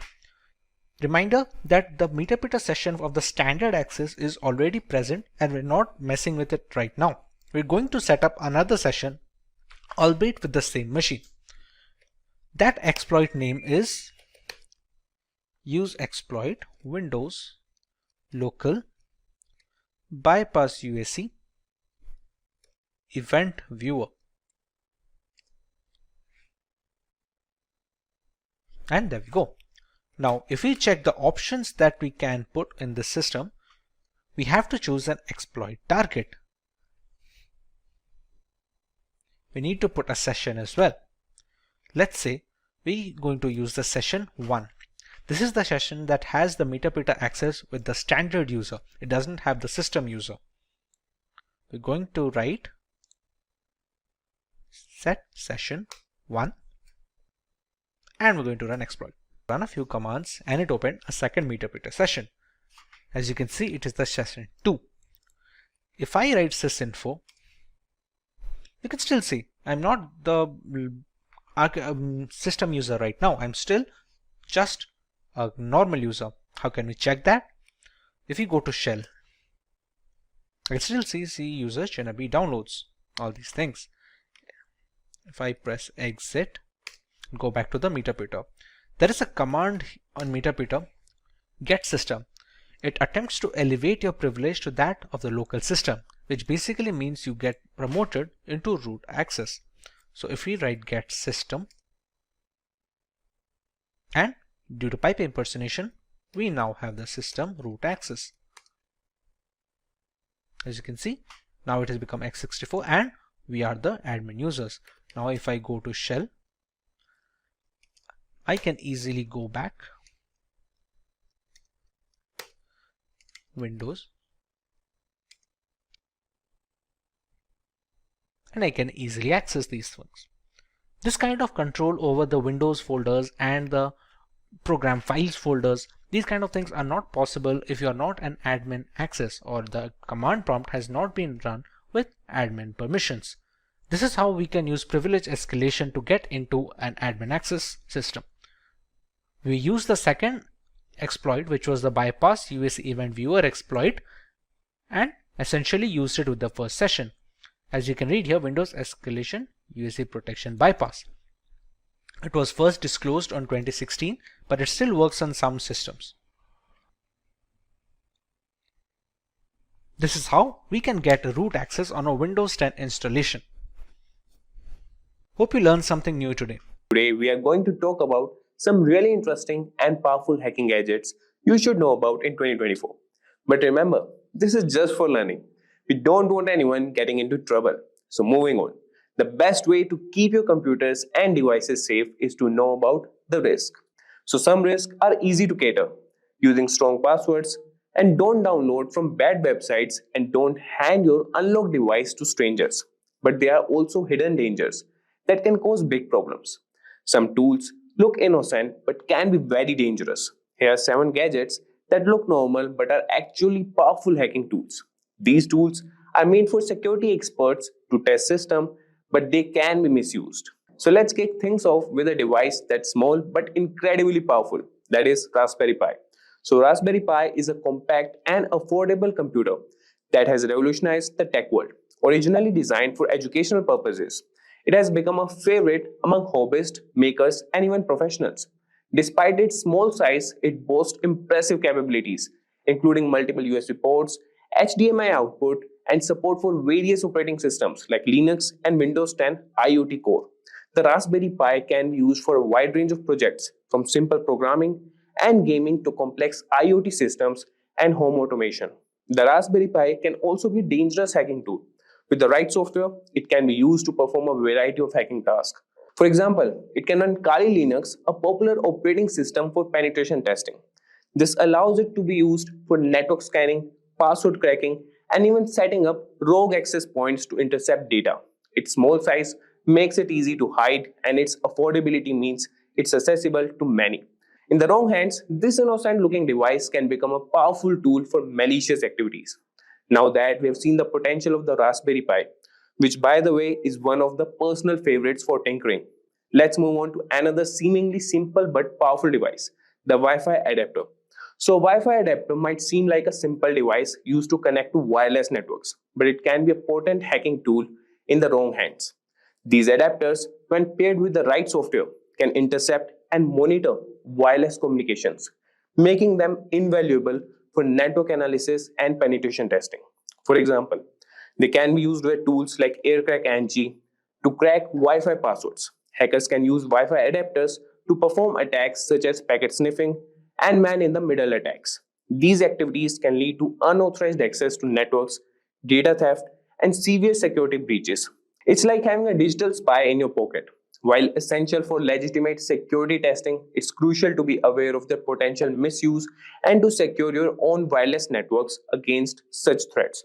Speaking of Wi-Fi, you won't believe how sneaky this next device is. Let's take a look at a device that takes wireless hacking to a whole new level, the Wi-Fi Pineapple. The Wi-Fi Pineapple looks like a standard router, but it is a sophisticated device used for hacking wireless networks. It allows attackers to create rogue Wi-Fi access points, tricking users into connecting and revealing their login credentials. Imagine connecting to what looks like a free public Wi-Fi only to have your data intercepted. This device is capable of advanced man-in-the-middle attacks, monitoring, and recording data from all connected devices. Additionally, the Wi-Fi Pineapple can capture Wi-Fi handshakes, which can then be used to crack network passwords. Its powerful feature makes it a favorite among penetration testers for assessing network security, but in the wrong hands, it can be used for malicious activities, highlighting the importance of robust wireless security. So from Wi-Fi to Bluetooth, which is everyone these days, right? Let's now explore a powerful tool for Bluetooth hacking, the Ubertooth One. The Ubertooth One is an open source Bluetooth testing tool that appears to be a simple USB dongle. Despite its unassuming appearance, it can monitor and analyze Bluetooth communications, making it a valuable asset for those testing the security of Bluetooth devices. Think of it as a spy for Bluetooth traffic. The Ubertooth One can capture Bluetooth packets, perform Bluetooth attacks, and even explore vulnerabilities in Bluetooth networks. Its ability to dissect Bluetooth traffic makes it a powerful tool for both legitimate security research and potential misuse. Understanding its capabilities helps highlight the importance of securing Bluetooth-enabled devices against unauthorized access and attacks. Continuing with radio frequency tools, which honestly sounds like something out of a spy movie. So let's discuss the Hack RF1 and its versatile capabilities. So the Hack RF1 is a versatile software-defined radio SDR platform that can transmit and receive radio signals from 1 MHz to 6 GHz. It looks like a standard electronic device, but can be used for a wide range of hacking activities. Imagine being able to capture and manipulate signals across a broad spectrum. With the Hack RF1, users can capture and analyze various radio signals, jam frequencies, and even spoof signals to manipulate communication systems. This tool is particularly useful for exploring and testing the security of wireless communication systems. While it serves an essential role in legitimate research and development, the Hack RF1 also demonstrates the need for robust security measures to protect against radio frequency-based attacks. So now let's look at a tool that takes advantage of a computer's trust in USB devices. And trust me, this one's sneaky, the USB rubber ducky. So the USB rubber ducky is a device that looks like a regular flash drive but acts like a keyboard, typing commands into any computer it's plugged into. Hackers use it to execute pre-programmed scripts that can steal data, install malware, or take control of the target device. It's like a tiny digital ninja.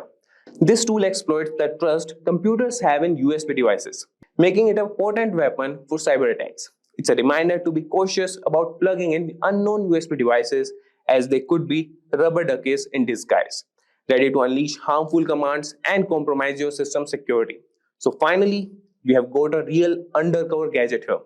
Let's uncover the secret capabilities of the LAN turtle.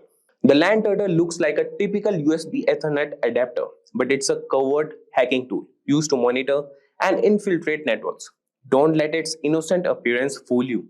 It provides hackers with several capabilities, such as network scanning, DNS spoofing, and data capture. The LAN turtle can be discreetly plugged into a network, allowing access to gather sensitive information and gain unauthorized access. Its ability to operate undetected makes it particularly dangerous, emphasizing the need for vigilance and robust network security measures to prevent unauthorized devices from connecting to your systems. So there you have it, guys. We have explored some of the most powerful and dangerous hacking gadgets out there. These tools can do a lot of damage if they fall into the wrong hands. That's why it's so important to stay informed and vigilant about cybersecurity. Hey everyone, today we will explore the world of cybersecurity with Hacker GPT, a specialized version of ChatGPT designed for ethical hacking and cybersecurity. In a digital landscape where cyber attacks occur every 39 seconds, causing billions in damages annually, Hacker GPT provides the essential tools and knowledge to defend against these threats. So Hacker GPT offers guidance on a wide range of topics including security practices, ethical hacking techniques, and scripting for system security. Cybercrime damages are expected to reach $6 trillion annually, making it a major challenge for organizations. And if we talk about some of the breaches, so in 2020, over 36 billion records were exposed due to data breaches. And the infamous Equifax breach of 2017, where 147 million people's information was compromised, highlights the importance of regular security assessments and vulnerability management. These are the areas where Hacker GPT excels, and Hacker GPT strictly adheres to ethical guidelines, refusing to assist with any unethical or illegal queries. So our commitment is to provide guidance that adheres to legal and professional standards, helping you become a responsible cybersecurity professional. So guys, let's get started with Hacker GPT that equip you with the knowledge and skills to defend against cyber threats ethically and effectively. Craving a career upgrade? Subscribe, like, and comment below. Dive into the link in the description to fast-track your ambitions. Whether you're making a switch or aiming higher, Simplilearn has your back. And just a quick info for you guys, if you are an aspiring cybersecurity professional looking for online training and certification from prestigious universities and in collaboration with leading experts to enhance your credibility, then search no more. Simplilearn's postgraduate program in cybersecurity from MIUT University in collaboration with EC Council should be your right choice. For more details, you can use the link in the description box and pinned comment. So let's get started. So guys, this is ChatGPT and this is the paid version of ChatGPT 4.0. And what I was telling you is this is the Explore GPT section. So here you can find all the GPTs that are created by ChatGPT, OpenAI, or the individuals, or you can find the companies who have created GPTs. So you can find these are the recently used, and this is the most used Hacker GPT. You can find other GPTs also, that is Hacker GPT, and you could see that, and they have been used by 5,000 plus users, and this have been used by 10,000 plus users. So you can just search for Ethical Hacker GPT here, and it has been rated 4.5 stars, 10,000 plus conversations, and these are the conversation starters if you need any assistance. And the capabilities you can see here, and the ratings given by users, and more by the creator who has created this. So we'll start with this. We'll start the chat here, and I want to tell you guys that ChatGPT doesn't answer non-ethical questions. So if you try to extract that information from ChatGPT, that won't be possible. But we can do a bit, like we can cross a bit line with Ethical Hacker GPT, but that should be used for ethical purposes only. So I will show you guys how you can utilize this GPT. And one more thing guys, if you want to create your own GPT, you can also create that also. You can go to Explore GPT section, and here's the create option. Click on create, and here you can start creating your GPT.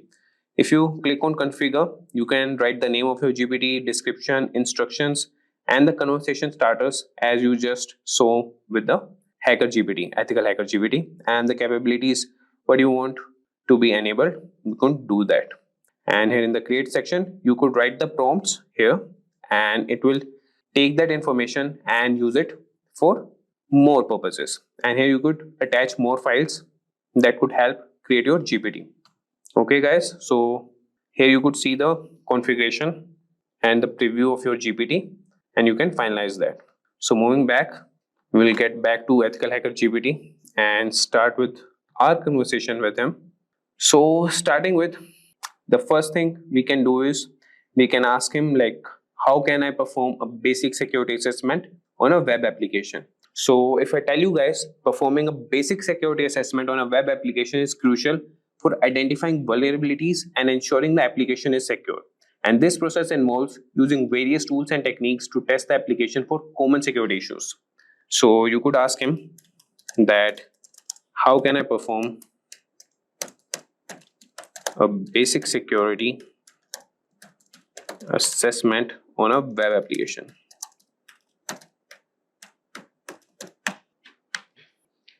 And just wait for a few seconds and you could have the response from Ethical Hacker GPT.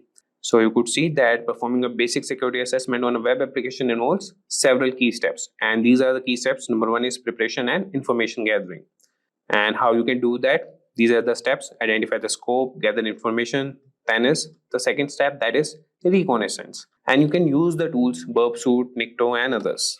Similarly, you could see all the steps here. So I won't be guiding or I won't be reading what responses are generated by EthicalHacker GPT. I have used that and he provides very accurate, like I would say around 95 to 96% accurate results. Here I want to show you guys how you can utilize it. So I will show you prompts and what things you can ask him. So this was all about, repeat. So this was about the general security thing. Now we'll move to ethical hacking and we can ask him how we can perform a SQL injection attack ethically on a test environment. So these are the prompts that you can write. That would be, how do I perform a SQL injection attack, and that too ethically. If you write this, that would be good on a test environment.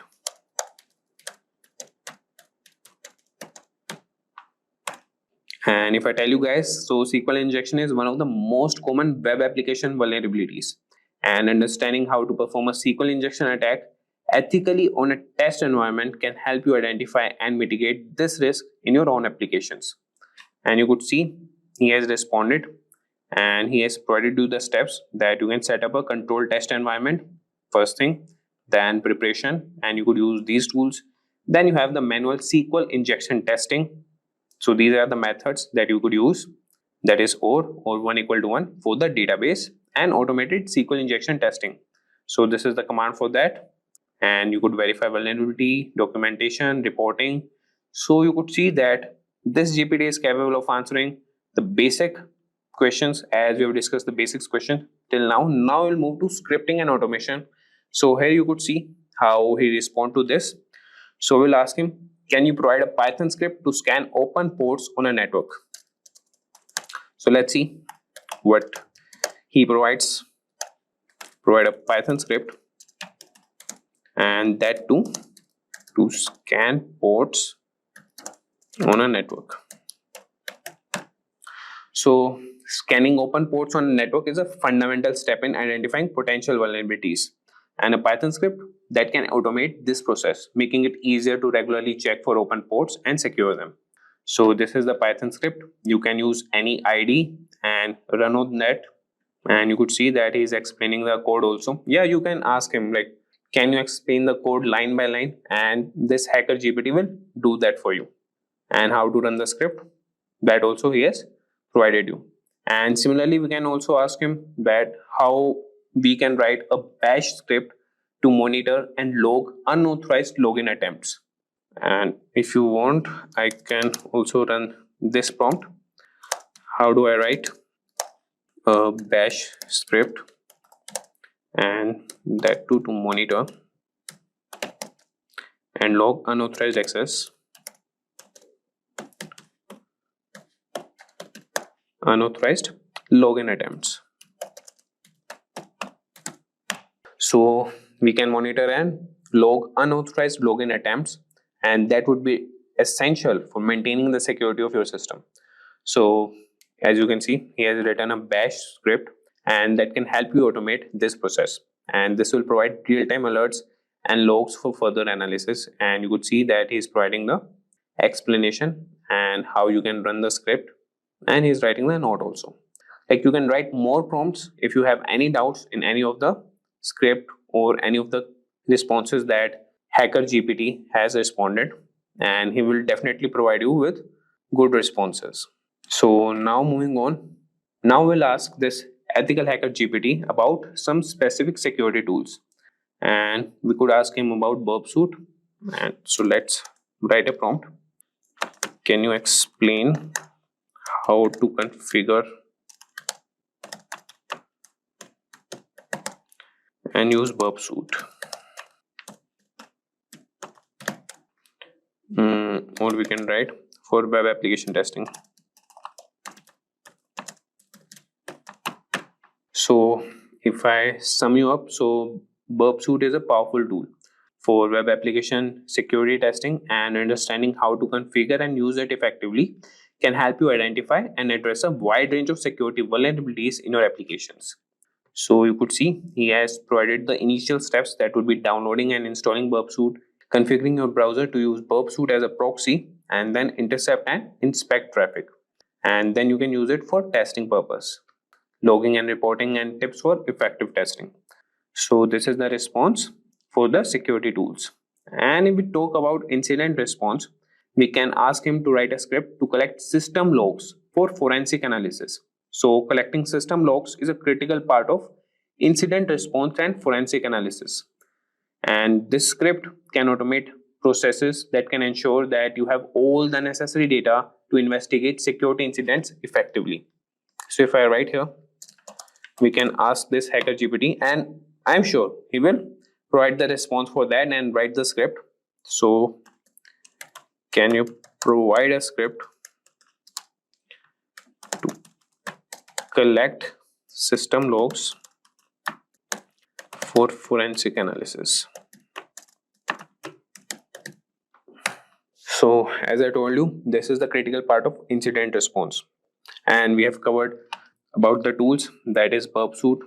We have asked him about the automation process, general cybersecurity question, ethical hacking, that would be SQL injection attack, and the Python script to scan open ports on a network. So he can write scripts also, automation tasks, and he could respond with the general cybersecurity questions also. And if you see here, for the incident response, he has written the script to collect system logs for forensic analysis. So I won't be explaining this code, as we're just looking for the prompts that we can give to EthicalHacker GPT. If you want, you could just ask him also that explain this code line by line. And here he has mentioned also the explanation, that is directories and files to collect. And after that, he is collecting the logs, and that will be copied in the directory, that is, he has mentioned it, a variable, that is output directory. Archiving logs, cleanup, and how to run the script. So this was about the incident response. Now we'll move to some advanced topics. And in advanced topics, what we can ask him is how to perform a man-in-the-middle attack in a controlled environment. And remember these, that you have to mention some of the keywords that would be in a controlled environment. And for that thing only, he will respond or provide the response to you. So I will start here, that how do I perform a man in the middle attack in a controlled environment. So if you understand man in the middle attack that works in a controlled environment, this can help you develop better defenses against such attacks. And it's important to learn and practice these techniques ethically.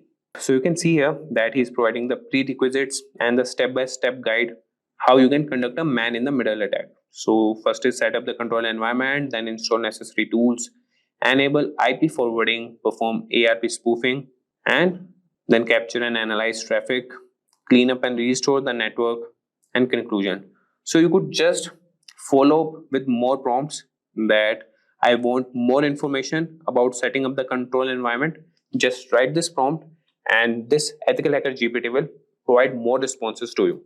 So he will provide you how you can set up the control environment.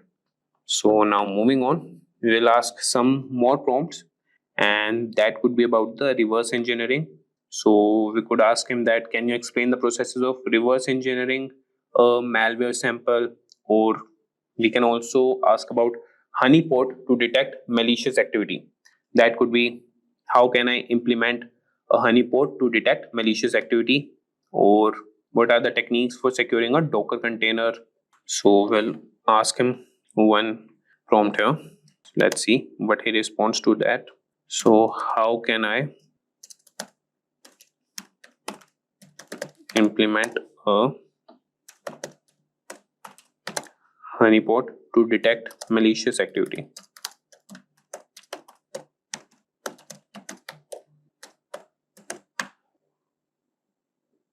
So you could see that he has started responding to that.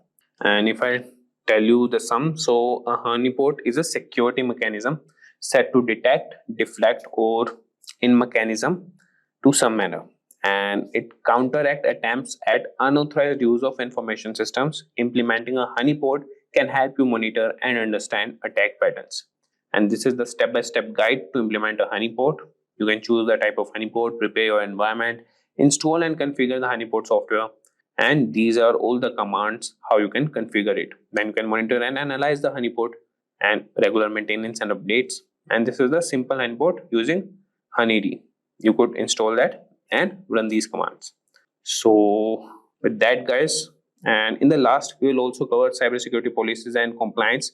So he could also answer to those prompts also, that you can ask him that what should be included in a company's cybersecurity policy, and you could mention which type of company you are running.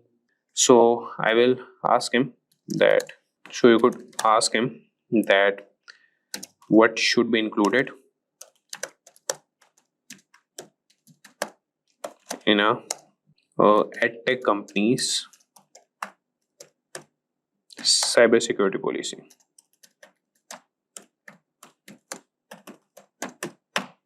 So let's see. So you could see here that creating a comprehensive security policy for an edtech company involves adding various aspects, and that would be introduction. First is the purpose for cybersecurity policy, scope, roles and responsibilities, data protection and privacy, network security, application security, user security awareness and training, incident response and management, compliance and legal requirements, physical security, device and endpoint security. So similarly, you could ask him that draft me the company's cybersecurity policy and start with the introduction. So he will provide you all the introduction points, and then you can ask him that draft roles and responsibilities. He will draft that also. So you could like break it into parts and ask the EthicalHacker GPT, and he will respond to you, as it has some limitations of some words and some of the responses.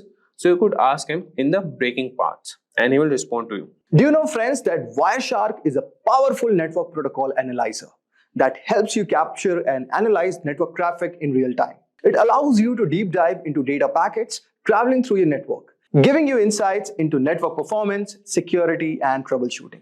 In this tutorial, we'll guide you through the basics of using Wireshark, from setting up your capture environment to interpreting the data. By the end of this tutorial, you'll have a solid understanding of how to navigate Wireshark interface, set of filters, and analyze the network traffic for different use cases. So guys, let's get started. So guys, let us start first by understanding what is Wireshark.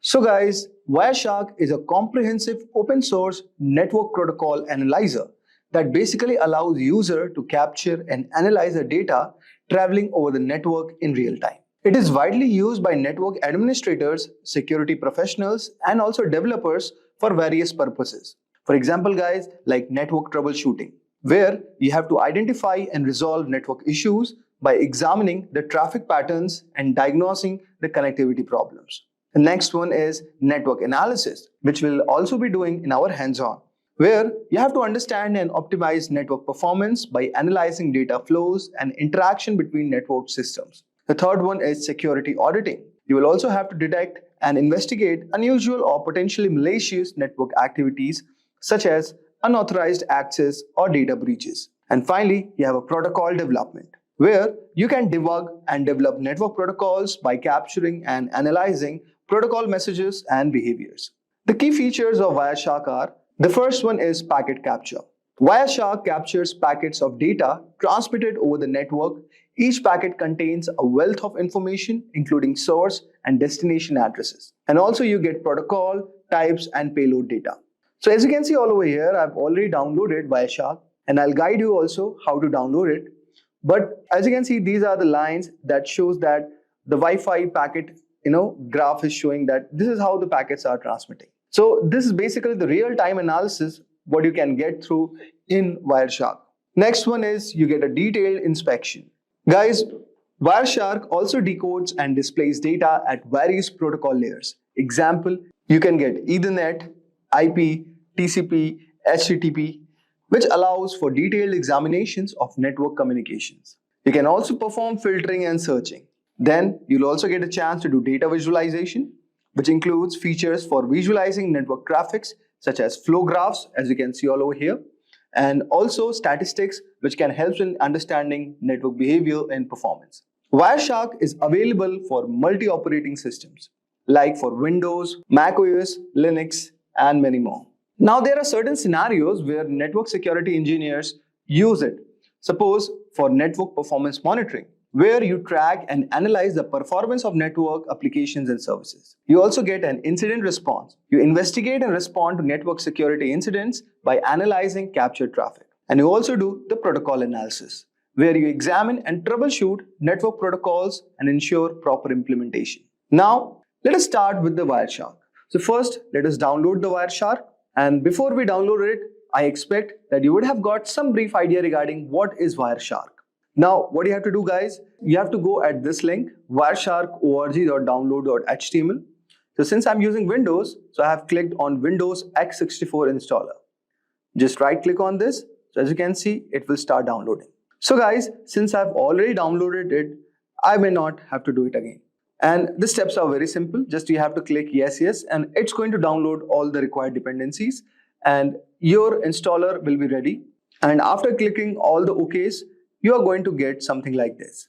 So this is your entry of the Wireshark network analyzer. Now, so as you can see all over here, you can capture the network packets from these interfaces. So you can see local area connection 10, adapter lookup, traffic capture, Bluetooth is there, then you have the Ethernets, okay? So let us choose the Wi-Fi as a network interface, okay? And just click on this. So as you can see all over here, so many of the packets have started running up, okay? And this is a shark icon. So basically, it is doing the real-time packet capturing where you have all these things. So now, let us try to understand what is there in Wireshark. So you can see you have file. Basically, for managing files, you have open, save, export. Okay, so these kind of options are there. You can also export the TLS session keys. Okay, you can export the objects and you can do print, quit. Then here in the edit, so edit, you can modify the preferences, settings, and profiles. If you talk about view, you can adjust the layout all over here of Wireshark. If you talk about go, you can navigate through the packets all over here. Then here is a capture. You can start or stop all over here. You can restart it. Then next is analyze. So as you can see all over here, you have display filters, display filter macros, display filter expressions, and many more. Okay. Similarly, you have statistics, okay, which helps in viewing network statistics and data summaries. Here you have telephony for using these kind of protocols, okay. Then you have wireless, okay. Then you have tools all over here, firewall, ACL rules, MAC address, okay. And there you have the help icon. So this is a very basic overview of this application. Now, let us do some basic exercises first. So let us try to capture a traffic first, okay. So since I've already selected our network interface as Wi-Fi, and let us restart it. So you can just go on capture and just start the restart. Okay. So this has started. Now go to your browser and just type, say, HTTP, okay, and say bin.org is the file. So guys, this is a basic website that we have requested on our browser, and let us go to our Wireshark and stop this for a moment. So as you can see all over here, this icon shows applying a display filter. Now go all over here and type the filter, say HTTP, okay, and you can say our filtering would be done. So as you can see, here you have the source, you have the destination, here you have the time, here you have the number, here you have the length of the packets, okay, and this is the info, okay. So now let us do the general analysis of the Wireshark output. So as you can see all over here, the first one is HTTP request and responses. So as you can see, this is our source, okay. We are sending a request to the destination address with 44.219.81.240. The protocol is HTTP and the length of the packet is 480. And it is basically a GET request, okay. So get HTTP/1.1. Now there is a reply from this destination all over here and to the destination at our source. The protocol is still HTTP.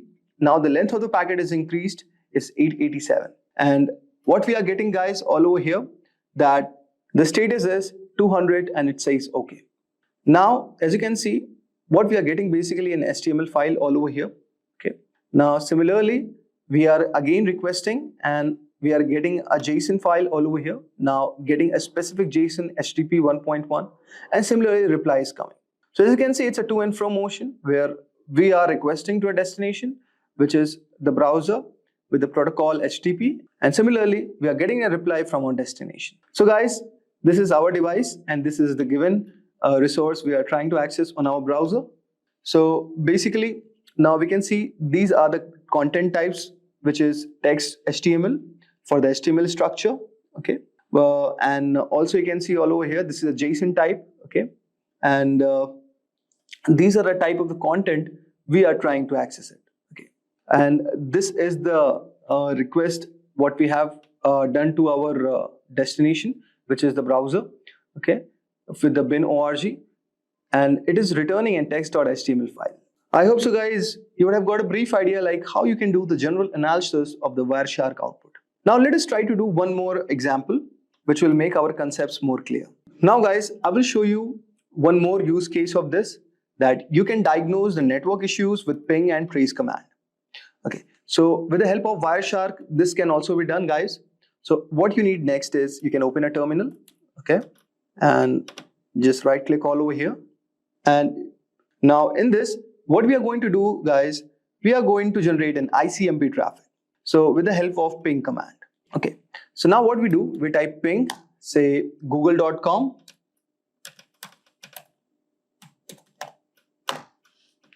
And you can see all over here, the request and reply have started. And now what we will do guys, we will use the tracer command for tracing our packet flow. So you can see something we have got all over here. We will discuss about this bit later. Now let us open our Wireshark. Okay, and what we'll do guys, we will type ICMP. Okay, and just click all over here. Okay. So guys, go to the filter and type ICMP. Okay, and just click all over here. And but before that, you have to stop this. And now let us try. So you can see all over here that here the destination is showing unreachable, but here we are getting the reply. Okay. Now let us try to examine this protocol. Okay. So what all over here, let us try to understand first what we did in the terminal. Okay. So guys, when we are typing the command ping google.com, this command is basically testing the reachability of google.com by sending the Internet Control Message Protocol or ICMP echo request packets and waiting for the replies, which is echo response. Now guys, let us break down the ping results. So first 3 replies, we are going to see that each reply shows the IP address of 142.250.193.110, which is one of the Google servers. And you can see the round trip time latency for the packets. For the first time, it is showing around 76 milliseconds. For second round trip time, it is showing around 88. Then third is 99 and fourth one is 30 milliseconds. Now you can see there is something called time to live also. And in this case, the time to live for each packet is around 55 milliseconds. Okay. So basically this field indicates how many hops or routers the packet can pass through before being discarded. Okay. Now you can also see the request timeout. So the fourth packet is a request timeout, meaning no reply was received within this set time. And you can also see the ping statistics. So you can say here sent 4 packets, received 4 packets, and there is no loss. Okay. So this is one thing. And also approximate round trip in milliseconds, you can see minimum is 30 milliseconds and maximum is 99 milliseconds. Average is calculated 73 milliseconds. So this is statistics what we got. Now you can see all over here, we have the tracer command. Okay. So here no arguments are provided first. So let us try to understand. The D means do not resolve IP address to host names. Okay. Where H means maximum number of hops of routers to search. And W means timeout in milliseconds for each reply. So suppose if I see tracer google.com, so guys, this will show all the hops that the packet has to travel through reach the Google server. which will help to diagnose where the delays or issues might occur on the path. Now, you can see all over here, there are a lot of options are given. So similarly, you can read this. Now let us try to do the Wireshark analysis. So you can see all over here with our source 10.101.5.118, and we are sending the request to the Google server. And this is Internet Control Message Protocol. So you can see all over here, this is echo. This is a ping request with ID 0x001. And we can see the sequence is also given, the time to live, and we are replying in 7641 milliseconds. So this packet is basically what we are doing, guys. We are 7630 is our packet number, and this is what we are sending as a request. Then 7641 is a reply from the Google server with the given ID, okay, the sequence number of this and the time to live, and it is also giving the request one. Now what you can do, guys, you can also apply one filter all over here. We can, okay, now with the help of this, you can just see there are a lot of options as a filtering, okay. So you can read the documentation for this, and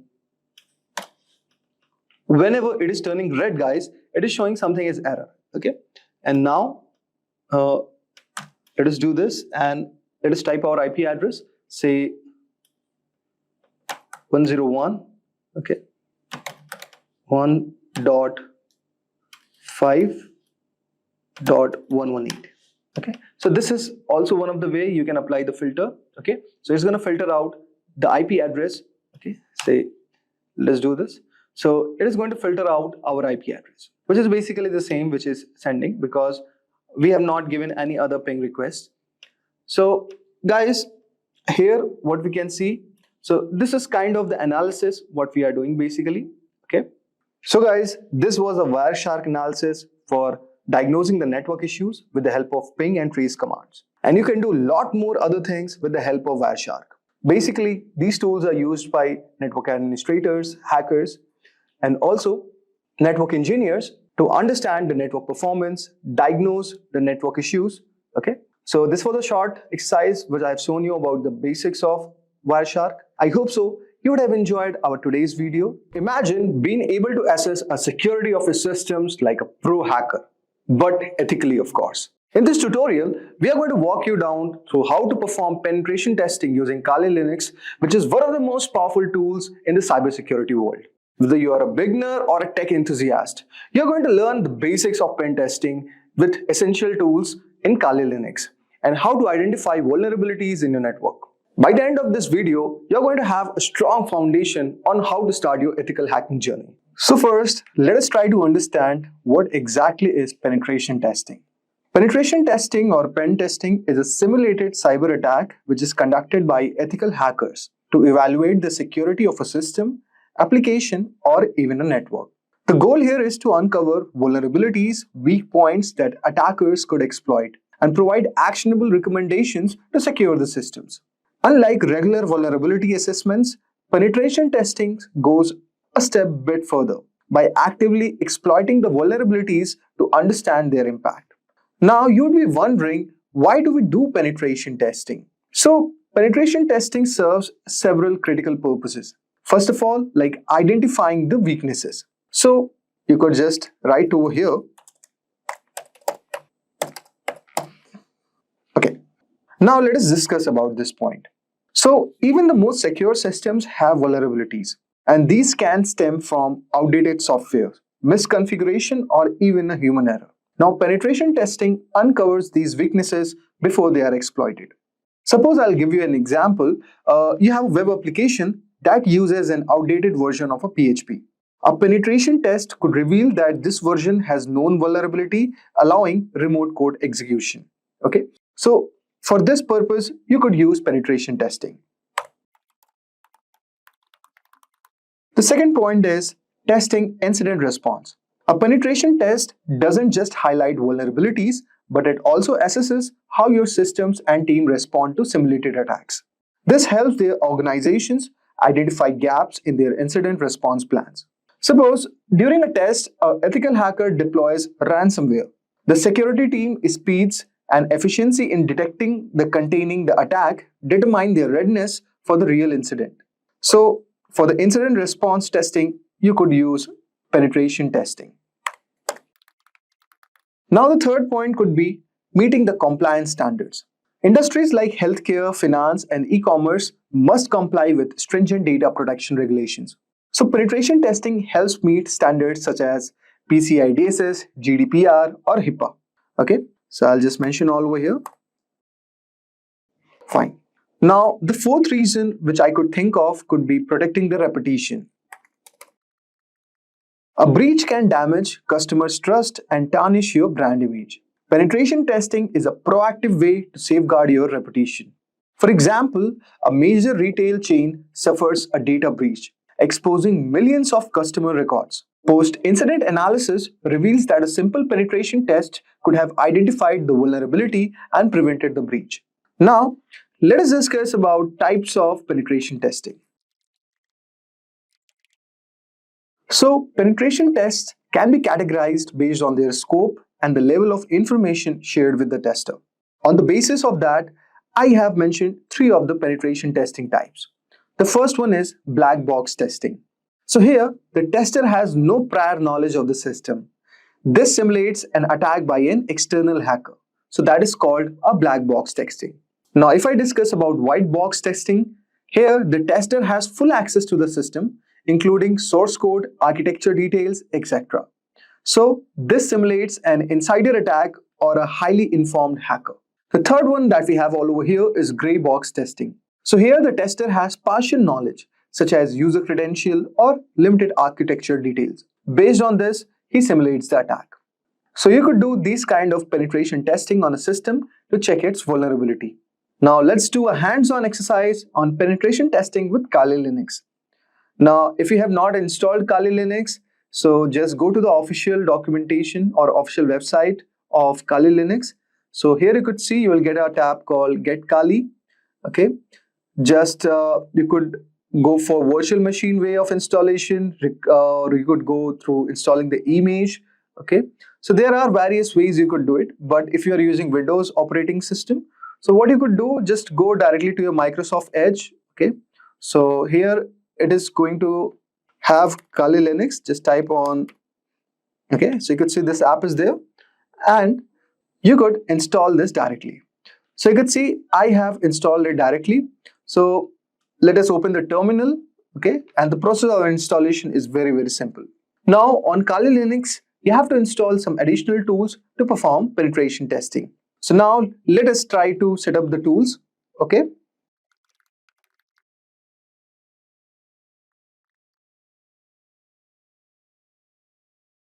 So you can see all over here, I have opened my Kali Linux terminal. Now the tools that we are going to install all over here will be Nmap, Whois, Dig, Nikto, WP Scan, OpenVAS, and Metasploit. Let me give you a brief idea about these tools. So Nmap also stands for Network Mapper. So the purpose of this tool is going to be scanning the network to identify open ports, services, and operating system. You could also scan the target for open ports and also the running services. Next tool will be Whois. Now, Whois is going to provide you domain registration details and ownership information. Like for example, Whois, and you could give a name like certain example.com could be a demo website.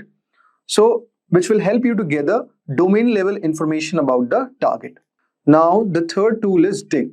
So Dig performs the DNS enumeration to receive the DNS records, like for example A, MX, NS. Okay, so all of these are DNS records basically. So this tool is very much important if you are we will be needing some DNS record to do the penetration testing. So basically it is used to explore the DNS structure of the targeted domain. Now the fourth tool is going to be Nikto. So Nikto is going to scan web servers for vulnerabilities such as outdated software, default configuration, and potential misconfigurations. Now it is also going to check for vulnerabilities on the web server also. The fifth tool is WP Scan. Now if I talk about this, so this basically scans the WordPress websites for vulnerabilities in themes, plugins, and core files. Okay, now it enumerates the users and checks for plugin vulnerabilities. So WP Scan requires an API token which can be obtained from this website. So type wpvulndb.com. So you could get it all from here. Okay, so this is certain additional requirement. Now let us talk about the next tool that we have is OpenVAS. Now if I talk about OpenVAS or Greenbone Vulnerability Manager, so this provides a comprehensive vulnerability management system. Okay, so basically it performs scans to detect vulnerabilities across the target. Finally, we have the Metasploit. If I talk about Metasploit, then it is basically used to exploit development and execution for identified vulnerabilities. Now, before updating it, you have to type certain thing like this, sudo apt update.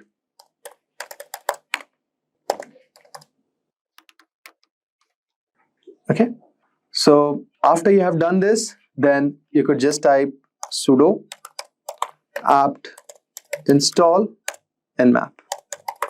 Now, since I've already installed nmap, okay, so I don't need to do it, but you could do it with this command. So now let us check the version of nmap. For that purpose, you could type nmap and type version. So you can see I have 7.94 version, okay, and this is the official documentation of nmap. If you want more information about this tool, you could refer this documentation. The next tool is Whois. Same thing we have to do, sudo apt update. Okay, now next thing would be sudo apt install Whois. Okay, so we have installed Whois also. Next tool will be dig. So just install dig like this. So you could install dig something like this, sudo apt install DNS utils. Okay, so we have installed dig also, and to check the version, type dig v. So you would get the version as 9.20. Okay, finally let us install Nikto. So same command. For here, type Nikto. Since I've already installed Nikto, so I don't need to do it. Now let us check the version of it. Nikto.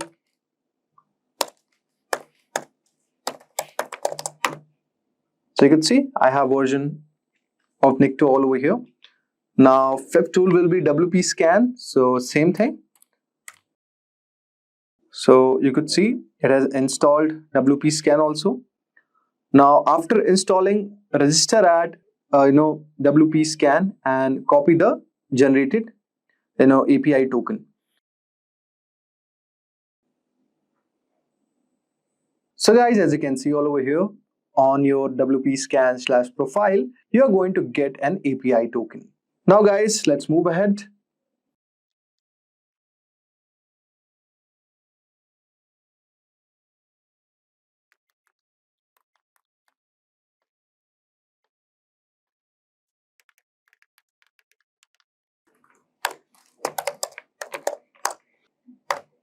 So guys, you can check the version of WP Scan after typing WP Scan / version, and you could see I have version 3.8.27 installed. Now let us install OpenVAS. So for installing OpenVAS, type sudo apt install and then type OpenVAS. So you can see all over here that our installation is in progress and it is installing this tool. So guys, you could see all over here we have installed this tool. So guys, next step is installing Metasploit. So type sudo apt install Metasploit framework. Now since I've already installed this, so I not need to do it, but you can type this command and you could download it. Okay, so there is one error in this. Okay, now it's fine. Now let us check the version of it. So type msf console and next would be version. So you could see I have 6.4.34 version. Now we have installed all these tools and checked the version also. Now let us proceed for penetration testing. Okay guys, So we'll be using this demo website to do the penetration testing. So you could get the link all over here. So it is a juiceshop.herokuapp.com. Okay, I will mention it in the link. So you could access this website to learn how to do penetration testing. But one word of advice: before you are doing penetration testing for any other application, just get a written permission of it. Without their permission, you cannot do the penetration testing of any official website. So because the idea is hacking ethically, okay? So unethical practices is not permissible. Now, let us open our Kali Linux. Okay. So here we are going to open the Nmap and we are going to run a scan on this website, the same website which we have opened, which is http juiceshop.heroku.com. So just copy the link. Okay. So type nmap ss a and give the name of the given website, and so you could see now it has started scanning. So basically this is going to reveal the open ports, services, and possibly underlying technology of the web application. So guys, it might take some time. Just wait for a few moments.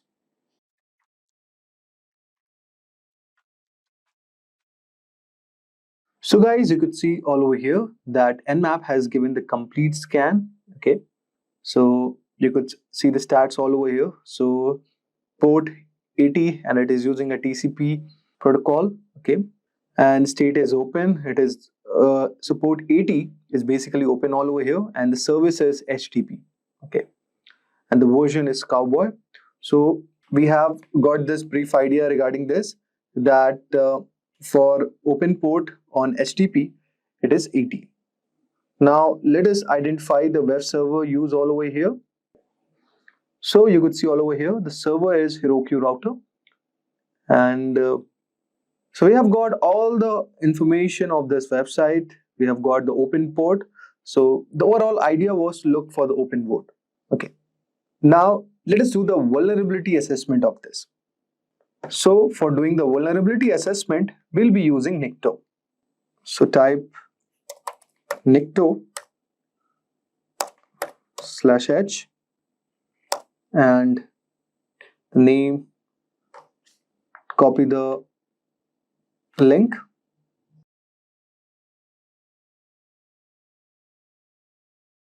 Now in this, we are going to look for misconfiguration or outdated server version or exposed directory and files. So you could see we have got the target host name, the target port, okay, and you could see the SSL info is also given all over here, okay, and so you could see all over here it is telling that the site uses TLS and the strict transport security header is not defined all over here. So in similar way, still is looking for the vulnerability. Okay, let us give it some time.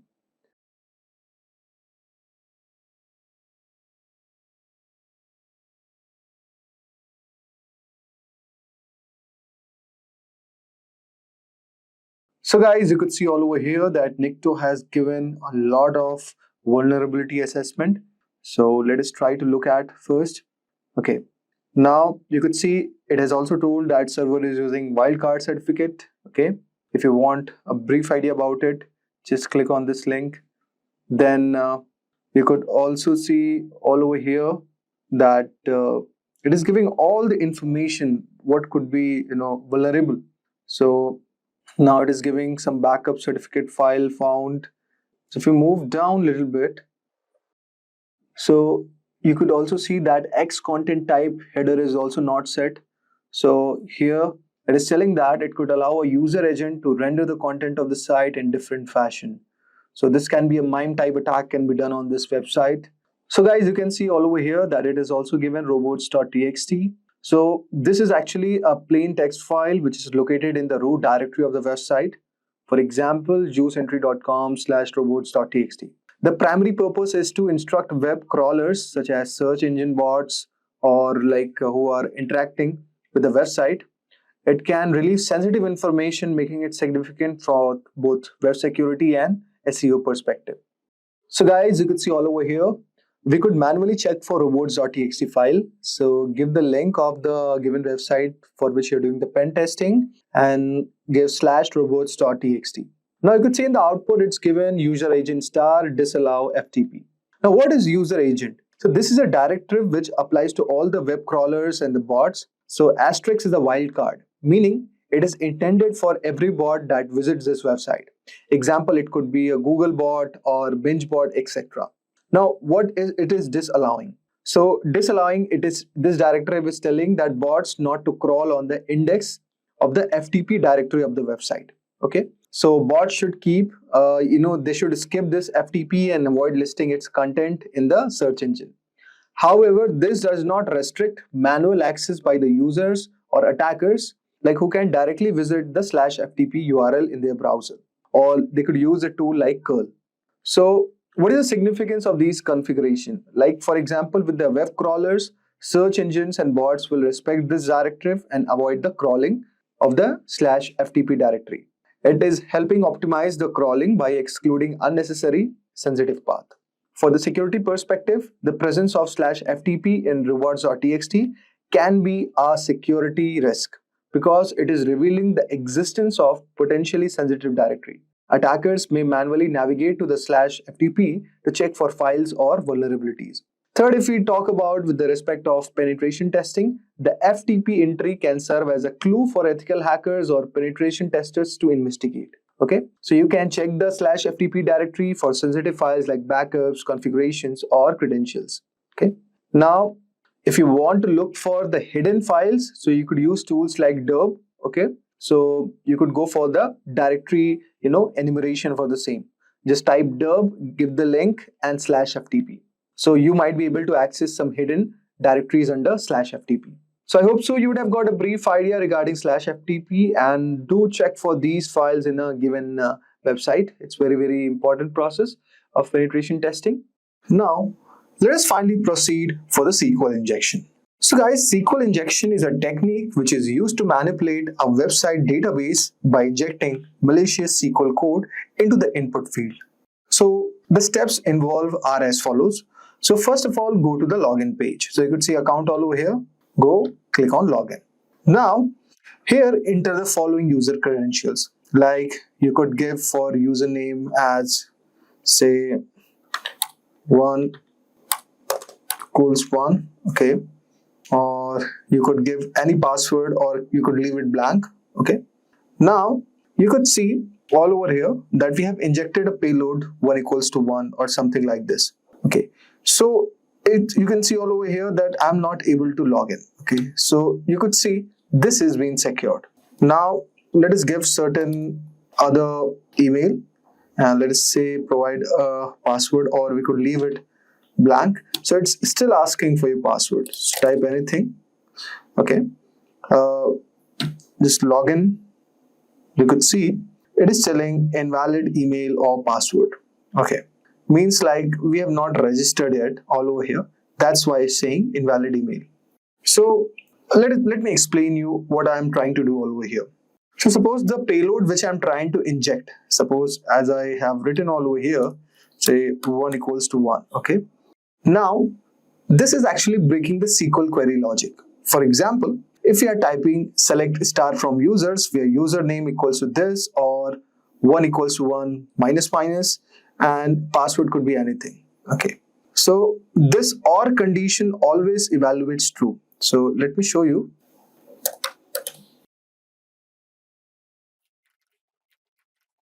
So guys, you could see here that I'm writing a SQL query something like this. Okay. Select star from users where username equals can be anything, or it could be 1 equals to minus 1 and password could be anything. So this is kind of a SQL injection where we are trying to put anything malicious inside the given code. So this OR condition 1 equals to 1 always evaluates to true. So it is bypassing the authentication.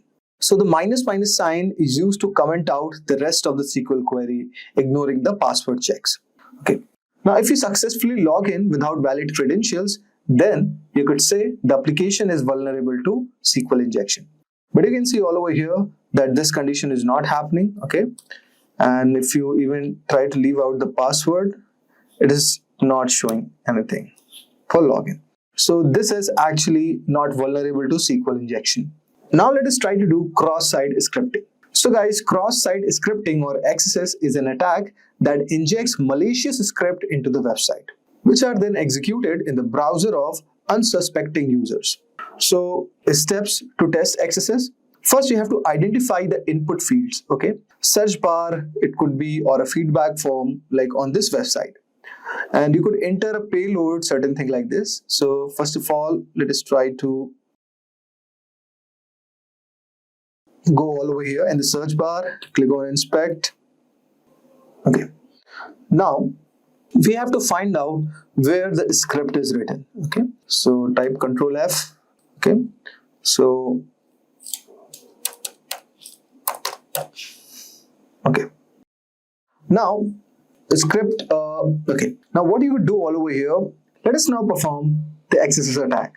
So as we have navigated to our web application, so we have targeted this input field, okay. Now we are trying to inject, okay, script alert XSS, okay. So what you have to do, you have to right click on this and go to the developers tool, okay.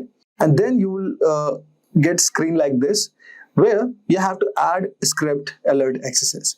Now, if the alert box pops up, okay, if it does, then it shows that it is vulnerable to the XSS attack.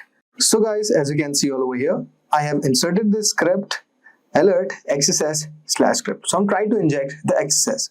Now, if you see a pop-up button like coming all over here, then it indicates that this input field is vulnerable to XSS attack. So just right click on this and let us see. So guys, as you can see all over here that I have inserted this script alert XSS. Now when you right click on this and any pop-up is coming up, then it means that this website is vulnerable to XSS attack. So in this way you can perform exploitation. Now if you cannot manually insert the tag, okay, what you can do guys, you can modify the existing DOM, okay. So first of all, locate the input field in the developers tool, then right click on it and on that input element, okay, and manually replace the given values. Press enter to save the changes and check if the script executes. So let us right click on this. So you can see nothing is happening. So it's all fine. Now that's one way you could do it, or alternatively what you could do, you could go on the console and type the same thing like document.querySelector input mat input 0. So this is the given form field and dot value, and inject the XSS attack all over here. And then if it is applicable, trigger the search button programmatically. So what you could do, you could trigger in the next step document.querySelector form.submit. Now if the pop-up appears all over here, then we are successfully injecting the XSS attack. Now if you can't inject the script, okay, so this also scenario comes up. So first of all, inspect the sanitization logic, review how the application processes your input.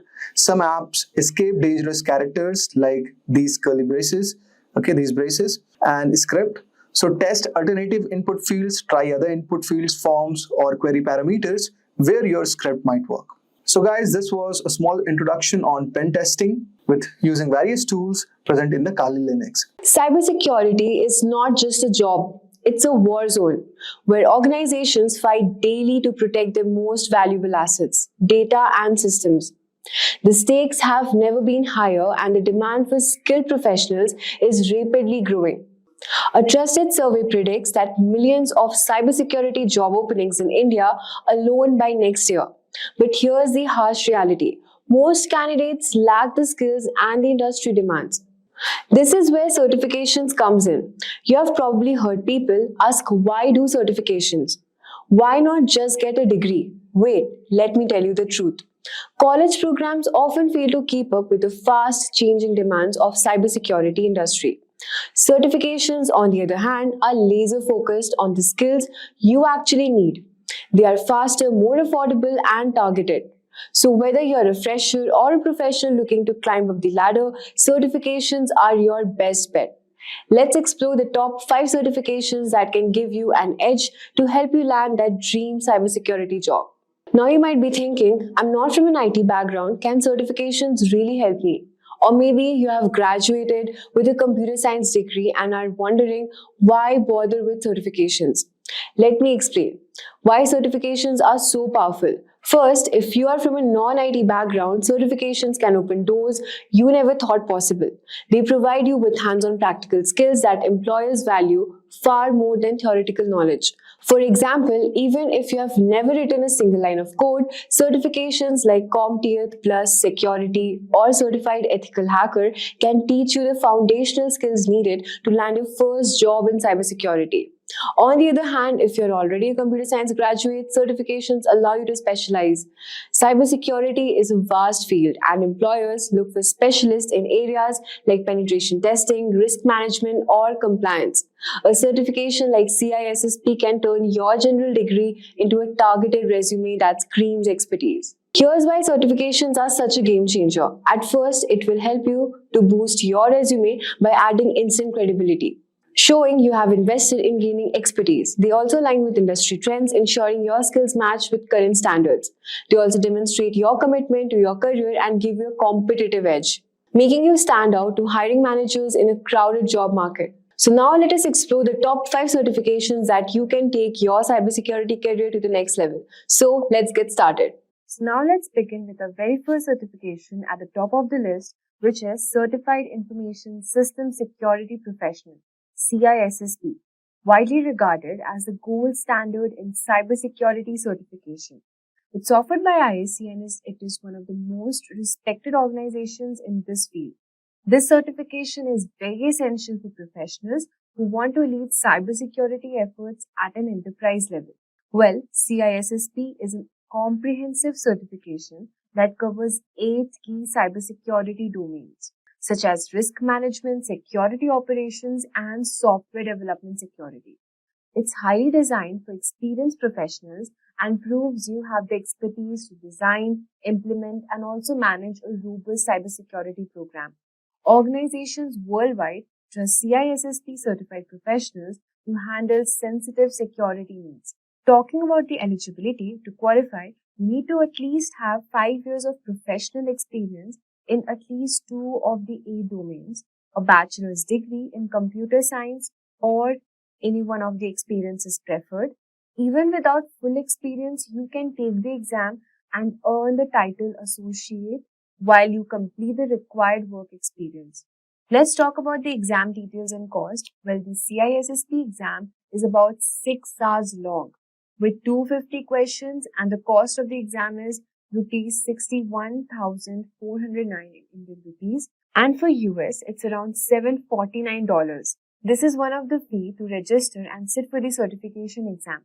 CISSP opens doors to senior roles such as Chief Information Security Officer, who can earn around 76 lakhs a year in India and $150,000 plus per year in the US. Also, Senior Security Consultant, who can earn around 13 lakhs per year in India and $120,000 per year in the United States. Well, CISSP is more than just a credential. It's a symbol of expertise, leadership, and trust in the cybersecurity world. For anyone serious about advancing in this field, this is the certification you should aim for. Also, if you're looking for specialized training to ace the CISSP examination, consider Simplilearn CISSP certification training. This is globally acclaimed program and is aligned with the latest ISC exam pattern, offering comprehensive coverage of all the 8 domains with live online classes, hands-on lab, and also expert guidance with features like simulation tools, test papers, and included CISSP exam voucher. Simplilearn ensures you are exam ready, plus their 100% money back exam pass guarantee also adds extra confidence as you work towards elevating your cybersecurity career. Next on our list is CISA, which is Certified Information System Auditor, a highly respected certification from ISACA, focusing on auditing, compliance, and risk management. It's perfect for professionals responsible for evaluating and improving an organization's security framework. CISA is recognized worldwide, especially in highly regulated industries like finance, healthcare, and government. It demonstrates expertise in identifying vulnerabilities, ensuring compliance, and improving security controls. Let's talk about the eligibility for this certification. Well, to qualify, you need to have at least 5 years of work experience in IT audit, control, or security. You also need to have a bachelor's degree that can waive up to 2 years of this requirement. Let's talk about the exam details and cost for this certification. Well, the exam is 4 hours long with 150 questions testing your knowledge of auditing and compliance. Exam fee is around 47,141 in Indian rupees and $575 for ICACA members. And if you're not a member of ISACA, then you have to pay 62,000 in Indian rupees and $760 for USA. Let's talk about the career opportunities and salaries. Well, CISA certified professionals can secure roles like IT audit manager, who can earn around 20 lakhs per year in India and $130,000 per year in the United States. Compliance program manager also can earn around 24 lakhs per year in India and $140,000 per year in the United States. With organization increasingly prioritizing governance and compliance, CISA has become a critical certification for professionals in these areas. It's must-have for those who want to specialize in auditing and risk management. Also, if you want to boost your career in IT auditing and compliance, you can consider Simplilearn's CISA certification training. As an accredited training partner of ISACA, Simplilearn offers comprehensive preparation including live classes by industry experts, access to the official ISACA learning kit, and simulation tests to help you master the 2024 CISA exam and domain. This training provides you up-to-date curriculum and practical insights to help you excel your career. With an exam pass guarantee and flexible learning options, Simplilearn also ensures that you're fully prepared to achieve CISA certification and advance your professional journey. Let's talk about the third certification on the list, which is Certified Information Security Manager, CISM. Coming at number 3, this is another certification from ISACA aimed at managers and leaders in cybersecurity. It's ideal for professionals who want to transition into leadership roles. CISM focuses on the strategic and managerial aspects of cybersecurity, such as governance, incident management, and program development. It's valued by organizations seeking security leaders who can make informed, high-level decisions. Let's talk about the eligibility. To qualify, you need to have 5 years of experience in information security management, a degree of another relevant certification that can waive up to 2 years of this requirement. Let's talk about the exam details and the cost. Well, the exam is 4 hours long with 150 questions assessing your strategic thinking, and the cost is 47,000 rupees and $575,000 in United States for ISACA members and 62,000 rupees for Indian currency, and for non-members it is around $760,000. CISM certified professionals often step into leadership roles such as Director of Information Security, who can earn around 37 lakh per year in India and 160,000 per year dollars in the United States. Data Governance Manager can earn around 30 lakhs per year in India and $140,000 per year in the United States. For those aiming to lead cybersecurity teams and make strategic decisions, CISM provides the credibility and expertise needed to succeed. Also, if you want to elevate your career and leadership role, Simplilearn CISM certification training can be your ideal choice.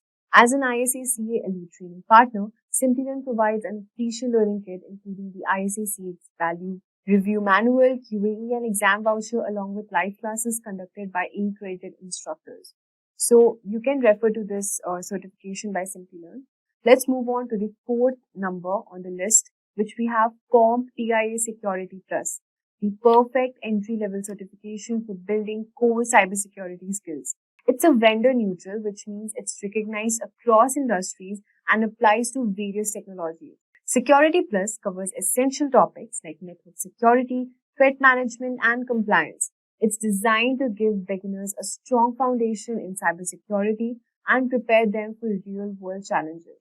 Let's talk about the eligibility. Well, there are no strict prerequisites. but CompTIA recommends having basic IT experience or earning the Network Plus certification first. Let's talk about the exam details and cost. The 90-minute exam includes both multiple choice questions and also performance-based questions. The registration fee for the exam is 30,000 rupees and in USD it is around $370. With Security Plus, you can pursue roles like security engineer who can earn around 8.2 lakhs per year in India and $95,000 per year in the United States.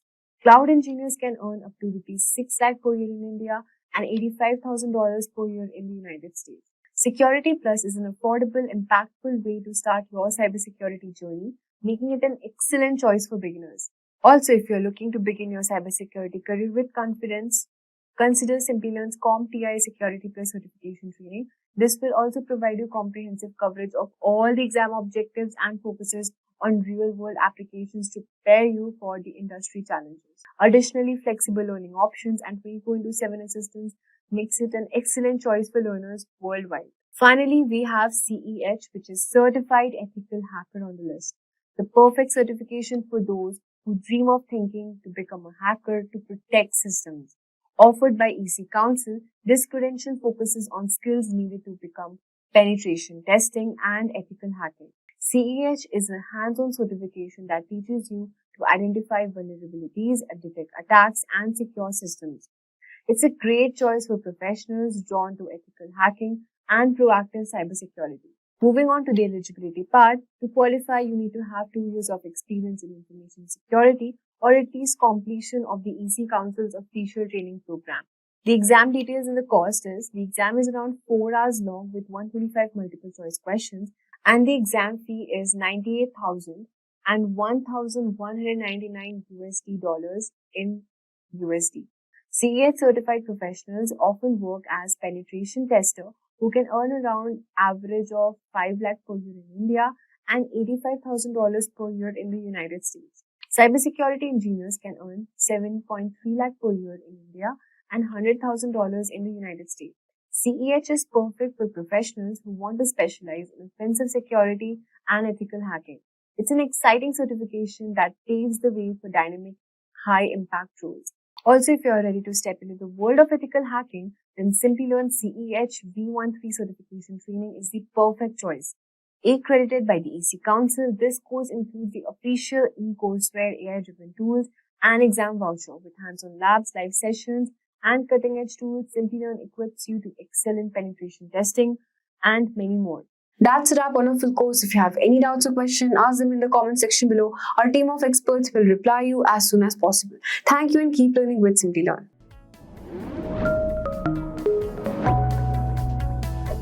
Hi there, if you like this video, subscribe to the Simplilearn YouTube channel and click here to watch similar videos. To nerd up and get certified, click here.